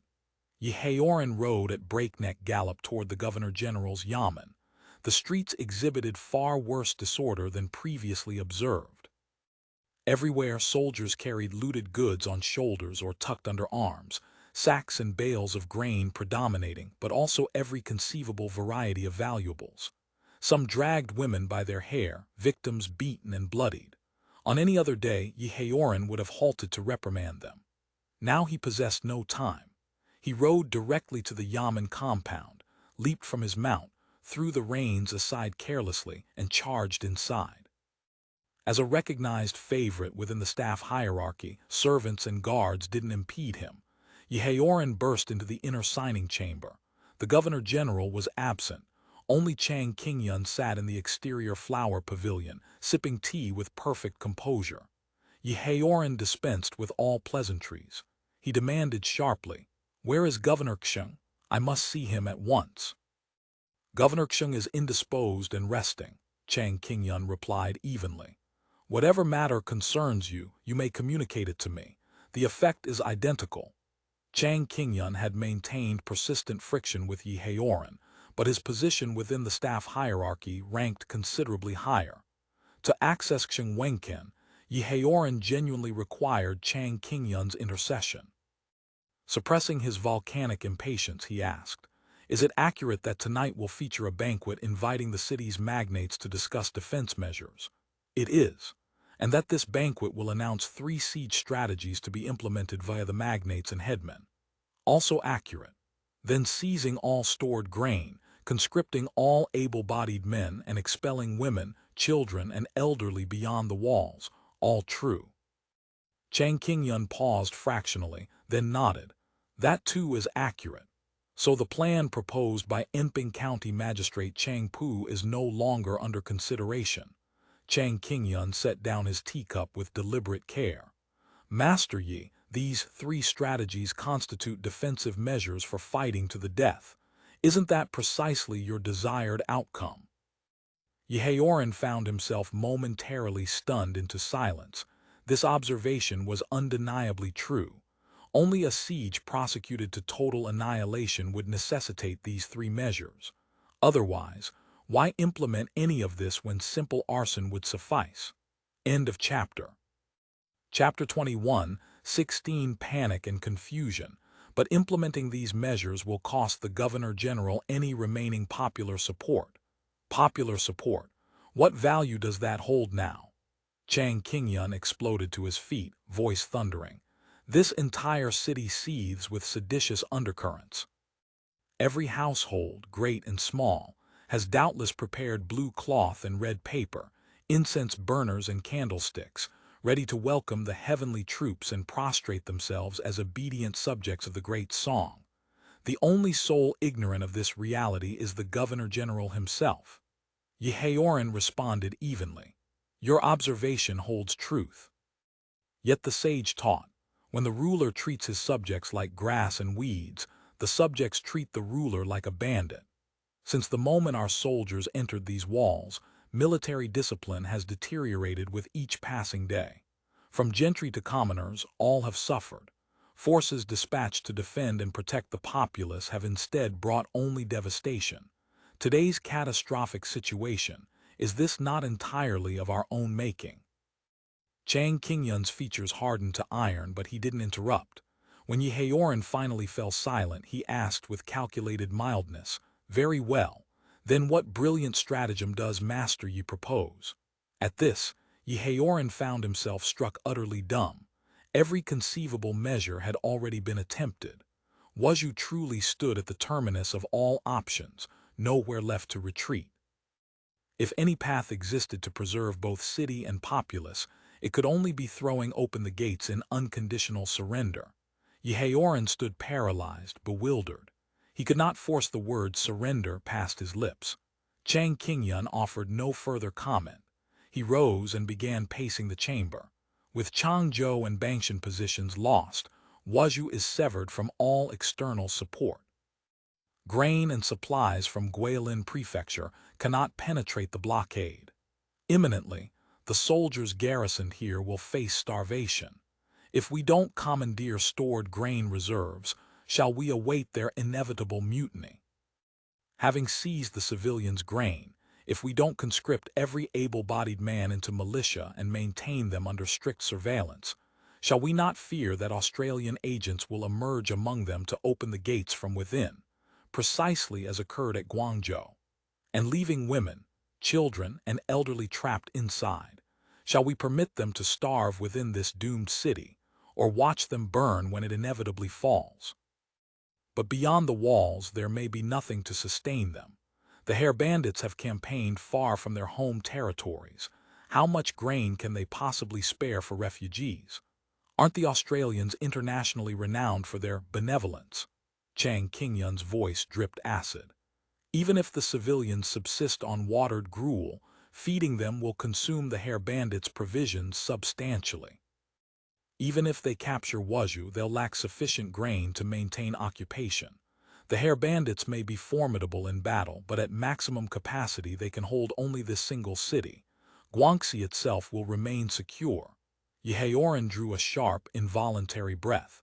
His mind went completely blank. A heartbeat later, consciousness returned and he cried out, "You still intend to incinerate the city?"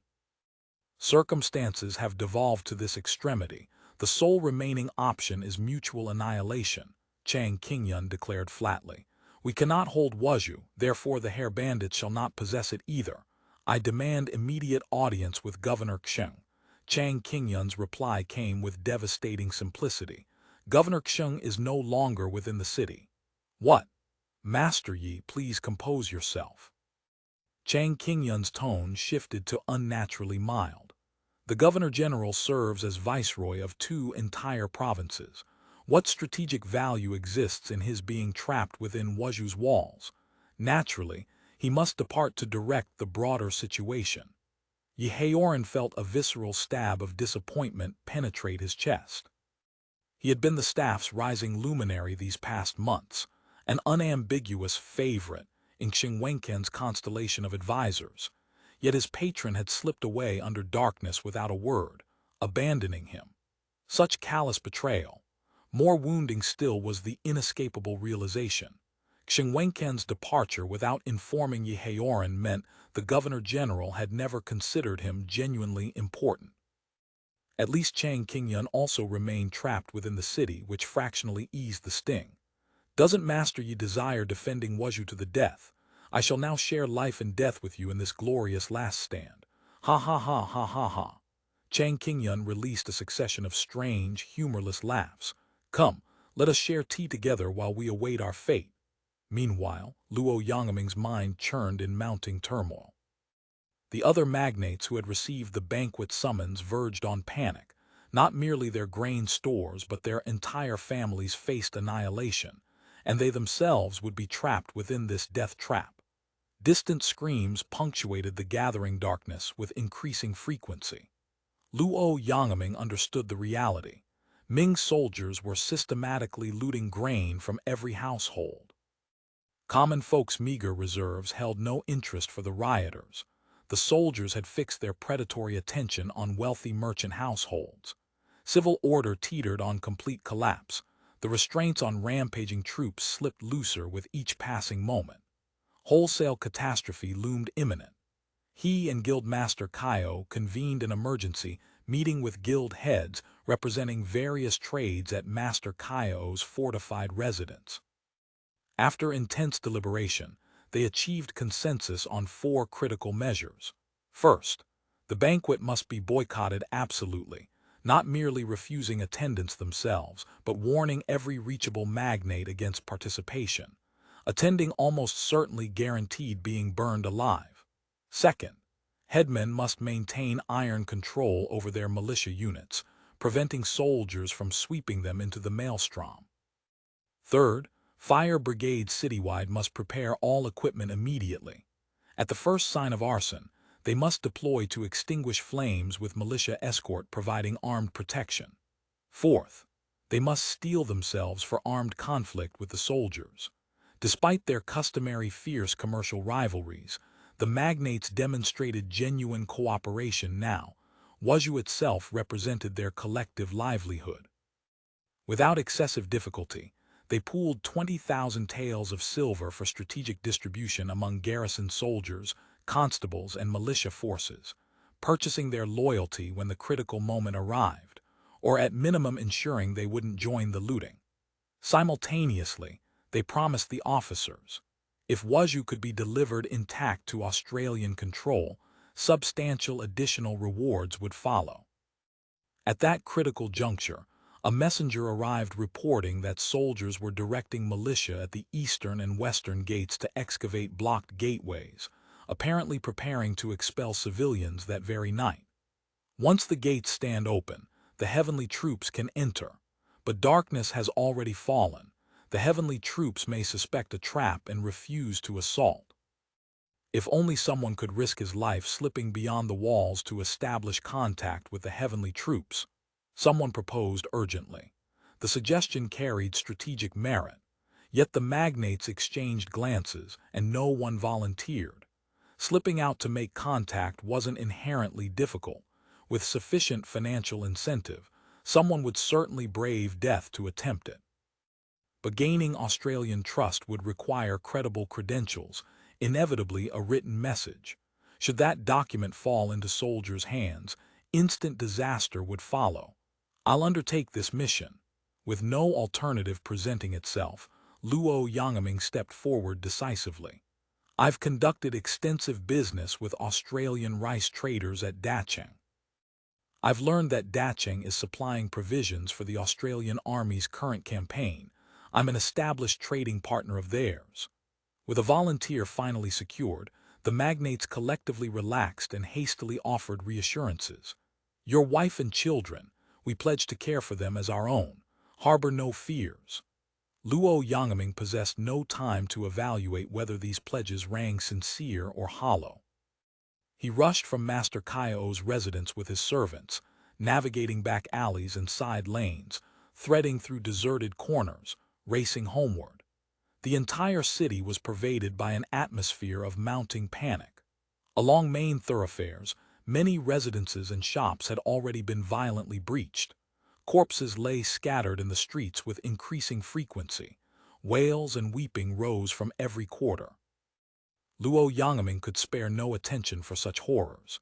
He hurried directly back to his shop, where old manager Li Wenchang and Wen Taidu had been waiting with mounting anxiety. When they spotted his return, relief flooded their features. Li Wenchang, already 60 years old and a long-time family retainer, immediately dissolved into tears. "Master, the soldiers seized every grain of rice from our warehouse. I couldn't preserve even a single measure." When Taidu also exhibited sheepish discomfort, mumbling, "The soldiers came in force, bristling with swords and spears. I was alone, hopelessly outnumbered." The rice depot Luo Yangming operated was, strictly speaking, property of the Australian Council of Elders. Still, as the nominal proprietor, losing such substantial inventory pained him nonetheless. But this was emphatically not the moment for recriminations. He offered reassurance.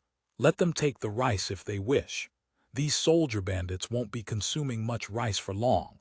As long as our people survive, everything else can be reconstructed." He instructed Wen Taidu to guard the family in the rear courtyard, then summoned Li Wenchang into his private study. Li Wenchang had originally served as clerk at Luo Yangming's rice shop in Sanshui. After that shop was confiscated, Li Wenchang had been rendered destitute. When Luo Yangming arrived in Wuzhou as an intelligence operative, he encountered the impoverished Li Wenchang in Sanshui and recruited him again, an invaluable asset for managing the Wuzhou rice depot. Though Luo Yangming never revealed his intelligence work to Li Wenchang, and rarely even mentioned his Lingao experiences, he trusted this old retainer who had watched him grow from childhood, now his senior clerk. The elderly man presented a doddering appearance, but the expulsion of the old and weak would allow him to blend seamlessly into the refugee crowd without attracting scrutiny. Moreover, his constitution remained quite robust despite his years. He could certainly manage a mountainous trek. Luo Yangming composed a letter in cipher and instructed Li Wenchang that upon reaching the exterior, he must absolutely deliver this message to an Australian officer. If they refuse you access to an Australian commander, inform them you carry intelligence for the Australian leadership.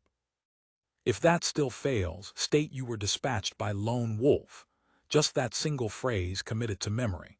"Master, this old servant will not fail his mission. Only, after we part tomorrow, who knows when we shall meet again." The loyal old clerk wept as he spoke. "We will meet again." That evening, the governor's yamen banquet intended to host the city's merchants and magnates saw virtually none of the expected attendees. Only Guildmaster Kaio appeared, and rather than coming alone, he brought a mob of several hundred common people who blockaded the yamen gate to present a petition. Somehow rumors had proliferated that Governor Xiong intended to incinerate the city, consuming everyone, men, women, and children, in the conflagration. The elderly and infirm knelt in the street, wailing, begging Governor Xiong to show mercy to the people and surrender the city without bloodshed. The news propagated like wildfire. Within mere half an hour, the entire city was in uproar. Wuzhou seethed with chaos. People ran through the streets like headless flies. The commotion and tumult within the city caught the attention of Fubo army reconnaissance patrols stationed outside the walls. They couldn't discern precisely what transpired inside. From confessions of soldiers who had surrendered over recent days, they knew the internal situation was unstable, order collapsing. But exactly how chaotic conditions had deteriorated, and what the officials from Qingyun downward intended to implement, the surrendered soldiers possessed little knowledge. From these confessions, however, Zhu Mingxia had developed a rough understanding that soldiers might set fires once the city fell. This worried him profoundly. Should the soldiers torch Wuzhou, the city might be completely destroyed, and the grain he had counted on requisitioning locally would vanish in smoke. Therefore, after capturing Bangshan, he immediately commenced deploying troops and preparing for assault, intending to seize Wuzhou with maximum speed. End of chapter. Chapter 21:17. Leaving the city, he summoned Zhu Guangxing, commander of the 3rd Battalion designated to spearhead the main assault, and posed the critical question: how long to capture Wuzhou? That depends upon when dawn arrives, Zhaoqing replied pragmatically. And after dawn breaks, including preliminary artillery preparation, 1 hour to secure complete occupation. Zhaoqing consulted his timepiece. The troops are fully deployed currently. They're maintaining rotation rest schedules now. Excellent. Await my order. Depending upon developing circumstances, we may be compelled to assault tonight. Night operations present severe coordination difficulties. Mobilizing the entire force carries substantial risk. I fear we cannot afford the luxury of deliberate pacing. Zhu Mingxia handed him the intelligence summary compiled from prisoner interrogations. Wenchans may very well attempt to incinerate everything in a final act of destruction. Should he succeed, we'll have no alternative except complete withdrawal. Very well. I'll return and prepare contingencies, Zhaoqing acknowledged. But a nocturnal assault carries extraordinary peril. These past several nights have shown merely a crescent moon. Nighttime visibility is catastrophically poor. Both observation and fire control will prove exceptionally difficult.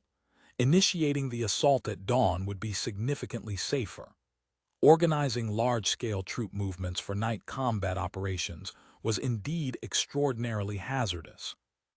Even for the Fubo army, this timeline's foremost elite force, every nighttime combat exercise invariably produced unforeseen complications. Becoming lost represented the most frequent occurrence. Zhu Mingxia weighed competing considerations repeatedly, but couldn't settle on a definitive decision. Capturing Wuzhou under darkness carried profound risks.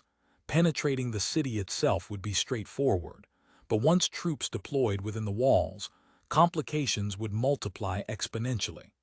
The streets were shrouded in pitch darkness without signposts. The troops lacked adequate lighting equipment, while entering with torches would dramatically elevate the probability of accidentally igniting fires. They possessed only maps provided by the Intelligence Bureau for reference. Friend from foe identification at night would prove exceptionally difficult, and the city teemed with rooted, desperate soldiers. Should Wenchans seize the opportunity to implement arson, they would possess no time to evacuate. Precisely as Zhu Mingxia wrestled with this dilemma, a runner arrived bearing urgent intelligence.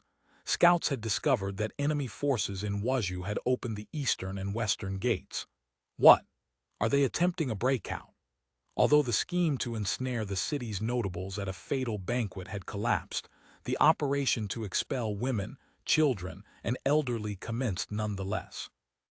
Garrison troops began systematic house-to-house sweeps, forcibly driving out the population. According to prior directives from command authority, able-bodied men were to be segregated aside, while women, children, and elderly were driven toward the eastern and western gates. Initially, they maintained this segregation protocol, but rapidly the soldiers assigned to expulsion duties, intent upon looting opportunities along their routes, abandoned such trivial details, and simply herded everyone, men, women, and children alike, toward both gates. The men, fearing for the safety of wives, children, and parents, dared not cling to possessions and joined the exodus streaming outward. Expelling the common populace served merely as pretext for guest troops to plunder systematically. Thus civil order disintegrated with frightening rapidity. Some soldiers raped women openly, others committed casual murder for valuables. Many civilians carrying their modest life savings were stopped and subjected to violent searches by rampaging troops. Certain soldiers, finding methodical searching too tedious, simply planted their swords in the street and demanded passing civilians offer tribute. Those refusing to surrender valuables were cut down where they stood. Young women were dragged into alleyways for public rape.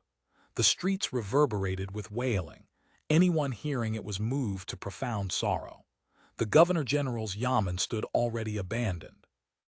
Once the staff advisors learned that Governor Xiong had long since fled the city, they scattered like frightened birds. The servants and clerks left behind in the yamen ransacked whatever meager valuables remained. Through the wide-open gates, rampaging soldiers and urban criminal elements openly circulated, plundering the few residual goods.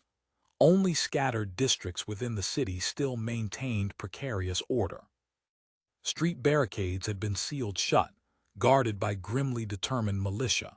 They refused passage to anyone, official, civilian, or soldier alike, and anyone who approached faced volleys of arrows.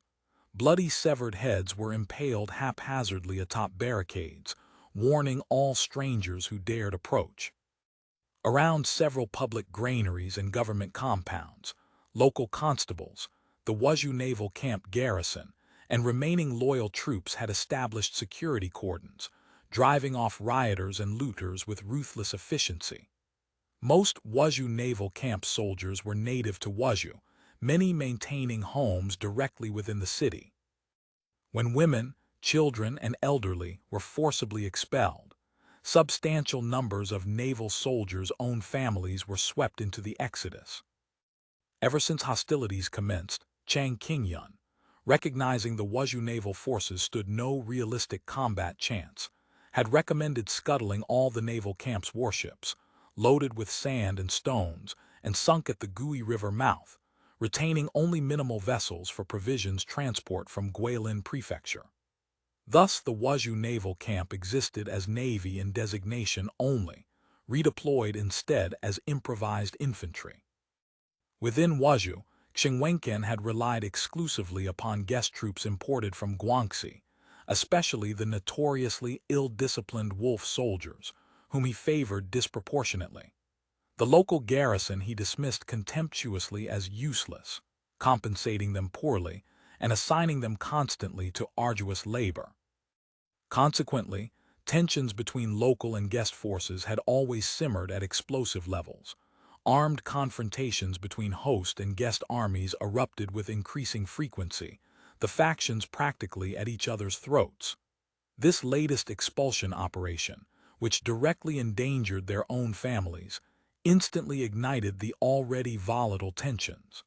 Violent clashes erupted throughout the city. This festering hostility from local garrison forces was systematically exploited by the merchant magnates.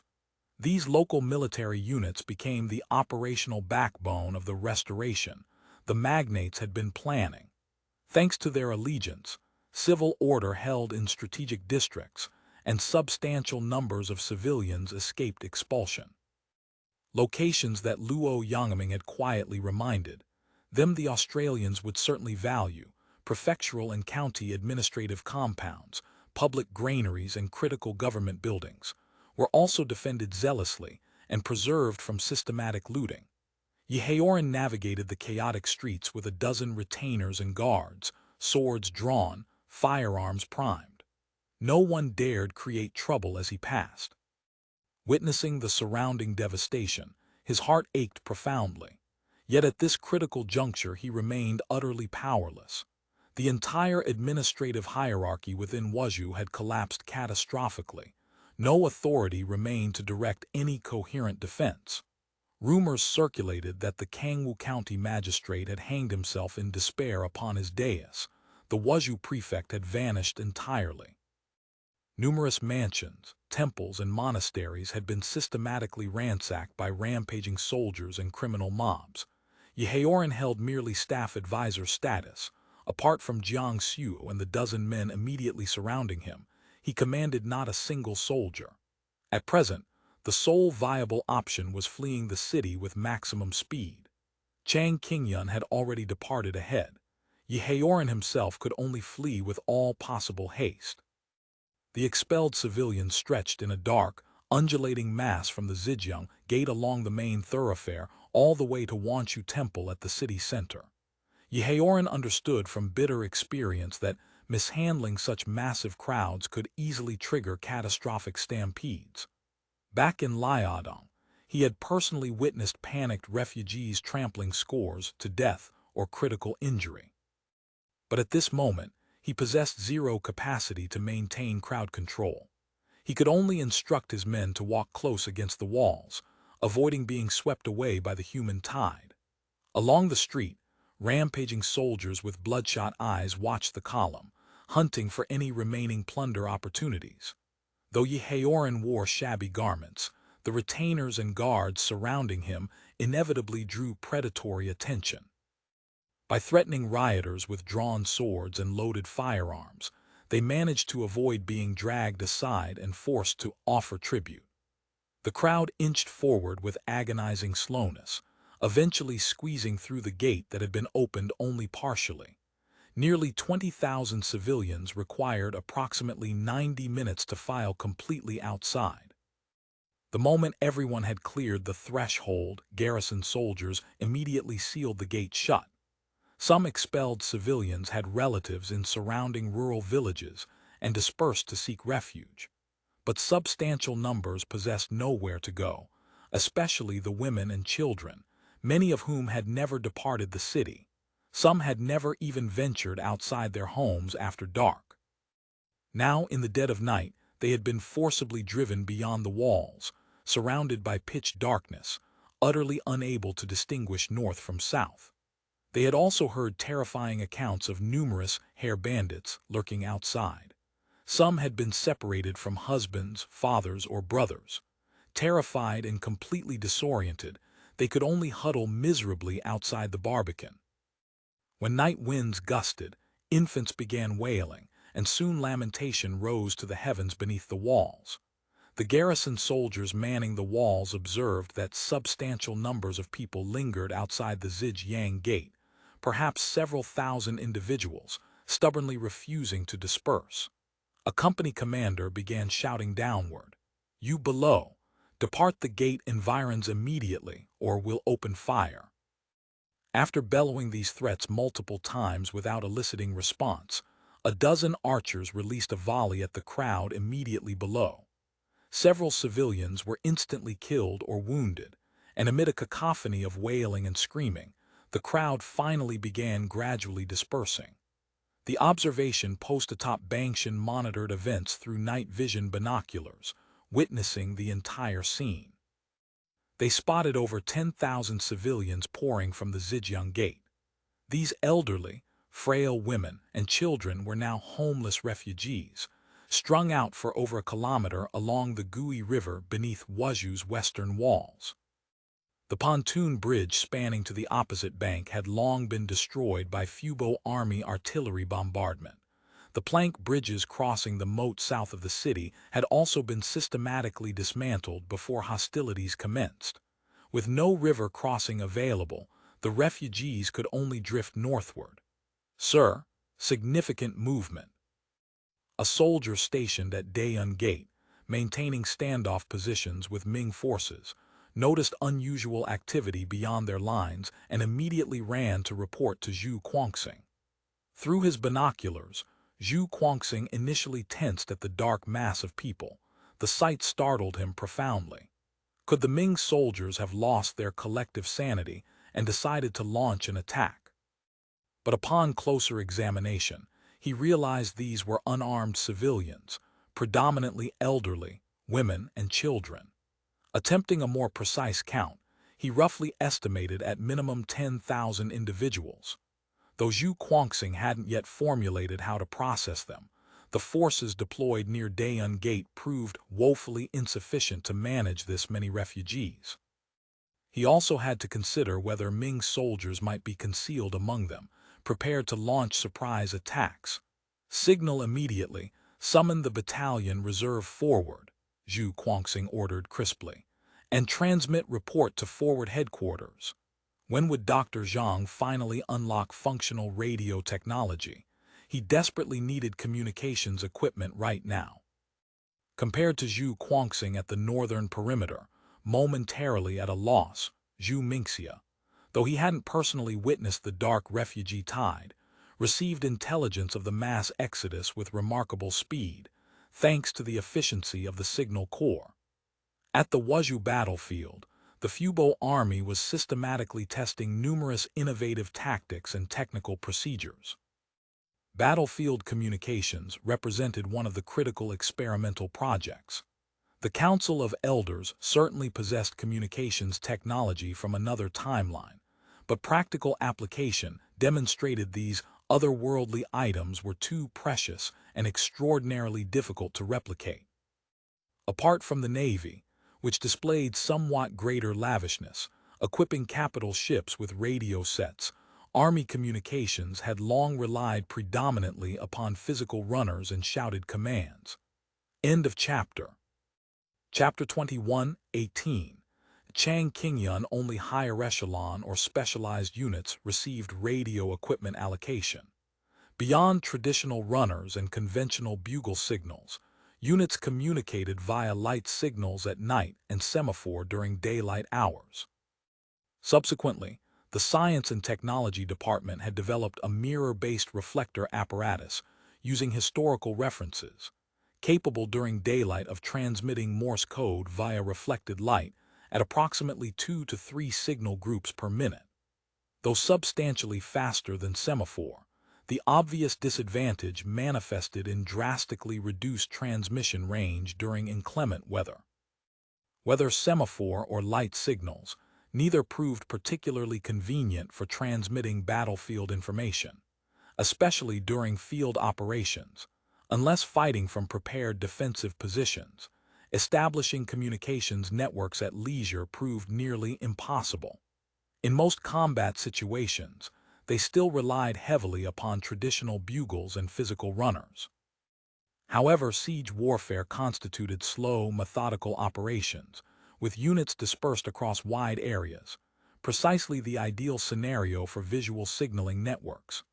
The 1st Brigade Signal Battalion visual signal teams were divided into 6 squads, deployed strategically at Bangshan's northern slope, the summit of Zhaoqing, south of Wuzhou City, southeast of Wuzhou, atop Baishan, and north of Wuzhou. Each squad consisted of a signalman, observer, decoder, runner, and reserve. To achieve superior vantage points and unobstructed signal paths, each squad deployed with a tall platform resembling a lifeguard chair at swimming pools, constructed from steel tubes and connectors, which could be disassembled for transport and reassembled on site. The platform was secured with guy ropes and long spikes driven into the ground. Only 2 operators could fit atop, with the signalman and observer secured by safety harnesses. When transmitting or receiving signals, they would stand and move into position. Observers were equipped with high-powered binoculars. Upon spotting a ready-to-transmit signal from any direction, the signalman would respond with the appropriate motion or light signal, then commence receiving. The standard flag signals consisted of 30 motions, representing either 26 letters or 10 numbers. A through I also represented digits 1 through 9. K represented 0. The remaining 4 motions indicated standby space. Following signals are numbers, error, and cancel. J also meant following signals are letters. Light signals employed Morse code directly. During daylight, when observation conditions proved favorable, semaphore was simpler than Morse-based light signals and faster for transmitting uncomplicated messages. But now darkness had fallen, so only light signals remained operational. The observer watched the transmitting station through binoculars, calling out corresponding letters, numbers, or meanings aloud. The decoder recorded them and swiftly interpreted the message, then dispatched the runner to deliver the decoded communication to its intended recipient. Conversely, the decoder would encode outgoing messages into appropriate code, reading aloud to the signalman, who would then transmit. If messages required relay to subsequent stations, the decoder would issue relay commands upon completing decode operations, and the signalman would transmit to the next station after receiving their ready acknowledgement. Each squad's positions weren't permanently fixed. They maintained 4 on-duty, 1 resting rotations, ensuring timely transmission and reception of intelligence. When the sentry atop Bangshan observed unusual activity at Wuzhou's Zigzag gate through binoculars, he watched while simultaneously reporting to the senior officer on Bangshan, the artillery company commander. The commander dared not delay. After observing carefully through his own binoculars, he ordered the signal squad to transmit the message. The message read, "Station 1, over 10,000 refugees pouring from Zigzag Gate. Station 1 referred to the signal squad positioned south of Wuzhou City.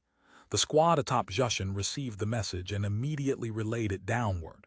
Station 3, the Bangshan signal squad, then received the following reply. Station 3, intensify observation, continue reporting. Then came Station 1, Ming soldiers shooting arrows at refugees. Followed by Station 1, refugees heading north. And then Station 1, refugees approaching northern perimeter. Zhu Mingxia couldn't yet decipher what the Wuzhou garrison intended, but with such an enormous crowd of refugees suddenly pouring forth, no way existed to determine if Ming soldiers were concealed among them. Carelessness here could spell disaster. He made a snap decision, ordering the squad to transmit to Zhu Guangxing. Station 4, intercept outgoing refugees.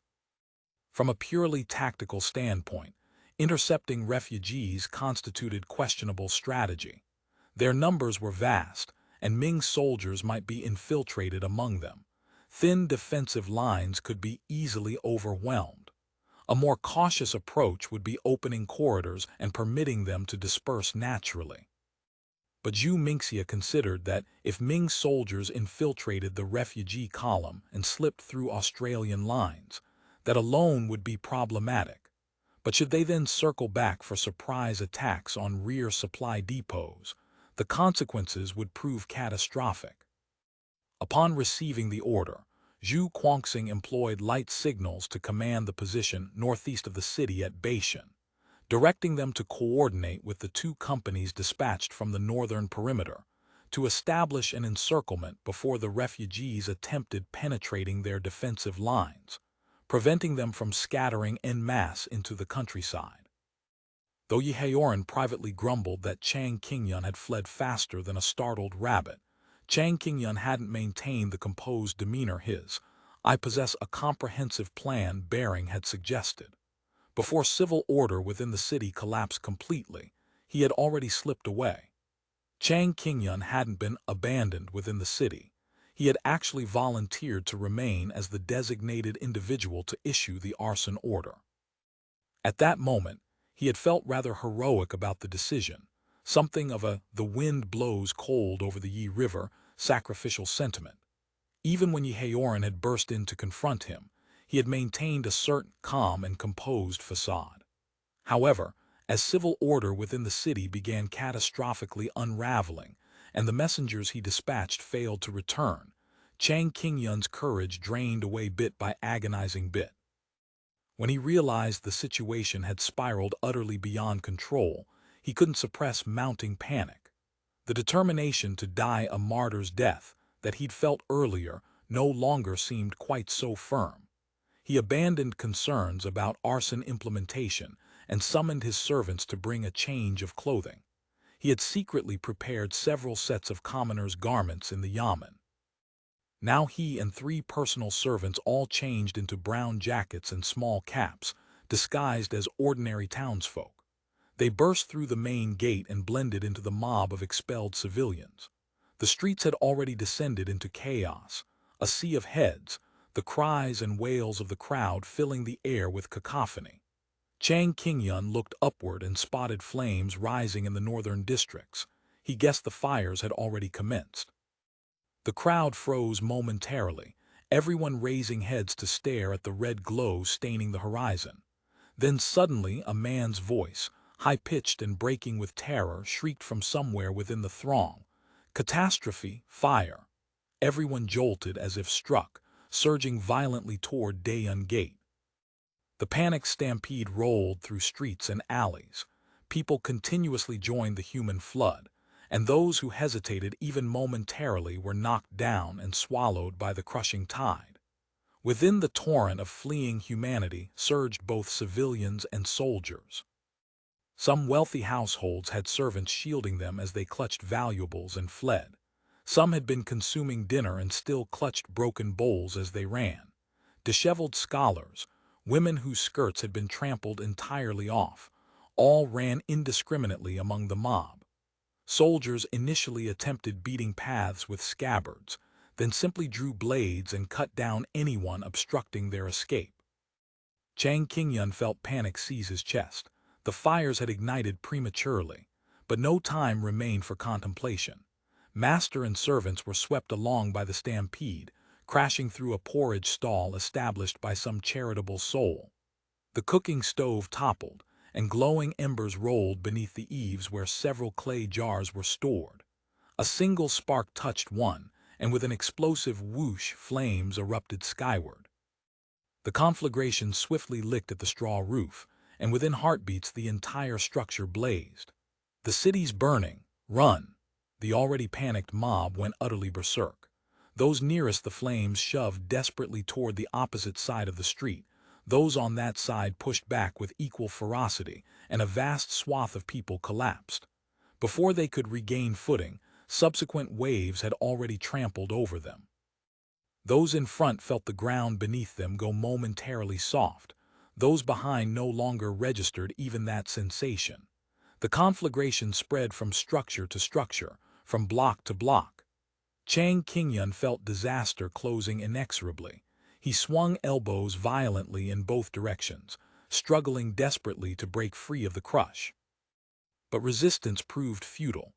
A harder elbow smashed into his temple, and he heard only a thunderous boom before his consciousness blanked entirely. Chang Qingyun stumbled leftward but was immediately shoved back by bodies on that side. He possessed no control over direction, couldn't halt his feet, could only be borne forward helplessly by the stampeding tide. In his daze, he seemed to glimpse the north gate ahead. Then, still disoriented, it appeared he had somehow passed beyond the walls. It was his servant Changshan who retained presence of mind. Spotting a stone stele beside the roadway, he dragged Chang Qingyun behind it, barely escaping the crushing flow.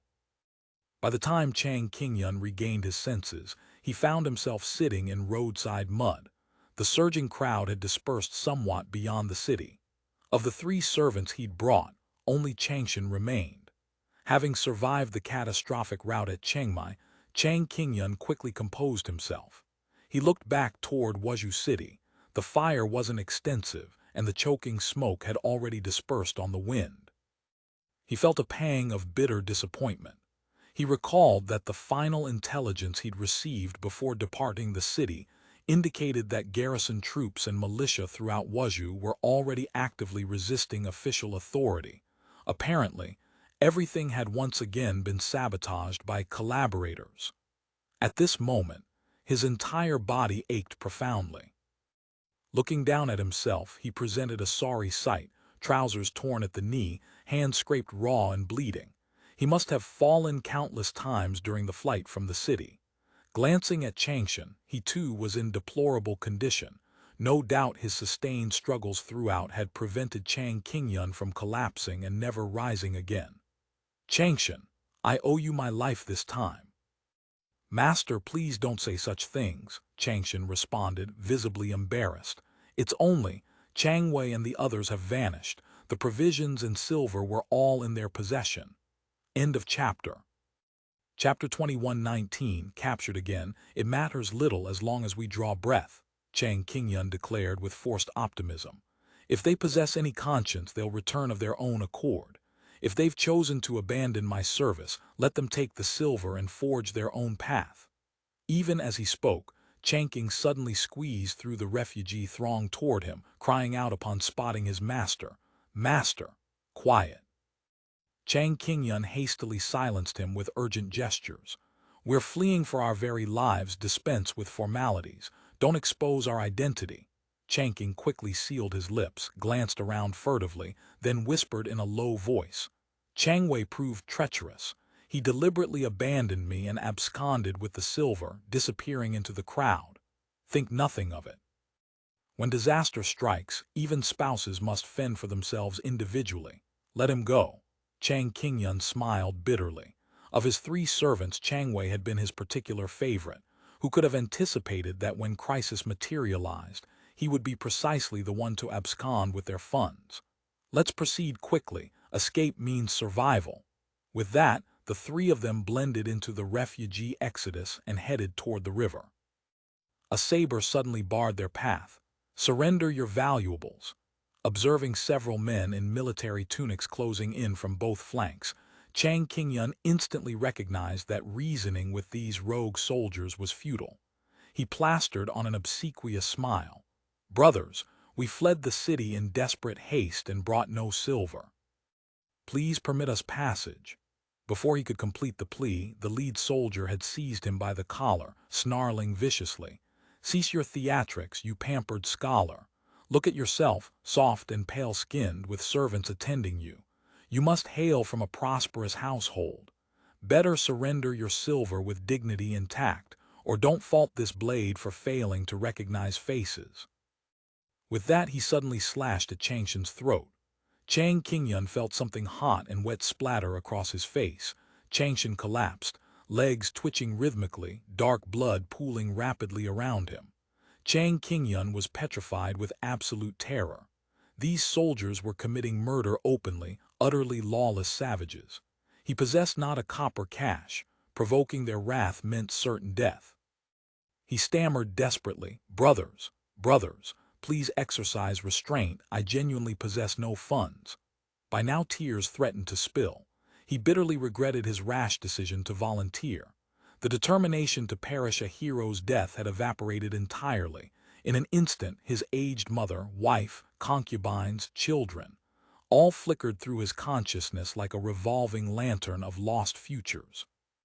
Precisely as Chang Qingyun squeezed his eyes shut and awaited death's embrace, a rapid string of sharp reports erupted like exploding firecrackers. The sound proved all too familiar, not three-eyed blunderbusses, not matchlock arquebuses, but the devastating quick-firing rifles of the Australians. At the first shot, Chang Qingyun instinctively dropped into a defensive crouch. From the nearby hillside came a man's voice, amplified to thunderous volume so everyone could hear. "All Ming soldiers and civilians heed this proclamation. The Fubo army of the Great Song has surrounded your position. Further resistance is utterly futile. Damn them all, follow me. We'll cut our way through." The soldier who had menaced Chang Qingyun swung his saber overhead and rallied the scattered troops to charge the hillside. A distinct whoosh thunk sounded. A bloody crater exploded from the man's chest cavity. He toppled backward in slow motion, landing adjacent to Changshan's corpse. Everyone within several hundred meters froze motionless. The amplified voice continued inexorably. "Your resistance is futile. Discard all weapons upon the ground, clasp hands atop your heads, and assume squatting positions. The Fubo army of the Great Song displays mercy toward the virtuous and treats prisoners with humanity." Clang! A saber clattered to earth. Then erupted a cascading chorus of weapons striking dirt. All resistance evaporated instantaneously. No one possessed any inclination to test the marksmanship of Australian sharpshooters. Several hundred individuals squatted en masse. Chang Qingyun ventured a covert upward glance and observed approximately 10 soldiers in short blue tunics descending the slope, each cradling a quick-firing rifle fitted with its characteristic short blade. "Have I been captured again?" Chang Qingyun felt consciousness swimming. What followed constituted a disturbingly familiar routine. First, a dozen Australian soldiers dispersed along both flanks of the roadway, each crouching with rifles still raised, what he recognized as securing the perimeter. 2 additional Australians stood upon the high ground, directing 30 or 40 soldiers to consolidate the crowd and commence systematic organization. By Chang Qingyun's reckoning, perhaps 500 to 600 individuals had been captured alongside him. The soldiers operated in squads of 7 or 8, wielding bayoneted rifles, torches blazing, methodically dividing the mass of prisoners into manageable groups. Despite their overwhelming numbers, the captives dared not resist, not even a stifled cough among them. An officer positioned on the elevated ground extracted a megaphone and bellowed in both Cantonese and Mandarin, repeating continuously, "All women and children, stand immediately. All men maintain squatting positions.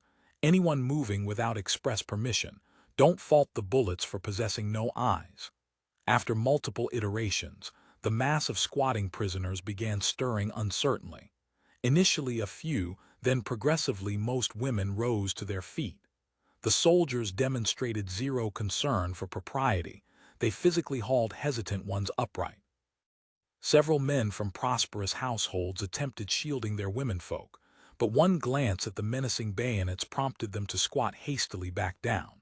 All women and children below waist height were assembled in groups of 10, bound by their right arms with rope, and led away in connected chains toward the roadside. The women commenced weeping. The men squatting on the ground joined their lamentation. The remainder, civilians, stand. Soldiers maintained squatting positions, the officer bellowed again. This time a substantial crowd rose. Chang Qingyun calculated, I'm a scholar, not wearing military uniform, and stood accordingly. This time the soldiers exhibited markedly greater caution, positioning themselves outside the group wielding bayoneted rifles. Emerged singly. The men were likewise bound in groups of 10 and led to the opposite roadside. Pleas for mercy arose from all directions. Some who clearly appeared to be wealthy merchants were transparently attempting to curry favor, extracting silver ingots and calling cards. Sir, my family conducts commercial ventures with the with the great Xiong in Guangzhou. The chiefs recognize my household's reputation. The soldiers remained stone-faced, accepting neither silver nor entreaties. They left everyone's personal belongings undisturbed, permitting each person to retain their possessions. The remaining Ming soldiers numbered merely approximately 50 souls, some bare-chested with tunics slung across shoulders, some still wearing armor. By torchlight, Chang Qingyun could distinguish insignia from 4 or 5 distinct military units. These apparently represented those who had declined risking their fortunes, striking it rich within the doomed city. The discarded swords, spears, and matchlock firearms littered the ground in chaotic profusion. The soldiers didn't bother sorting the weaponry. They simply bound all military prisoners together and segregated them separately. Everyone, compose yourselves. The Fushan army does not oppress the innocent or brutalize prisoners. Women and children will be liberated immediately upon conclusion of hostilities. Excepting active soldiers, all other civilians will be released following completion of our investigation. Midway through this proclamation, a crisp cannon shot suddenly echoed from Wuzhou City's direction. The crowd collectively flinched. No cause for alarm, the officer announced, grinning broadly. That constitutes the Fushan army's victory signal. By tomorrow morning, Wuzhou City will have returned to the governance of the Council of Elders of the Great Xiong. Everyone will be permitted homeward shortly. As for tonight, I fear you must exercise patience momentarily. The bound prisoners exchanged whispered speculation, but no one dared vocalize openly. Preserving their lives already constituted extraordinary fortune. No one presumed to hope for additional mercy. Fortune favors me being classified among the civilian contingent, Chang Qingyun reflected internally. Heaven knows where the military prisoners will be dispatched for forced labor. He found himself bound behind a common porter, whose greasy, malodorous back pressed against his chest, inducing queasiness. He could only seal his eyes and endure the discomfort. Suddenly, shouting erupted among a group of newly apprehended soldiers. Sir, there's an official concealed here. Chang Qingyun started violently and opened his eyes. The soldiers were gesturing directly at him. He vaguely recognized them as men from Wenchans' standard battalion. Catastrophe. Before Chang Qingyun could shrink back defensively, 2 soldiers had already seized him and dragged him before the commanding officers. Both officers were naturalized local recruits, speaking official Mandarin inflected with distinct Qiangju accents. You claim to be a Ming official. No, those soldier scoundrels fabricate malicious lies. Moments ago they attempted robbing me and murdered one of my servants. They're manufacturing false accusations against me. Please investigate thoroughly, Chief. But the soldiers raised a clamorous outcry. Sir, don't credit his deceptions. He's Wenchans' personal staff advisor.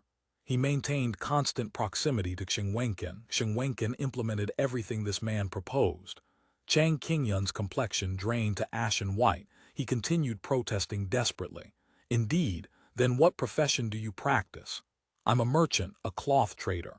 If you genuinely trade in cloth, state the price per foot of Songjiang cotton, per foot of watered silk, per foot of Shandong homespun. If I require 3 feet of Songjiang cotton, 5 feet of watered silk, and 6 feet of homespun, calculate the total cost, the officer demanded. Chang Qingyun never concerned himself with trivial household expenditures at home. How would he possibly know fabric prices? But Changqing handled all household purchasing. He would certainly know. Sir, I have a servant present here. He pivoted, searching for Changqing. Sir, if you would permit. Changqing, possessing no capacity for guile or deception, observed his master brought before the officers and glancing back seeking him. He assumed his master had established advantageous connections. Excitedly, he waved enthusiastically. Master, master! He was brought before another officer. What profession does your master practice? Observing the officer's pleasant demeanor, Changqing relaxed considerably. My master is a provincial graduate scholar. How could he possibly engage in commercial trade? Realizing his catastrophic verbal slip instantly, both officers exchanged knowing smiles. Men, escort them both to the military prisoner group. Position one at the formation's front, the other at the rear. Chang Qingyun cried in justice. Repeatedly, but no one showed the slightest attention. He was dragged to the prisoner column and bound together with the very soldiers who had denounced him. At a sharp command, the prisoner column moved out first. Escorting soldiers marched ahead bearing torches. Firelight glinted menacingly off their bayonets. Chang Qingyun's heart went frigid. He wasn't comparable to these common foot soldiers.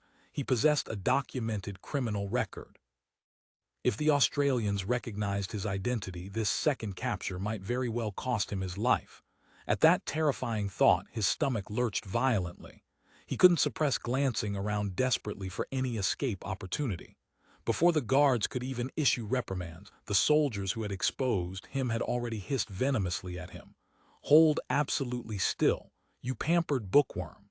End of chapter. Chapter 21:20. Intelligence from the city deploying merely 4 companies to establish cordons and process over 10,000 refugees constituted quite an operational stretch. Fortunately, refugees moved lethargically at night, and with zero illumination and nowhere viable to flee, they typically halted and awaited collection the moment a dozen soldiers materialized bearing torches and issued commands. Each company possessed substantial numbers of veterans who had participated in Operation Engine. They had developed genuine expertise managing refugee consolidation operations. Employing only bayonets for coercion, they methodically consolidated refugees into manageable groups.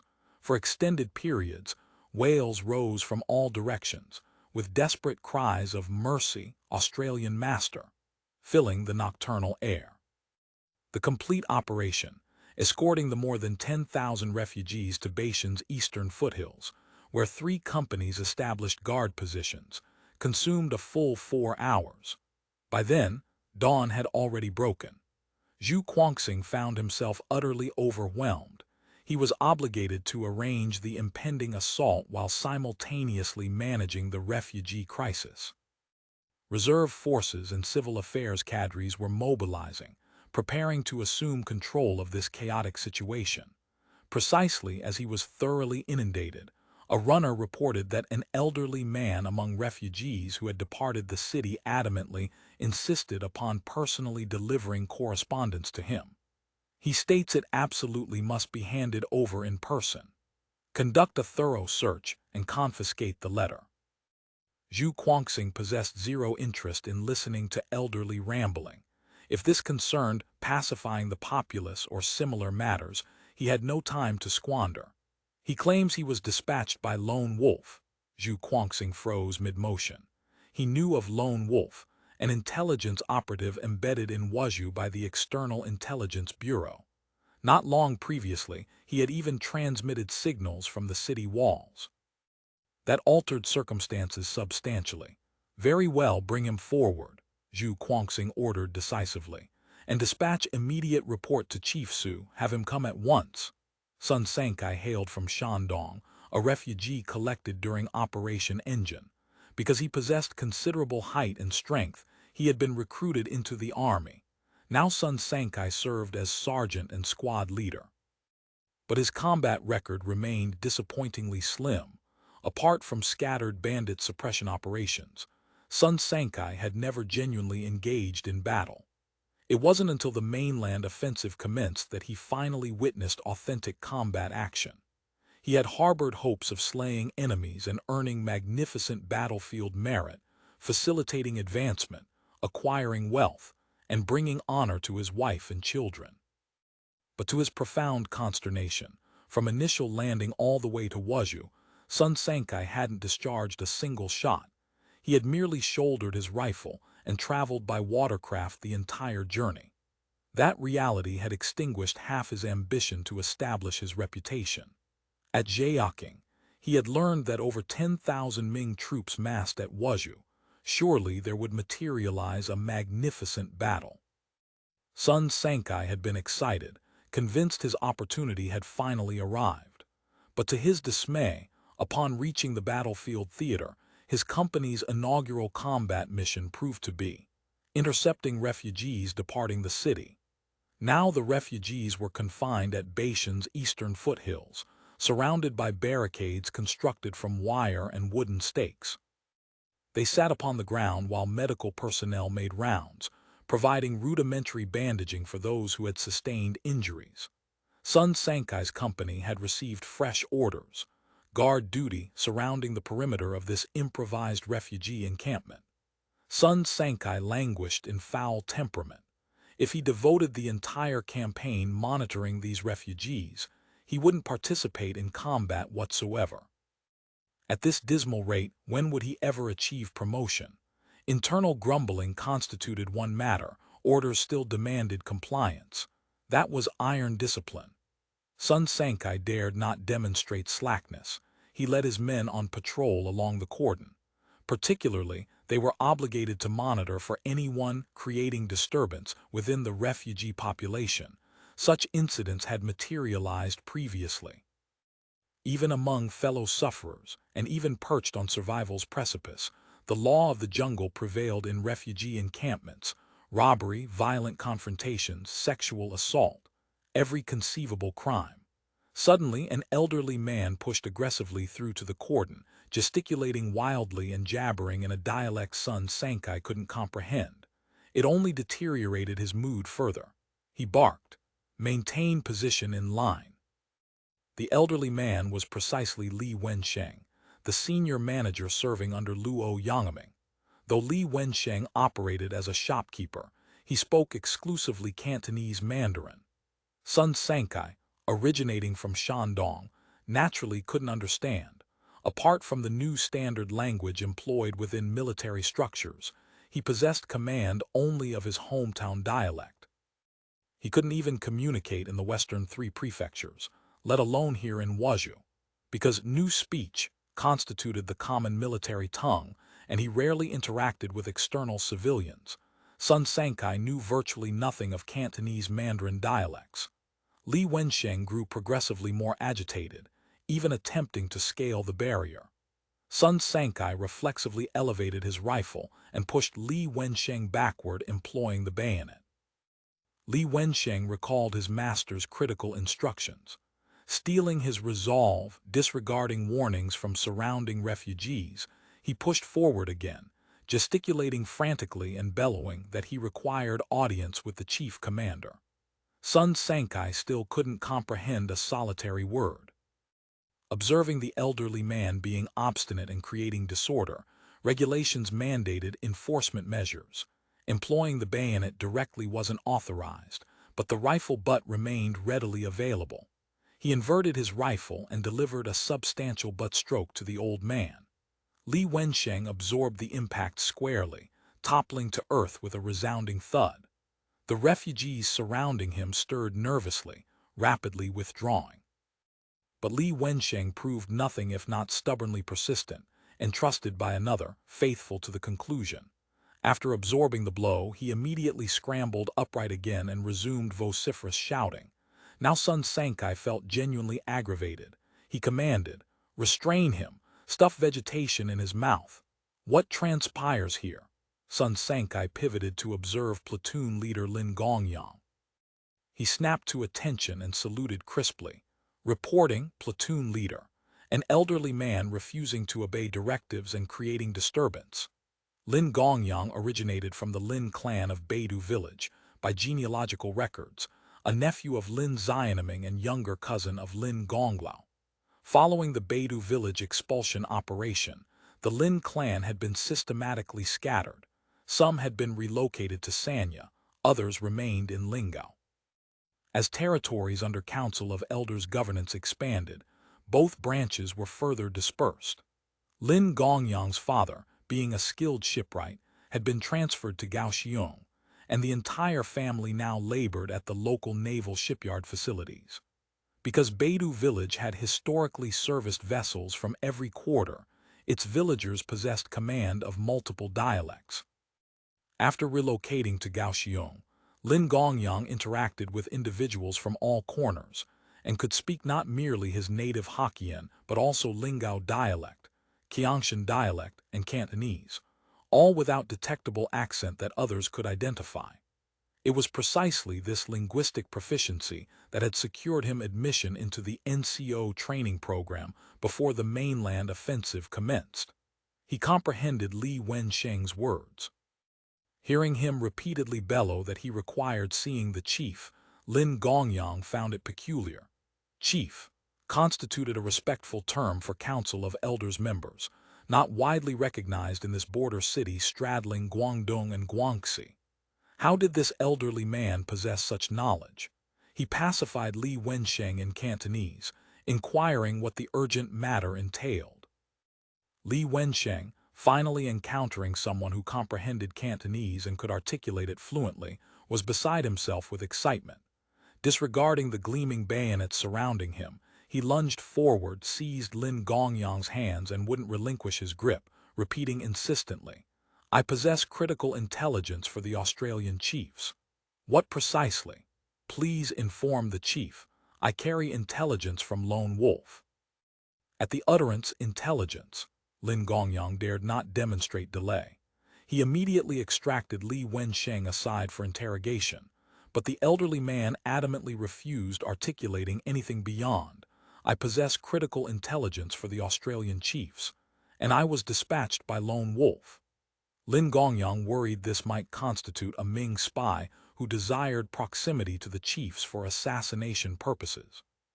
He had soldiers conduct thorough search of the elderly man, even undoing his hair topknot, but discovered no weaponry. Apart from assorted miscellaneous items, there existed only an apparently ordinary family correspondence. He examined the items repeatedly but couldn't detect anything irregular. Finally, he ordered the man detained in isolation and dispatched a runner to report to battalion headquarters. Li Wensheng was positioned within a tent, seated nervously upon a camp chair. Perspiration beads the size of soybeans had materialized on his forehead. He felt that throughout all his accumulated years, he had never experienced this intensity of anxiety. A soldier wielding a bayoneted rifle stood positioned directly outside the tent. Should he attempt escape, he would certainly be shot without hesitation. His master had long conducted commercial ventures with the Dacheng Rice Company, and it constituted an open secret that Dacheng possessed Australian backing. Anyone operating within Wuzhou's rice trade was obligated to conduct business with Dacheng, and naturally absorbed some of the circulating narratives.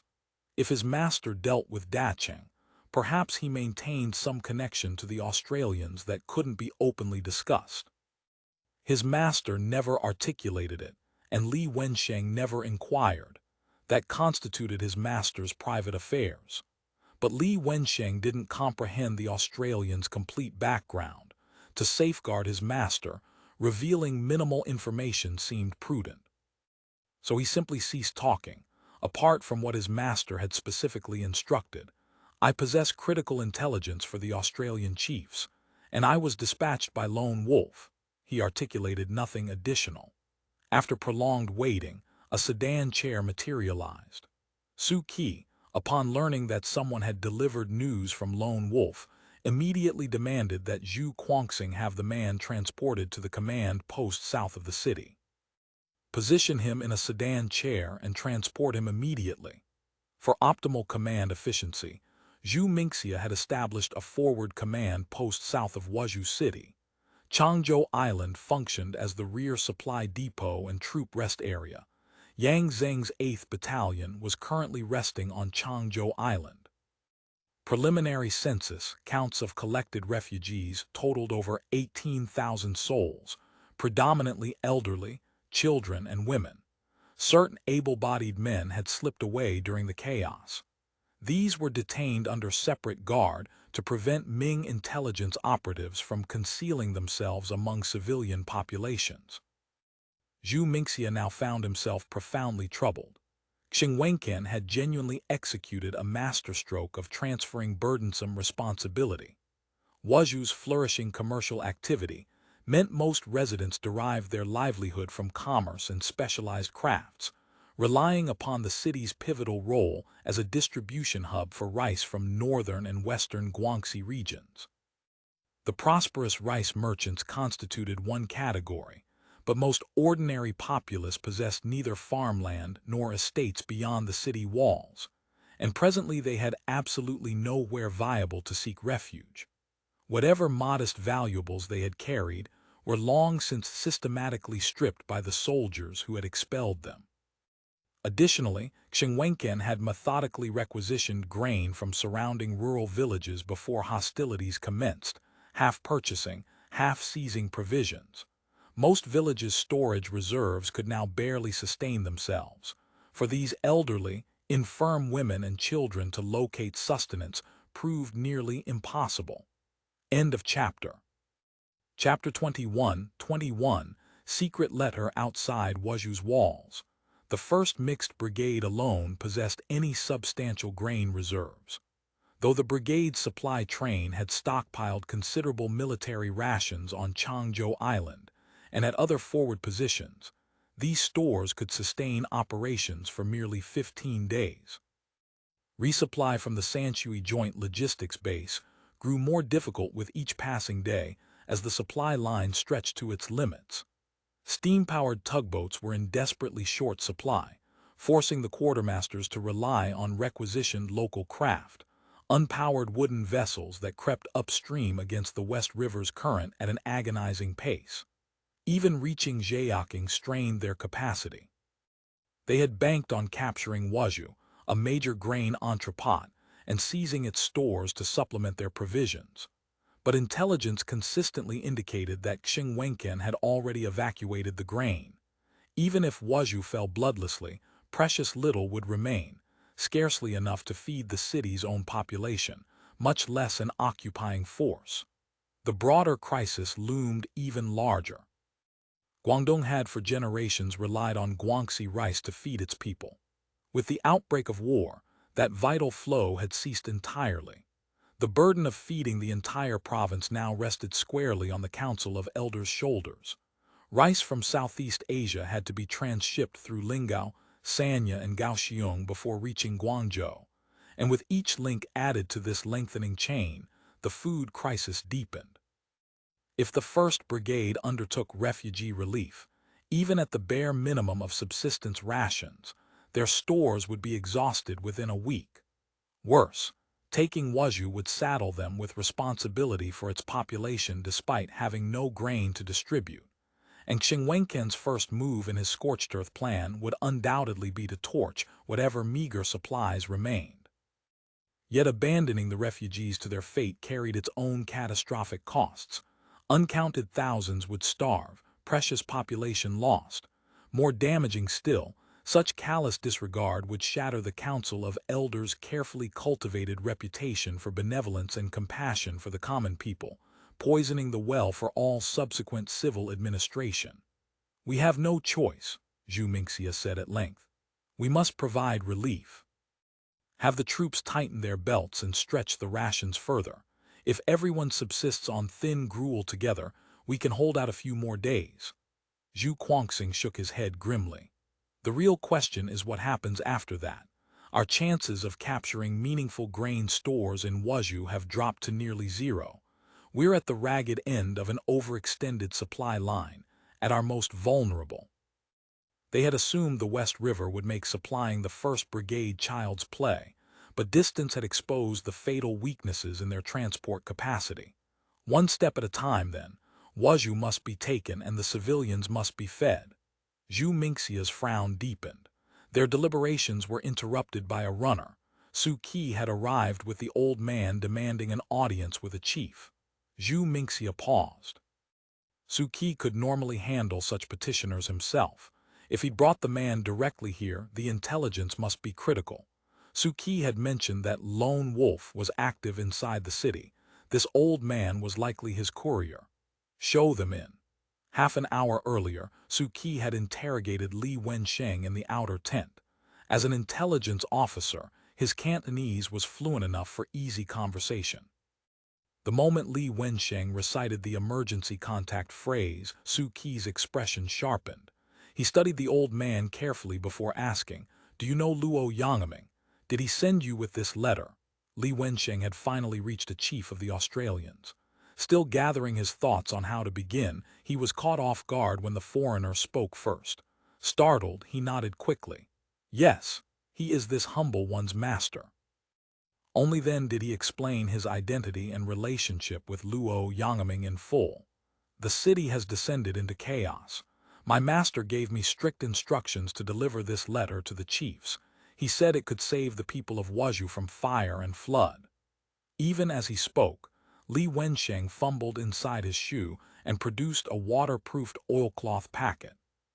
Su Qi nodded, noting how the old man trembled with exhaustion after his harrowing night flight, his stomach growling audibly. He ordered tea and food brought. When a runner arrived with tea and a paper-wrapped parcel of pastries, Li Wenchang sampled one gingerly. Crisp, sweet, perfectly balanced, remarkably good. He glanced at the wrapper. Zhang's of Guangzhou City, special for the Grand World cookies, century-old Australian recipe. These Australian delicacies were quite fine, he decided, and his nerves settled. Su Qi unwrapped the oilcloth. Inside lay a letter addressed to Mr. So-and-so, shopkeeper at such-and-such trading house, Sanshui. He broke the seal and withdrew 2 sheets of paper, angling them toward the lamplight. The visible text was utterly mundane, a merchant's contingency instructions for settling accounts and resolving outstanding business arrangements in case the siege proved fatal. The content fit Luo Yangming's cover perfectly. Even if intercepted, it would arouse no suspicion whatsoever. The real message lay hidden between the lines. The External Intelligence Bureau's invisible ink was nothing elaborate, primarily rice water available in any kitchen. Su Qi daubed the paper with iodine solution. Blue characters bloomed instantly across the page. Dense rows of blue characters in meticulous regular script covered every available space, even the reverse. Su Qi read through carefully, then smiled at Li Wenchang. "You've brought us a tremendous gift. Thank you." Zhu Mingxia studied the hand-copied transcript Su Qi had prepared from Lone Wolf's report. The first section detailed conditions inside Wuzhou. Morale had collapsed. Luo Yangming had managed to contact a coalition of influential local gentry who, desperate to protect their lives and property, had seized control of portions of the garrison and militia. They now held key government offices and granaries. Yet rioters roamed unchecked through much of the city. Lone Wolf urgently requested the Fubo army assault the city immediately to restore order before chaos consumed everything. A final warning emphasized the imminent danger. Wenchans' arson plan could trigger massive conflagrations at any moment as civil authority disintegrated. The consequences would be catastrophic. Time is running out. Zhu Mingxia glanced up from the letter to question Li Wenchang further, confirming that conditions inside had indeed deteriorated drastically. The observation posts were already reporting faint glows within the city walls. Fires had apparently begun. If Wuzhou burned, the disaster would be complete. Not only would the city's paltry remaining grain be reduced to ash, but tens of thousands of civilians would be rendered homeless. The Fubo army would find itself responsible for hordes of destitute refugees lacking food, clothing, and shelter. On every level, practical and moral, they would have no choice but to provide relief. Sanshui logistics would have to ship not merely grain, but enormous quantities of relief supplies to resettle the population. Even capturing Wuzhou intact, the logistical burden would be crippling. They might be forced to withdraw with the refugees in tow, falling back to where supplies were more readily available. It would amount to defeat despite nominal victory. The second section addressed the garrison's status. Rumors strongly suggested Qingyun and his senior officials had already fled the city. He escaped. Zhaoqing, who had joined them, couldn't quite hide his disappointment. With the forces we have available, establishing a hermetic blockade around Wuzhou was never realistic. Zhu Mingxia's tone was philosophical. Let him go. Capturing him would have created more problems than it solved. The letter went on to specify recognition signals the collaborationist factions had agreed upon, white cloth strips tied around the left arm. Key installations already secured, government offices, granaries, watchtowers, would display double lanterns. The Fubo army was to watch for these markers upon entering the city. Further down came troop dispositions. The Ming main force had fragmented into two columns retreating toward western and northern Guangxi. This was hardly news. Scouts had already tracked their movements. More valuable was the intelligence on grain depots. According to Lone Wolf, the bulk of Wuzhou's stockpiled grain had been evacuated to Tengxian. What if we strike Tengxian instead? Zhaoqing proposed. If this intelligence is solid, we could capture a substantial haul. Zhu Mingxia nodded thoughtfully. The idea had merit, though they still lacked precise details. The Ming depot might not be in the county seat itself. Regardless, Wuzhou demanded immediate attention. Dividing their forces now would be inadvisable. We settle Wuzhou first. He checked his watch. 2:30 a.m. less than 3 hours until first light.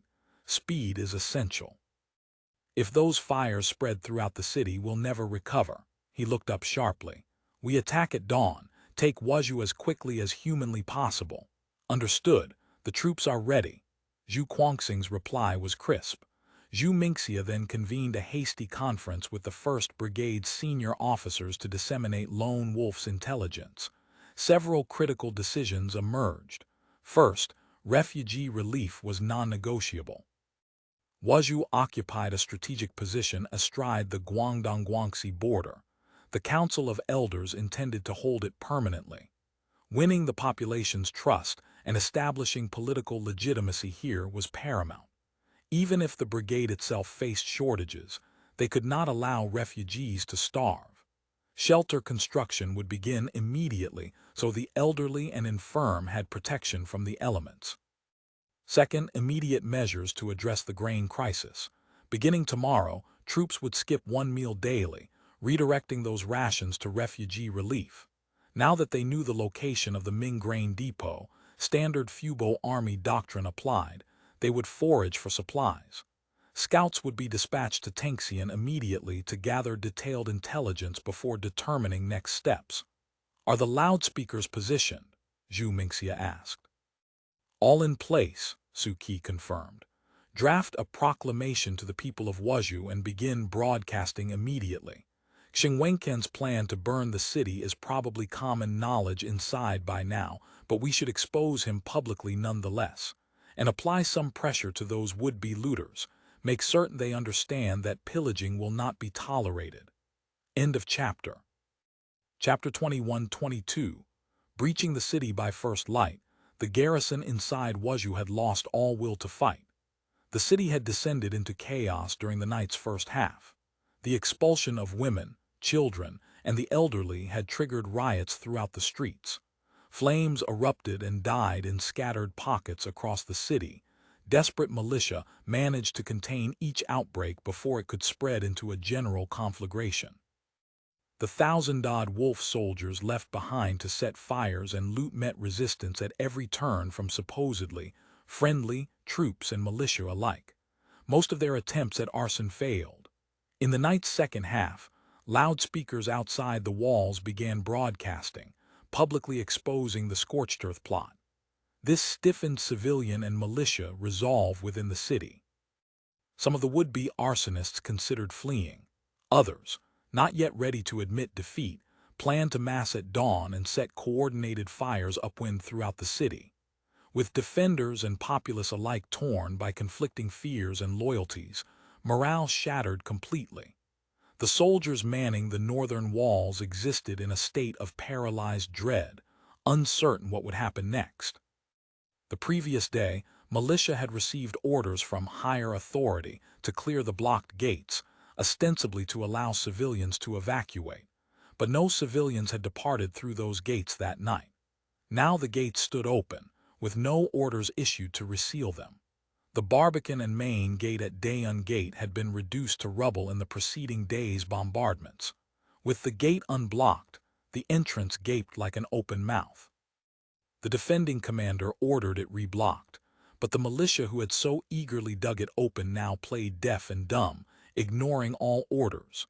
When threatened with violence, they looked ready to draw weapons on the spot. In the end, the gap could only be partially obstructed with knife carts and improvised barricades. The hare bandits across the killing ground showed no signs of activity, no neighing horses, no shouted commands. Perhaps they wouldn't attack just yet. Fearing Australian snipers, the walls remained dark save for a few minimal lanterns. No torches, no braziers. A deathly stillness hung over everything. At that moment, Zhu Guangxing's force, assigned the main assault on the northern wall outside Daeun Gate, had completed combat preparations. The designated assault companies had consumed emergency rations and formed into columns in attack order. Scaling ladders, rope sections, and demolition charges were all distributed and ready. His 2nd Battalion's forward position lay a mere 200 meters from the fortifications shielding Daeun Gate. The red barbarian cannons on the walls had long since been silenced by counter-battery fire. Even in daylight, soldiers in the trenches need not fear Ming artillery. Rather, it was sniper fire that prevented defenders from even showing their heads above the parapets. Now the guns positioned along the forward line sat silent, artillerymen watching the dark silhouette of the walls with taut anticipation. They awaited the order to fire. Under cover of the hour before dawn, the darkest time, the vanguard of the 2nd Battalion's Light Infantry Company had crept to within 30 meters of the Ming fortifications on Wuzhou's northeastern flank. The riflemen moved in threes, 3 teams to a squad, each team in triangular formation. Squads advanced by bounds. One moved forward while the other went prone to provide suppressive fire. Once the lead squad halted and dropped flat, the trailing squad rose and advanced under their cover. The Light Infantry Company's mission was straightforward: eliminate the fortifications covering the gate approach, ensuring the combat engineers could deliver their demolition charges. The fortifications outside Daeun Gate had suffered catastrophic damage in the bombardments. Trenches had collapsed in multiple sections. Rampart walls had caved in at numerous points. Sniper fire from light infantry had inflicted heavy casualties on any militia or soldiers sent to repair them. In the end, defenders had managed only to hastily plug the gaps with knife carts and earth-filled wicker baskets. A sentry on the rampart wall suddenly stiffened, sensing something amiss. He could see nothing in the pitch darkness. They dared not light torches for fear of Fubo snipers, but he could hear rustling sounds growing louder, drawing closer. His hair stood on end. He spun and opened his mouth. Enemy at, before he could finish, a red signal rocket suddenly arced up from the Australian lines. The eastern sky was beginning to pale. Dawn. The attack had begun. The officers and soldiers, jolted awake by the sentry's cry, peered into the gloom and saw dozens of Australians already crossing the collapsed trenches, some already scaling the rampart walls. "Grab your weapons, they're on us!" Amid panicked screams, the entire garrison roused. Commanders bellowed themselves hoarse, leading their personal retainers in driving soldiers up onto the ramparts. At precisely that moment, Artillerymen who had been waiting hours for this instant shoved friction primers into touch holes, hooked lanyards to the igniters, and with a sharp yank their guns roared, hurling red-hot shells in high arcs toward Daeun Gate. The opening salvo plunged into the fortifications, shredding officers and soldiers just scrambling to their feet, bones splintered, limbs torn free. The encampment dissolved into screaming chaos. To avoid friendly casualties, covering fire was limited to a single volley. Originally, Zhang Dapao had intended to bombard targets atop Daeun Gate's walls, but there was nothing left to hit. The gate tower had been collapsed and burned, and in places even the crenellations had been blown away. With no viable targets remaining, the guns fell silent. Under cover of that barrage, the light infantry's lead platoon surged into the fortification in seconds. Combat engineers attached to the assault wielded axes and grappling hooks, swiftly hacking apart or dragging aside the knife carts and baskets blocking the breaches, clearing multiple entry points. An artillery section manhandled two 12-pound mountain howitzers across the gap via planks laid down by the engineers. Behind them, the remaining light infantry, covered by the vanguard, crossed the Ming trenches in under a minute and poured into the fortifications. Apart from a handful of sentries, most Ming soldiers garrisoning the position had been asleep. Caught utterly unprepared, many fell to bullets or bayonets before they could even reach for weapons. The commander defending Wuzhou's northern wall had also been awakened by the thunderous gunfire. Realizing the Australians were attacking in force, he steadied himself and began organizing a counterattack. This commander was an old adversary of the Fubo army, Li Madao, formerly the Firearms Battalion garrison commander who had fought at Chiang Mai. After his flight back to the mainland, Li Madao had lacked the political acumen to advance his career. Through connections, he had managed only to secure a company-grade position in a firearms battalion under the Dongshan Antayao regional commander, barely scraping by. When the Dongshan regional commander's forces withdrew to Wuzhou, fate had smiled on him.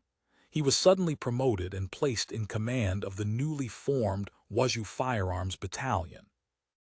Yet this Wuzhou Firearms Battalion had occupied from its inception the most exposed position, the fortifications outside the city gate. After days of relentless bombardment, half the fortifications lay in ruins, and between casualties and desertion, he had lost half his men. Li Madao was no paragon of loyalty, but he at least understood whose rice bowl he ate from and for whom he should fight. He had no intention of fleeing, and he kept his men from joining the looting spree, not from love of the common people, but because allowing soldiers to pillage would rapidly dissolve unit cohesion. From the sparse gunfire, Li Madao judged that the Australians who had penetrated the fortifications couldn't be numerous. But if he didn't drive them out immediately, once the Australian main force arrived, his men would be slaughtered like sheep. He immediately rallied his personal retainers and a group of able-bodied soldiers, roughly 100 men, armed with swords, spears, and rattan shields. Pushing several Frankish cannons already loaded with powder and shot, they charged through the opened gap at Daeun Gate. Without hesitation they fired the cannons, then surged forward with a battle cry. The Frankish volley dropped several Fubo army soldiers. But by now the artillery had already dragged two 12-pound mountain howitzers through the breach. Li Madao's 100-odd counterattacking troops ran straight into the muzzles. The howitzers erupted. Canister shots scythed through the gateway. Through smoke and screaming, the counterattack shattered instantly. Li Madao himself took a ball through the right arm, blood fountaining. He collapsed unconscious on the spot. After the light infantry company secured the gate, the combat engineers discovered their services were unnecessary. The earth blocking the gateway had already been excavated. The gate itself had long since been demolished by gunfire. They contented themselves with using axes to clear away knife carts and barricades. The light infantry used bayonets to disperse defenders clustered in the sally ports and atop the walls. Fierce hand-to-hand fighting erupted in some locations, but in most cases the garrison either scattered or dropped to their knees in surrender. The militia at the north gate had displayed white flags from the outset, every man sporting a white cloth strip tied around his left arm. Dayun Gate is taken. When the news reached Zhu Guangxing, he immediately ordered, all companies proceed as planned, maximum speed. Inside the Rice Guild Hall, Luo Yangming, who hadn't slept all night, perched atop the roof ridge, eyes bloodshot, gazing toward the booming northern quarter of the city. He hadn't known from which direction the Fubo army would strike, but the thunder of guns from Dayun Gate told him the chiefs had launched their assault. It brought a measure of relief. Once the Fubo army attacked, the officials and their soldiers would prove nothing but clay chickens and pottery dogs. Yet worry gnawed at him. Would the rampaging soldiers inside the city descend into complete madness? Last night had been harrowing. Rioters had looted and torched buildings everywhere. Even the Rice Guild compound had been attacked by a mob of soldiers. Fortunately, local garrison troops had been present, and the guild's masters had been willing to spend silver lavishly. After a vicious battle that left dozens of corpses and blood pooling on the ground, the masters and their families had narrowly avoided being trussed up as fat pigs for ransom. But few places possessed such armed protection. The local troops' strength was finite, sufficient only to guard key installations. Many neighborhoods had held off rioters with militia formations and street barricades, managing to extinguish fires. But many other areas had been ravaged, murder, rape, robbery running unchecked. Some districts had burned before help could arrive, consuming hundreds of households.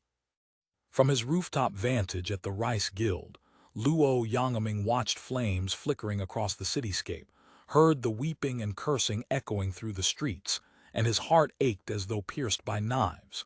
When would this man-made catastrophe finally end? End of chapter. Chapter 21-23. The capture of Wuzhou. Luo Yangming endured agonizing hours until dawn. His family remained at home. Only Wen Taidu and a handful of shop assistants stood watch. If rioters attacked, they would be overwhelmed. The thought gnawed at him constantly. Though barely 4 or 5 days had passed since the Fubo army appeared outside the walls, it felt like half a lifetime. Each day truly seemed a year. Multiple times he had considered sending someone to retrieve his family, but the streets were pandemonium. An accident en route was all too likely. Better they stay behind locked doors. Their neighborhood consisted mostly of rice merchants, a tempting target, certainly, but the guild maintained armed militia on patrol. As the eastern sky began to pale, artillery thunder rolled from both north and south of Wuzhou. Luo Yangming's spirits soared. The assault had begun. Signal rockets in vivid colors streaked across the lightning sky, beautiful to him as festival fireworks. He didn't linger to watch but scrambled down from the roof to report to the guild directors waiting anxiously in the hall below. The Australians have launched the assault. Before the day is half done, Wuzhou will belong to the Great Song, Luo Yangming declared, gesturing with undisguised excitement. The directors' dull, anxious expressions transformed instantly. They had lived on a knife's edge for days. Now, hearing that the Australians were about to enter the city, the lawless nightmare was finally ending. Their lives and property would likely be preserved. The oppressive atmosphere in the hall lifted perceptibly. Breakfast trays that had sat untouched suddenly attracted attention. Someone began loudly berating a servant for being slow-witted and failing to warm up the porridge. Luo Yangming observed the merchants resuming their habitual arrogance toward their servants. Clearly, they felt secure once more. Yet this was no time for complacency. Rampaging soldiers still prowled the city in considerable numbers, and cornered dogs bite hardest. Guildmaster Kaio proved the most level-headed. He dispatched messengers to contact militia and local garrison commanders throughout the city, ordering them to hold their positions and protect the people. Once the crisis passed, generous rewards would follow. He also sent an envoy to the city's highest military authority, the Zunwu Regional Vice Commander. This vice commander remained in the city purely from necessity. Wuzhou was his assigned defense zone. If it fell, the court would certainly hold him accountable, and his entire clan would suffer the consequences. Ming generals typically descended from hereditary military families, essentially petty feudal lords with ancestral stakes in their positions. For both pragmatic and sentimental reasons, he ought to fight to the death and perish with the city. The envoy Guildmaster Kaio dispatched was essentially a suicide mission volunteer. The vice commander might well have him executed on the spot for collaborating with traitors. The message was straightforward. If the vice commander immediately ordered his troops to open the gates and surrender, maintaining discipline among his forces, he would receive 20,000 taels of silver for his men plus 3,000 taels personally. The guild would also intercede with the Australians to guarantee his safety. Having sent the envoy, Guildmaster Kaio drew Luo Yangming aside and asked quietly whether he had connections in the Australian army. Luo Yangming naturally couldn't reveal his true identity. He explained that he had long-standing commercial ties with Dacheng, and since Dacheng was reportedly supplying military rice to the Australians, he might have acquaintances among the Fubo army. So you have no reliable contacts. A flicker of doubt crossed Guildmaster Kaio's face. While I have no personal acquaintances, the Fubo army is renowned for its discipline. Someone will negotiate with us. Your honor need not worry. Seeing Guildmaster Kaio's skepticism persist, Luo Yangming added, I possess an authorization certificate from my Dacheng dealings. With that, securing an audience with whoever commands here shouldn't prove difficult. Once Luo Yangming mentioned having credentials, Guildmaster Kaio relaxed somewhat. He had resided in Wuzhou for many years, had heard of the Australians, used Australian goods, but possessed no first-hand experience of how the Hare Bandits actually operated. In a situation as precarious as a city's fall, one misstep could prove fatal. At least Luo Yangming had Australian connections. That provided some reassurance. Guildmaster Kaio then outlined the gratuities the local gentry and merchants had agreed upon. Such and such amount per soldier, more for officers, most for the commanding general. He asked Luo Yangming whether these figures seemed appropriate, and naturally, when the moment came, Brother Luo would handle the actual negotiations.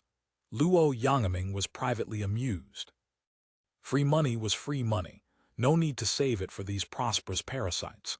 A windfall wouldn't hurt army morale after such a grueling campaign. He agreed to conduct the negotiations, which finally set Guildmaster Kaio's mind at ease. After Daeun Gate fell, the last organized resistance inside the city disintegrated completely. The Zunwu vice commanders remaining elite retainers attempted several counterattacks at Daeun Gate, all futile. The unit essentially came apart. As for the rioters who had terrorized the city, hoping to loot under cover of chaos, they descended into a final frenzy. Their formations shattered entirely. Soldiers ran amok looting and torching. The city plunged into absolute chaos. When Zhu Quanxing's 2nd Battalion entered the city, they moved systematically, seizing key installations, rounding up rioters along their routes, sending negotiators to accept surrenders. All Ming troops capitulating, whether local garrison or visiting detachments, were ordered to exit the city and report for inspection at the northern gate. Militia and constables were ordered to remain at their posts, manning key intersections, hunting down roving brigands, and dispatching firefighting teams where needed. Yang Zheng's battalion entered from the south, deploying in squad and platoon-strength units throughout the city to hunt rioters and assist firefighting efforts. Everything proceeded methodically. By noon, the entire city was pacified. Though fires continued erupting, rapid response prevented large-scale conflagrations. Several slum neighborhoods had burned, rendering hundreds homeless, and the dockside district along the river outside the walls had suffered severe damage, virtually leveled. Overall, however, the city had escaped catastrophic destruction. The terrorized, brutalized people of Wuzhou, wealthy and poor alike, finally welcomed their new masters amid lingering fear and uncertainty. Some would never see this sunrise. Civilians slain in the previous night's riots still lay in the streets. In the Kangwu County Yamen's rear hall, the magistrate who had hanged himself in despair still dangled from a ceiling beam, the courtyard surrounding him a wasteland of broken furniture and scattered papers. Zhu Mingxia did not enter the city. To him, Wuzhou was merely a name on a map. His mission was combat. The Ming main force lay not far distant. The task of temporary military government director thus fell to Zhu Guangxing.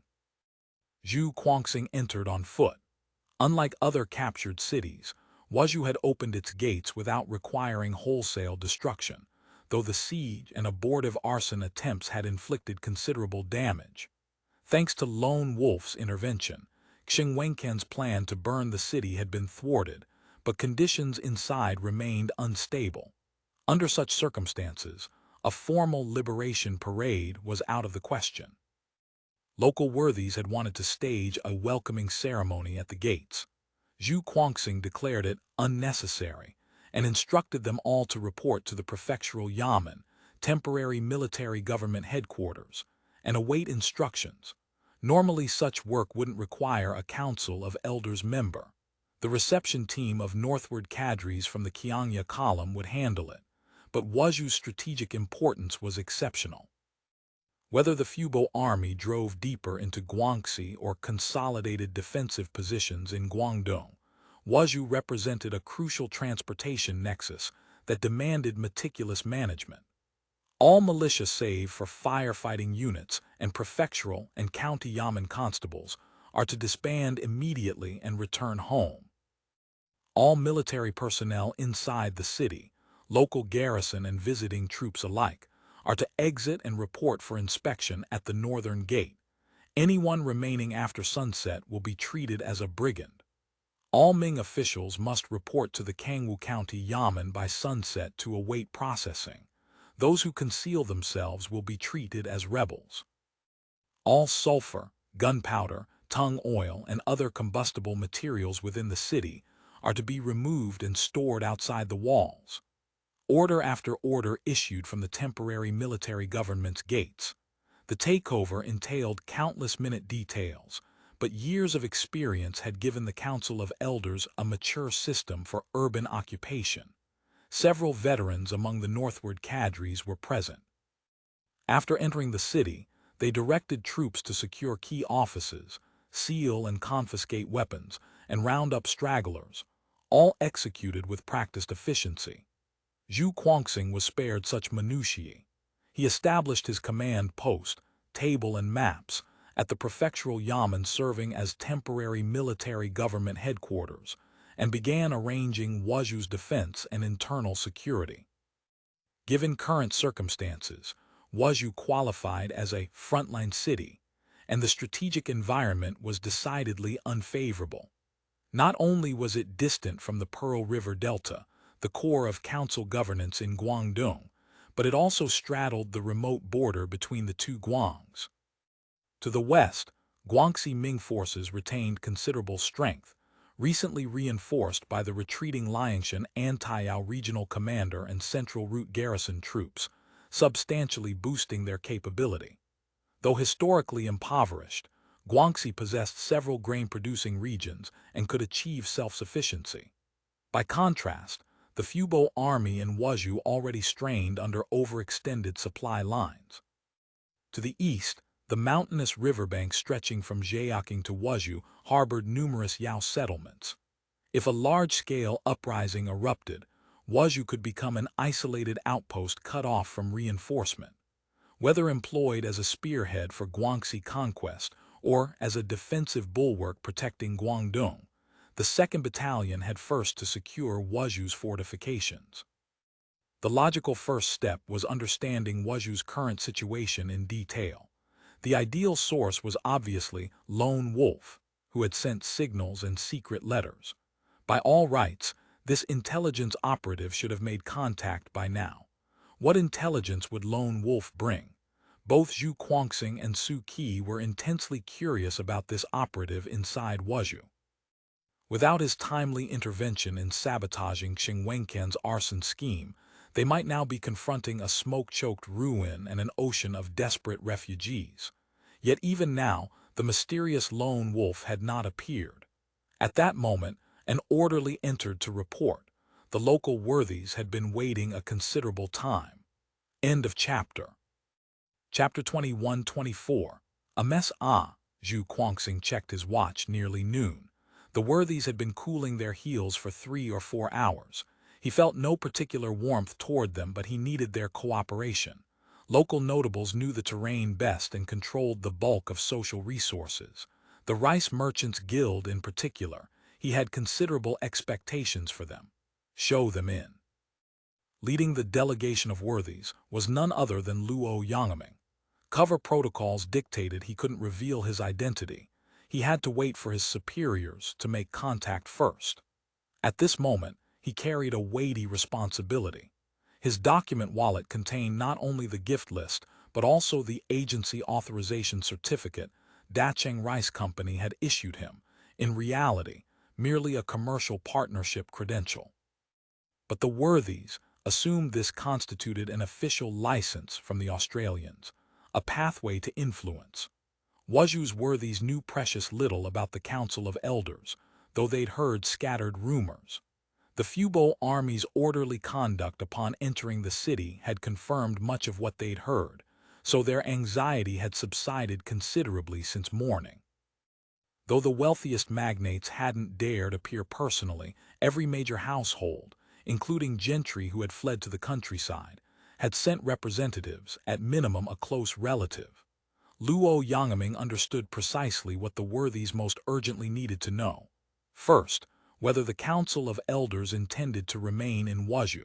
Second, if so, what price that would exact. The first point seemed self-evident.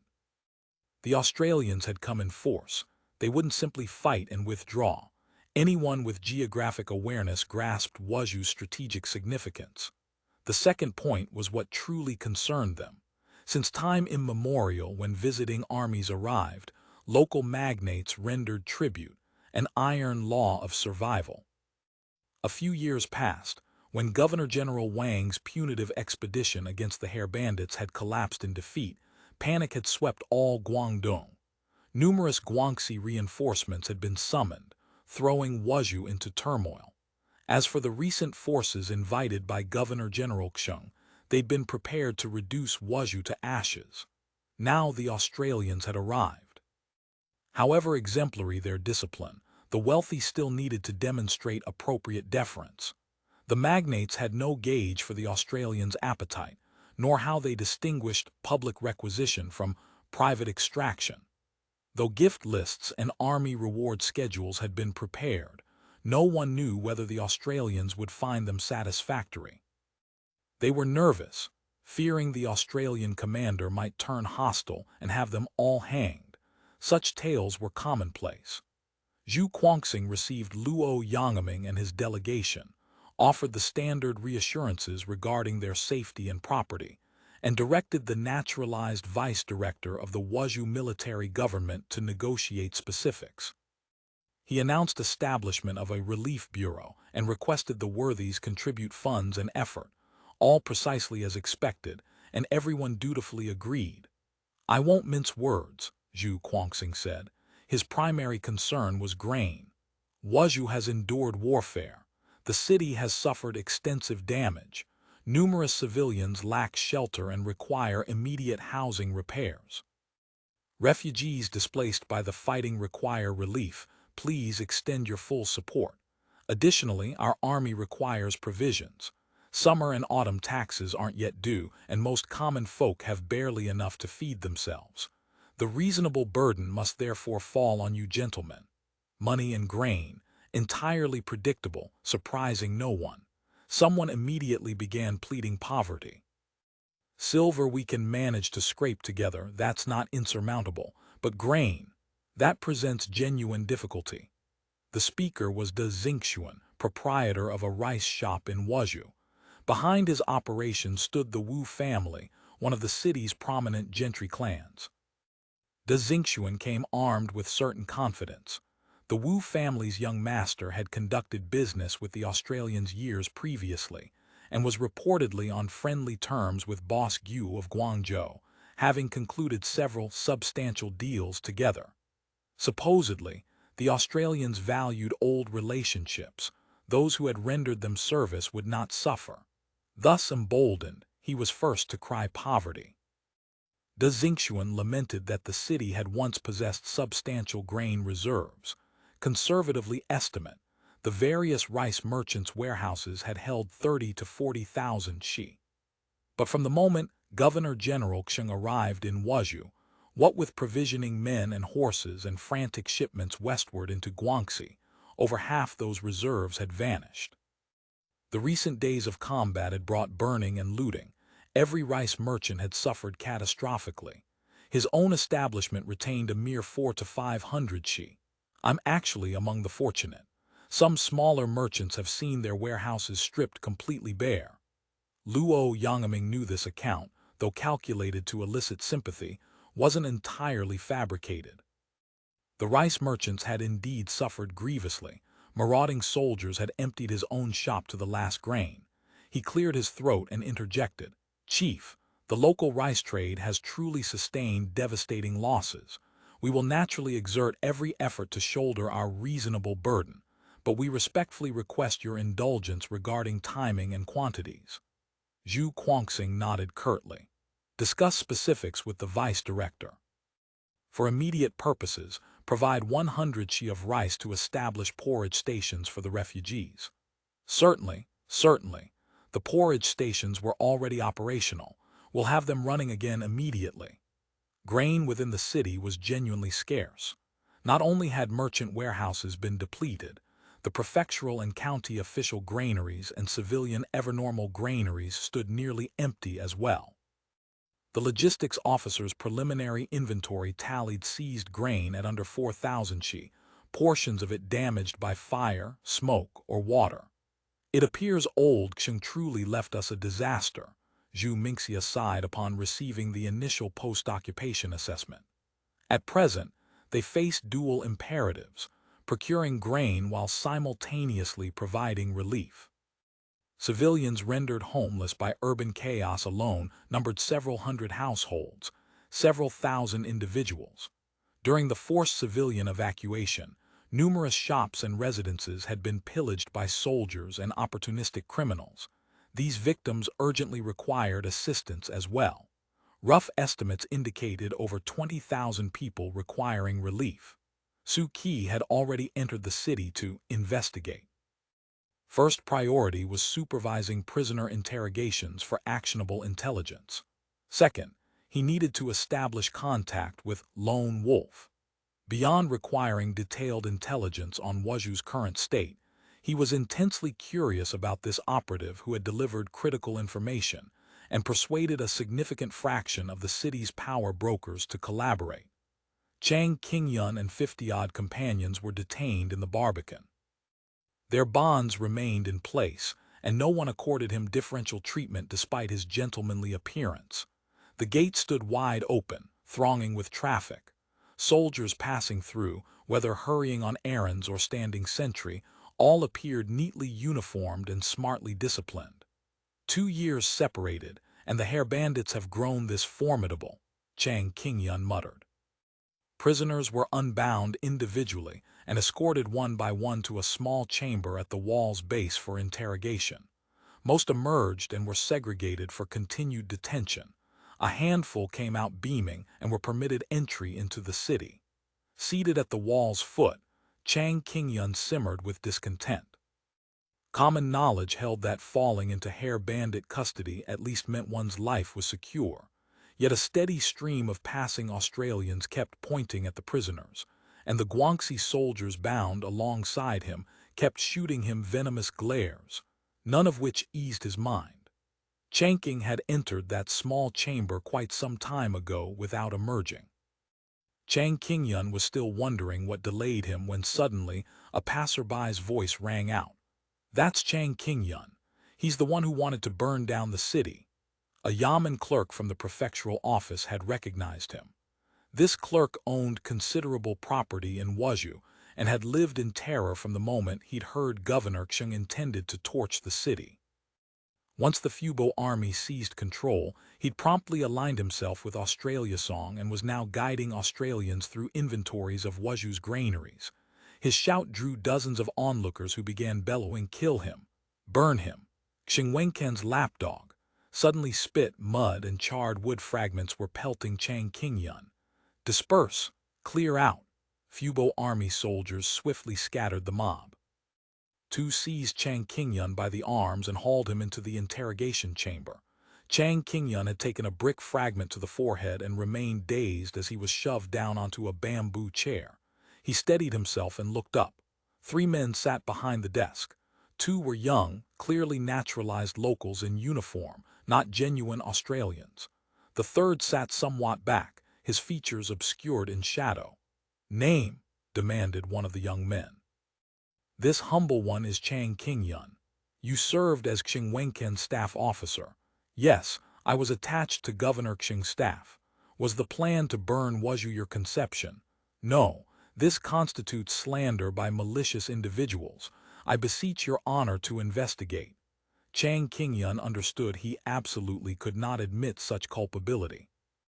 Otherwise, to curry popular favor, the Australians would certainly mete out severe punishment, perhaps summary execution. The scheme originated with Chang Pu, the Enping County magistrate. It bore no connection to me. Whether the plan was yours, we shall certainly determine. We recommend you confess voluntarily and seek lenient treatment. It truly was not my doing. Heaven itself bears witness. Qingyun knew the Australians didn't manufacture charges or casually execute prisoners for show. He took some reassurance from that. "Do you know Wenchans' whereabouts?" "I do not know." Qingyun felt this sounded excessively terse, so he elaborated. "The day before your army entered the city, he vanished. If he fled, he would have gone toward Tengxian, Rongxian, or that general direction. Inform us of everything you know regarding the Ming garrison." Qingyun was puzzled. The defending forces had long since disintegrated. What remained to discuss? Yet since they'd asked, he'd best answer honestly to avoid provoking the hair bandits. Having served on staff, he possessed detailed knowledge of the various military units. He recounted everything systematically: the origins, command structures, troop strengths, and officer rosters of both local garrison and visiting forces. The Ming force that defended Bangshan, what were their origins, and who commanded them? End of chapter. Chapter 21-25. A prisoner once more. The troops at Bangshan were household retainers personally trained under Governor Xing's auspices. Their commander was Company Captain Song Ming. The shadowed figure murmured something inaudible. Someone immediately exited the chamber.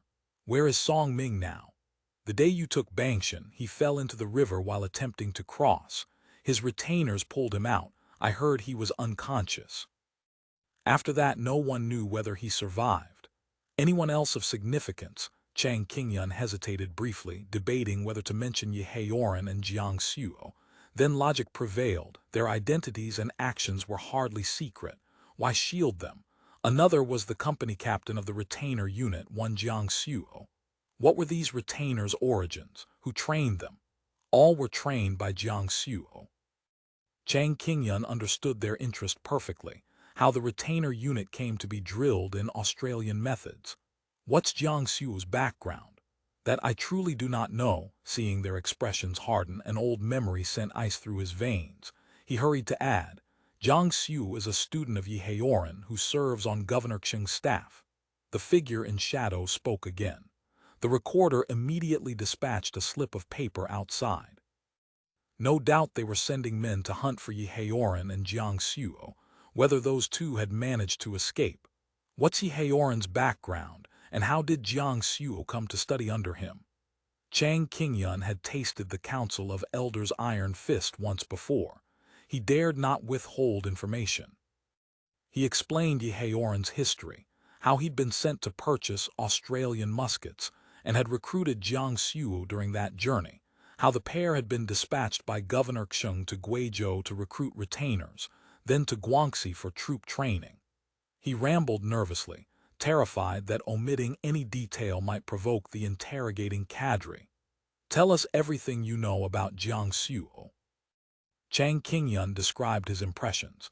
Jiang Suo was profoundly reclusive, rarely interacting with anyone save Yehaoran. He was meticulous in his work, thoroughly versed in Australian firearms, techniques, and drill procedures. He displayed no interest in women, no taste for luxury, and complete indifference to wealth. A peculiar individual. Half an hour later, the interrogation concluded. The examiners summoned 2 soldiers to escort him out. As he was led toward the door, he caught the shadowed man speaking. Process them as follows. All POWs, literate or otherwise, report first to the isolation camp. Keep them productively occupied. They should contribute to Wuzhou's reconstruction during isolation. Simultaneously, screen them rigorously. Anyone who looted, murdered, aided atrocities, or is widely despised, if there's an accusation, investigate. Once confirmed, they enter a separate category. Will conduct war crimes trials.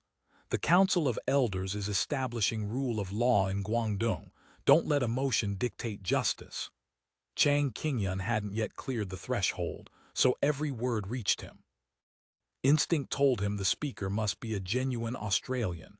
Only a true Australian would speak with such unhurried authority, and only a true Australian would discuss scholars with such casual dismissiveness. A prisoner once more, a captive again. Shame burned through Chang Qingyun. It would almost have been preferable to be trampled to death in the chaos or cut down by rioters when the city fell. Instead, he had clung desperately to life, and exactly as at Chiang Mai his legs had turned to water at the sight of those guns. Captured by the hair bandits, he lacked even the courage to dash his head against the wall. Before his captors, not only could he produce no defiant no, he had eagerly divulged everything, falling over himself to ingratiate. Head bowed, too mortified to meet anyone's gaze, he allowed the soldiers to lead him to the wall, where a row of sally ports had been converted into improvised holding cells for prisoners requiring custody after initial screening. At that moment, Chang Qingyun felt utterly desolate.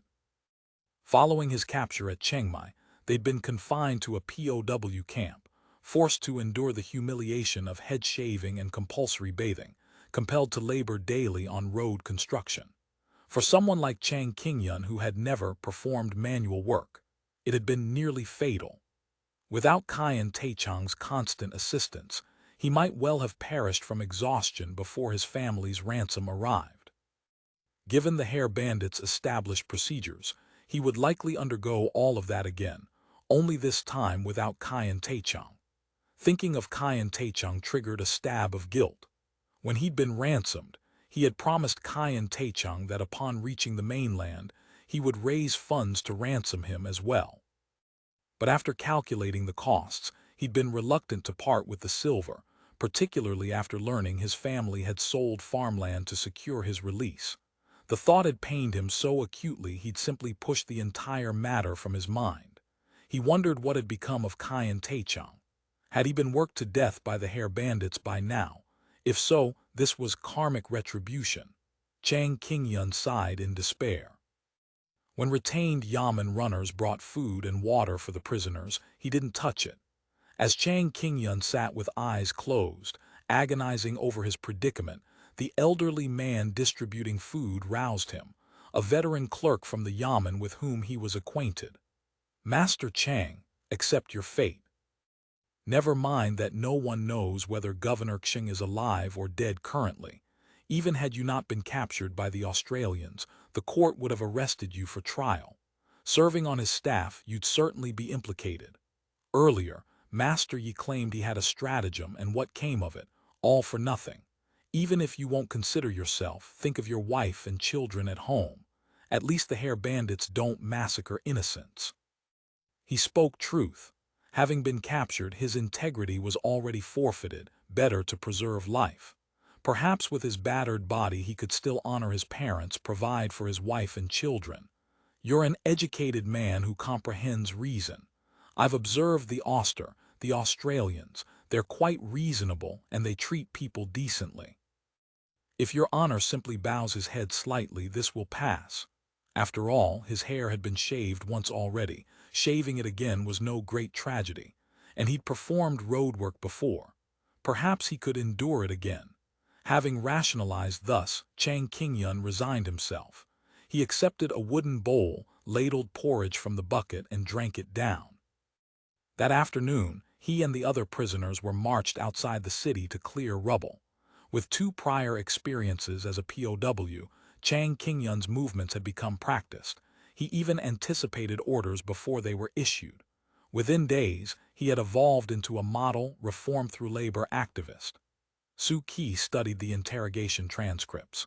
Clearly, Jiang Xuo was the spy referenced in Lone Wolf's intelligence. Synthesizing information from multiple sources, this individual appeared to have served in the Fubo army at some juncture. Suu Kyi ordered an inquiry dispatched by telegram to the Fubo Army General Staff's political department in Lingao, requesting searches of military desertion and defection records for anyone named Jiang Xuo. If the political department has nothing, we'll need to comb through service rosters. That'll be searching for a needle in a haystack, Suu Kyi mused. I wonder if Lone Wolf possesses any intelligence on this Jiang Xuo. The contact signal for Lone Wolf had already been deployed. Immediately upon entering the city, Suu Kyi had implemented the External Intelligence Bureau's Emergency Contact Protocol, a coded symbol painted on the spirit wall of the Kangwu County Yamen.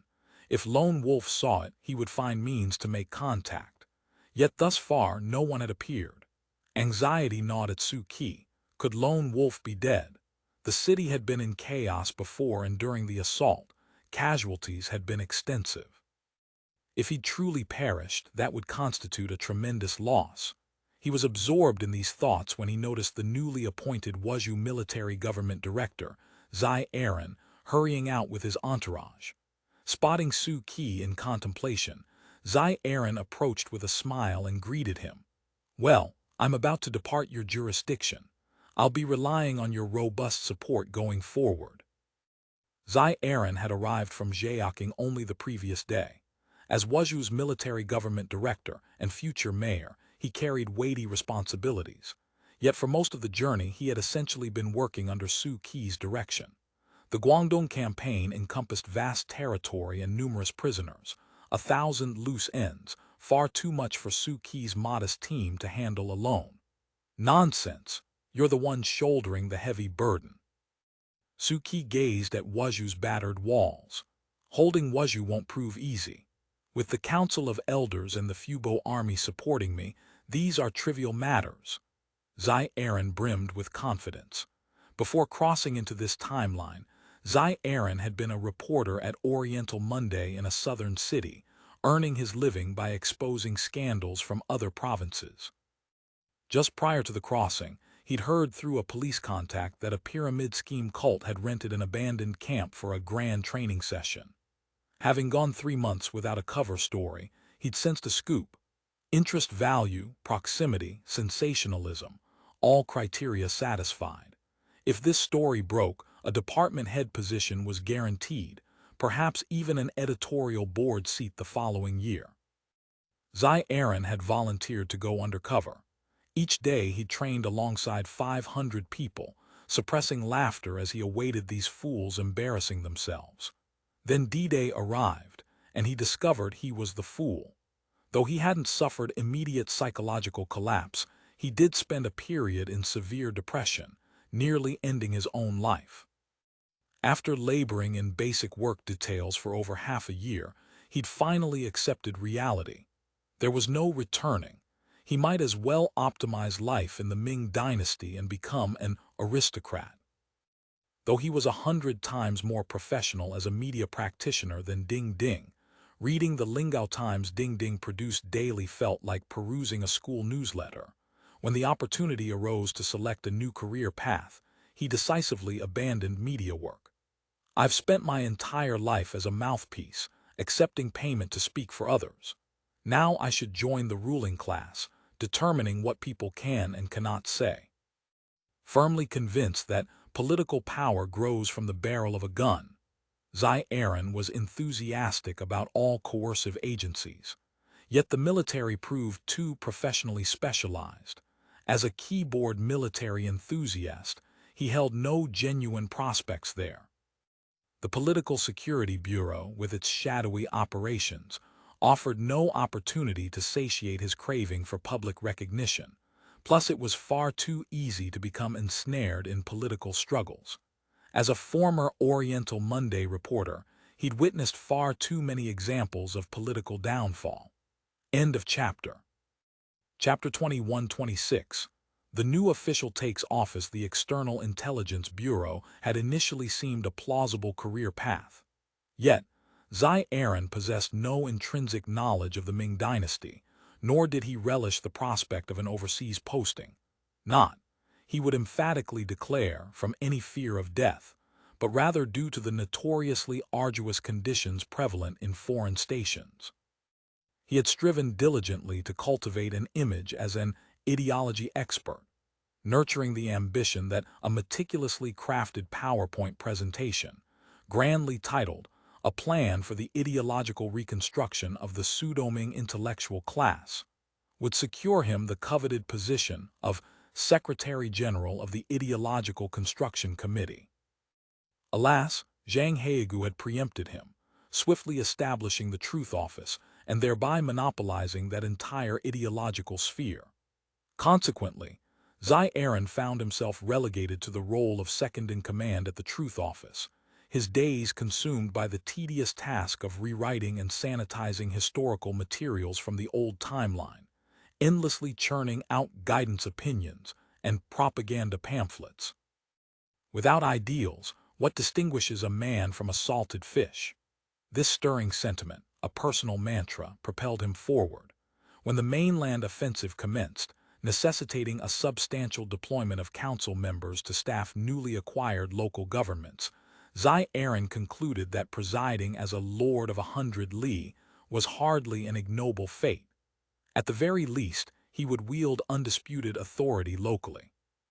Though conditions might prove challenging, as the paramount figure in his assigned territory, he would possess the requisite influence to carve out a comfortable, albeit miniature, fiefdom for himself. Thus, with characteristic decisiveness, he promptly enrolled in the administrative training course designed for northward-bound council members, eager to demonstrate his leadership from the vanguard. His assignment placed him with the West Route Detachment of the Qingyun Column, tasked with securing the western sector of Guangdong.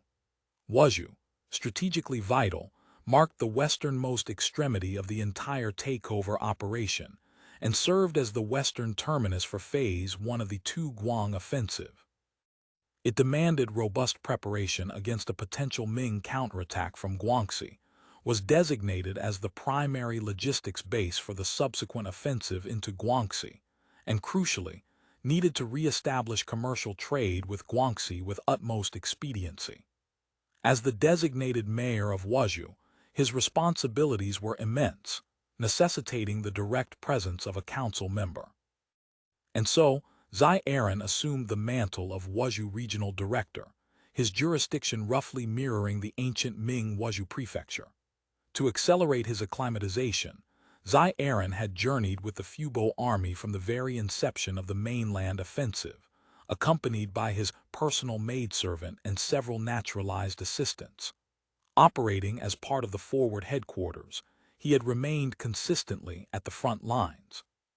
He reasoned that even if his direct contribution to military decision-making was negligible, witnessing the campaign strategies of multiple brigades firsthand would prove invaluable for his future chronicle of the mainland campaign. Moreover, the journey offered a unique opportunity to observe specific takeover operations and assimilate the practical methodologies employed by others. Throughout the arduous trek, Zai Aaron generally held positive assessments of the takeover efforts at each location, humbly absorbing lessons. His only consistent disdain was reserved for the propaganda work encountered at every stop. In his estimation, the council's newspapers, often managed by temporary workers elevated to journalistic roles, were already lamentable. The broader propaganda efforts under Zhang Heyegu, he scoffed, amounted to little more than crude gold ruble tactics. In short, They fell far short of his exacting standards. "These people mock prostitutes all day," he would declare, "but most of them have never encountered a true journalist. Once the realm is pacified, I shall demonstrate what a veteran of the media battlefield truly looks like." Of course, the realm remained far from pacified. Nevertheless, orchestrating some effective counter-propaganda in Wuzhou presented a manageable challenge, a perfect opportunity to apply his professional expertise. This time, however, he had missed the first moment liberation of Wuzhou. He had been detained in Zhaoqing, immersed in the interrogation, screening, and re-education of prisoners and defectors, only rushing to Wuzhou from Zhaoqing the previous day. Zai Aaron bid farewell to the 1st Brigade officers, but chose not to immediately lead his team into the city. Instead, he established a temporary office within a ruined temple by the West River. Zhu Guangxing had already entered to commence takeover operations. Barging in now would inevitably create a problematic two-headed command structure, only hindering progress. It was wiser, he concluded, to await a calmer moment before making his grand entrance. Though he refrained from entering the city, thereby sparing himself the tedious obligation of socializing with local worthies and the initial chaos of relief work, the tasks at hand were anything but light. The prisoners from the Wuzhou battle, combined with the war refugees who had lost their homes, numbered well over 10,000 souls. The refugees, for the most part, were manageable. The majority were Wuzhou locals, despite losing homes and possessions in the fighting. A measure of relief, assistance in rebuilding their lives, temporary housing, and the option of seeking shelter with relatives would resolve the plight of most. Those truly unable to sustain themselves locally could be resettled as migrants elsewhere. The real conundrum lay with the soldiers. Local troops possessing families in the area dared not instigate trouble. After thorough screening, they could simply be released to return home. But the bulk of the prisoners comprised guest troops. These men were predominantly able-bodied males, strong, disciplined, and organized. They could not be released indiscriminately, lest they immediately revert to banditry. Yet they could not be held indefinitely, consuming precious rations and straining Fubo army logistics. And they certainly could not be buried alive, as some armchair council members had audaciously advocated. After all, the Fubo army represented civilization, not the barbarity of the Manchus or later fascists.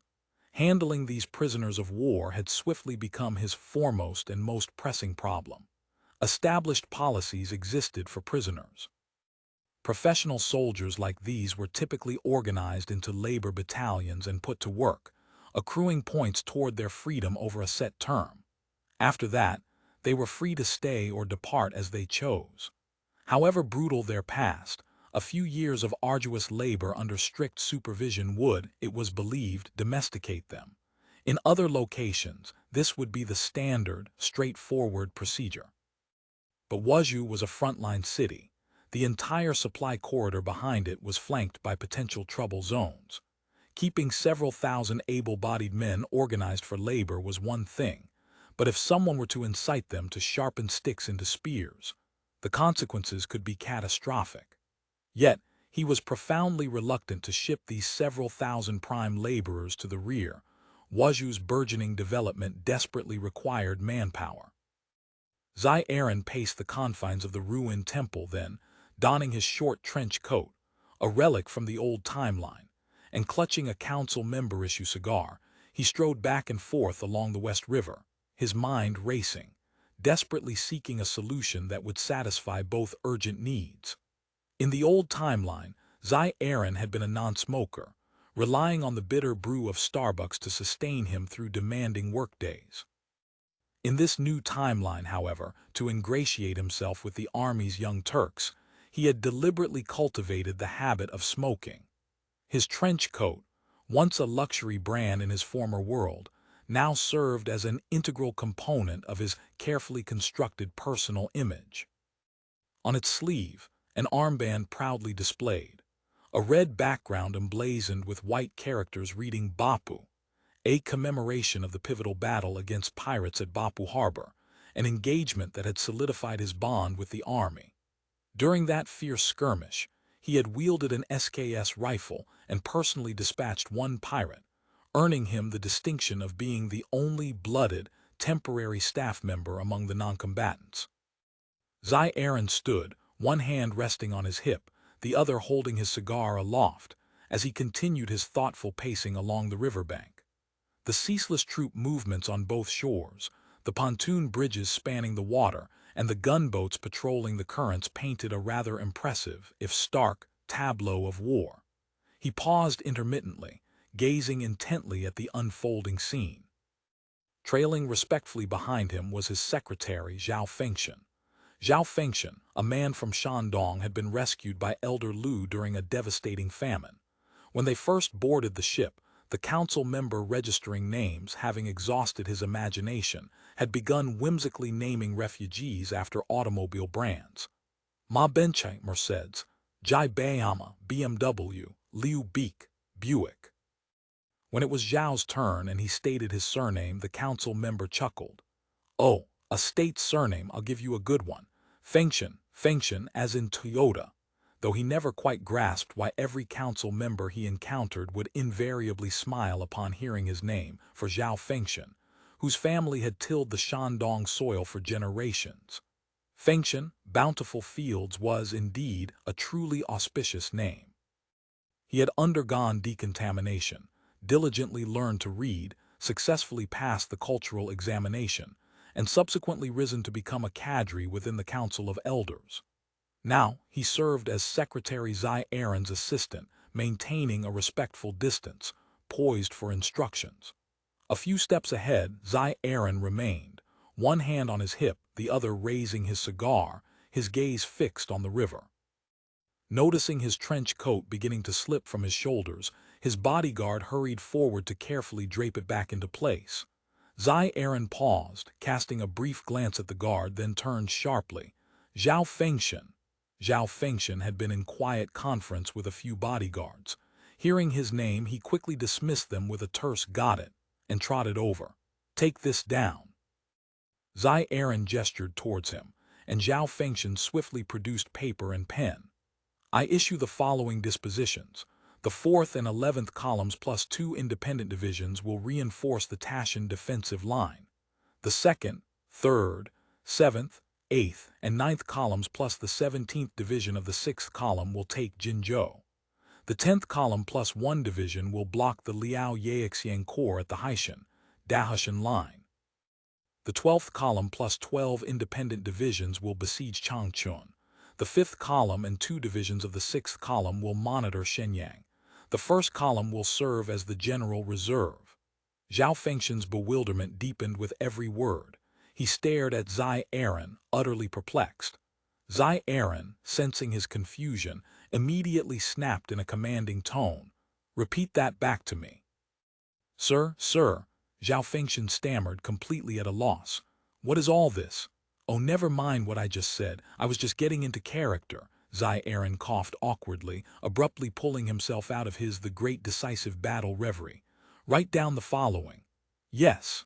Zai Aaron dearly yearned to issue orders with the crisp, forceful authority of Marshal Lin. "I order. 1st, 2nd, and to conclude with a flourish. CC, Wang Ma Wen." But after all that meticulous mood building, though the ambience was perfectly set, he found himself utterly devoid of actual instructions.